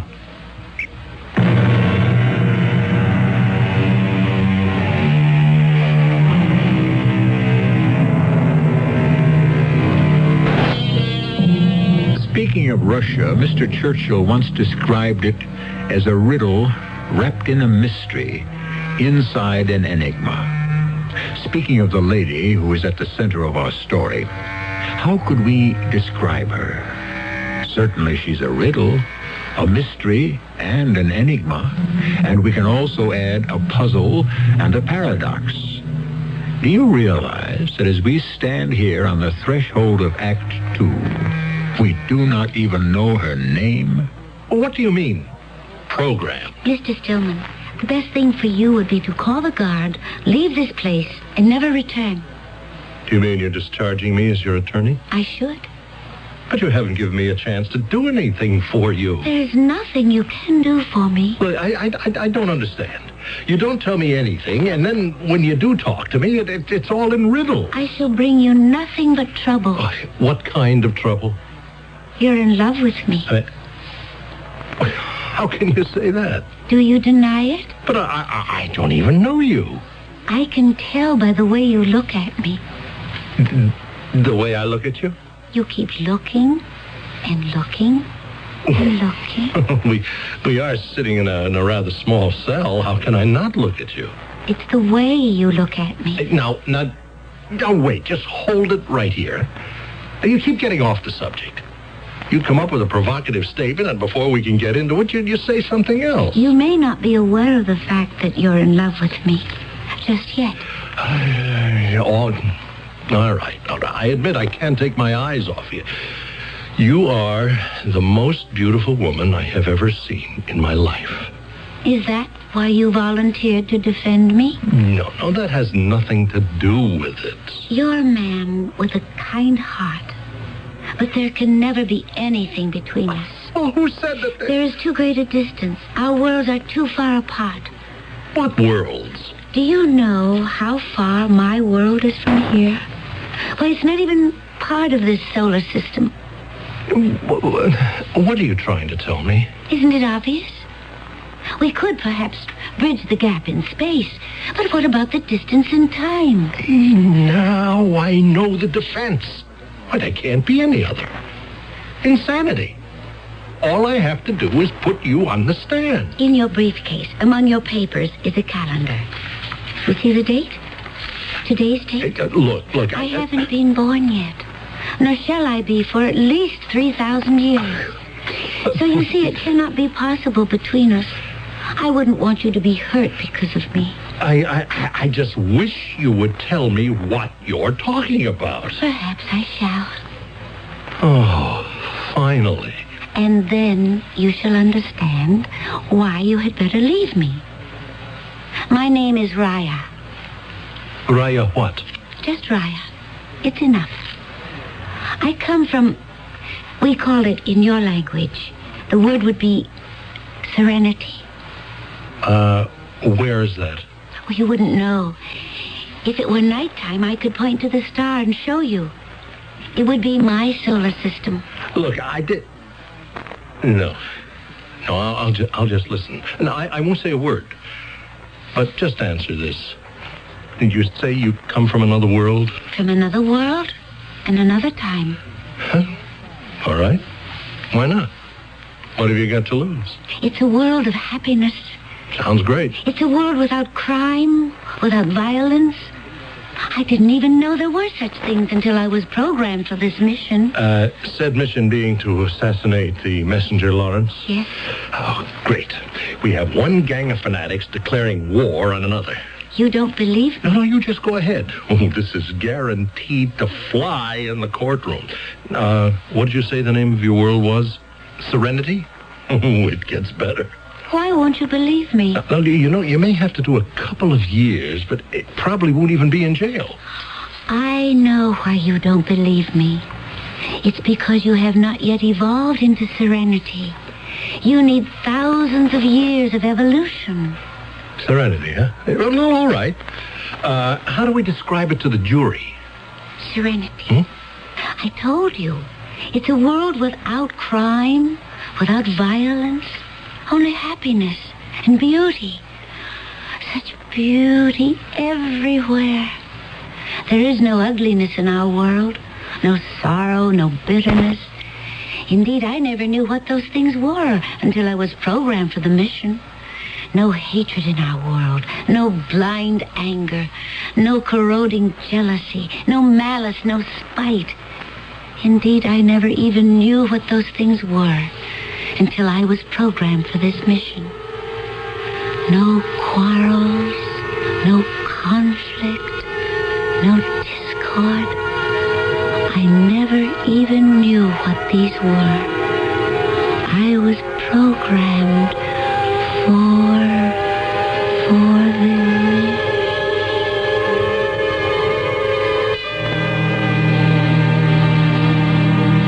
Your name is Raya. Yes, Elder? Do you know why you were asked to come here? No, Elder. To save the world. Save the world? What could possibly happen to the world, Elder? Listen. Order! Discipline! Obedience! What is that, Elder? Order! Discipline! Obedience! What is he saying? Order! Discipline! Obedience! What do those words mean? What do you think they mean, Raya? I don't know. Yes? Oh, they frighten me. Listen. There must be order! Discipline! Obedience! Or shall I tell you what they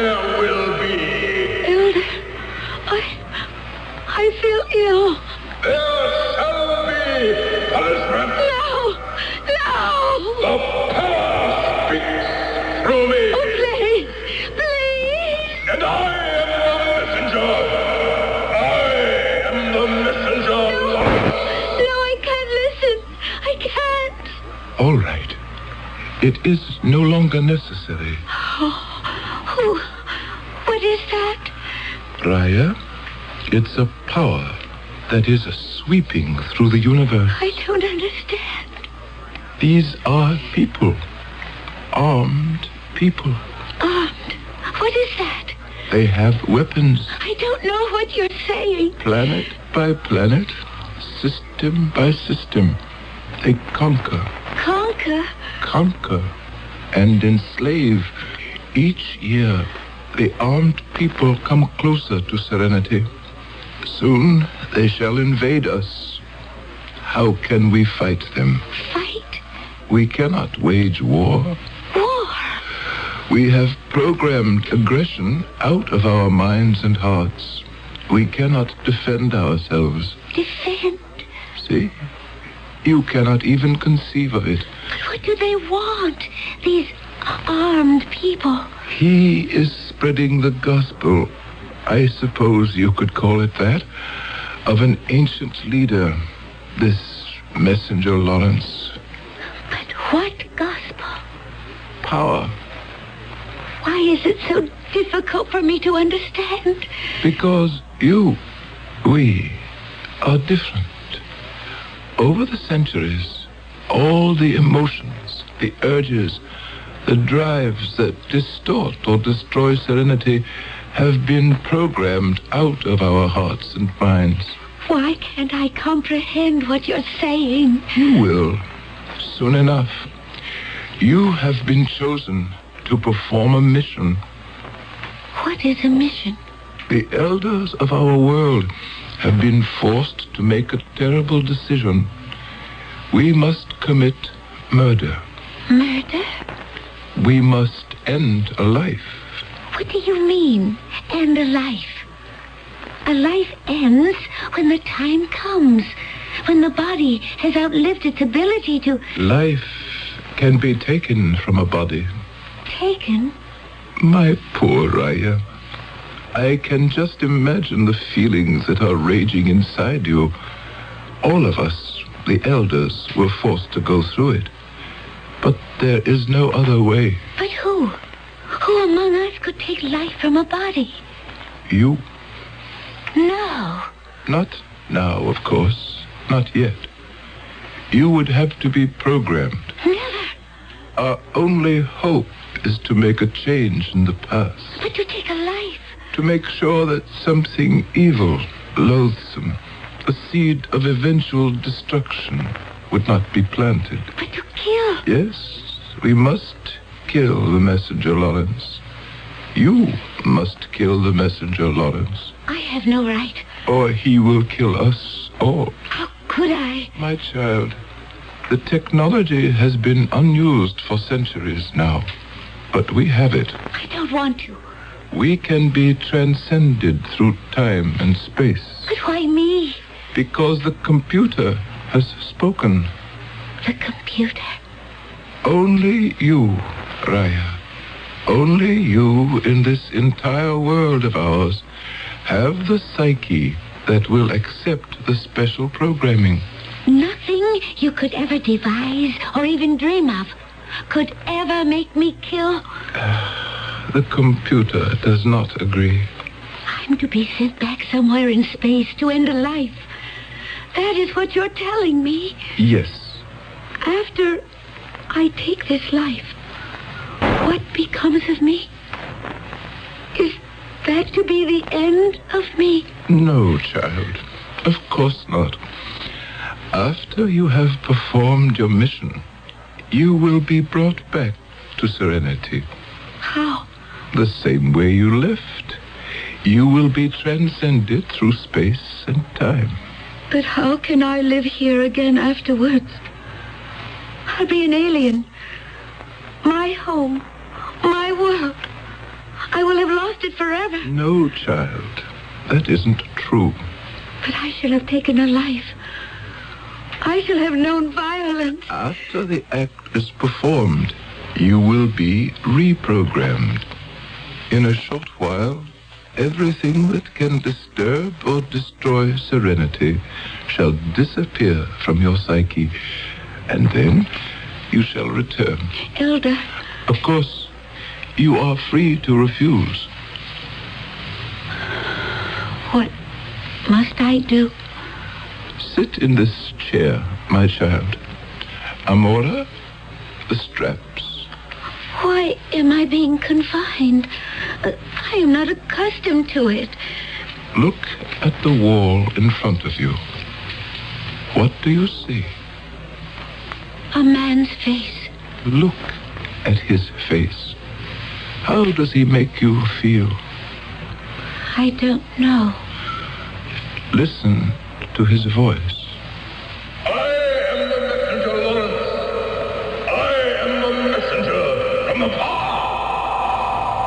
How does he make you feel? Frightened. Look at his face. You fear him. Yes. There must be order! You hate him. I don't know. You could kill him. No. No. Discipline! Obedience! You fear him. Yes. You hate him. I'm not sure. You could kill him. No. No. I don't want to.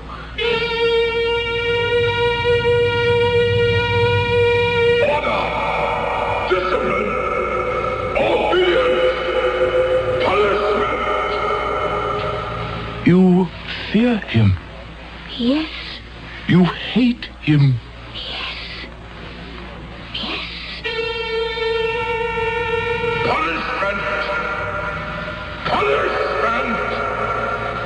You hate him. Yes. Fear him. Yes. Then kill him. Yes. Hate him. Fear him. Kill him. Hate him. Fear him. Kill him. Again. Hate him. Fear him. Kill him.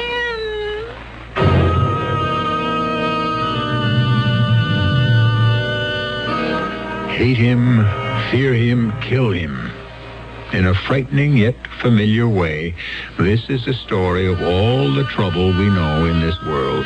All the trouble, all the problems, all the stresses and strains, the feuds, the fights. Without thought, we fear. Without reason, we hate. Without mercy, we kill. I shall return shortly with Act 3. Look closely at the medicine you take for your hay fever. There's a good chance it's an antihistamine and nothing more. Nothing more? Don't give up. Arm yourself with ARM. ARM is antihistamine strengthened with decongestant for freer breathing, clearer sinuses, strengthened for better relief. Arm yourself with ARM. ARM, for occasional use only as directed. At the store, they told me there's a powerful anti-itch drug I can buy without a doctor's prescription. Now, I use Bicozine cream as directed. No more burning, embarrassing itching. No more scratching. Bicozine actually speeds healing. Bicozine cream. What a relief. For constipation, remember X-Lax pills, the overnight wonder. X-Lax pills, the overnight wonder. X-Lax pills, for occasional use only as directed.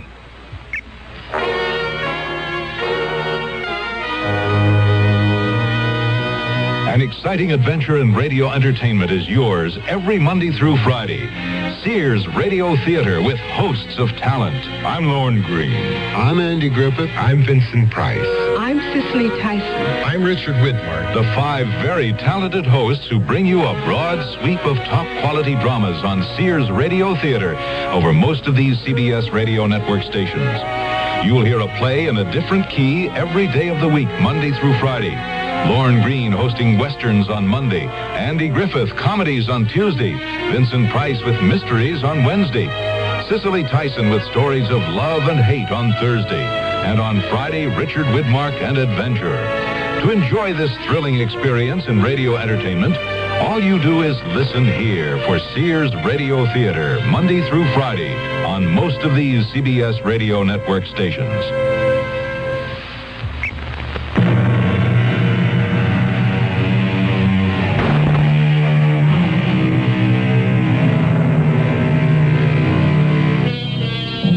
The mind of man, said Mr. Conrad, is capable of anything because everything is in it.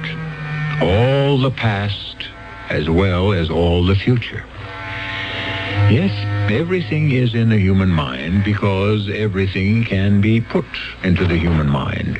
Everything that's good as well as everything that's evil. And who we are, what we are, depends on how we control the mixture. Which is why some of us are saints and some of us are sinners. And most of us hover somewhere in between. Hate, violence, false ambition, violence, vanity, intolerance, violence, malice, violence.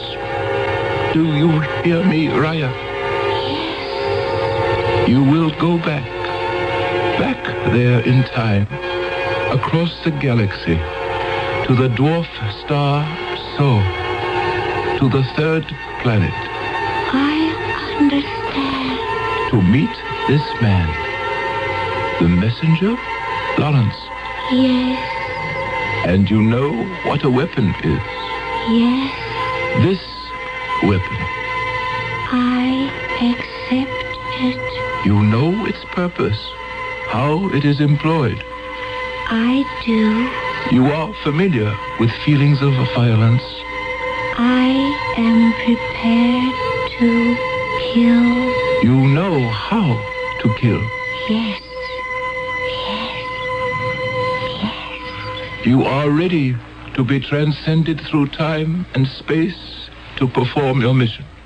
Will you stop jabbering at me? It is well for you to understand the philosophy of your mission. What is there to understand? He has to be killed. And that's all there is to it. And you are sure you shall be able to without compunction? I can kill him as easily as crushing a mosquito. What is he? Vermin. Trash. And you are aware of why you must do it. I am doing it because I want to do it. I want the joy of fooling him, of playing a trick on him. I want to feel the gun in my hand. Raya. See? It is made of steel, cold steel. But it sends red, hot, raging fires into the blood. This is death. And he will see it.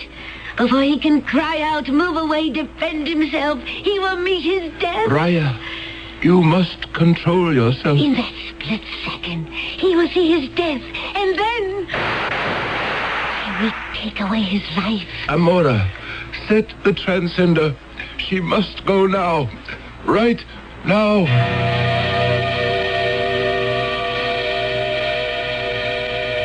Yes.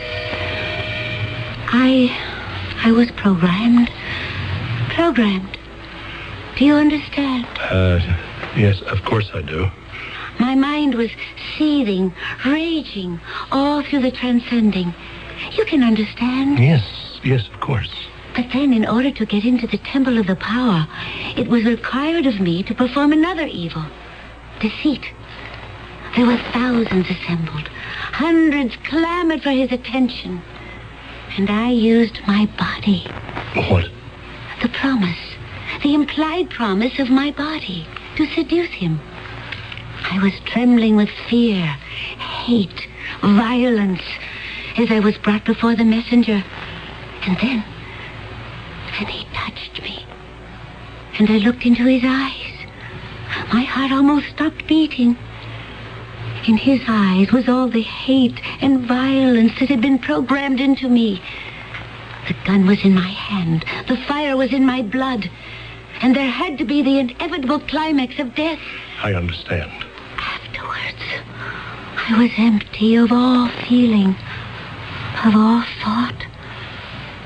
Like a machine that has no more fuel. Oh, big casino.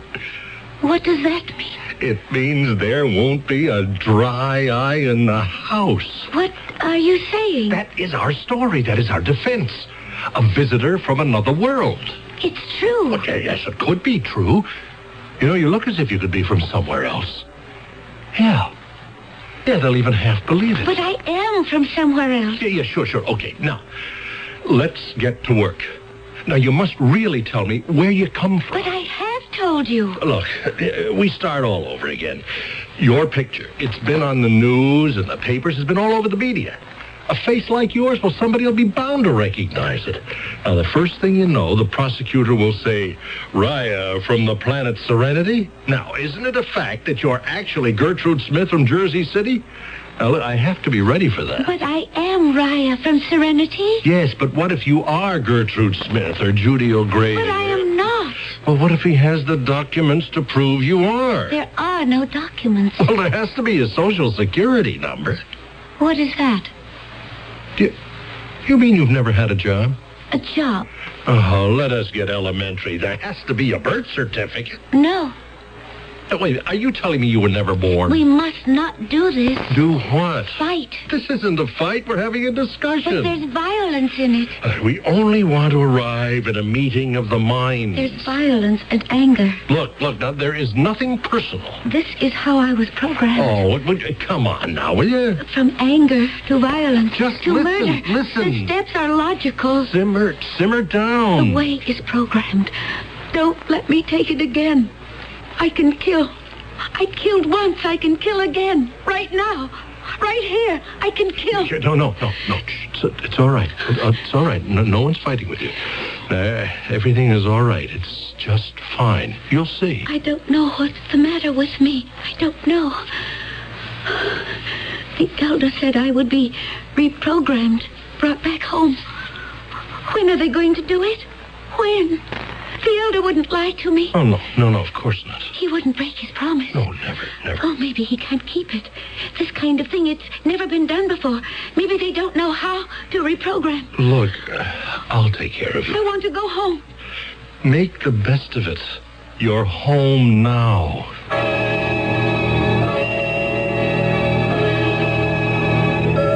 Raya, we go to trial in 2 weeks. If I play this right, half the jury will actually think you come from another planet, and the other half will think you're a nut. But nobody will vote to find you guilty. Oh, what a trial that's going to be. There isn't going to be a trial. I'm leaving. Oh, now don't start that again. Last night, it happened. What happened? The reprogramming. Finally. And now I can go home any time I like. Finally, I am Raya again. Raya of Serenity. Okay, keep it up. It all helps the cause. Would you like to come with me? Where? To Serenity? No, I don't think so. The reason I ask is because you're in love with me. Well, yes. Yes, that's true, I guess. It wasn't hard to fall in love with you. You know, we've really been very close, and yes, I'm in love with you.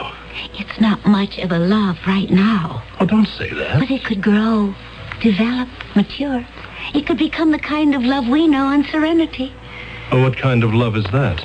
The kind of love I'm afraid you're not ready for. Right now, there are other things inside of you that are stronger. Well, what do you mean? Ambition, vanity. I saw them on your face last night. I see them now. That's why I want to help you. That's why I could love you.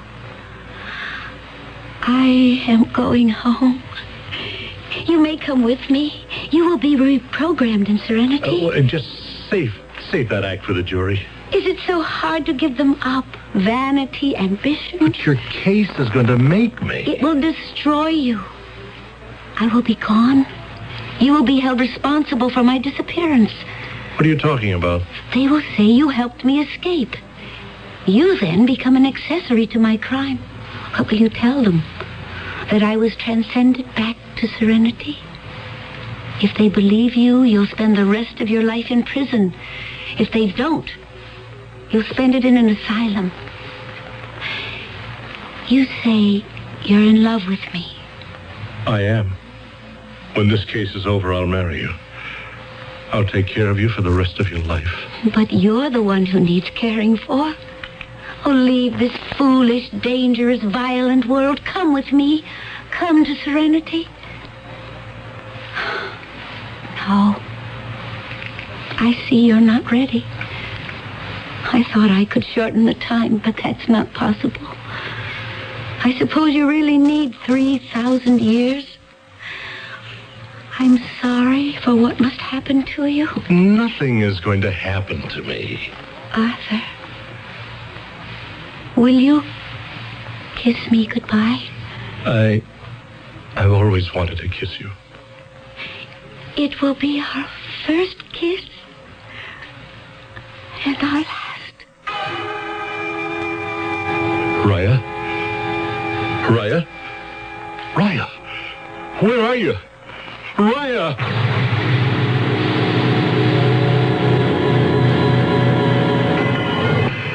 I'll call you, guard, when I want you. Mr. Stillman, can we talk this morning? About what, Lieutenant? Why don't you make it easy on yourself? The fact is, you did help her to escape. The fact? Well, the guard, Jerry, right down the corridor, he heard her say, "Will you kiss me goodbye?" Well, all right. Why should you believe me? After all, I refused to believe her. You want to give up everything? She asked me to, and I said no. And in the end, I had to give it up anyway. And for nothing. Doesn't have to be for nothing. You're a lawyer. You know how things go. One hand washes the other. You give, you get. How did she escape? Where'd she go? She returned to serenity. Yeah. Jerry, I'll come back later. Meanwhile, Mr. Stillman, you just think about it. I mean, really think about it.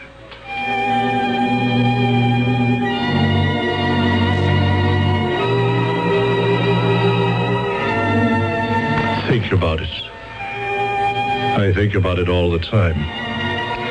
Perhaps one day, when every single lingering trace of malice, hatred, and violence is gone, perhaps I shall arrive there. I shall arrive at serenity. We don't know if he ever did, but then perhaps no one ever does. It could very well be that serenity is not a place, but an idea, a challenge, a way of life. I hope things remain serene until I return in just a few minutes. I'm Susan Anton. It's a good feeling to sleep the night away on a Pillow Soft is the ultimate in sleep. Unique extra thick cushioning for heavenly comfort on top. Ultra firm support inside. Perfect sleeper Pillow Soft. Firmness that feels good. Be a perfect sleeper. Buy a perfect sleeper. Perfect sleeper. Buy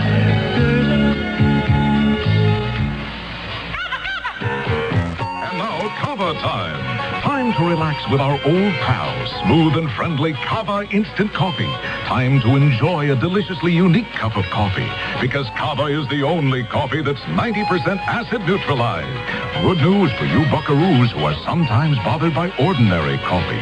Good news because acid neutralized Kava means less acid in the cup. So here's to you, Mom, and good old... Try Kava, the smooth and friendly coffee. Fellow Americans, if you're still shopping here and there and everywhere for shoes, hold it right where you are.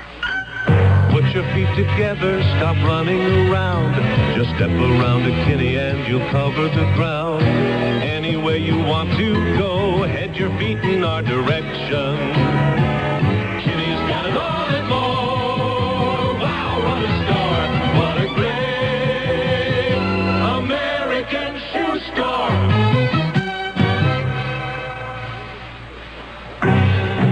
message from the CBS television network.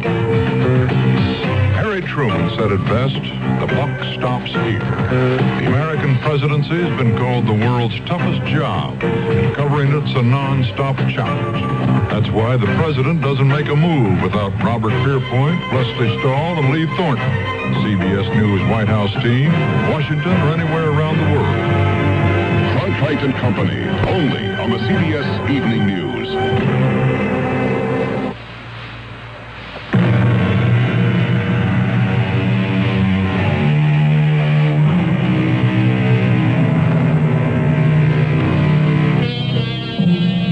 They say the optimist believes we live in the best of all possible worlds, and the pessimist is afraid that this is true. But that's only if we assume that the world we know is the only world there is. Is there another one? Somewhere out there, revolving around a star, just as we revolve around our own? And if so, could it be better? Worse? About the same? Probably. Our cast included Earl Hammond, Gordon Heath, and E.V. Juster. The entire production was under the direction of Himan Brown. Radio Mystery Theater was sponsored in part by ARM, Allergy Relief Medicine, and True Value Hardware Stores. This is E.G. Marshall inviting you to return to our Mystery Theater for another adventure in the macabre. Until next time, pleasant dreams. It's 12 midnight, and this is 97 WFLA, Tampa, St.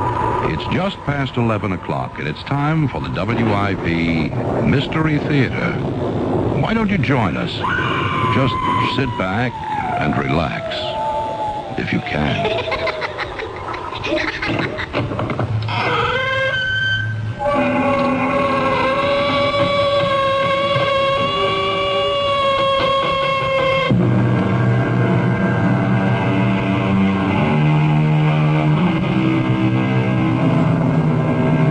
Come in.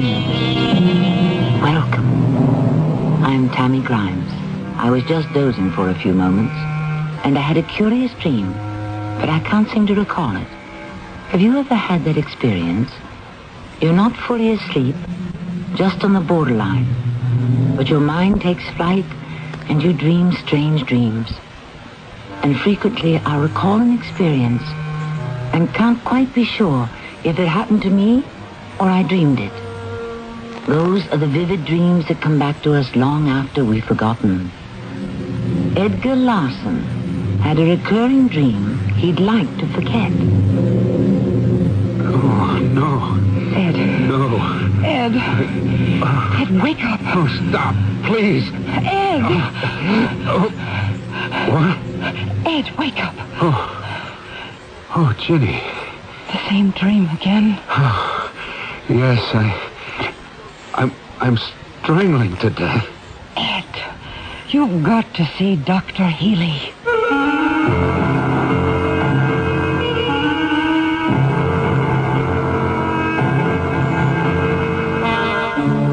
Our mystery drama, You Tell Me Your Dream, was written especially for Radio Mystery Theater by Bob Jurin and stars Michael Tolan.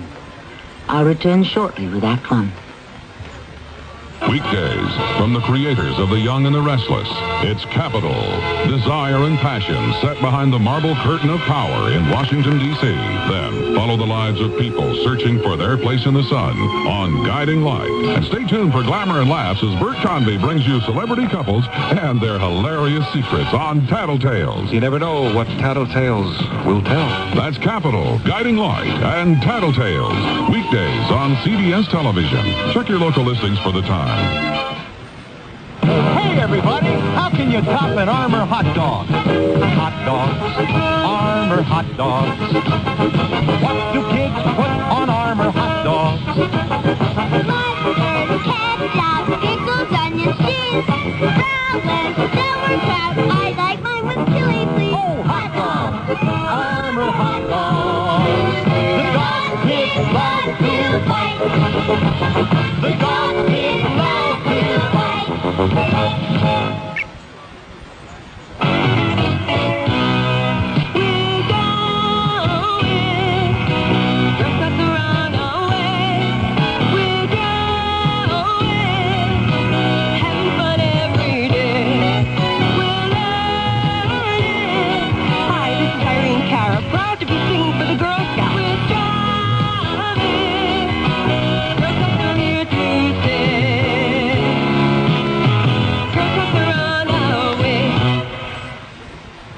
-30 and counting. Uncomfortable pressure, squeezing of pain in the center of the chest. Ready. Possible pain, duration 2 minutes or more. Spreading to shoulder, neck, or arms. Ready. Severe pain, dizziness, fainting, sweating, nausea, or shortness of breath. 1. Attack. Are you all right, honey? Oh, I'm fine. It's just a little indigestion. The American Heart Association wants you to know the difference between indigestion and heart attack warning signals. Knowing the difference could save your life.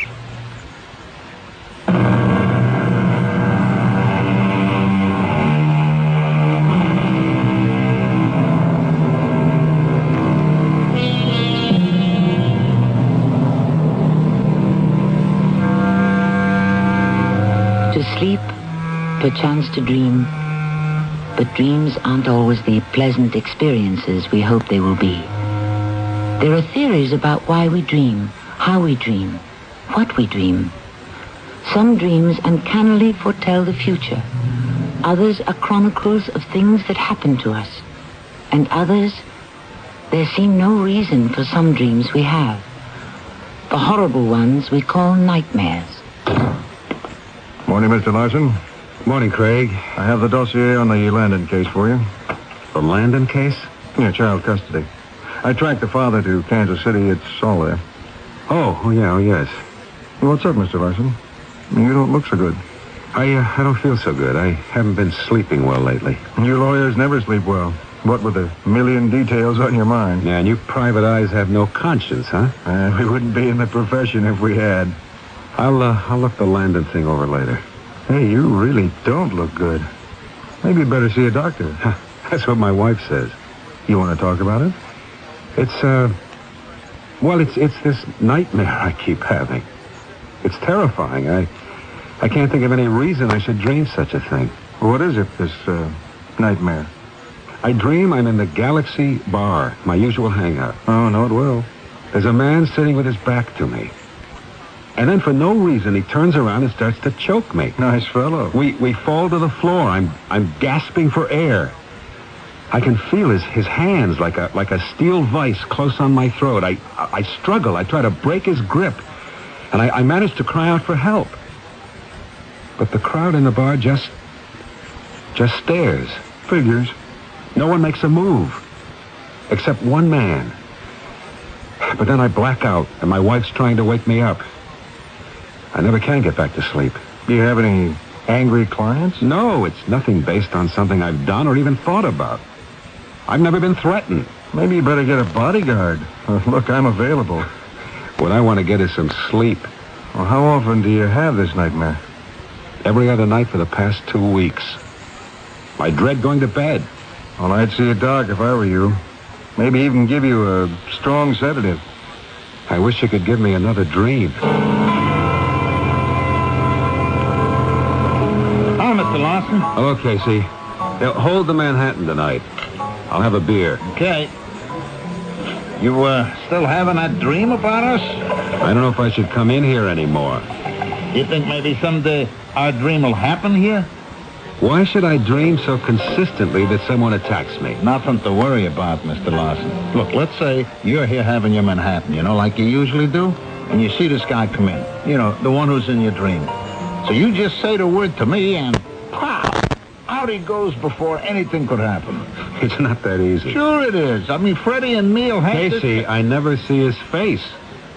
I don't know what he looks like. What? I never really see his face. He turns toward me, and he whispers something. I can't make it out. Something like, die. And then he attacks. But I never see his face. Well, how can someone strangle you and you not see their face? Because it's a dream. Haven't you ever tried to run in a dream and you couldn't? Or not remember a face after you woke up? Oh, the running, yeah. I guess everybody's had that dream sometime or other. Like your feet are made out of lead. Well, can you remember how he's dressed? Oh, just plain clothes, jeans, and a shirt, I think. I only see him from the back. When he turns, I lose all memory of him. Well, is he a big guy? He's small? He's got long hair, short hair? From the back, long hair. Oh. I still think that if he came in here in real life, I mean, if you think this might happen to you sometime, that you would know him the minute he walked in, even if you don't remember his face. Who knows? It's funny that I should just stand there laughing. In your dream, that is. I mean, anybody try to lay a hand on you in here and pow! I know, Casey.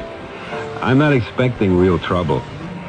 The nightmare's just such a drain on the nervous system. Then I'm awake the rest of the night. Have you seen a doctor? You're the third person to tell me I should. Maybe I will. Maybe he could explain it. I guess I better make an appointment with my doctor tomorrow. It can't do any harm.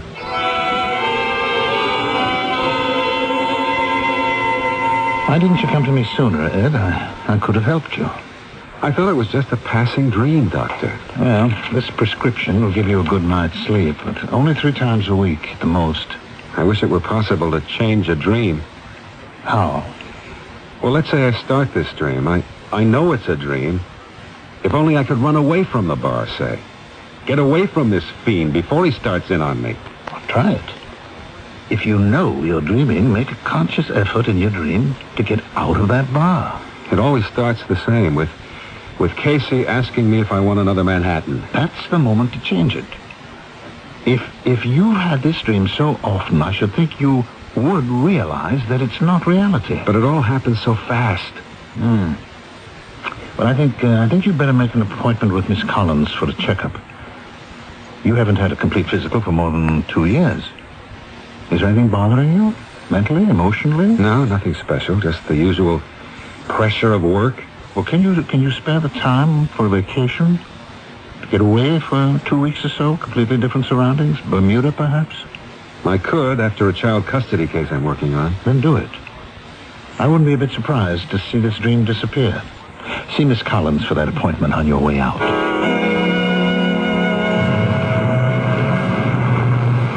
How much more legwork do you think you'll have on this Landon case, Craig? Oh, another week at the most. Good. I want to wrap that up and take a vacation. Change of scene, change of dream, huh? I'm hoping so. Well, maybe I can finish up sooner than a week. Get you on your way. I'd appreciate it. Oh, here's my bus. I'll call you tomorrow. Let him off, please. And take it easy, huh? I'll try. Can I have a transfer, please? Yes, sir. Step to the rear, please. Plenty of room in back.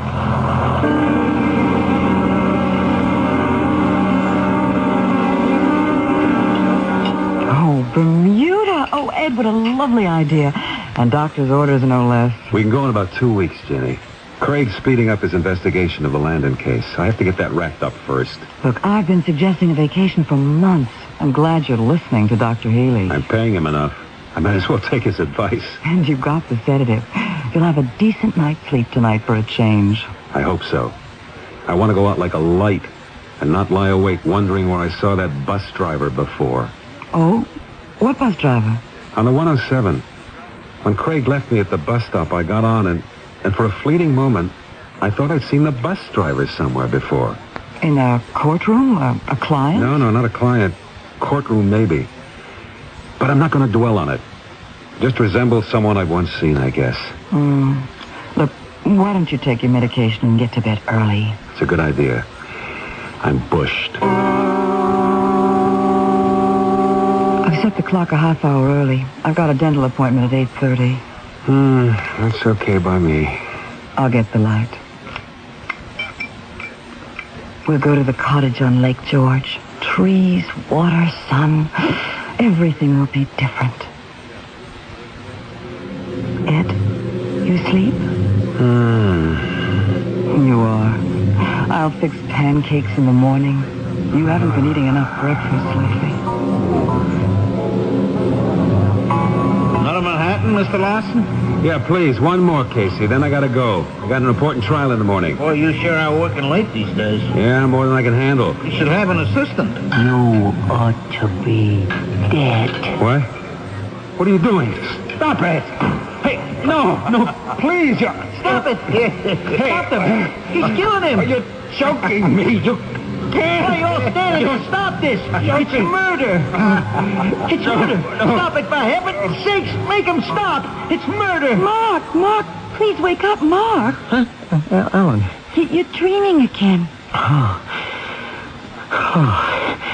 What time is it? 2:30. Give me a cigarette, huh? You want a glass of water or anything? Coffee, maybe? No, nothing. Here. Oh. No more sleep for me tonight. Same dream. Yeah, the same. Every other night for the past 2 weeks. Always the same bar? The same man? Always. For no reason, this brute swings around and grabs this older guy by the throat. They fall to the floor and no one does a thing. The bartender even laughs. Nobody pays any attention. Is this man anyone you've known or met? One of your passengers, maybe? Ellen, I see 100 different faces driving the bus every day. Maybe I've seen him and maybe I haven't. I don't know. It's driving me bonkers. Do you want to see a doctor? A shrink? Or to tell me I hated my father and it's wishful thinking for me to see an older man killed? Look, have you ever been in a bar that looks like the one in your dream? Not that I remember. It's a completely strange place with little chandeliers hanging over the bar and a big plate glass window in front. The bartender's kind of young with blonde hair and a mustache. God, you certainly have the details down. Yeah, it's so real. Like it's really happening, you know? I mean, why would I dream about a place I've never seen before? Or about a man you've never met? I wonder if I could find that bar. I mean, if it really exists, you know? I remember the name. Galaxy. Yeah. Maybe there is a Galaxy bar. Well, I'm too wide awake to sleep. I'm going to look it up in the phone book right now. Here it is. Galaxy Bar and Grill, 40 West 3rd Street. You're really going to go there? Yeah, right after my shift tomorrow. It may not be the same place at all. I don't know. I do know I've got to go there and see for myself.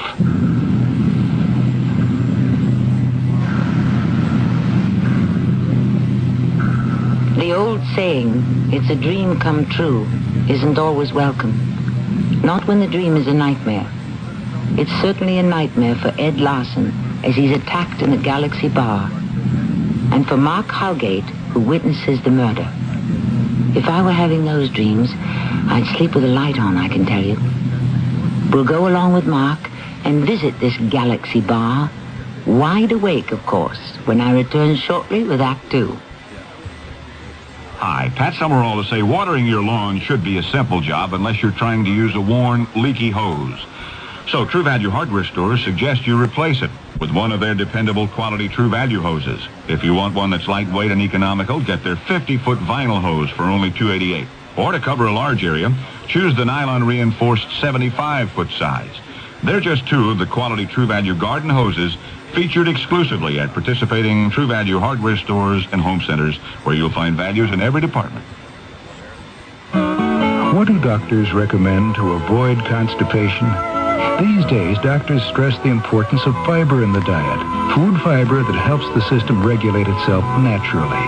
Metamucil is the laxative made from natural fiber, no chemical stimulants. So for occasional constipation, doctors recommend Metamucil more often than any other laxative. Try Metamucil powder or pre-measured packets of Metamucil Instant Mix, regular or orange flavor. Read label and follow directions. I've had my share of winning teams over the years, but one of the best teams ever fielded, in my opinion, is not at the stadium, it's in the library. This is Ara Parsegian, and I'm here to urge you to check out the teamwork at your library. You'll discover a winner. If you're looking for the answer to a question, any question, just dial the library's telephone reference center. In most libraries, there are specifically trained teams who can find the information you need. Maybe your reading skills aren't up to par.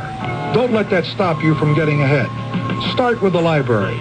Many offer reading programs, and if yours doesn't, the team of librarians will know where to send you. And just in case you've forgotten, the library is one of the nation's great inflation fighters. Almost all services and programs are free. Whether you need to know how to play a better game, how to shop smart, or how to save energy at home, the library's team can help you score. Use your library and support its team. A public service message from the American Library Association and this station.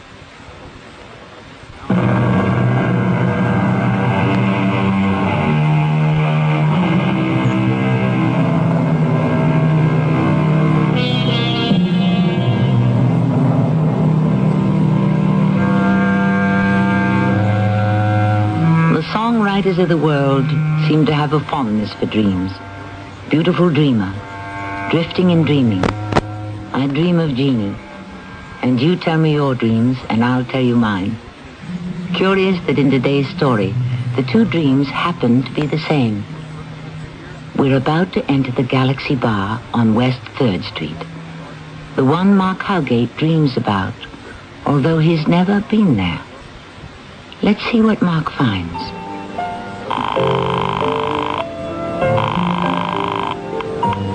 Hello? Ellen, I found it. I'm in the Galaxy. Mark, what's it like? It's identical. It is the exact same place I dream about. Lights over the bar, jukebox next to the coat room, and a picture of the nude behind the bottles. It's uncanny. Mark, maybe you better come right home. Don't stay there. I'll be okay, honey. I'm just gonna have a beer and look around a little more. Nothing's gonna happen. This is no dream. I'm really here. Yeah, but suppose Don't worry. I won't stay long. I'll worry. I'll leave here in 10 minutes. I'll be home in an hour. All right, dear. Bye-bye. Bye-bye. Yes, sir? A draft beer, please. Yes, sir. Hey, it's a nice place you got here. Oh, thanks. My brother owns it. I help him out at nights. You ever have any trouble? Trouble? What kind of trouble? Oh, fights, maybe? Hey, look, if you're planning on starting something... No, I'm not. I'm just curious. Look, for more nights than I want to remember, I've dreamed about this place. Every detail in here is exactly the way it is in my dream. You serious? Yeah, and I'm not a crackpot. Do I look familiar to you? No, I can't say I've ever seen you in here. But this dream, what happens in this dream? Well, for no reason at all. One of your customers starts choking another guy. What? Nobody tries to break it up or help. Oh, boy, you know, the back of my neck is beginning to crawl. What? That's the same dream one of my regular customers has. And he's the guy getting choked. In fact, he'll be in here in a little while. He comes in after work a lot. He's a lawyer. I tell you, this is weird. I bet I can describe him. About 50, gray hair, sort of a flat nose. That's Mr. Larson. I wonder if he'd recognize me. We'll know in a minute. I see he's coming in right now. Hey, don't say anything to him, huh? Let's see what he does. Hi, Casey. Hey, you make it a beer tonight, huh? Okay, Mr. Larson. He's still off to Manhattan, sir? Yeah, I gotta get some sleep. Oh, boy, it's hot for September, isn't it? Yeah, real hot. I don't think I've seen you in here before. I'm Ed Larson. Oh, hi. Mark. Hot for September. Yeah. You, come in here pretty often, huh? Almost every afternoon. I got to unwind. Hey, you know, there is something familiar about your face. Have we met? Yeah, in a way. What do you mean by that? You have a dream about this bar. Being strangled by some dude who turns around and... You know my dream? I'm in it. I'm standing in the crowd, and this guy swings around and starts choking. You're the one in the crowd who tries to help. You shout something. Yes. And then I black out. Yeah, Mr. Larson. You two been comparing dreams? How do you know about this? Well, this guy here was telling me he has the same dream as you do. I came here because I had to see if there was such a place as the Galaxy Bar. I've been dreaming about you being strangled for 2 weeks. This is incredible. You dream and I dream and we're together in here? It's bugging me, I can tell you. Let's move over to a table and talk. Yeah, okay. Casey, we're going to a table. Okay, Mr. Larson. Hey, Marge, table for Mr. Larson. We're two men who've never met, We know nothing about each other, and yet we had the same dream. At precisely the same time. What time do you go to bed? 11:30, right after the news. So do I. How often do you have this dream? About, almost every other night. This is incredible. Maybe now that we've met, we'll stop dreaming. I wouldn't count on it. What made you come here tonight? Curiosity. I wanted to see if the place I was dreaming about was real. Now, you come in here pretty regularly, I take it, huh? As often as I can. Have you ever seen the guy, the one who chokes you in the dreams? Has he ever been in here when you're not dreaming? I don't know what he looks like. I never see his face. You're a lawyer? Yes. I'm a bus driver. Bus driver? Yeah. The number 107 North on Delancey to Congress Avenue. That's where I saw you. Yesterday afternoon, I took that bus for the first time. There was something vaguely familiar about your face, and I couldn't place it. Now I remember you. I told my wife the guy in the dream looked like someone I'd seen somewhere. Well, why are our paths crossing like this? You got me. You a lawyer, me a bus driver. Oh, we live in two different worlds. But inhabit the same dream world, it appears. Well, as long as it's a dream, what's the difference? Well, it seems all too real while it's happening. Any ideas on what we should do about it? I don't think there's anything we can do. My doctor ordered a vacation, a complete rest. He thinks that'll clear it up. I wonder, if you stop having that dream, will I stop too? Look, let's keep in touch, huh? I'll give you my card. Here, you write your name and phone on the back of this napkin. Oh, yeah, okay. The dream is bad enough, but this coincidence with you is too much. All right, look, here's my home phone. Look, I'm in a bus all day. You can call me nights. And you can reach me at home or the office. I wonder what tonight will bring. For both of us. Ed, this is the wildest thing I ever heard of. I tell you, the man has the same dream down to the smallest detail. It must mean something. We'd better get away on a vacation right away. You do need a change of scene. I don't think that's going to help. Not now. What do you mean, now? Look, if my dreams were caused by overwork or whatever, maybe a vacation would help. But after meeting this Mark Howgate, I know it's something deeper. It has to be. Why? Well, it's one thing to dream about somebody else. We all do. But when that somebody has the same dream about you, it's uncanny. Look, we're still going away, and that's final. Even if it's just to the cabin. You know how well you sleep in that mountain air. Oh, we'll go. I'm just not sure it's going to change anything.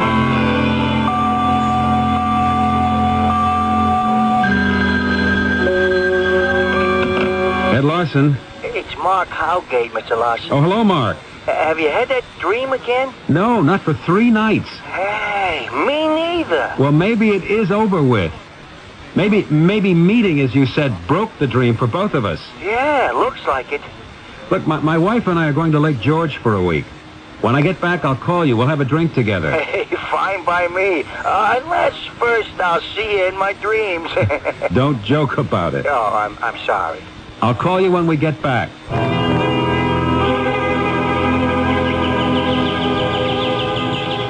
Want to go down for a swim? Not right now. I just want to sit here and soak up the sun. Craig's coming up from the city with some papers I need. Now, I thought you were going to take it easy. This is a small matter, but I'll feel better getting it over with. You've got to admit it. This is the best medicine. But I haven't seen you this relaxed in months. Oh, I admit it now. I've been sleeping like a top for the past 3 nights. No dreams. I'm going to make a cup of coffee. You want one? Okay. Have it in a jiffy. Then I'm going down to the deck and get my feet wet. That sun is so great. I should have done this long ago. Huh? Shots! Hey, what's with that shot? There's a bullet in the side of the house. Hey, you stay back there, Ginny. Somebody's shooting at us. Shooting at us? Now, wait. Wait, there's something moving in the trees by the lake. I'm going after him. Don't! He's shooting at us. Don't be a fool. You stay in the house. Who's out here? What's going on? Why are you shooting? Hey, you there, stop!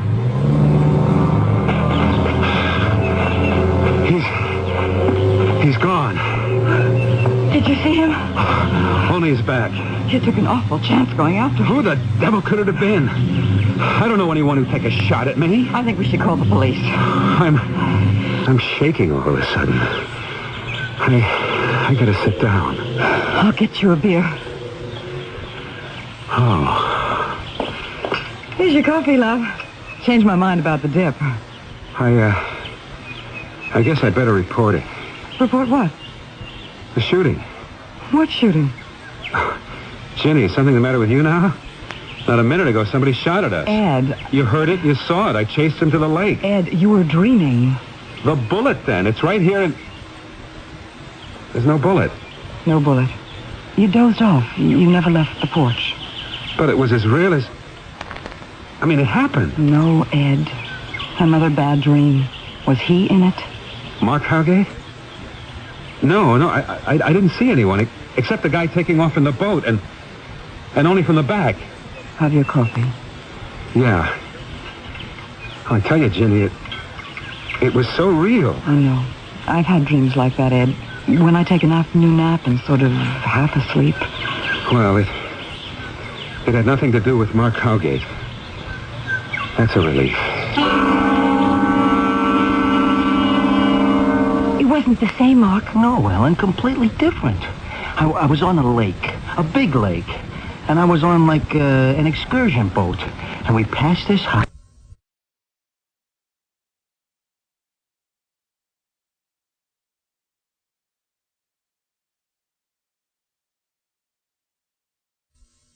Full of shots at the house. And then I see Mr. Larson run down to the lakefront just as the guy hops in a boat and takes off.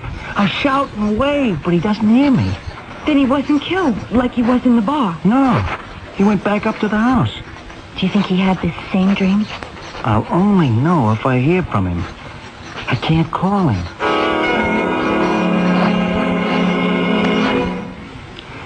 I appreciate your bringing the Martin papers, Craig. More chicken salad? Oh, no, thanks, Ginny. I'm stuffed. Look, what do you say we take the boat out, huh? We'll show you the shoreline. There's some beautiful places up here. Oh, it's great by me. I'll leave the dishes. Let's go.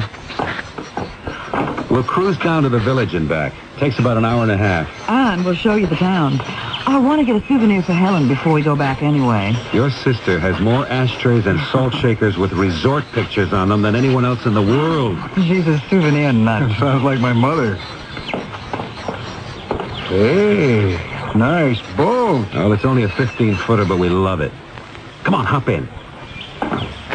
I'll give you the wheel when we get out into the lake. No, thank you. I've never steered a boat before. Nothing to it. If Ginny can do it, so can you.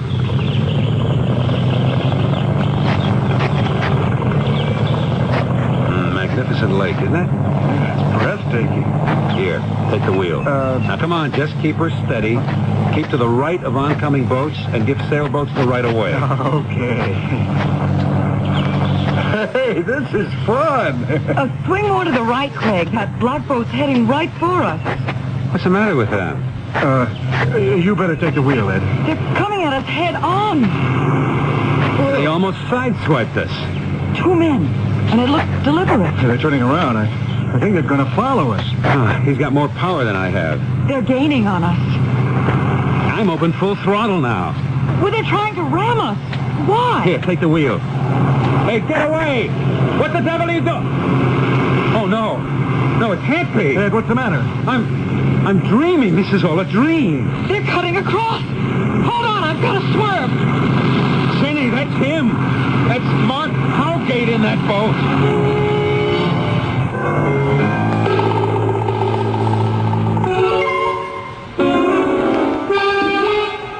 And poor Ed Larson thought his nightmares were at an end. Why, I wonder? Does he always dream someone's trying to kill him? I assume this is a dream, out on the lake, because he saw his dream mate, Mark Howgate. Oh, how fine the line between dreams and reality. Will Mark wake up from this nightmare too? We'll return to the lake when I return with Act 3. When you get it, Itchy red skin. get Kool-Aid when you get it. Darn bug. Get Kool-Aid when you get it. Oh, touch of poison ivy. Get Kool-Aid. Cord-Aid gently works with your body's natural defenses. It's all you need for the relief of dermatitis and other minor itches and rashes. When you get it, Itchy eczema. get Kool-Aid. Read and follow label directions. Hotel coupon and discount offers are confusing and limited. That's why the world's largest lodging chain invites you to call Best Western before you call anyone else. Chances are you'll find the Best Western just where you need it most at a price you'll want to pay. No strings attached. Call 1-800-528-1234. Best Western. 1-800-528-1234. Best Western. Is athletes versus MS multiple sclerosis? This is Frank Gifford spreading the word about a dynamic new team which is banding together to help stop MS, the terrible crippler of young adults. Multiple sclerosis is a crippling disease of the central nervous system which generally strikes in the prime of one's life, from 20 to 40. But the sports world is fighting back against MS. People like Hank Aaron, Tom Seaver, John Havlicek, And Joe DiMaggio, Frank, that's me. Baseball has always been a big part of my life. It's a game where you learn quickly about the value of your teamwork. And that's why I believe in Athletes versus MS. We're putting a team together that can beat MS, multiple sclerosis. Athletes like Billie Jean King, Hank Aaron, Muhammad Ali, Lee Trevino, and so many others all are spreading the word that MS is their cause and asking everyone to join the fight against MS. There's no cure yet, but there's hope through research. Join us. Support your local chapter of the National Multiple Sclerosis Society.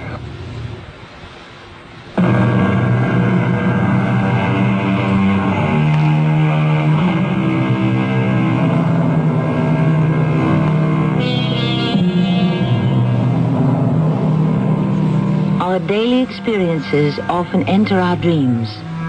Forgotten acquaintances show up. And frequently our dreams seem to have no relation to things familiar to us. Haven't you dreamed of being on a strange street, meeting someone you've never seen before? Where do they come from? How do they slip into our minds? Ed Larson dreams someone is trying to kill him, and a certain Mark Howgate is always there. What? Mark Howgate? Am I dreaming this? Look, I'm not dreaming, and I can't keep away from him much longer. He's making another pass. It's not happening. Nothing's going to happen. I'll wake up. He's headed straight for us. I'll wake up. Don't you understand? Mark and I are dreaming this. It isn't real. It's all a dream. Here they come! They're going to swamp us! Everybody over the side. Cut the motor, Jenny. Okay. Hold on to the sides. I'm okay. Jenny, you all right? Yes. They're taking off. I thought sure they were going to plow right into us. All right, here. I'll boost you back into the boat. There. Who the devil were they? I don't know the guy at the wheel, but the one in the back was Mark Howgate. Ed, there is no way he could be here in person, and you're not dreaming. I don't know anymore. Let's get back to the house.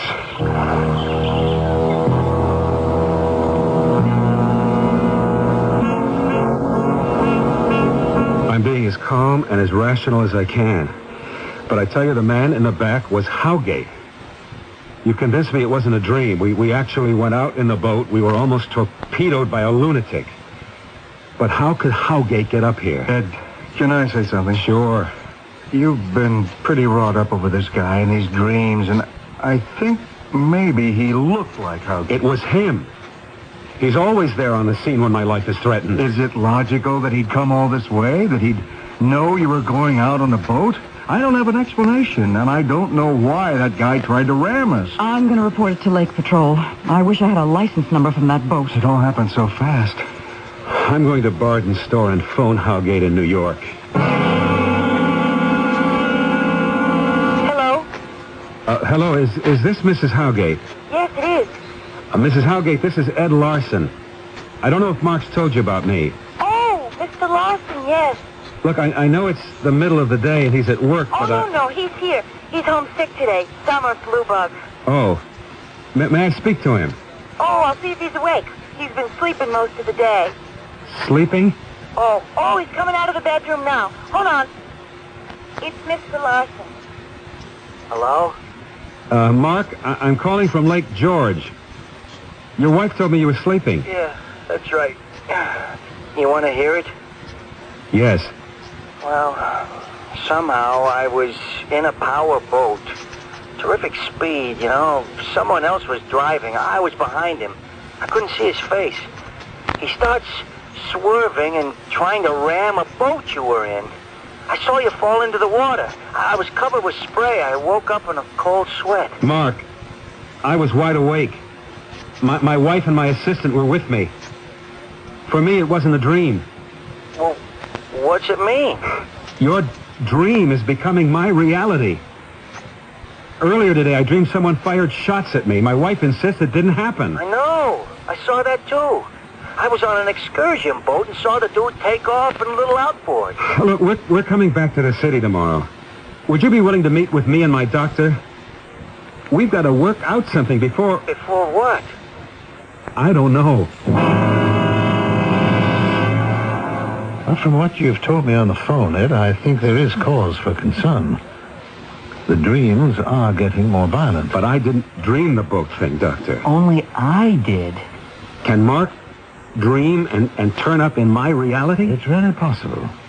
It's teleportation. People asleep or often in comas will actually be seen hundreds of miles away. Or people will claim they saw them. There's a lot of controversy over it. I don't think that's the case here. What do you suggest to stop it?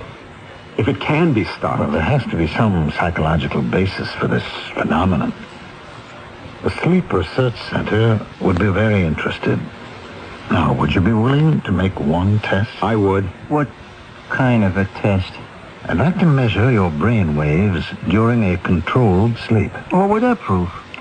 Well, if the brain waves show marked similarities, it may lead us to some explanation of why you appear in each other's dreams. Well, if I had to take off time from work... We could do it over a weekend. I'll try anything. Okay. Good. I'll make the arrangements.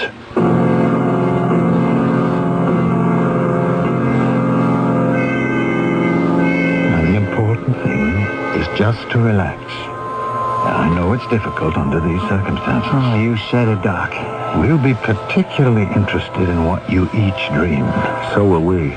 Very well, I'll leave you now. Now just lie back and try not to think of anything in particular. We'll be back when we know you're asleep.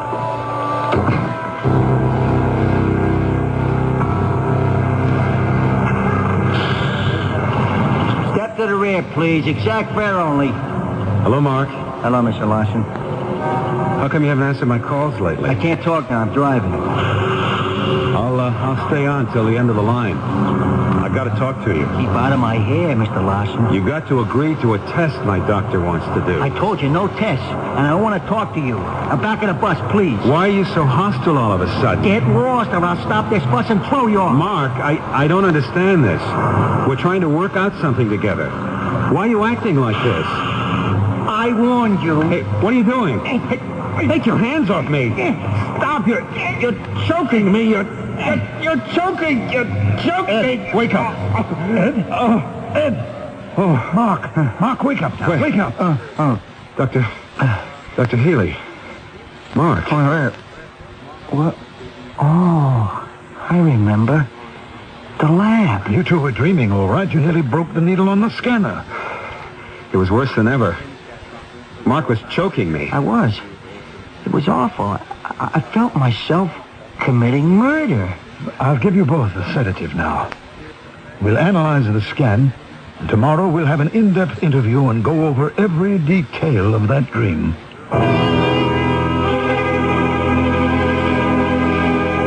I couldn't describe the feeling, Allan. I was choking him and meaning it. I was full of hate. And I have nothing against the guy. Mark, I'm getting frightened. And the dreams are getting worse. Can't that doctor do something? I objected to a shrink. But if that's the only way out, I'll go along with it. Well, maybe you two should stop seeing each other. In person, I mean. It's getting so I don't know when it is in person or a dream.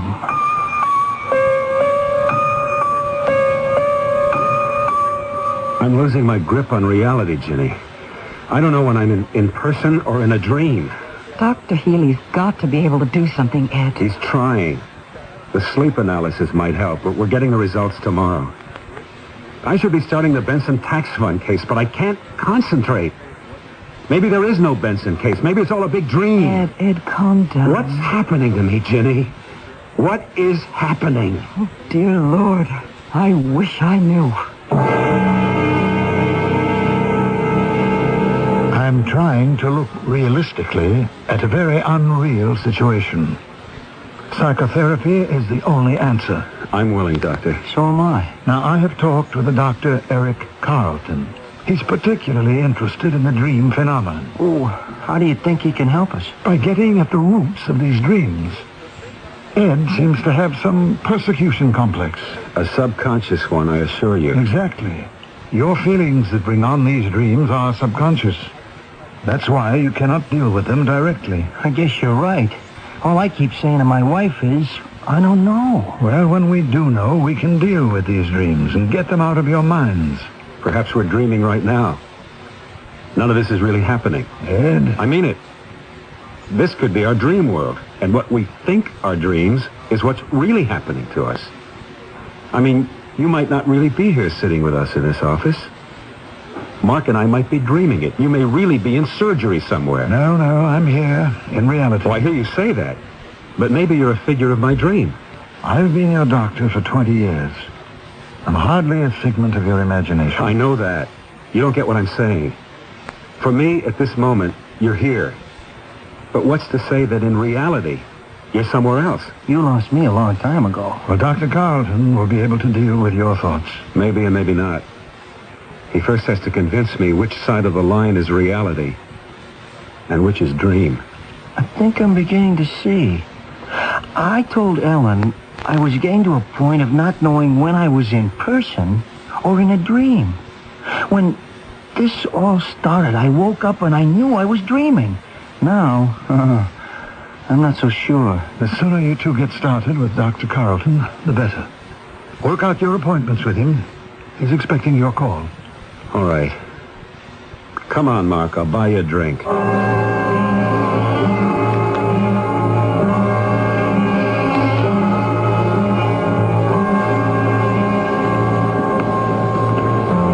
Hello, Casey. Oh, hi, Mr. Larson. You remember Mark Howgate? Sure. The dreams and all. Yeah. Hey, tell me, you still having them? Yes, but let's not talk about it. Okay. What'll it be? Manhattan. A beer. Coming right up. Where's it going to end for us, Mark, huh? Will we be friends when this is all over? I don't think so. What's the matter? You know, you're always sitting on that same stool.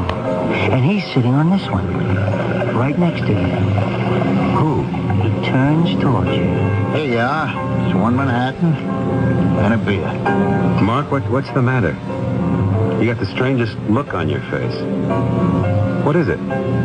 Something wrong? He's always sitting right here. Just like I am now. Who, Mark? Who? The murderer. He turns around, sudden-like this. Mark, what are you doing? He's joking, Mr. Larson. He's just kidding. And he says, you ought to be dead. Mark, this is our dream. You ought to be dead. Take your hands off me. It's not happening. It's got to be the dream. Not a dream, Mr. Larson. We're wide awake. He's just pulling your leg. That's all. You're choking me. Come on, take it easy, will you? This is going far enough. Dream. It's the dream. It's all a dream, isn't it?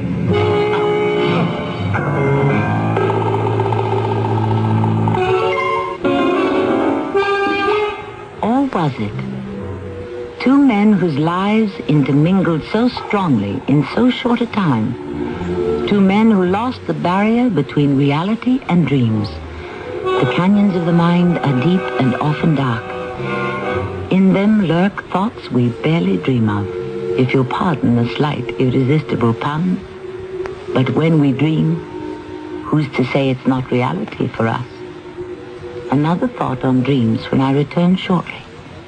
If you've been reading about wise money management in your favorite publications, you've undoubtedly heard about Dreyfus Liquid Assets, one of the world's largest money market funds, and about the big yields you can get on your money right now. Start with as little as $2,500. Make added investments as low as $100. With Dreyfus Liquid Assets, your money is yours whenever you need it. Phone for it, have it sent to your bank, or write a redemption check for cash or to pay your larger bills. You keep right on earning that high yield, compounded daily until your check clears. No penalties on interest, no sales charge, no charge for the checks. It's so simple, sensible, convenient. But find out for yourself. Call toll-free 800-228-5000 for free information and a prospectus, including management fee, charges, and expenses.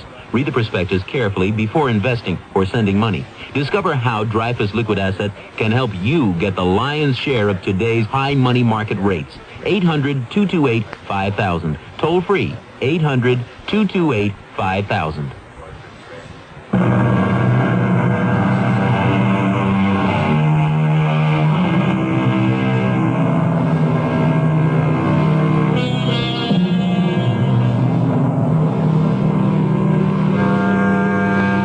Deja vu is one of those experiences that approximates a dream. You know, when you have the strange sensation of having been in a certain place before, or a fragment of conversation is remarkably familiar, did you dream it once, or did you experience it once in a long-forgotten reality? When you think about it, the mind is a fabulous place to live. Our cast included Michael Tolan, Bob Caliban, Cynthia Adler, and Mandel Kramer. The entire production was under the direction of Himan Brown. And now, a preview of our next tale. Suddenly, your husband recovered. My brother and Teploff didn't know what to do. That was Friday, so Peter recovered. He got out of bed, put on some clothes, and at 2 o'clock sat down to dinner. And then he complained of pains in the stomach. What did the murderers use? Rat poison? It's very easy to buy. The poison did not kill him. So we had to take matters into our own hands. Hands? But now he is quite dead. You swear, Gregory? How he died is between my brother and me. We both know. We shall never say. May I be the first then to say to you, long live Catherine II, Empress of all the Russias. This is Tammy Grimes inviting you to return to our Mystery Theater for another adventure in the macabre. Until next time, pleasant dreams.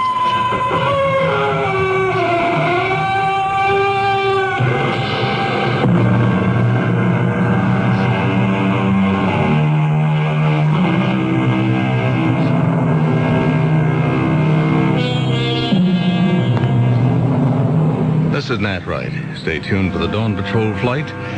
We'll be playing his songs all night long after the news. It's midnight. This is WIP, Metro Media Radio in Philadelphia. It's just past 11 o'clock, and it's time for the WIP Mystery Theater. Why don't you join us? Just sit back and relax, if you can.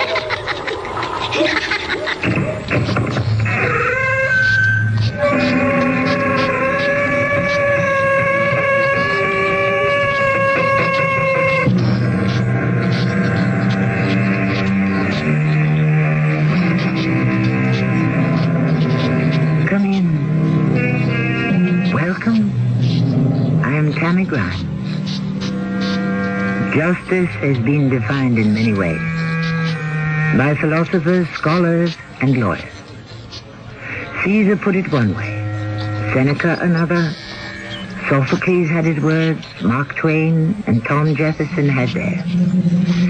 And Shakespeare's Portia, to whom I admit a keen kinship, asked that justice be always tempered with mercy. Such was not always the case concerning those Anton Chekhov described in his stories, particularly in the Mystery Theater's tale of today. It is wrong for me to love you, Natasha. You are married, I am not. I should not have allowed our friendship to go this far. And if I were not married? But you are. And your husband is in exile here in Siberia. Could you love me if I had no husband? If I were a widow? How could that be? Unless he were to die. Perhaps that could be arranged.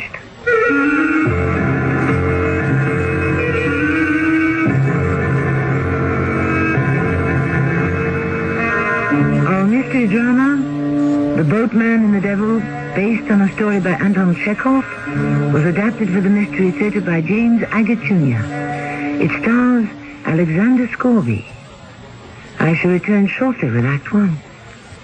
Make life a little less irritating for someone on your Christmas list by getting a Remington electric shaver from True Value Hardware Stores. Hi, Pat Summerall to suggest you save your favorite lady from the irritating nicks and cuts of a razor by giving her a Lady Remington shaver. Or for that special man on your list, choose a Remington men's electric shaver with handy trimmer.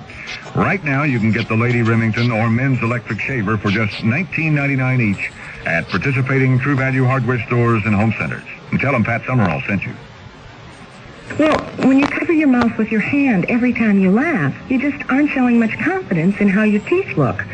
I mean, mine were all tobacco stained until I got Topol. Topol Smoker's Tooth Polish is a combination of polishing agents and a rich foaming cleanser, especially formulated to help remove ugly yellow tobacco stains.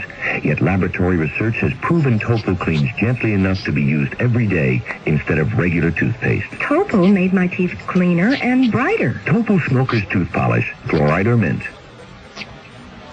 Edna? Do you have the key? Oh, never mind. We forgot to lock the door.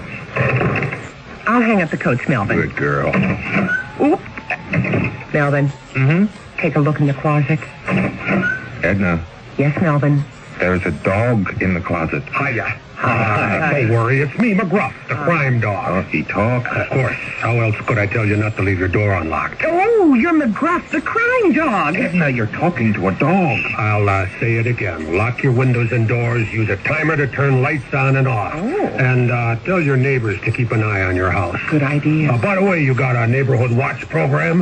Neighborhood watch? What's that? That's where you and your neighbors learn how to protect each other and your neighborhood. But find out more. Write to McGruff, Box 6600, Rockville, Maryland, and help take a bite out of crime. Edna, lock the door. Gotcha. A message from the Crime Prevention Coalition and the Ad Council.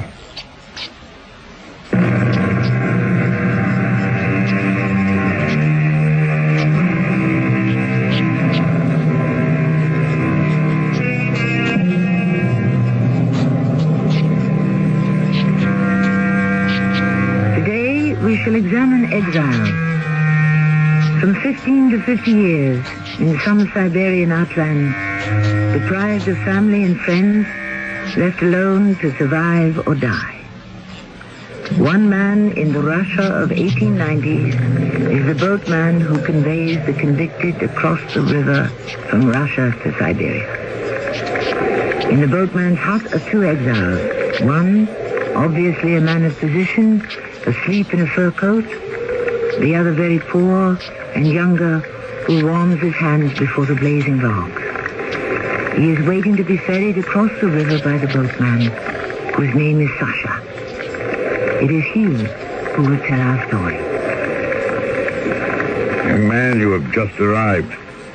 At this moment, you feel sorry for yourself because you believe you're innocent. That gentleman, lying there asleep in his fur coat, also believes he is innocent and doesn't belong here in Siberia. His name is Vasily. Count Vasily, I believe. What's yours? My name is Radek. And mine is Sasha. I'm the boatman. I advise you to get as close to the fire as you can. When I take you across the river, you will find it very cold there. Sir, can a man be as well dressed as that man, Count Vasily, in a fur coat and still have committed a crime? He has been found guilty and exiled. How old are you? 25. What crime did you commit? I stole nothing. I robbed no one. I hurt no one. Whom did you offend? The state and the judge. Russia is not a country where one may call a spade, so to speak. There are those in power, and then there are the rest of us. Powerless. My boy, it has always been so. My wife, my baby, my parents. I can't bear to live without them. I shall go mad. You will not. We had a happy life. And then I was unjustly accused of theft, of beating an old man. I broke out of jail and joined a movement of people. They told me there could be a better life. We all ended up in jail. In a worse life. Hardly a life at all. You haven't even tasted it yet. You haven't crossed the river. As soon as the wind dies down, I shall row you across to be officially admitted at the post office at Girino. Don't you understand, old man? I can't accept this exile. How many thousands of times have I heard that? In a week, the river will have gone down, the weather will have warmed, and you will go wandering across Siberia, finding ways to amuse yourself. Never. Never. I shall die first. Oh, one doesn't die of loneliness. You will find a new life here. But I shall always be at this same place, living in this same hut, rowing back and forth across the river, as I have done for 20 years, day and night. White salmon and pike under the same water I float on. Sasha, why don't we go now? The wind seems less.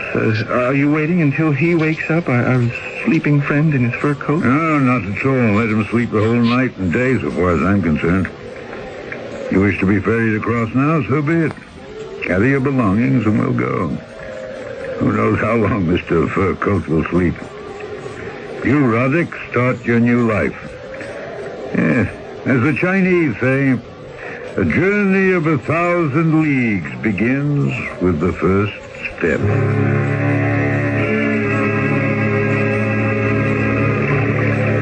How can you see in the dark? Experience. That enables everyone to see in the dark. Sir, is it true that once I've made a life for myself here and found work and some way to live, I'll be permitted to have my family? My father is very ill now. My mother and wife promised if he should die, they'll come here if it's permitted. What's the use of having a mother and wife here? It's all foolishness, brother. The devil is tormenting you. The devil? Row hard. There's a treacherous undertow. Yes, I mean it. The devil. Don't listen to him. Don't surrender to him. He whispers in your ear about women. Say to him, I don't want them. There's no life here in Siberia for a woman. The accursed devil talks about freedom. Say to him straight off, I don't want it. I don't understand. Not want freedom. I'm a young man. And a foolish one. I'm telling you, the only way to exist as an outcast in Siberia is to want nothing. To torment yourself over nothing. Not father, no mother, no sweetheart, no wife, no children, house or home. I speak that loudly to the devil every day. I don't want anything. Curse your soul.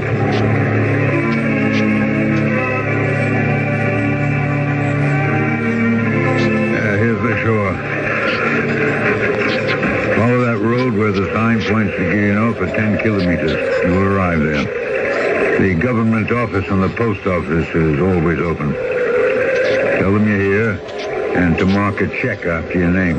Is that all I do? You are like a man who has come to the moon. Everything is strange. It is uninhabitable. You must learn from those who live there how one exists, finds shelter, gains employment. Think of yourself as a lone pioneer. Here. And keep this bottle with me. Take a swig. Oh, thank you. Oh, what a fine taste. Brother, I am no peasant. I don't come from a class of slaves. I'm the son of a sexton. Years ago, when I was a free man in Kursk, I wore a frock coat. But now I brought myself to such a point that I can sleep naked on the earth and eat grass. It is wanting nothing that enables one to survive in Siberia. From the very first day they sent me here, would you believe it, I don't even remember my crime. From that day, I wanted nothing. You had no family? You left no one behind? As many as you and more. Radek, don't complain. Don't envy. Find some joy in every day. Accept your lot. That is the secret. Take, for instance, that Vasily. Who? Oh, Count Vasily likes to call himself wealthy, well-educated. The man we left snoring in front of my fire in his fur coat. He will not find peace either until he accepts completely the life he has to live. I'm going back across the river now, and I shall tell him that for the umpteenth time. But do you think he'll take my advice? I doubt it.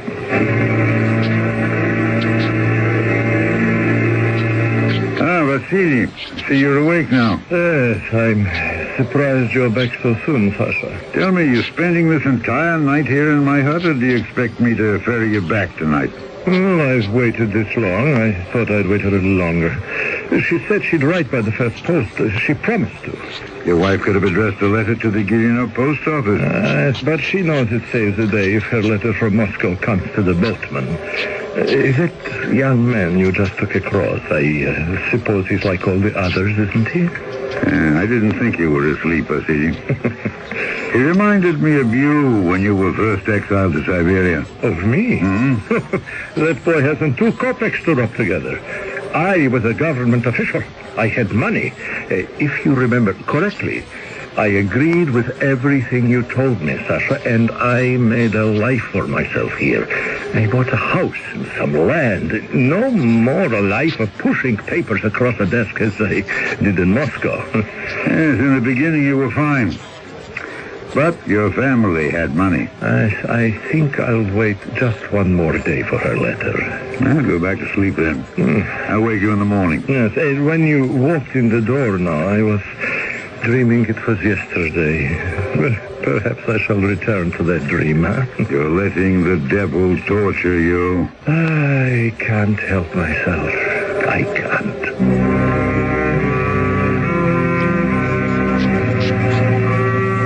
Dreams of the past. It was almost as if I was dreaming by his side. I knew Vasily's dreams so well. I warned him that to want money is only the beginning. His family had it, and so they could send it. Every month he would cross the river with me for a whole year. Every month. Always the same words.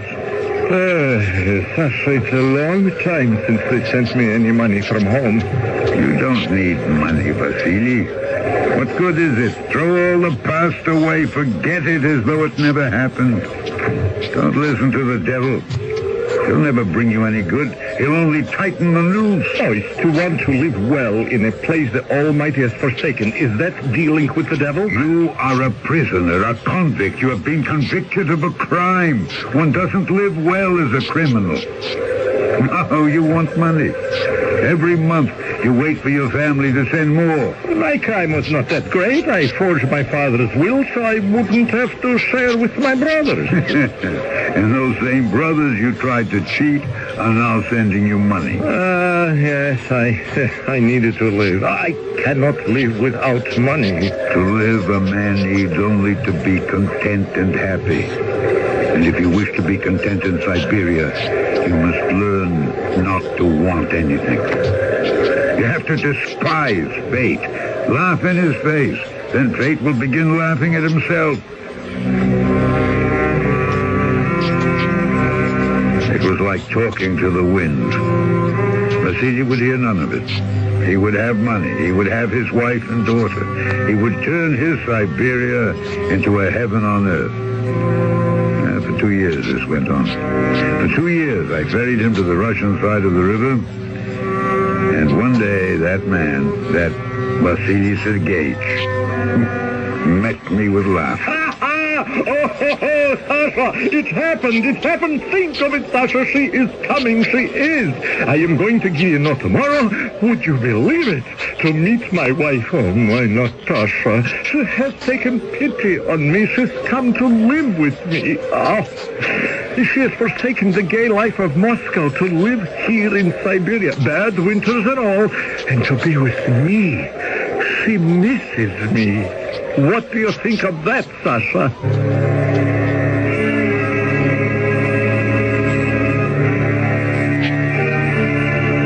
You have a devoted wife, is what I said to him. But in my heart, I knew. Wives and prisoners of the state. I knew it could not last.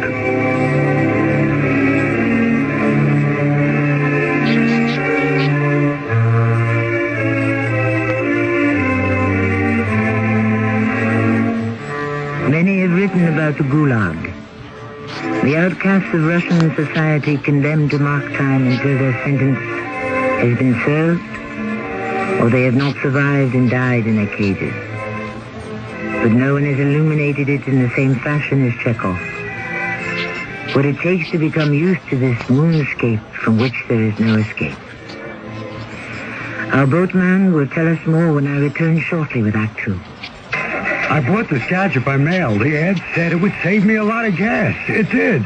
Since I put it in, my car won't start. They said I could make money stuffing envelopes at home. I'd like to give those envelope guys a licking. If you shop by mail and don't get what you were promised, it could be mail fraud, and there are many different kinds, from products that don't work to worthless work-at-home schemes. If you're a victim or even suspect mail fraud, call your postal inspector. It's his job to keep the mail a nice way to shop. The ad said I could lose 20 pounds a week painlessly.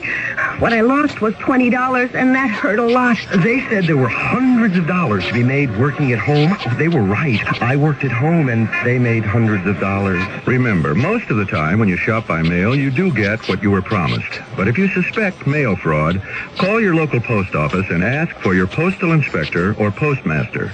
Don't take getting taken. A public service announcement by this station and your postal service.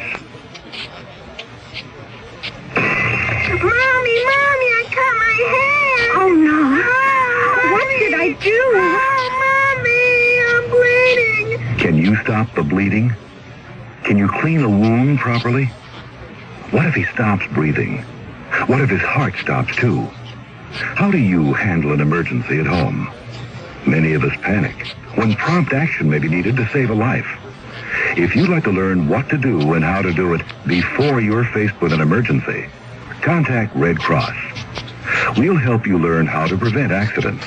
We'll teach you first aid, Red Cross CPR, family health and home care. Countless lives have been saved through safety and health care skills learned through Red Cross courses. And because of these skills, millions of Americans live safer, happier, healthier lives. Learn how to take better care of yourself and your family. Call Red Cross. We'll help. Will you?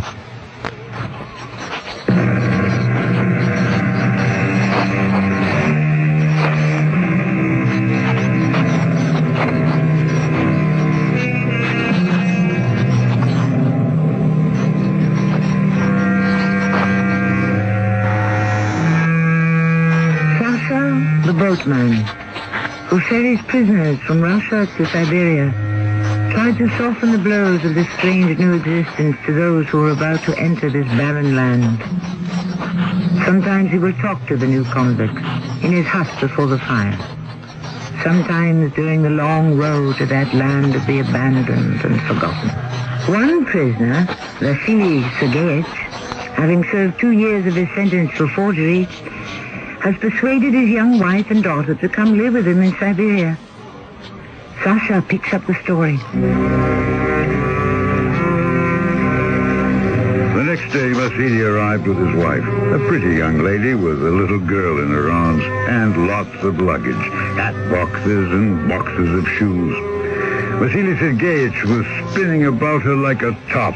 Natasha, this is my old friend, Sasha. She has made life bearable for me here. Sasha is the boatman, our only link with civilization. Sasha, this is my wife. This delightful, beautiful creature. Now, how often have I spoken of her, huh? Yes, madam, he has often and glowingly. And deservedly, too, eh? What? Imagine leaving the comforts of home and friends to spend goodness knows how much time in Siberia with her loving husband. But I shall make a home for her, the likes of which even Moscow cannot begin to equal. Eh, Sasha, huh?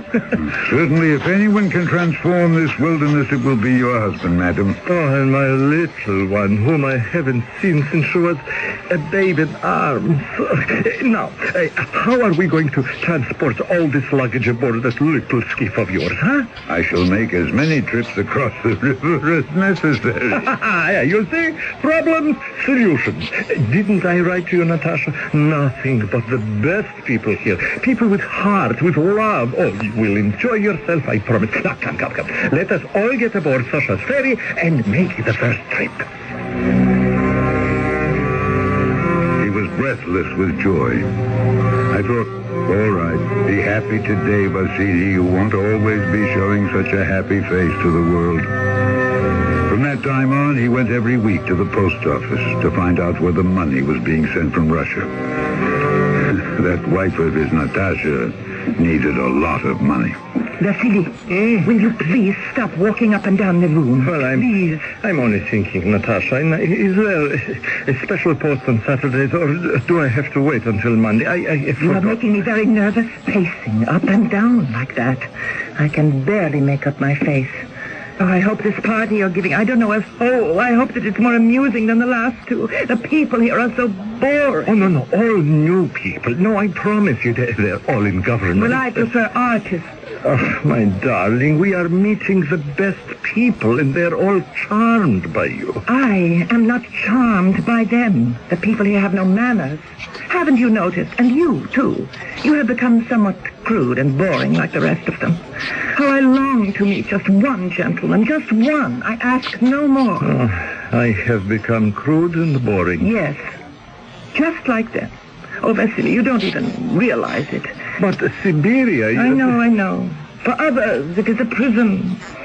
But you assured me in your letters that for us it would not be. And we are paying for your indiscretion, Vasily. It's not fair. Every day to be surrounded by riffraff and barbarians. No, that is not entirely so, Natasha. There are gentlemen here, and some of them have even invited you to go hunting. But I am not interested in hunting. Besides, for a woman alone, it's not proper. Well, government officials and commissars and their wives hunt. It is only we, and not you, but I, a prisoner, who may not carry a gun. Well, you went on the last hunt. I didn't hear any objections then. You acted as though you had a very good time. You don't understand anything. Month after month, my child is longing for a proper education. I ask myself, why did I come to Siberia in the first place? Well, why? I thought... You thought what? Well, never mind. But I do mind. What were you going to say? I thought you came here because you missed me and loved me and wished our little family to be together. But I can see I was mistaken. I am exiled not only from my country, but from everything that was once dear to me. Siberia is a cruel punishment. It does not fit the crime. How long could a spoiled wife of a once wealthy man exiled to Siberia stand it here? Not very long. How could she? Clay soil on which nothing grows, cold water, cold weather, no vegetables, no fruit, and surrounded by ignorant people. So she found amusement where she could. Anton? Oh, forgive me, my princess. I could not come sooner. Anton, where have you been? I've missed you so. A commissar cannot always prescribe his hours. I have work responsibilities. Anton, I hate this place. Even my little Anna knows how I feel. And although she loves her father and would do anything to remain here in Siberia with him, she knows it is not good for her. So we had a little talk, and I am going to take her home to Moscow. She is too young to stop learning. Moscow? When? At the first sign of spring, April or perhaps May. Now, you will come too, won't you? I cannot leave here. This is my post, my career, my future. I have no way of going to Moscow in the spring. I am taking Anna to Moscow, and as soon as I am certain that she is installed in a good school and her uncle can take care of her, I may return. And then what? We shall see. If you are still interested, I will be with someone who can make Siberia bearable for me. And if not you, then someone else. Crumbs of happiness. It's all wrong.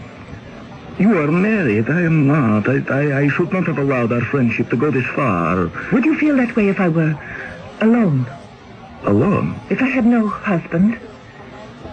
If I were a widow? Then I would demand to be transferred to Moscow. I would pester them until they agreed. In Moscow we could be married. They like my work. I know I should be promoted. Natasha, would you marry me if you were a widow? Yes, I would. I believe in you, Anton.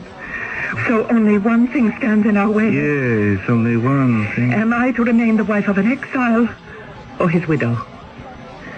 Anton, you're an excellent shot. Remember those geese you shot down, one after the other, without scarcely taking aim? Tomorrow I shall tell Vasily that for her sake I am taking Anna back to Moscow. And perhaps, who knows, while I am away, a hunt is organized and accident happens. So that when I return, I find myself a widow. A hunting accident. How long will you be away? I can arrange almost anything. How much time do you need?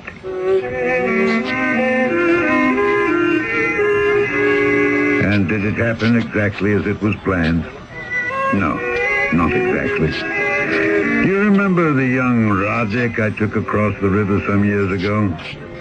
Well, he had become quite desperate. He saw no way of living out his sentence and never seeing his wife again.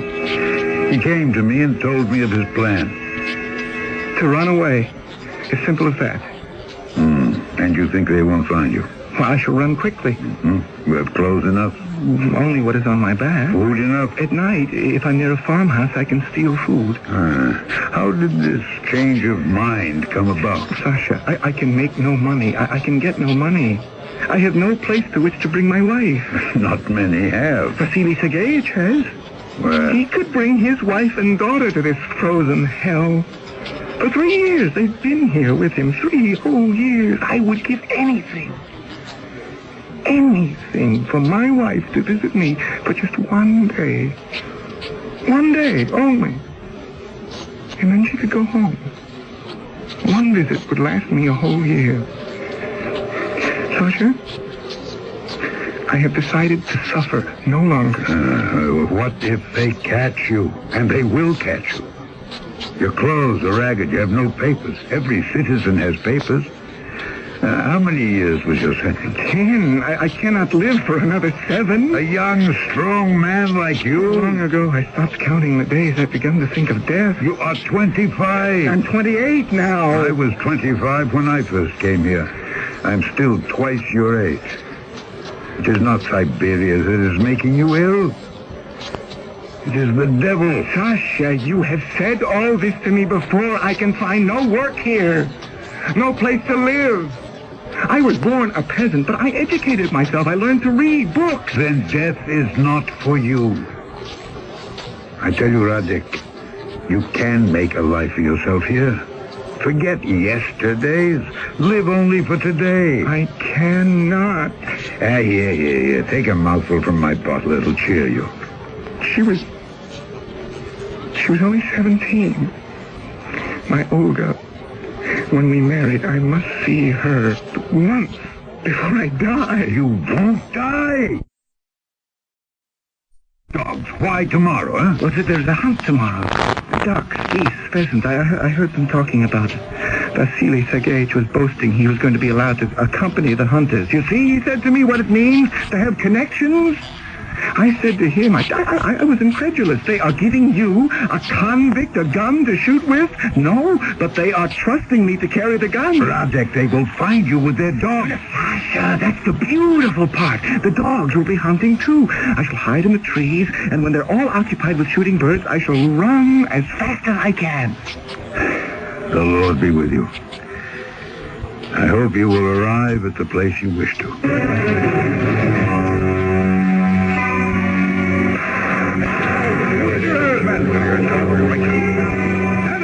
Poor Radek. He never left the forest alive. He was shot by accident by one of the government men. One called Anton.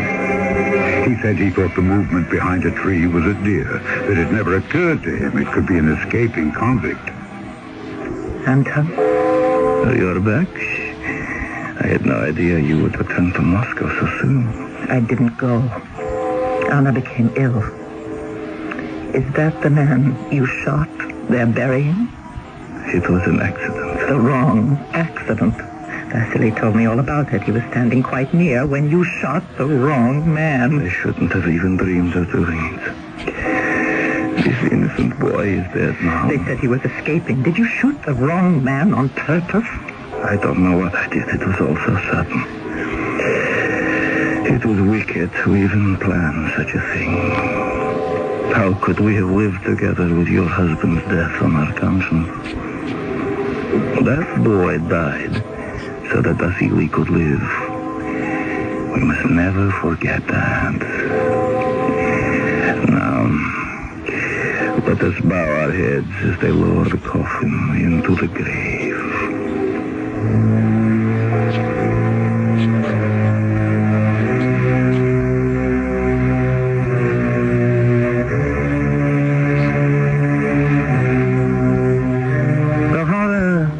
Dead souls.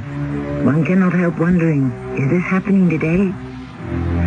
Stories of injustice finally filter through the darkness and we hear of them. Sane men who are placed in institutions for the mad. Those who disappear and are never heard from again. And our story is based on an account published 120 years ago. History repeats itself again and again. I shall return shortly with Act 3. Cyril introduces Mr. Buster Crabbe, film actor and author of Buster Crabbe's arthritis exercise book. I wrote a book on relieving arthritis pain, and I recommend Icy Hot Cream in the tube. Rub it on. Icy Hot's penetrating warmth reaches way down inside to help relieve minor pain, while a feeling of coolness soothes your skin. I'm convinced that greaseless Icy Hot Cream will give you fast, effective relief that lasts for hours. Use only as directed. This is Gene King for your Better Business Bureau. If you receive merchandise in the mail that you didn't order, then you can keep it and consider it as a free gift. Under the law, you don't have to pay for it, and it's illegal for the company to bid you. Only clearly marked free samples and merchandise mailed by charitable groups asking for a contribution can be mailed to you in the first place without your prior consent. And even in these cases, you can consider the merchandise as a gift. A tip from your Better Business Bureau. The following is presented by the National Urban League. You know, Allan, when you walked in here and said, I want to be a salesman, I wouldn't have bet a plug nickel you could make it. Sales takes hard work and tenacity and guts. Well, I just didn't think a black man could measure up. Too often in today's society, people are judged solely by the color of their skin rather than by what they can do. But when people are given a chance to make something of themselves, there's no limit to what they can do. And now here you are, our newest district manager. What do you say to that? All I ever needed was a chance. Everybody deserves a chance to make it on their own, regardless of race, creed, color, or sex. The Urban League is dedicated to achieving that, and you can help by opening your heart and your mind and giving someone that chance. To find out exactly what you can do, write National Urban League, 500 East 62nd Street, New York, New York, 10021. A public service message of this station, the Urban League, and the Advertising Council.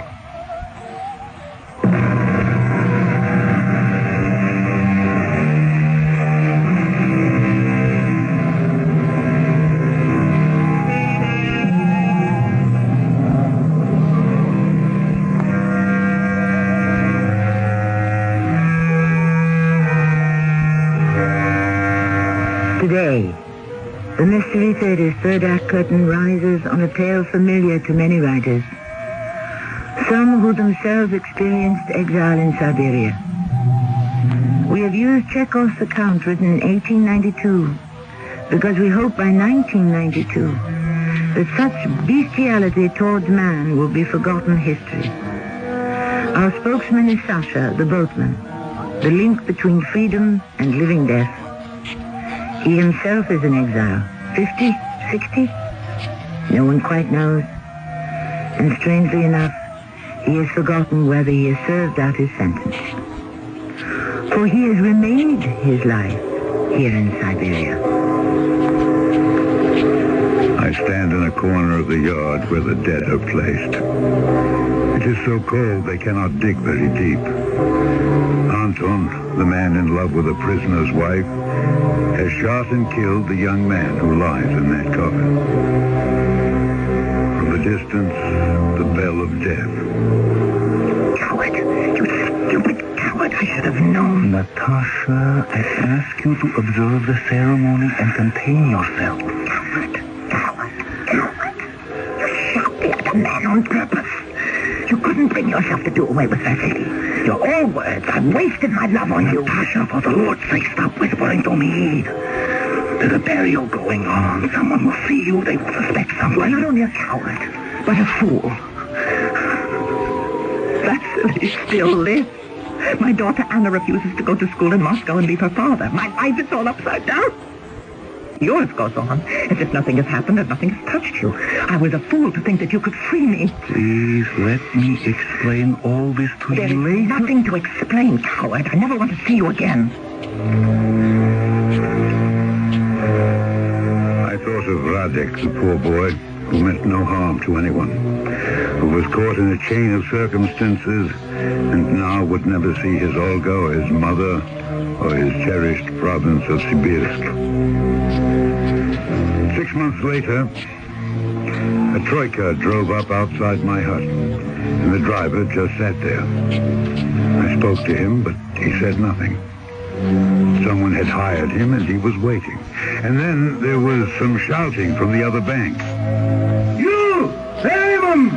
Boatman! We wish to get across! Well, I brought them across. It was Anton. Even though it was dark, I recognized him with his tortoiseshell glasses. There was a lady with him all bundled up, but I recognized her, too. They had some luggage, not much. They got into the troika, and that was the last I ever saw of them.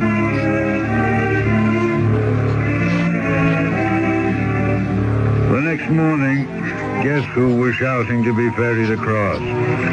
Vasily Sergeyevich on his best horse. Is this as fast as you can move this old tub across? Vasily, you have a horse. It's quite a weight as well. You helped him get across, didn't you? They could have only come this way. Who?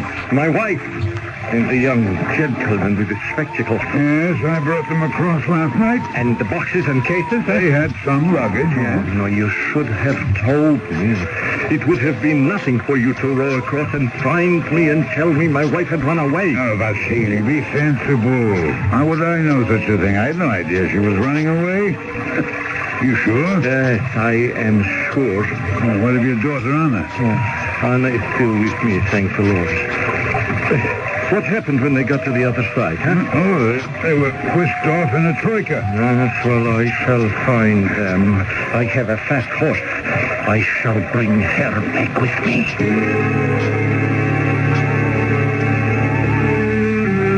5 days and nights he chased after his wife. Of course, he didn't find her. I won't rest. I won't. I will have her back. I will have my freedom. I must. Who do I see to beg for my freedom? Well, you know all the influential people in Gideon. You entertain them at your house. Whom do I know? They are all leechers and traitors. Is there an honest official among them? Go speak to Pyotr Wisniewski. Tell him you're an old friend of Sasha's. He may help.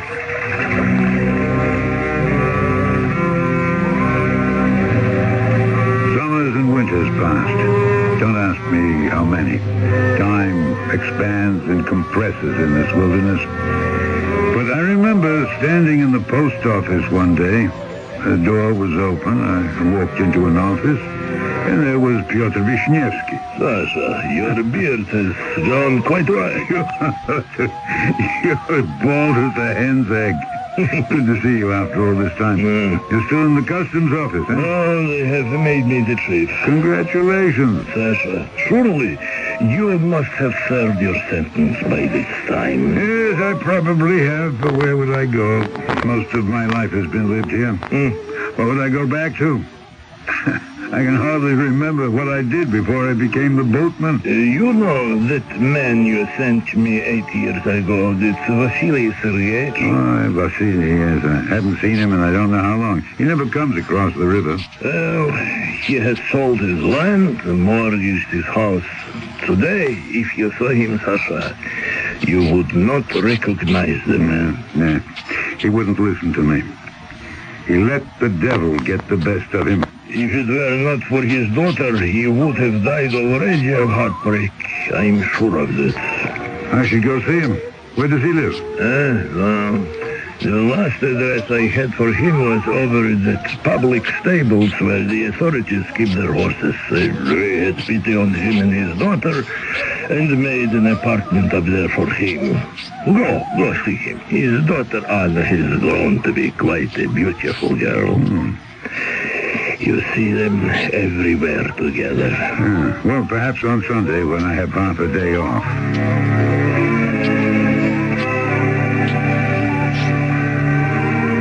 Good morning, Vasily Sergeyevich. Yes? Who is it? I can't see very well. Anna, do you see the gentleman? It is a gentleman with a white beard. You think I know him? Yes, I do. You are Anna. Yes, and you are Sasha. Yes, you used to ferry the boat across the river into Siberia. Oh, I still do. Sasha.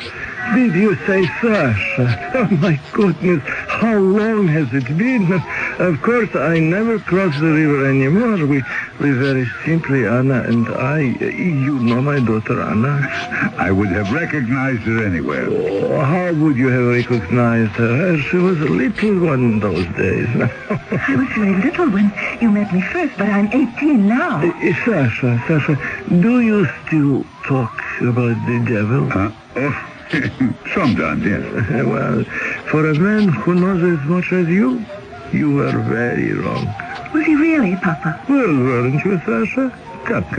You're among friends. Come, confess it. What do you want me to say? And I am the proof you were wrong. After everything is said and done, I am the living proof that people can live in Siberia. That even in Siberia, there is happiness. Look at her. Anna. There she stands. Oh, Papa. She takes good care of you. We are counting the months now. Little less than a year and my sentence is over. We're full of plans, my little Anna and I. One more winter and that will be it.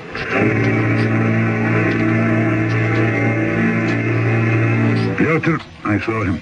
I saw them both. Vasily and Anna? Yes, he speaks of life after Siberia. He's older than I and she's 18. What happiness can she have with her father now? He loves her and finds consolation with her. Well, like any father who regains his lost youth through his daughter. What she wants is caresses and laughter and perfumes. Isn't that so, Pyotr? A normal girl. It won't last. It cannot last. It won't even begin. I didn't realize how prophetic my words could be. I I didn't see them then for months at a time. The frost was beginning, the signal of a very hard winter. The ice forming on the river. What happened, Vasily? What do you mean? Oh, here it is, winter already. It was last spring, remember? Saw you and Anna outside the church. She was so happy and dancing about. Reminded me so of her mother. Well, the whole summer has passed. You said you'd pay me a visit. Things have not gone as well as I'd hoped. I have been troubled. We have both been troubled. Yeah, I could have told you. You know nothing. No, let us not quarrel. I've heard of your sorrow. I don't wish to add to it. You said you could have told me. What did you mean? I could not have foreseen everything, but some things, yes. Sasha, are you saying to me what happened was because of the life here in Siberia? Did you know I came to your door often and knocked, and no one would open the door? I ran everywhere to find doctors. I could have been out when you knocked. Yeah, well, my friend Piotr told me. He said Anna withered and wasted away until she was too weak to stand on her feet. It happened almost overnight. I spent a fortune on doctors. They all shook their heads. They could do nothing. Yeah, consumption, I know. That's your Siberian happiness for you. No fruits, no vegetables, no sunshine, no life. You kept her in prison with you as you tried to keep her mother. That must be it, the load I'm supposed to row back to the other side.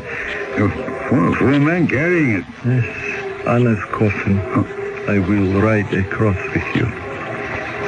Oh, forgive me. I had no idea.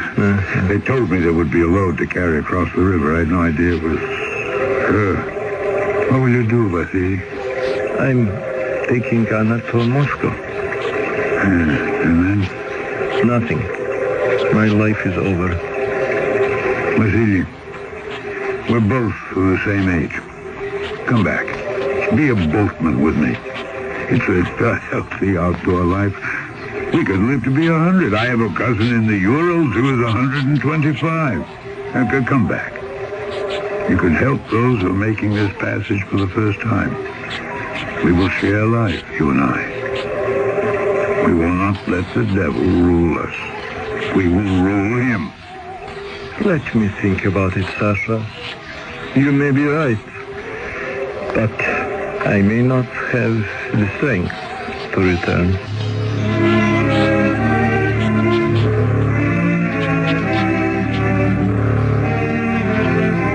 I never saw Vasily Sergeyevich again. Did he do away with himself from grief? Did he run away? Why did he not return here?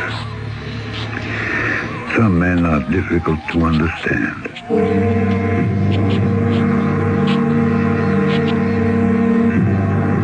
Today, when I introduced our production of The Boatman and the Devil, I pondered a little bit upon justice and judgment.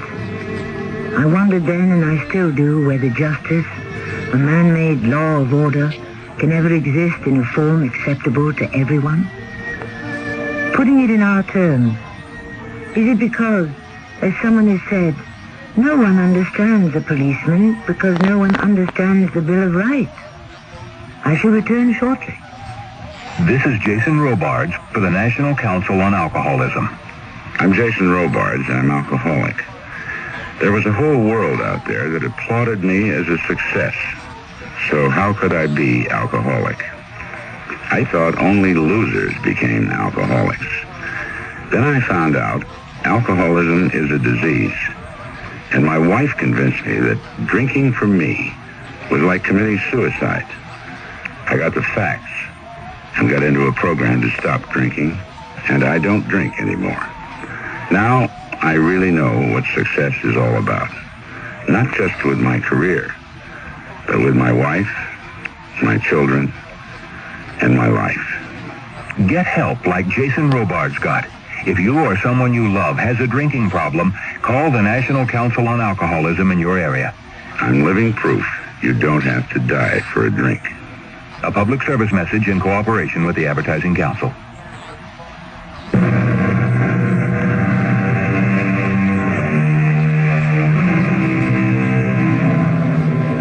A postscript about the boatman, whom I'm sure many have already likened to Charon, the ferryman of the dead, guiding their bodies across the river Styx. For the fare of one silver piece, Charon would ferry his soul to eternity. Surely, man could do better than bring others to eternal death, the death of places like Siberia. Were my opinion to be asked, I would banish forever exile. Our cast included Alexander Scorby, Marion Seldes, Russell Horton, and Earl Hammond.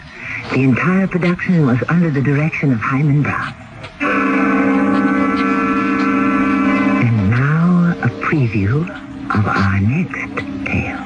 Thank you for the coffee. Well, you're very welcome. Come back sometime. Thank you. Thank you very much. Why did you ask him to come back? I don't know. He looks so unhappy, so haunted. So screwy is more like it. Look, he's coming back. He's turned around and he's coming back. Good Lord. Don't be mean to him, Charles. Please don't be mean to him. I won't. Forget something? Please, don't make me leave. Don't make me go away. I have to stay here. It's important. Believe me, it's very, very important that I should stay here. This is Tammy Grimes, inviting you to return to our Mystery Theater for another adventure in the macabre. Until next time, pleasant dreams.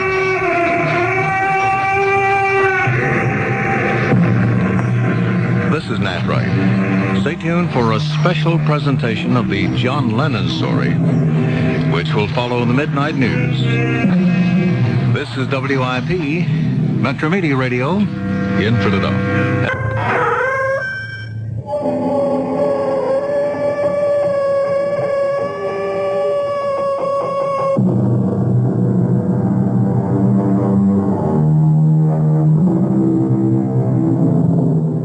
Come in. Welcome. I'm E.G. Marshall. The great French writer Balzac called life the human comedy. Our own Mark Twain saw it as a human tragedy. What's in a name? There are a great many laughs in a true tragedy, and plenty of tears in a genuine comedy. Mark Twain's long suit was irony. And now we have an opportunity to see how he plays that kind of hand in one of the greatest stories of deception ever written. And there's no doubt about it. You can be wealthy. Oh, I like that. Famous. Famous, too. Absolutely. And powerful. Wealthy, famous, powerful. A force in the world of art. It sounds wonderful. That's what you're giving me. And in return, what do I have to give you? Your life.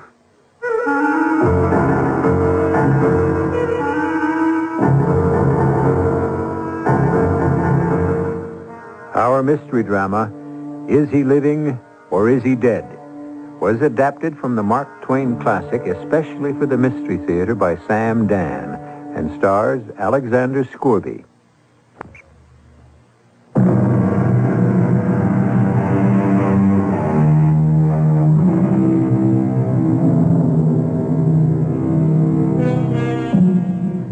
It is unfortunate but true that a great many creative men are killed by poverty. As a matter of fact, the circumstance has been so universal that it has even been made romantic. How many stories, operas, plays are about artists who starve in garrets? Van Gogh, Schubert, Mozart, Rembrandt, Poe, to name but a tiny few, all died of neglect. Must it be ever thus? Mark Twain is about to present another perspective.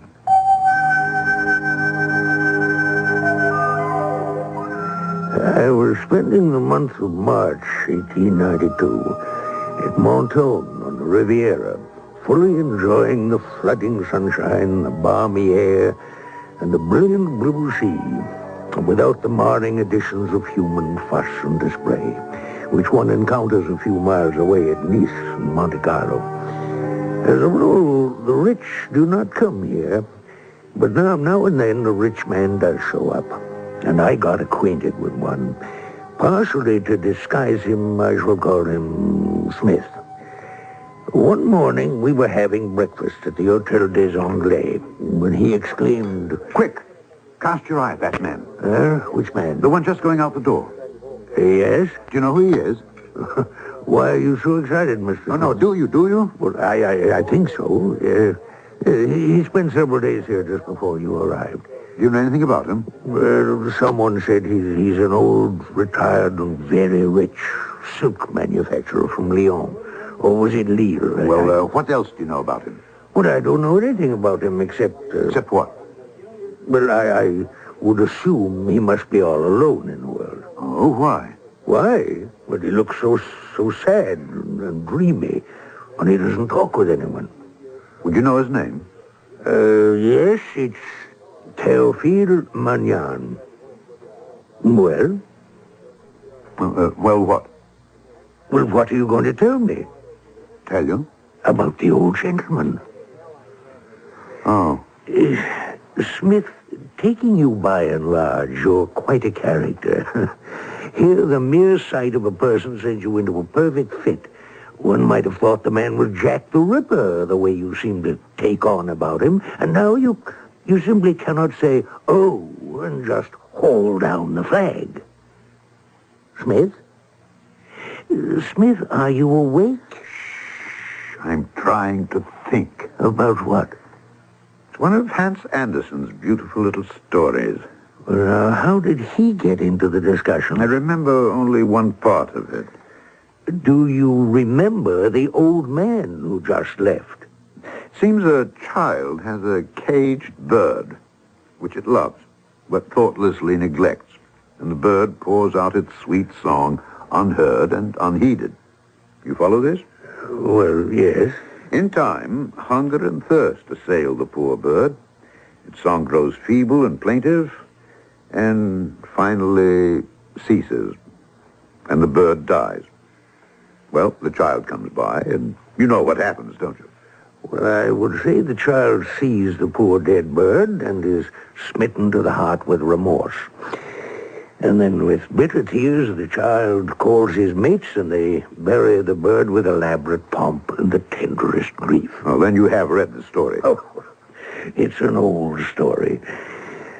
The children don't know that they're only aping their elders, who also starve poets to death, and then spend enough on their funerals and monuments to have kept them alive and made them easy and comfortable. Yeah.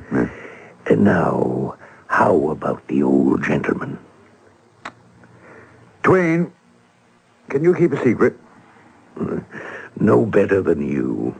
You look like a man who's bursting to break one. Well, it's been a secret for many years between me and two others, but I'm going to break the seal now.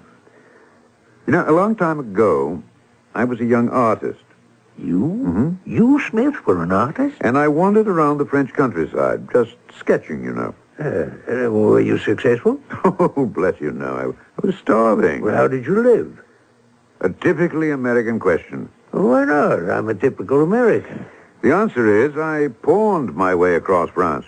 One by one, I sold all my belongings till I was reduced to the clothes on my back. And even they started to go one by one. Finally, almost naked and down and out, I found myself in a small Breton village. And there I was taken in and literally saved by a fellow artist named Francois Millet. Who? Francois Millet. Was the great Francois Millet? Oh, great. He wasn't any greater than I was. He hadn't any fame at all, even in his own village. Oh, the great Francois Millet. Let me tell you about the great Francois Millet. He made me welcome. What a generous, great-hearted fellow he was. I'll never forget that first day. Smith. Are all Englishmen named Smith? Sometimes it seems that way. Now, where can you sleep? Well, sleep anywhere. There are no soft places on the floor, so one is as good as another. Now, for dinner. I feel badly. I can see there isn't very much, Monsieur Millet. You cannot call a French painter monsieur till he's received the Legion of Honor. And I have a better chance of being struck by lightning. You must call me François. Now, dinner. All we have are turnips. Unless, of course, Carl can scare up something. Carl? Carl Boulanger. He's also a painter, and he lives here, too. Speak of the devil. How shall we prepare the turnips tonight, Francois? That tells me everything. Well, how about turnips remoulade? We have no egg yolks. I have it, Carl. Sautéed with mushrooms. We have no butter. I don't trust your judgment when it comes to picking wild mushrooms. Well, then I suppose we'll have to boil them as usual. Who is this? Oh, Smith. An Englishman. Smith, this madcap is Carl Boulanger. How do you do? He doesn't look like an Englishman. All Englishmen are supposed to be rich. Smith is a painter. Poor devil. Why didn't you arrange to be born in France, and then you would have learned to starve properly? I can starve as decently as any Frenchman. Oh, what's that? What? That canvas against the wall. I just noticed it. No, that. I call it the Angelus. It isn't too bad, eh, Smith? I've never seen anything like it. It's a masterpiece. There's a feeling of oneness with God. Carl, I have a confession to make. Yes, Francois? I was offered 5 francs for it. When? Last week. Yes, a week ago, Thursday. And what happened? I turned it down. You turned it down? Francois, 5 francs means a dozen eggs. A pound of butter. I know, but you see, the man appeared anxious. Yes? And so I asked for 8 francs. And? He said he would think about it and let me know. Oh, the kiss of death. Why didn't you take the 5 francs? You mean you would have Francois sell the Angelus for 5 francs? Right now I would sell it for a pork chop. Oh, sautéed with onions, and without the choke vinaigrette, salad niçoise, and a very dry Bordeaux. Carl, when will you learn that the proper wine for pork is a light Burgundy? I must educate your palate. You abscond. What a fantastic pun. Don't you get it, Smith? No, The English as a rule, Carl, are rather slow in these matters of humor. Francois was also my painting teacher, and you see, he has educated both my palate and my palette. You still don't get? Yes. Yeah, it is rather funny. No, you're right. It is a rather feeble jest. But you see, it passes the time, and then we forget how hungry we are. And how tired and disappointed and disillusioned. Oh, come, Carl, one cannot have everything. Look at what we have in this room. Behold these canvases. A feast for the eye, a feast for the mind, a feast for the soul. And not even a crumb for the stomach. Be of good cheer, Carl. Perhaps tomorrow something will turn up. I caught you. Another pun. You get it, Smith? Huh? What will turn up tomorrow will be another turnip for dinner, as usual. Oh, yeah. Yes. Well, now, gentlemen, the situation is quite serious. We are on the verge of starvation. As usual. And we must come up with a solution. I agree. What do you suggest, Francois? I don't know. How about you, Smith? Nothing occurs to me either. Well, then, let's sleep on it. Which we did. After having had, of course, a boiled turnip for dinner. The next morning, I was starved, but that was nothing unusual. I decided to take the bull by the horns. I looked at Millet's paintings. How could anyone in his right mind not jump at the chance to buy them? Accordingly, I placed a few under my arm, the Angelus, Man with a Hoe, the Woodcutter, and Death, and I began to knock on doors. Practically every door was slammed in my face. Only one elderly woman deigned to talk to me at all. What are you selling? I see. That's painting nonsense. Oh, but Madame, I assure you... And have you joined the other two, the scoundrels, the ne'er-do-wells? Madame, if you please... The good-for-nothing lazy tramps who refuse to work for a living. Madame, painting is one of the most difficult of all occupations. painting a house, maybe. Madame, I am here to help you to get rich.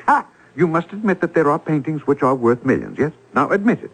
Well... But here is your golden opportunity. A few pennies invested today will bring fabulous dividends tomorrow. How do I know? Because these are the paintings of the great Francois Millet. The great Francois Millet. Yes, madame. These paintings will increase 100-fold, 1,000-fold in value, because Francois Millet is a genius. He is... There's no doubt about it. Who said so? She slammed the door in my face. And at that moment, a great light exploded in my brain. Who says so? I raced home. I couldn't wait to share this flash of sudden insight with my companions. Hunger creates great divisions, Francois. Continue, Smith. She and everyone else in this town. They don't make up their own minds. They don't decide things for themselves. Oh, but that's how people are everywhere. And so she looks at you, Francois, and at me, and at Carl. How's she to know that the paintings have merit? It should be obvious. Of course. The colors, the figures, why, it's all over the canvas. But unfortunately, no one has told her that as yet. What do you mean, no one? I've been trying to sell these paintings for months, years. I patiently try to explain. But who are you? Who am I? I'm Carl Boulanger, a painter. No, you're Carl Boulanger, a shiftless good-for-nothing who would prefer to beg for his bread sooner than work for it. Who has perpetrated this infamous falsehood? And so am I, and so is Francois. What he says is true, Carl. And yet, if someone in authority were to say, Francois Millet, truly a great master. Why, overnight, Francois would be the toast of the town. Yes, authority. That's what the people look for. No one wants to make up his own mind. Therefore, Francois, we shall have an authority to authenticate your greatness. An authority? Of course. A great Parisian authority. I know Professor Louis de Courbet. Who? He's the most respected professor of art at the university. No, he won't do, Francois. But he's the most learned. We don't want learned people. We want famous people. Oh. I have it. Madame Lucerne. She runs numerous talked about salon in Paris. You mean the most notorious? If she says a painting is great, it'll be hailed as a masterpiece. Yes, but does she know anything at all about painting? Probably not. Well, then how? Well, the question is, who should go? You are the smoothest talker, Carl. No, I nominate Smith to be our envoy. Me? Why? Because you're the handsomest. Oh, but what does that have to do with Do you recall the legend of the Golden Fleece? Oh, yeah. And the legendary band of ancient Greek heroes who went after it. Whom did they choose as their leader? Not Hercules, the strongest, or Ulysses, the wisest, but Jason, the handsomest. Because they knew it would be necessary to seduce a woman in order to win the prize. Oh, but no. You may not have to go that far. And what if he does? We must all make sacrifices for art. Yes, and some of us must make heavier sacrifices than others. But, as you can see, there's more to becoming a famous artist than merely painting a great or even a good picture. Sometimes one must play the game of love and even the game of death. However, all that is the affair of the second act, which I shall bring you in just a few moments.